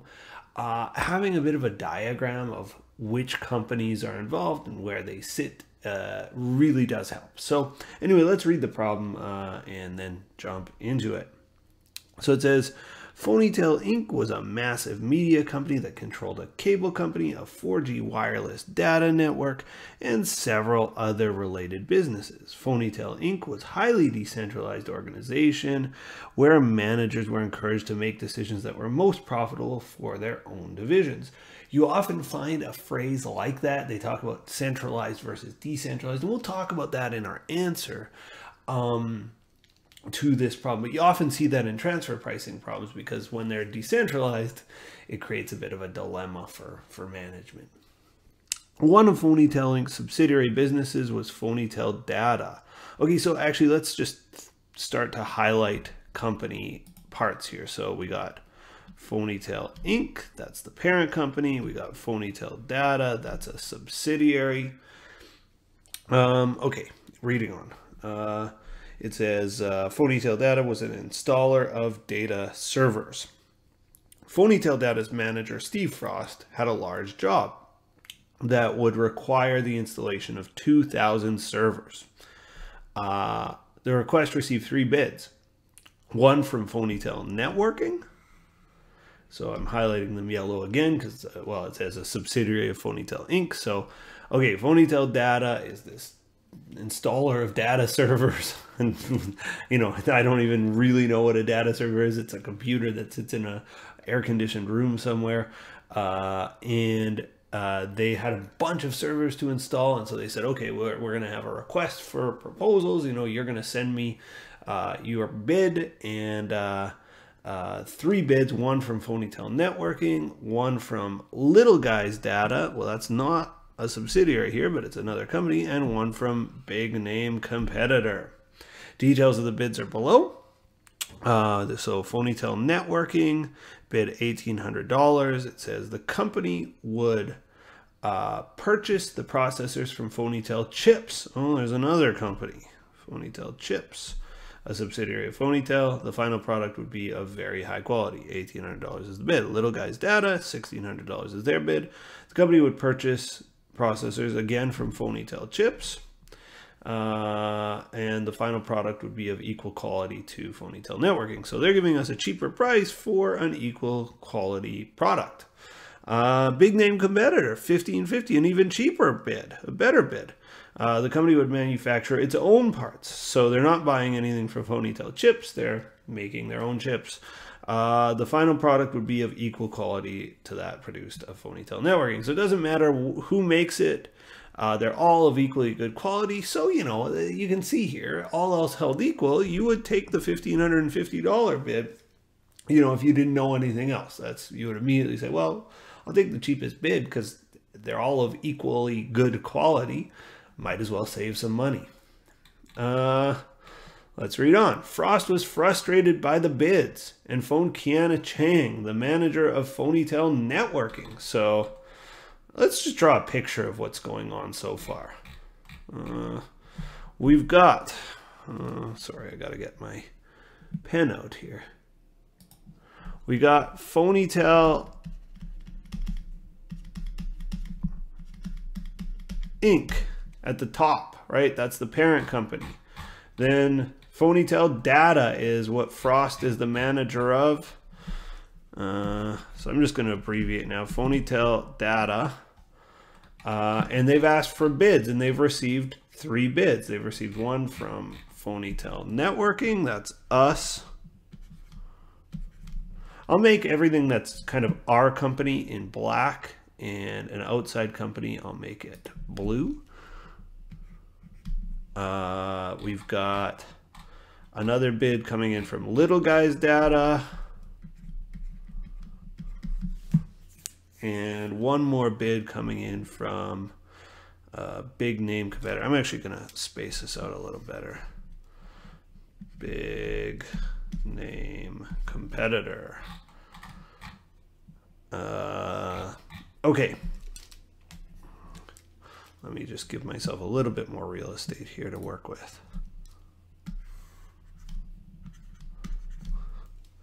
Okay, so those are so far the relationship. Now, if we go with Phonytail Networking, we're going to buy our chips from Phonytel Chips. Little guys are also going to buy from Phonytel Chips, and big name competitor is going to make it themselves, and so not really relevant for us to explore that relationship. So that's sort of the scene. Now, to kind of go a little bit further, let's put some numbers to this. Phonytel Networking is offering the chips at, or not the chips, but the servers rather, at $1,800. Let's put that number up here. Maybe the arrow should go in the other direction. So they're offering the servers for $1,800. Little guys are offering the servers rather for $1,600. And big name competitors for $1,550.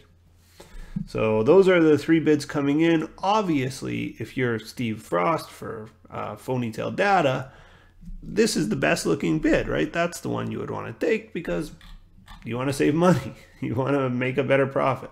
Okay, anyway. Frost was frustrated by the bids and phoned Kiana Chang, the manager of Phonytel Networking.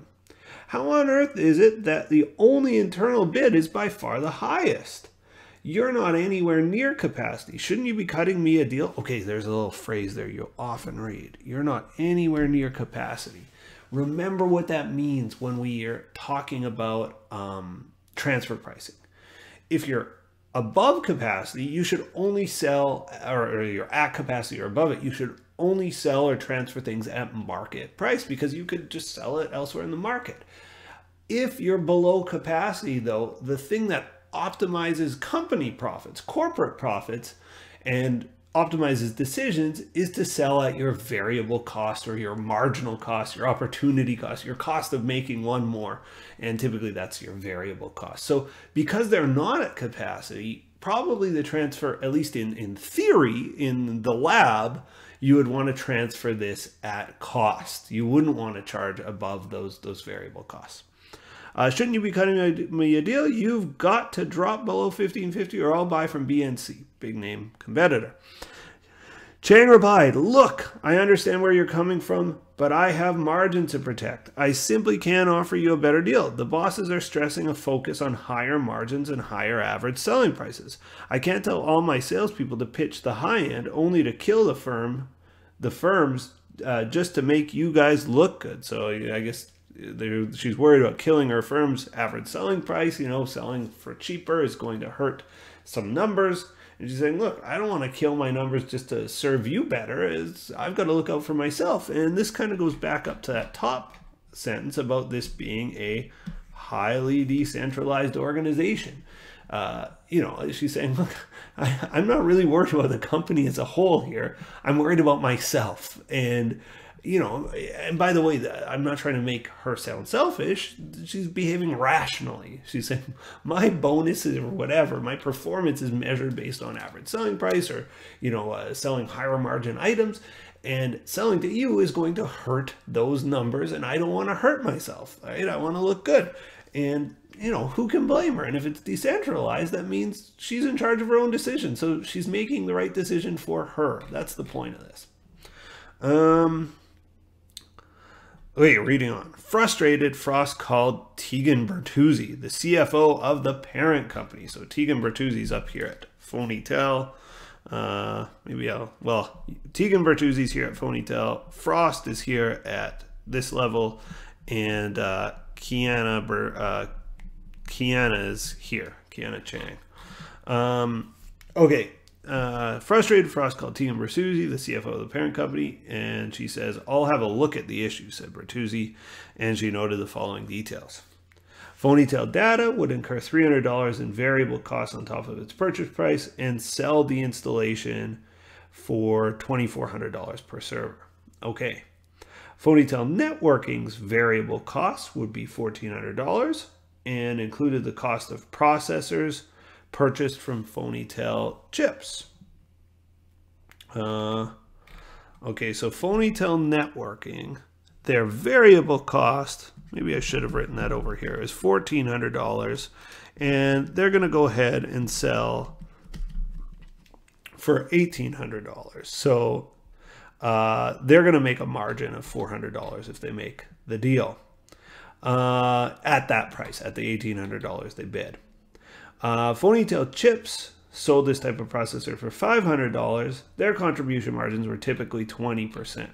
So Phonytail Chips, when they make the sale, they're going to sell for $500, but it costs them, well, their margin is 20%. So 500 times 20% is 100. That means their contribution margin, so their variable costs then here are $400, right? They're making contribution margin of $100, means their variable costs are $400. Okay, so I think we're getting a sketch of this thing. Phonytail Data, by the way, is going to sell out to customers for $2,400.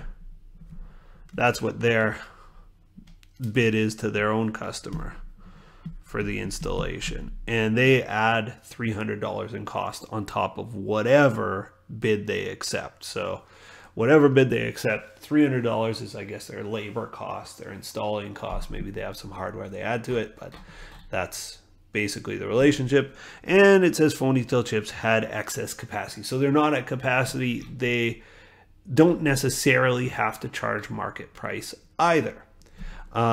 Same situation here with Phonytail Chips. They're going to sell these guys $500 worth of chips. That cost them $400 to make. Whew! Nothing to worry about on the BNC side of the table. So what the heck is happening here?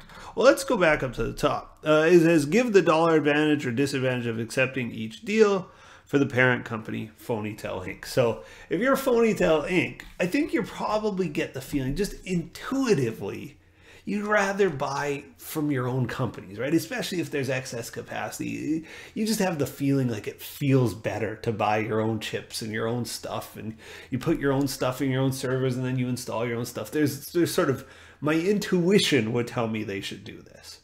Let's see if the numbers agree, right? Because just based on this one bid, if PD acts in their own interest, they should take BNC's offer, right? They should say, okay, BNC, you won, you had the cheapest bid. That's what we're taking because that maximizes my profit, right? At Phonytail Data's level, I'm buying for $1,550 from you. I add $300 worth of costs. So my total cost is $1,850. I sell to customers for $2,400. I make better money at Phonytail Data. I should take that deal, no brainer. But it's complicated by the fact that this is not, these are not all outside companies. There are some inside companies involved, and that's the real dilemma. So let's look at the actual overall cost of each offer to the company. So if we accept the Phonytail Networks bid versus Little Guy, what is it? Little Guy Company, Little Guy Data, and BNC, big name competitor. Okay, so what is the cost? Well, BNC is the easiest, $1,550. Right, we just pay them $1,550. Let's look at the Little Guy Data offer. They're charging us $1,600, but our company actually makes $100 underneath, right? We're getting $500 for something that costs us $400. We're making $100. In other words, overall, yes, Phonytail Data has to pay $1,600, but because Phonytail Chips makes $100, or Phonytail Data has to pay $1,600, because Phonytail Chips makes $100, the overall cost to us is actually $1,600 minus the $100 we're making down below. We'd rather take the Little Guy Data deal than the big name chips deal because, again, they're buying from our supplier and we're making a little money there. Our company is $50 better off per server, and there's a couple thousand servers, so that's $100,000, I guess. We're better off to do this one, right? We're better off with Little Guy Data. Now let's take a look at Phonytail Networking. Let's take a look at that deal if we accept Phonytail Networking's deal. So the cost to us as a company is just the variable cost. So $400 is our variable cost. Embedded in this $1,400 is the fact that they've, only paid $400. Maybe I'll look at this a different way, actually.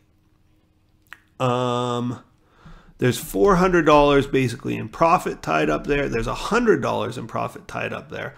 So in this $1,800 bid, there's $500 of profit, right? 400 at the top, 100 at the bottom. In other words, if they just charged them cost, the total cost to our company would have been $1,300. Right? These guys had $400 in variable costs added. These guys had $900 in variable costs on top. So the overall cost would have been $1,300. Now you might be saying, well, where'd you get the $900? That one a little quick for me. So again, these guys are charging $500 to Phonytel Networks. Phonytel Networks has $1,400 in variable costs. So to get from $500 to $1,400, that's $900 in costs that these guys are adding to the product. These guys are adding $100 to their variable costs. So that's where we get that number. So again, if these guys are going to charge $1,800 and there's $400 embedded in profit there and $100 embedded in profit there, the cost would have been $1,300. So if you're Phonytel Networks, the cheapest deal for you as a company, the best deal, and therefore the most profitable, because in any of these cases, you're gonna add a few $100s of cost. I forget what they said. They're gonna add $300 in cost. So in any of these cases, once they buy it, they're gonna add $300 of their own costs.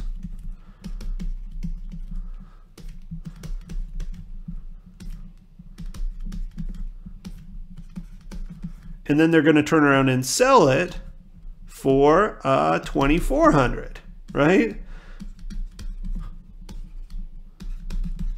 So what's their profit on this deal? Well, they would make $800 per server if they buy internally. And again, that profit gets shared among those companies. They would make $600 profit per server there and $550 there. No brainer, they should take Phonytel Networks offer. Now again, that's Phonytel Inc. would like that to happen. So the dollar advantage or disadvantage is, again, you can see the differences there, right? It's an $800 profit from Phonytel Networks, $600 from Little Guy Data, and $550 from Big Name Computer. That's to the parent company. Now to Phonytel Data, the Phonytel Networks offer is the worst, and Big Name Computers is the best. So that's, again, the pull of this type of a question. So I think I've answered that. Give the dollar advantage or disadvantage of accepting each deal. Well, either one of these deals is going to be profitable, but we make the most money if we take Phonytel Networks deal. What are Tegan Bertuzzi's options here? What should she do? Okay, so having crunched the numbers, obviously if you're Phonytel Inc., you want to make the most money. So intuitively, you might say, well, $800, tell them to just do the deal, right? So what are our options? Well, option one, force the deal through Phonytel, is it Phonytel Networks or Phonytel Data? I always forget my acronyms here. Phonytel Networks. So just force them to accept it. Say, look, sorry, Steve Frost, you got to take it from our own guy. Like, we got to eat our own dog food here. This is what we make. We got to stand behind our product. There's real benefits to it, right? And there are big advantages to doing this. One, there's branding stuff going on. If you hire Phonytel Data to install servers and then they install a bunch of the competitors' servers, like, that doesn't make sense. Like, if I were working for Dell and they said, okay, Dell, time to install a bunch of servers, and I went into the installation and I brought a bunch of, I don't even know who else makes servers, Oracle, Do they make servers? They seem like they make servers. Maybe they do, maybe they don't. I bring a bunch of Oracle servers with me into my Dell installation.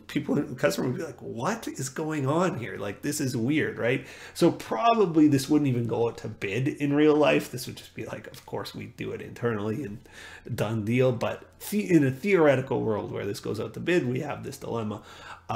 There are branding reasons why we should just do it, force it to go through internally. Other reasons to go through internally, we just saw. It's the most probable. So reasons, pros, branding, right? It's our brand throughout. And the big pro we also discussed is profitability. Cons. Well, if this is truly decentralization, this is a centralized decision. So I'll just put decentralization. Right? We're kind of overriding part of what makes our company work. The difference in profitability for our company is like $100,000. I think well, let's see, 800 versus, let's just say we took that one. It's $250 per computer, right? 800 versus 550. That's $250 different. $250 times 2,000 computers.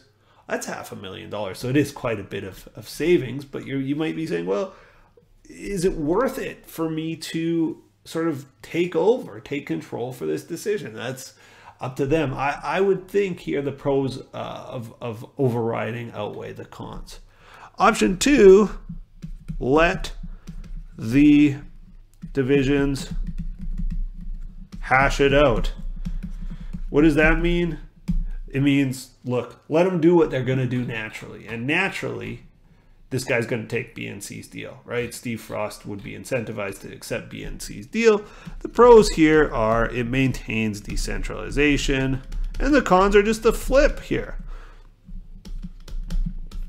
And there's advantages to being decentralized, right? You like to have your managers acting in their own best interest, and overriding them is a negative thing. It is a negative thing. But the cons are just as they were above. Branding, I'm Dell and I'm installing a bunch of Oracle servers. Does that make sense? I wished I knew more about servers. Maybe that does make sense. You can tell me in the comments. Also, profitability. It's the least profitable for the company. So just because it makes sense for the manager doesn't mean it makes sense for the company. Option 3 is an interesting one. You can force the exchange, force the deal through PN, but at a different price. So you could theoretically force PN to offer to match BNC's bid. You can see PN still makes a profit on it.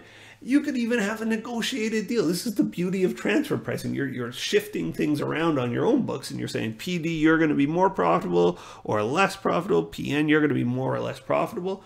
And the other thing I've seen proposed is to actually say, okay, PC, you can sell at 500 to PN. PN, you sell at 1800 to PD. PD, we'll write it on your books as if it happened at 1550. And Phonytail Inc. just have the parent company kind of eat the difference, right? You can sort of say, okay, well, we'll show our parent company is eating the difference. It doesn't make a difference. It's all kind of just shifting around profits underneath, so we can sort of give everybody what they want and just have the parent company take a charge for the difference. So there are ways to make this happen. Another con, by the way, just thinking of cons for forcing this deal to happen. We went through a bidding process, and it kind of makes our bidding process appear illegitimate if we get all the bids and we go, oh, we're going internally anyway. It delegitimizes the bidding process, and if we put things out for bid and we're just constantly go with the internal bidder, nobody's going to bid after a while. Like, what's the point, right? It's wasting everybody's time. So wasting, maybe it's good we're wasting competitors' time, but it is a time waster if we're going through bids, and only to take our own offer, and our own offer was the worst one. So that's something to consider. So in any event, in terms of like, what should she do?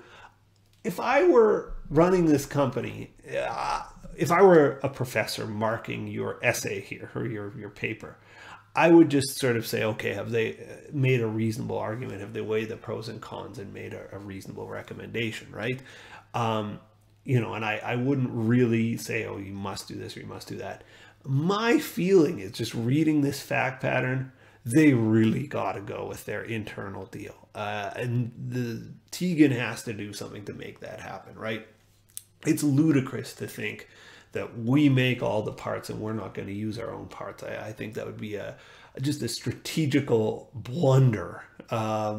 It looks bad, and it's just like there's real advantage to using your own capacity, to say nothing of the profitability. Just strategically, I think they ought to be using their own stuff. That's my feeling. That's just my like gut talking here, but I do feel like that's the way to go. All right, what a long video. I hope this was useful to somebody.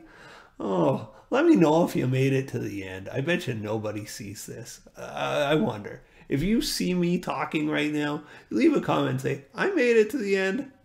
I'd be amazed. All right, guys, have a great day. I'll see you soon.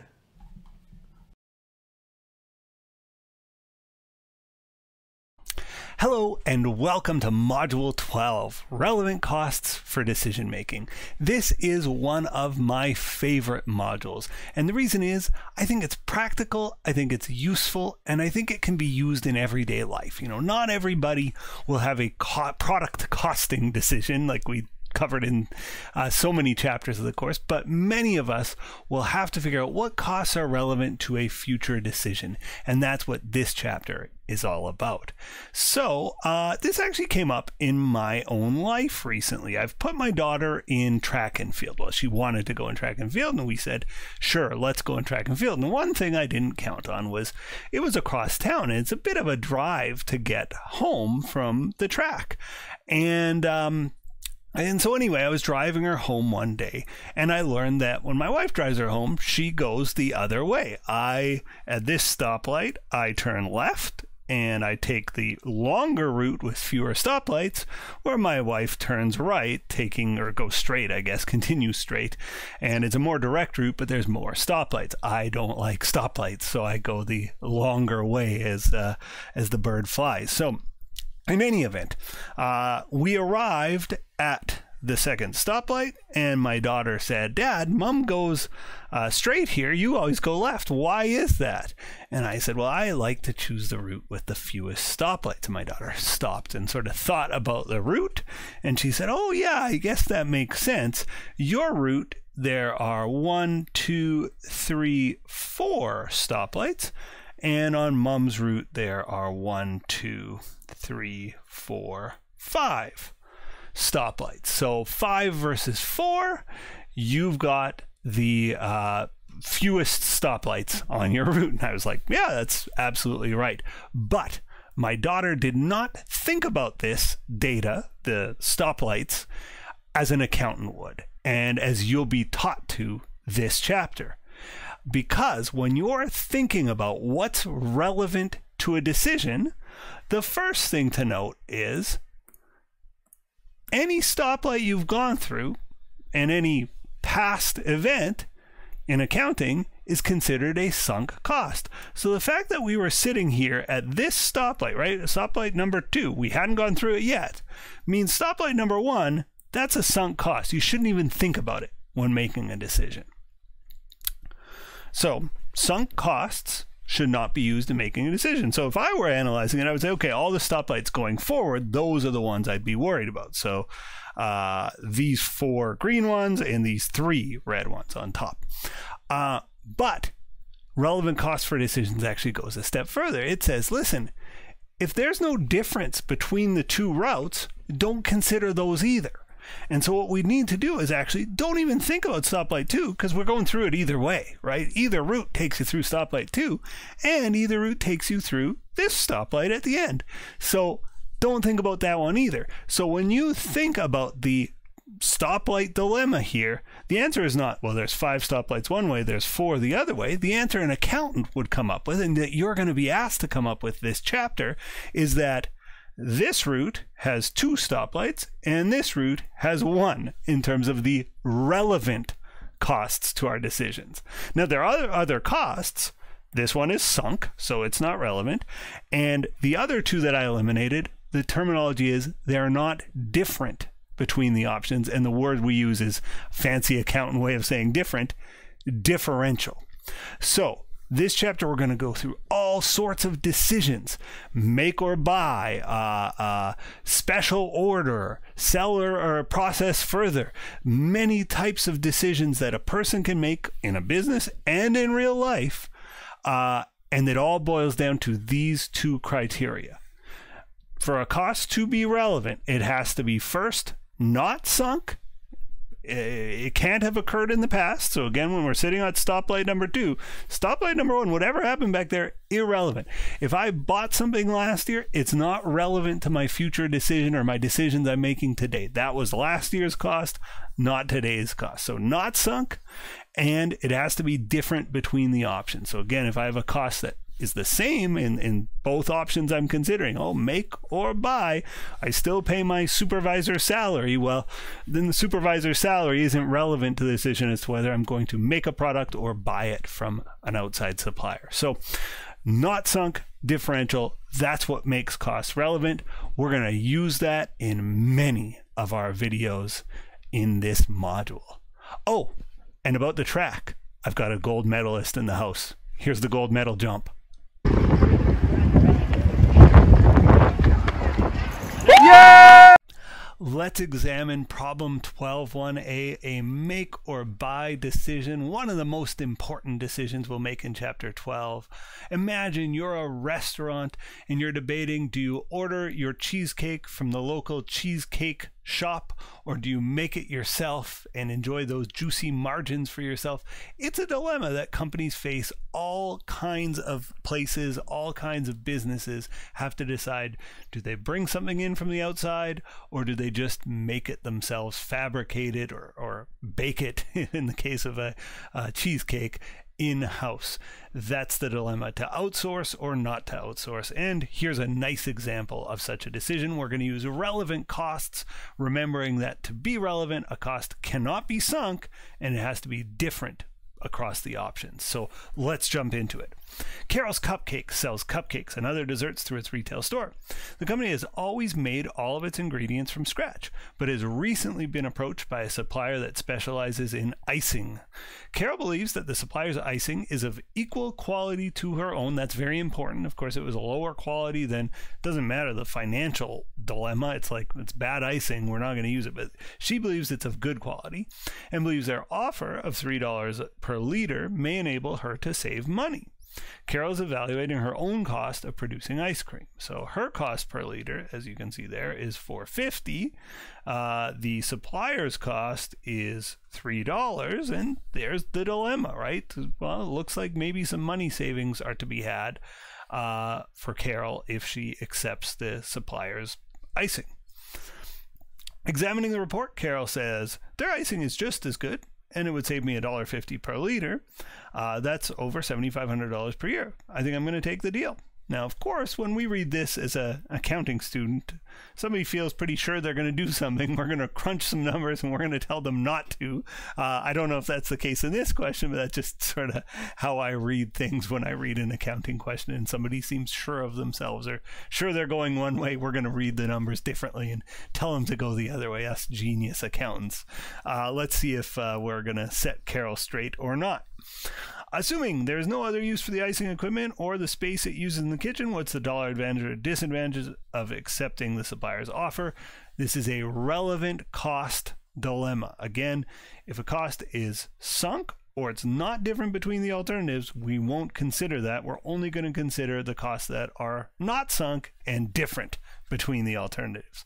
So let's get to it. I like to lay this out as a make versus buy. I like to sort of put buy stuff on the right and make stuff on the left. And the buy stuff is the easiest. It's just the price. It's going to cost us $3 per liter. There's no additional maybe shipping cost or something like that. There's nothing like that considered here. So it's just the purchase price. And of course, the purchase price, if I make, is $0. I'm not purchasing it from an outside supplier. If I buy, is $3. They are differential. It is not sunk.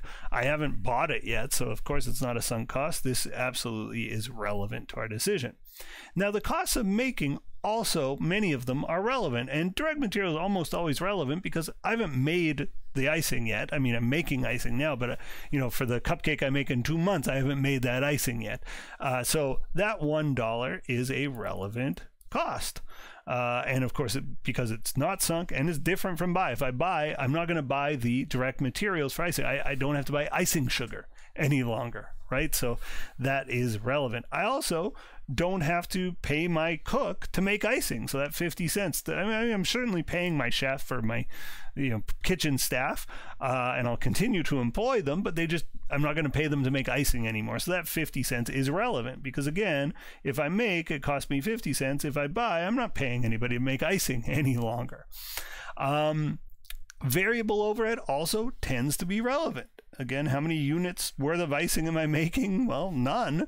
So the machinery, the electricity that goes into making that icing, it doesn't cost me anything anymore. It had previously cost me 25 cents. Doesn't cost me anything if I buy. So these are all savings. Fixed overhead is where we get into costs that might not be relevant and certainly require closer inspection. It says fixed overhead traceable, $1, and there's a little asterisk. 40% relates to cleaning and maintenance. Okay, that's going to be relevant because if I buy, I'm not doing any cleaning and maintenance on my icing equipment. If I make, I got to do cleaning and maintenance on my icing equipment. So that 40 cents, 40% of $1, that 0.40 is relevant. Oh, I don't know if that's clear enough, but anyway, that 40 cents, my goodness, maybe I got to change my pen. It's too thick. There we go. That 40 cents is going to be relevant. What about the other 60 cents? Well, I'm leaning towards not relevant because I've identified this as relevant, but let's see. 60% relates to depreciation of the icing equipment with no resale value. Okay, I bought the equipment at some point in the past. This is a sunk cost. Also, the depreciation is not different across alternatives, so it's another reason to consider it not relevant because, if I buy, I still have this equipment. I'm not going to be able to sell it. I just have to depreciate it the same. So it's not different, but it's also a sunk cost would be the main reason. I've already bought the equipment. So not rel. So the relevant cost, the relevant fixed overhead traceable, let me just go back to my normal pen size here. Fixed overhead traceable. The relevant amount of that was 40 cents because if I make, I got to clean and maintain the machines. If I buy, I do not. Now, again, the depreciation didn't count. Fixed overhead allocated, and you're going to see this in this chapter a lot, the word allocated. If it's allocated, 9 times out of 10, it is not relevant. What is an allocated cost? Think of it as like rent cost. So this person pays rent, and she allocates some of that cost to making cupcakes, some to making icing, whatever. It's a cost that even if we stop whatever product we're making or whatever icing in this case that we're making, we still have to pay the rent. It's just an allocated cost that exists within the company. So in this case, we're saying that is not relevant. Again, allocated is generally a sign that we're headed to not relevant land, and that certainly is the case here. So adding this up, the buy option costs us $3. The make option for relevant costs costs us $2.15, and these are the relevant costs. So $2.15 versus $3. I save, or Carol saves, not me. Carol saves 85 cents, just the difference there, per liter if she continues to make icing. What was the question, though? What is the net dollar advantage or disadvantage of accepting the supplier's offer? Oh, so we actually need an overall here. And how many? 5,000 liters. So 85 cents per liter. Oops. 0.85 per liter times 5,000 is 0.85 times 5,000, 42.50. And she's 42.50 better off if she makes, but it didn't ask that. It said how much better or worse off is she if she accepts the supplier's offer. Well, if she accepts the supplier's offer, it's 42.50 worse. So the net dollar, and this is a disadvantage of accepting the offer, is 4250. She's 42.50 worse off if she accepts the offer. That's what we've answered there. Okay, let's read on. B. If the offer is accepted, Carol's Cupcakes could use the space that had been previously used for making icing as a bacon frying space. Carol believes that a new bacon line of cupcakes would produce margins of $5,000 per year. Should she accept the offer? Okay, well, we just said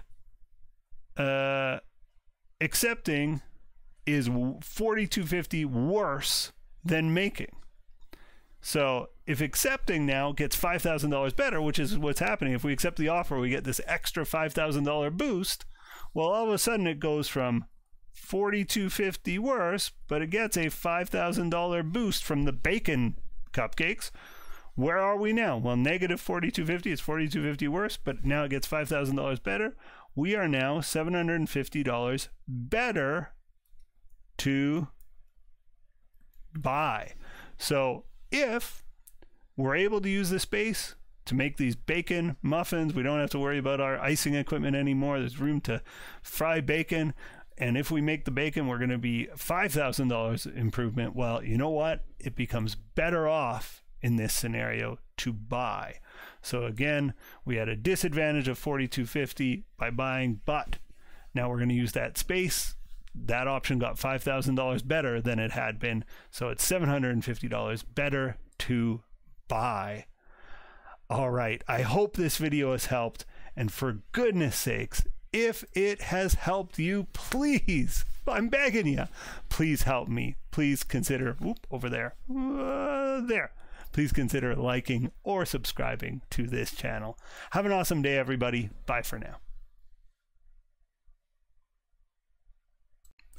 Let's take a look at problem 12.2a, a drop or retain a segment problem. So this is when you have a part of your business seems to be doing poorly and other parts seem to be doing better, and you're thinking, should I be even in this line of business anymore? Like, should I drop part of my business and just focus on the other stuff that seems to be making me the money? That's the question before us. So let's take a look. Allmart is a department store with 3 major departments: housewares, hardware, and electronics. Company management is very concerned about the performance of the electronics department, noting that it seems to be a drag on the company based on its most recent financial quarter. A company-wide segmented income statement follows, and you can see electronics is losing 30 grand. The company overall is making 30 grand, but of course, if they could just get rid of electronics, it's like, well, we could be making 60, right? If we just combine these two, 40 and 20, we would get 60. So the electronics is dragging us down. And so there's some debate as to whether they should keep or get rid of electronics or just change something fundamentally about it. The company notes that if the electronics department were dropped, the other departments could expect a 10% decrease in foot traffic and sales. So it's a department store. Of course, somebody goes in to buy some electronics, they might walk out with some hardware or housewares as well. And so they're thinking they're going to lose some business if they get rid of electronics. Also, $20,000 of electronic department's fixed costs are allocated and would continue even if the department was dropped. So, for example, the property taxes, right? The company pays whatever it pays in property taxes, gets rid of the electronics department. It can't get rid of the property taxes, those fixed allocated costs.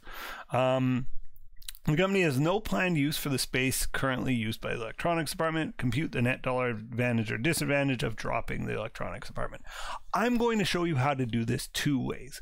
The first way actually doesn't really use relevant cost. It just sort of looks at the situation and analyzes it. The second one is a pure relevant cost analysis. I like the first way better because I think it's simpler. That's the way I explain it, and that's the way I think about it in my mind. But some textbooks might call for you to do this in an incremental analysis or something like this, a relevant cost only analysis. So I'll show you the second way after, more as an FYI than anything.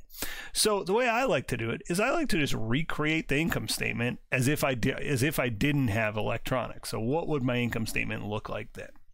So I've got sales, of course, I've got variable expenses, I've got contribution margin, fixed expenses, and operating income loss.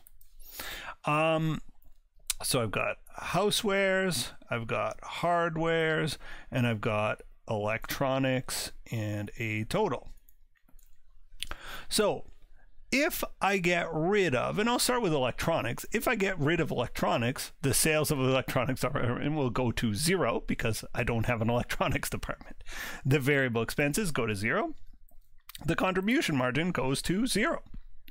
The fixed expense of the department, unfortunately, do not go to zero. $20,000 of the electronic department's fixed costs are allocated and would continue. So I've got to eat $20,000 of the electronic department's costs regardless. And so there's still a bit of a losing proposition here, but losing less. Unfortunately, though, my other departments take a 10% hit, right? Decrease in foot traffic and sales. So when I look at housewares, its sales aren't going to be 150, they're going to be 10% lower. 10% lower is 135. And the math there is just 150. 10% drop means I'm keeping 90%. 150 times 0.9 is 135. 10% off our variable expenses would be 10% of 60 is 6. So 60 minus 6 is 54,000. 135 minus 54. Good grief, I can't do this in my head here. I think I can actually. 81. Fixed expenses, 50,000. 81 minus 50 gives us 31,000 in operating income in housewares. In hardwares, 220 minus 10% is 198,000. 100 minus 10%, that's 90,000. So our operating or our contribution margin here rather is 108,000. Our fixed expenses remain at 100. So 108 minus 100 is 8,000. So adding this across, 135 plus 198, our total sales, I gotta hit the button, is 333. 54 and 90 is 144. 108 and 81 is 189. So, and also 333 minus 144 should be 189. Our fixed expenses 170.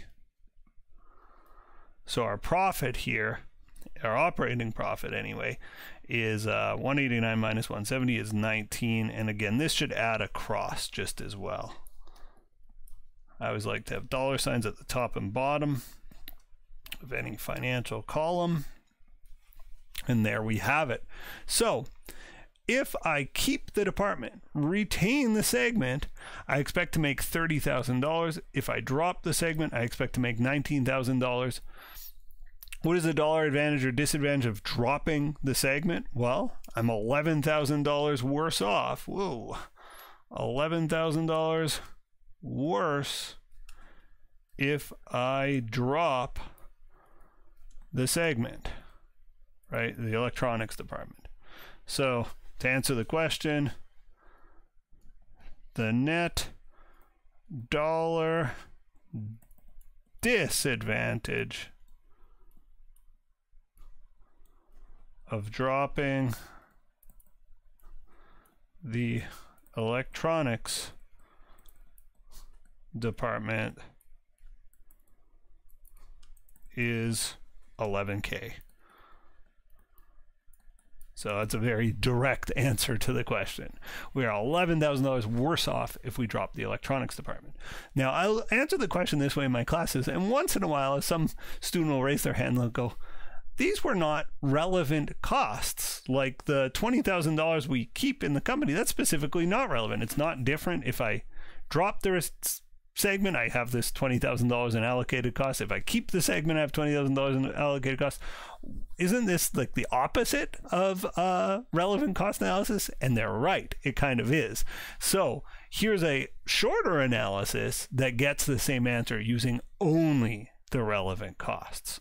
So the main reason you would drop a segment is to save fixed costs. So let's start there. Fixed costs saved. If I drop electronics, well, how many dollars in fixed costs am I saving? I lose the $90,000 in fixed costs, but I'm stuck with 20. Overall, I save $70K, right? Like that's the whole purpose. We're dropping the segment. We're going to save all those costs. So we're going to save $70K. That's good news. And that's the reason we've dropped the segment. But we also lose contribution margin. CM lost from electronics, right? I don't run an electronics department anymore. So CM lost from the electronics department is, it was 60, it's going to 0. So we lose $60,000 in contribution margin. But if that's all that happened, you know, I'm still $10,000 better off. However, I also lose CM from my other departments. I lose 10% of my contribution margin from the housewares department. So whatever my contribution margin was, my sales go down 10%, my variable expenses go down 10%, my contribution margin goes down 10%. I lose 10% of 90,000, I lose 9,000. And I lose 10% of my contribution margin from hardware.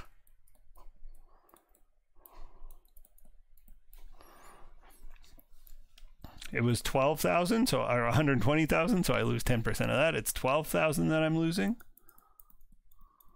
So if I add this up, the overall net advantage or disadvantage of dropping the electronics department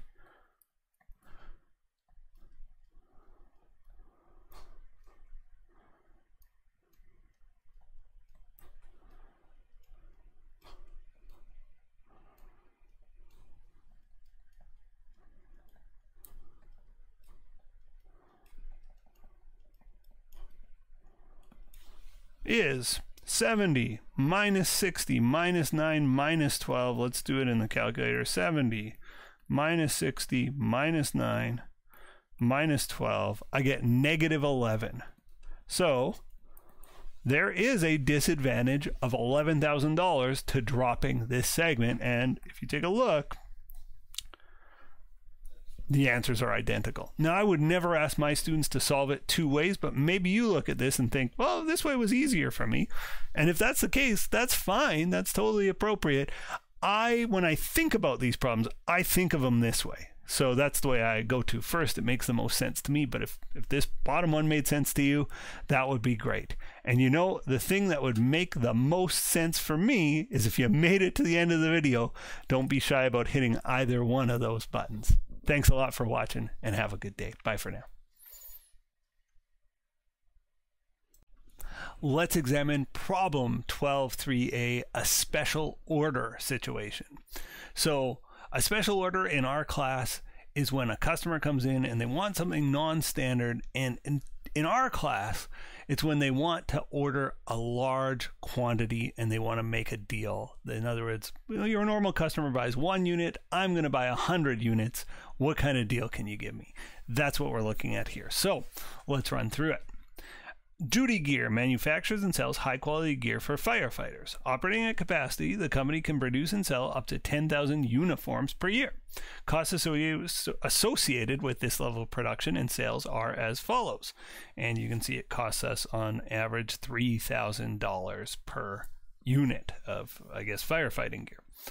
Normally sells for the firefighter gear normally sells for $5,000. So okay, we're normally making $2,000 on a set of gear, which is not unusual to have margins that are like that or even higher in these types of specialty items.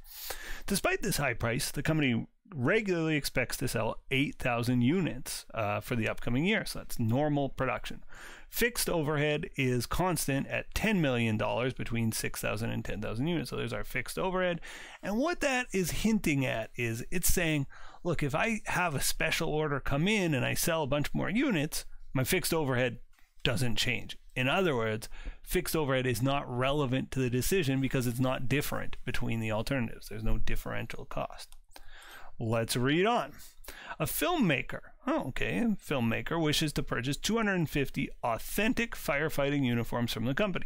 The company's regular price is $5,000, but the filmmaker would like a volume discount and asks the company to reduce its price to $3,000 for this large purchase.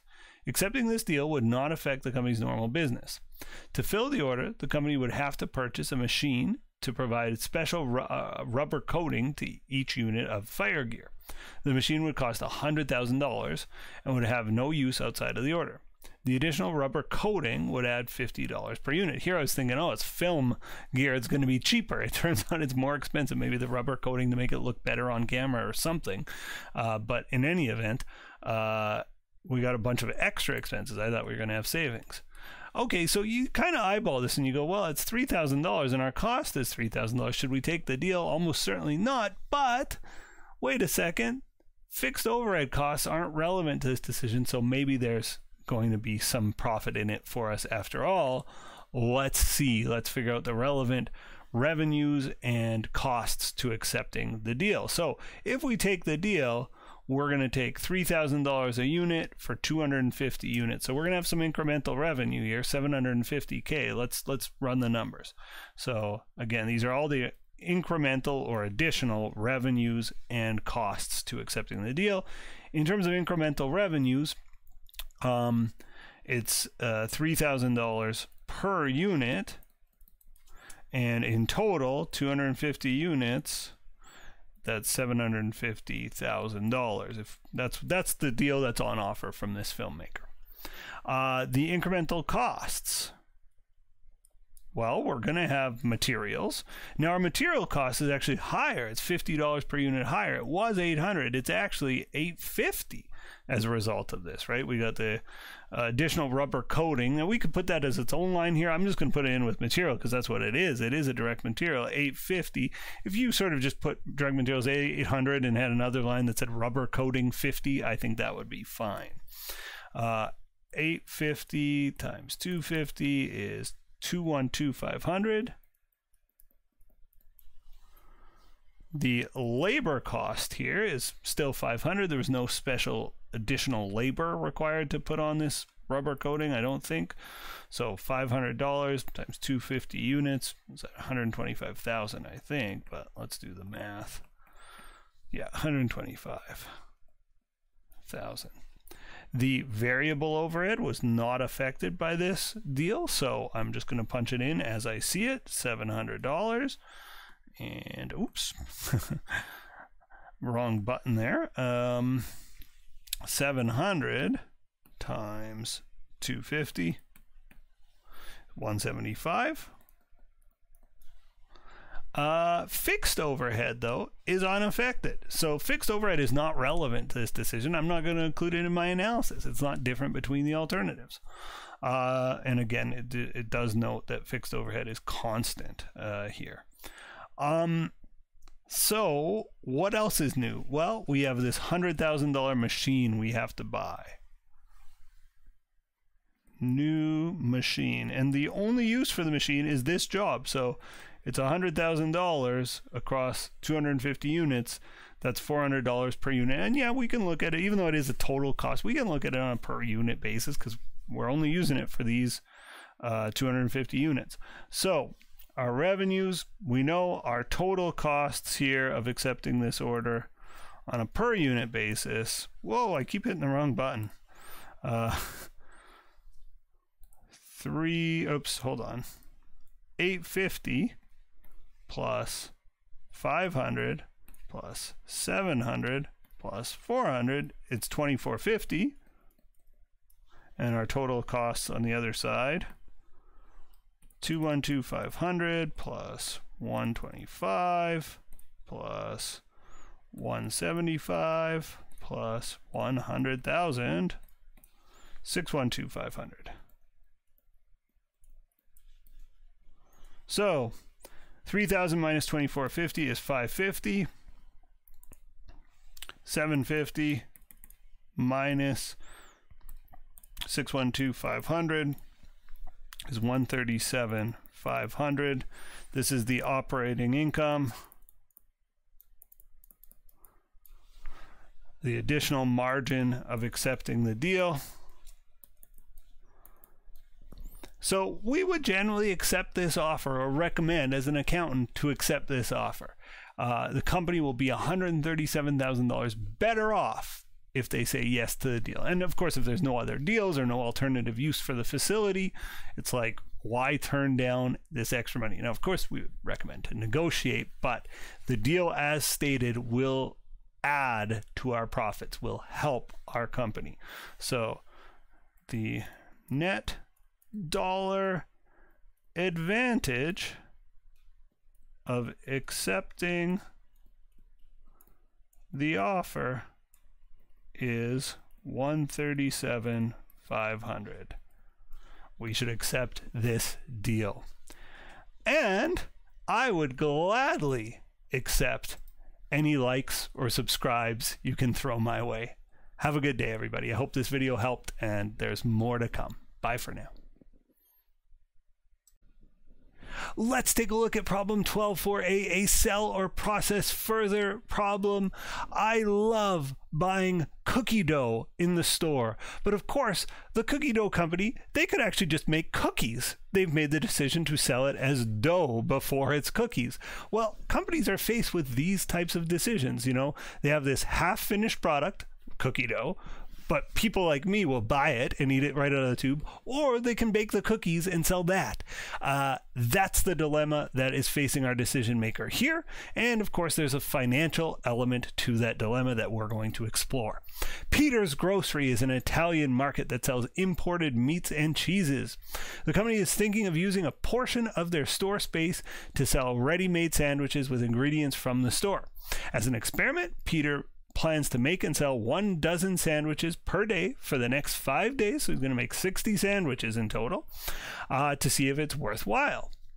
The main components of sandwiches are 100 grams of salami, meat, 1 slice of provolone, cheese, and 1 bun.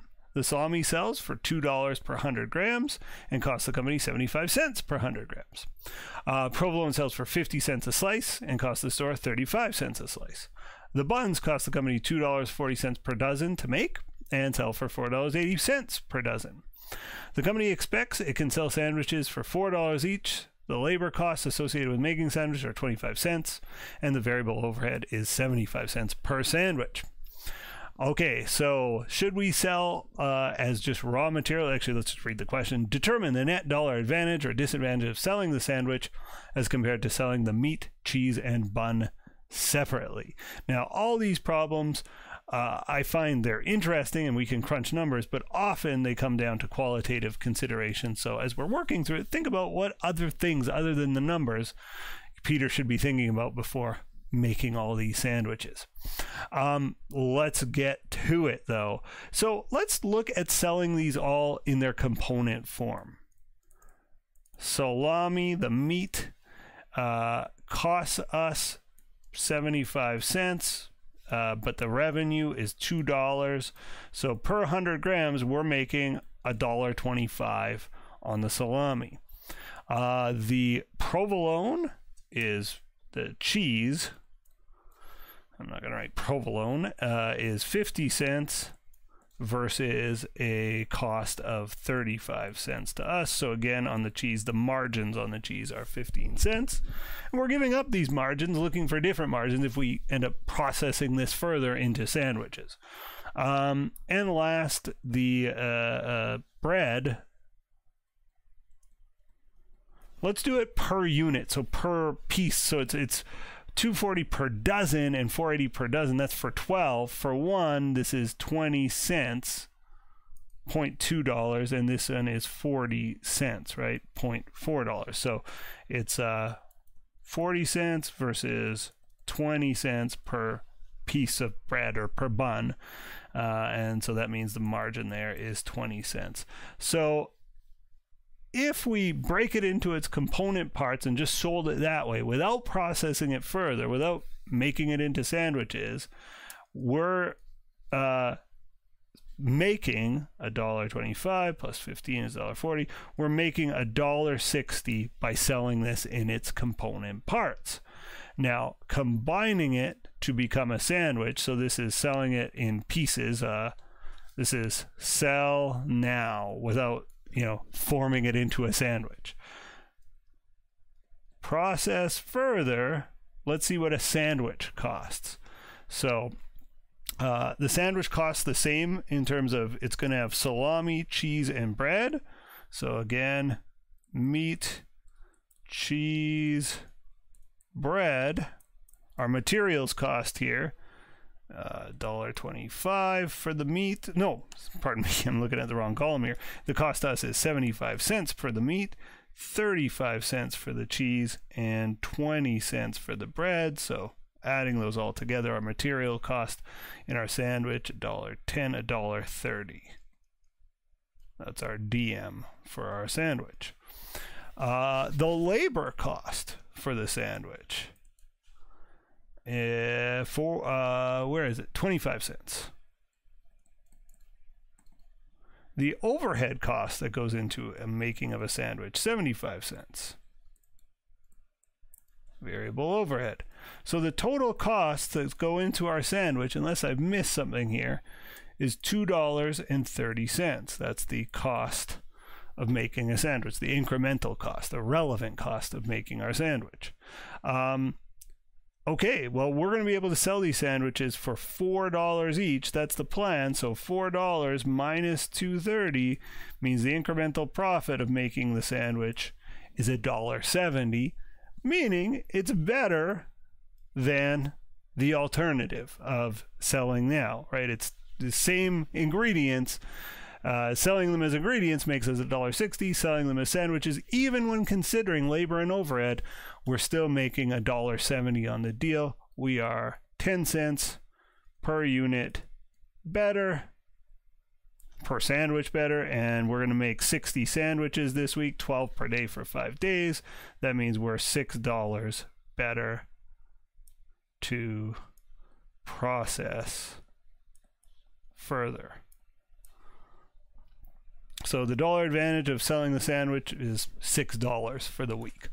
Okay, so that's not a lot of money, and I think this is going to absolutely come down to qualitative considerations. My students, I don't know how you feel in your accounting class, my students dread when I ask them to answer a question with words. They're like in numbers mode in this class.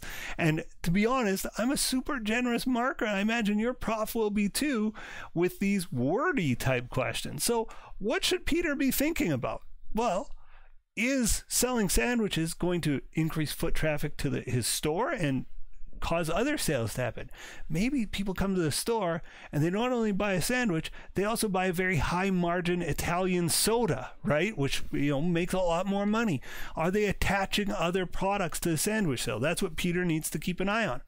On the downside, Peter should keep an eye on, is the sandwich business annoying his other customers? Maybe the lineups are longer at lunch and his normal customers, the regular customers are getting annoyed by it.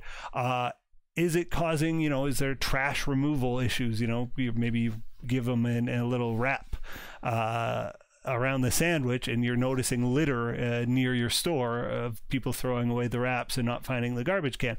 There's a million things that Peter should be considering. Maybe he should be selling the sandwich in a different spot, not behind the normal grocery counter.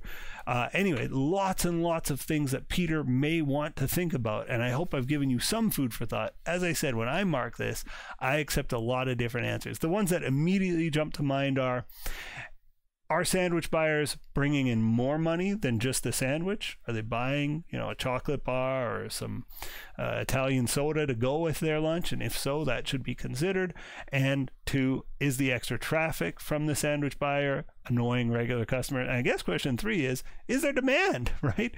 Maybe if I can sell hundreds of these sandwiches, it changes my calculus, and maybe I can charge more. Okay, that's all for this video. I hope you liked it. I hope it was useful. And if it was, I hope you'll hit some buttons for me. Have a great day. Bye for now. Let's take a look at problem 12.5a. Oh, the best problem a person can have, a constrained resource problem. What does this mean? Well, it's not the greatest thing in the world, but it means the demand for your product or service is higher than the supply. In other words, you have too many customers, too many orders to fill. It's a problem, but it's a nice problem to have. This number looks at how financially best to use your constrained resource. Wondrous Aromas Company has 3 lines of perfume, red, green, and blue. After mega celebrity Caitlin Spencer tweeted that this was her favorite line of perfume, demand for all 3 products has been off the charts. The company has a problem. It has a limited supply of orchid nectar, a common ingredient in all 3 products. Orchid nectar costs $5 per gram and is a major selling feature of all 3 perfumes. Cost data follows. So we're running out of supplies. We only have so much orchid nectar, the main ingredient of all the perfumes.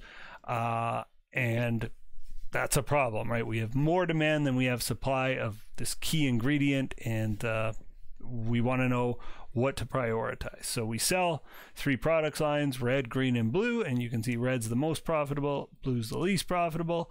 And so we are asked, which product would you recommend the company focus on producing first, second, or third? Under normal circumstances, in unconstrained situations, you want to push the highest margin product. In a constrained resource setting, you need to consider what product produces the most profit per unit of the constrained resource.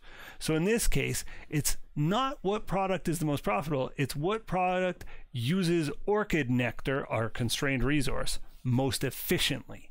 That's what we're after. So normally we're interested in CM per unit. So in other words, how much markup on any product. The higher the markup, the better. In this case, we're looking for CM per unit of constrained resource. So whatever our constrained resource is, figure out how much of that is in every product and figure out how efficiently they're using it. So here's how we'll do it. Orchid nectar is the key ingredient. We can see red is $50 of orchid nectar, green 30, and blue 20. Let's figure out how many grams of orchid nectar, because I think it's measured in the gram. Yeah, orchid nectar costs $5 per gram. So for red, that's 10 grams. For green, $5 per gram, $30, that's 6 grams. And for blue, that'll be 4 grams. So now we want profit, but profit not per unit, as it is here, 170 and 25 contribution margin. We want contribution margin per gram. So we just divide 100 divided by the number of grams. 100 divided by 10, 70 divided by 6, and 25 divided by 4. And we're going to get the efficiency of how efficiently each product uses orchid nectar. 100 divided by 10 is $10 per gram. 70 divided by 6 is $11.67 per gram. And 25 divided by 4 is $6.25 per gram. Okay, so which one should we prioritize? Well, the most profitable per gram. If we, let's just say we only had 1,000 grams of this orchid nectar and we had unlimited demand for all 3 products, we would sell green first, red second, and blue last. Blue uses orchid nectar the least effectively and the least efficiently. On to part B. A supplier emerges willing to provide the company with more orchid nectar, but for a major premium. What is the maximum the company should be willing to pay per gram of orchid nectar as long as there is unfilled demand of all 3 perfumes? Okay, well, we are already paying $5 per gram. That's our price right now, $5 per gram. You can see it up there. Now, when we sell green,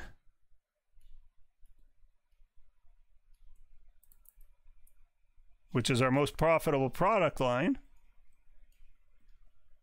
we make $11.67 per gram. Now, on top of the $5 per gram we've already spent. So the most we would be willing to spend for green is the $5 we're already spending plus a premium of up to $11.67. We would never spend more than $11.67 if we had unmet demand of green, but we'd spend up to $5 plus the $11.67. So that's $16.67 is our absolute max price, top dollar, and at that price we're breaking even. We're not even making money. So any amount below that, though, we're making money. $15 a gram, we're making money. $16 a gram, we're making money. $16.50 per gram, we're making money. $16.67 per gram, we are losing money. Anything up to $16.67, that is our absolute max price. For unfilled demand of red, our max price is the $10 per gram plus 5. It's $15 per gram. And for blue, it's $11.25, 6.25 plus 5. But the max price at a company level is $16.67, and we wouldn't be willing to pay a penny more. But if we could get it for less, that would be good. And again, at $16.67, we're breaking even. So philosophically, maybe some decision makers in the company might say it's not enough to break even. We need a profit. But $16.67 is the most we can pay and not be losing money on the deal. Okay. That is it for this video. I hope this has helped. If it's helped, please drop me a like or a subscribe. It helps me very much if you can like or subscribe to the channel. I promise not to spam you. It just helps the algorithm suggest this to other students who are struggling with accounting. Have a great day. Bye for now.